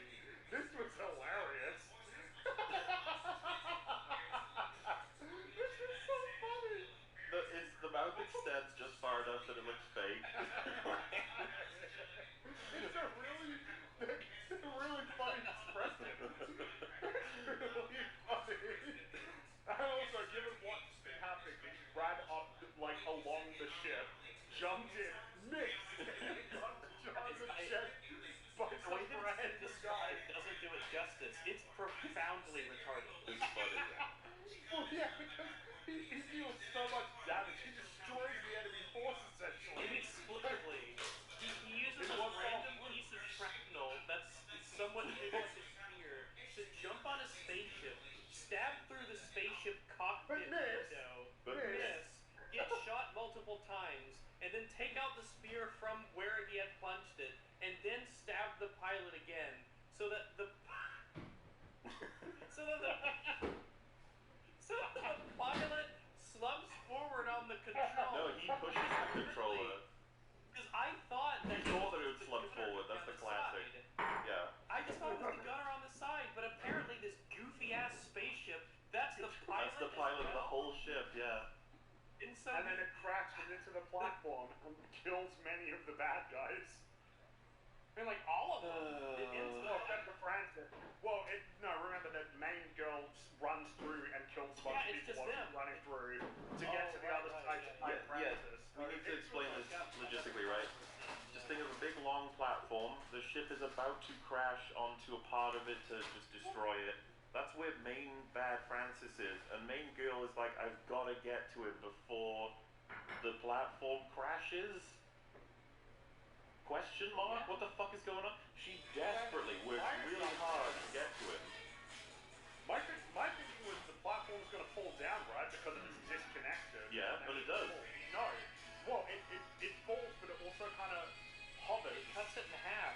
Well, the platform falls. Oh, no, yeah, you're right. Then it falls and He lands on like the other platform. The Yeah. space buoy, the buoy. What's the thing in the water? The floating thing? It's a buoy. like that, but yeah, buoy, but for space. Yes. Which good thing they landed on that. That's what I mean, They both could have just fallen to their death. Why is she so desperate to get to him when she recognizes this whole platform is about to be destroyed? What's the point? It's like, does she need to kill him herself? Is that the angle? She knows he's gonna land on a buoy that's below, and then he's have their final fight, their final battle. This is the final battle. Yeah, well, so it's dumb as fuck, and all the other characters again just on pause. They ain't doing anything now. It's just Mango. I guess they just think that she's dead. Also, the fight's over. They're all just dead now. yeah, every bad guy died. The whole ship has been destroyed, and all that's left is Francis, who slid onto the space station-y whole thing. Yeah, I don't even whatever function it serves. It's great that it was there because obviously I was gonna say he would have died if he'd fallen, but I don't know. Maybe he wouldn't have. I don't even know what kind of creature he is. What we're gonna find out about him, yeah. Also, her gun disappeared. I guess the logic is that she lost it. Yeah, but you don't see that happen. No. It's just implied that because now she doesn't have it, that she doesn't have it. Lame. Because if she had it, that would have been it. Well, then again, it's it anyway. She beats him, obviously. I'm saying it's like that's not. Yeah, she beats him in a fight. She's too much. She's too strong and too amazing and powerful, and she kills him. Mm-hmm. I mean, that's it. She wins. They have a particularly shit fight. He performs pretty badly at it. You're obviously not invested. You know she's gonna win. You don't really care. Because he's like a wacky, silly, I'm so evil, I would kill babies just to drink their blood kind of person. Even what we learned about him, though, it's kind of weird that he but we're not quite there yet. Well, I mean, to be honest with you, I have not much comment left of the film at all. Like, she means it. Okay, so he's a robot. Yeah, some form of robot. So you figure that he would win because if he's a robot, he's probably stronger than the average person. Well, he's trained up. He's a bigger guy. Yeah, but he's trained. Yeah, but she's like really he's trained. like a cyborg android. She's like super trained. And she is very skinny though. So. Yeah, that kind of gives her the advantage, I would say. That gives her extra strength. Yeah, to have. Because it's mainly there's no fat, it's just muscle. So. Yeah, she's a lean, mean fighting machine. So she kicks him off the platform after beating the teeth out of him, stabbing him a couple of times, breaking his arm. Obviously, he's fine. He'll be back. This is as effective as when you defeat one of your primary villains in the first movie, and then you're like, don't worry, he'll still be intimidating. You have to mention the second fake beard. Yeah. Oh, yeah, though. We're not quite there. We gotta do our, oh yeah, sorry, Turak says something like, oh, don't worry, it's okay, because remember the literal Who is sad because Cyborg guy, the screaming lady that we know so well, she was very upset by him dying. Yeah, the character that we met 2 minutes ago was really upset that the character we met 2 minutes ago 3 minutes ago died doing something profoundly retarded. Yeah. That makes no sense whatsoever. And somehow, ended up being the best thing that could have ever possibly been done. General Titus does have a line before the film ends. He's like, this small act of defiance gives voice to the voiceless. They're just like, wait, what? He's like, this is more than just a fallen prick officer and some men. This is the beginning of something. Which is funny because it's like, yeah, it could be the beginning of them clamping down so hard that like everyone gets murdered and you guys get framed for being like, essentially, what would you call it? Like you know, like when a terroristic force, essentially. It's well, I mean, as has been pointed out, right? The bad guys are meant to be space Nazis, and it is well known the Nazis retaliated very, very harshly to acts of rebellion and well, and they control they control the media, I presume. So they'll say like these people were criminals and they were attacking civilians. We tried to stop them and they blew up our ships. That just seems like something that would be worth talking about. If you you guys realize that they're going to retaliate big time, and we need to think about that. Like, how do we feel about the fact that what we did here might result in a bunch of innocent people being slaughtered? We that won. might be the retaliation. We won. Yeah, We this won. is like this is baby's first rebellion story where not the good guys realizing just that get to win. Yeah. This isn't like Star Wars, where blowing up their giant super weapon that they tried to fucking control the universe with under an iron fist would inspire. Yeah, and that would inspire a huge amount of support for the rebellion to be like, you actually dismantled, destroyed this thing that they were threatening planets with.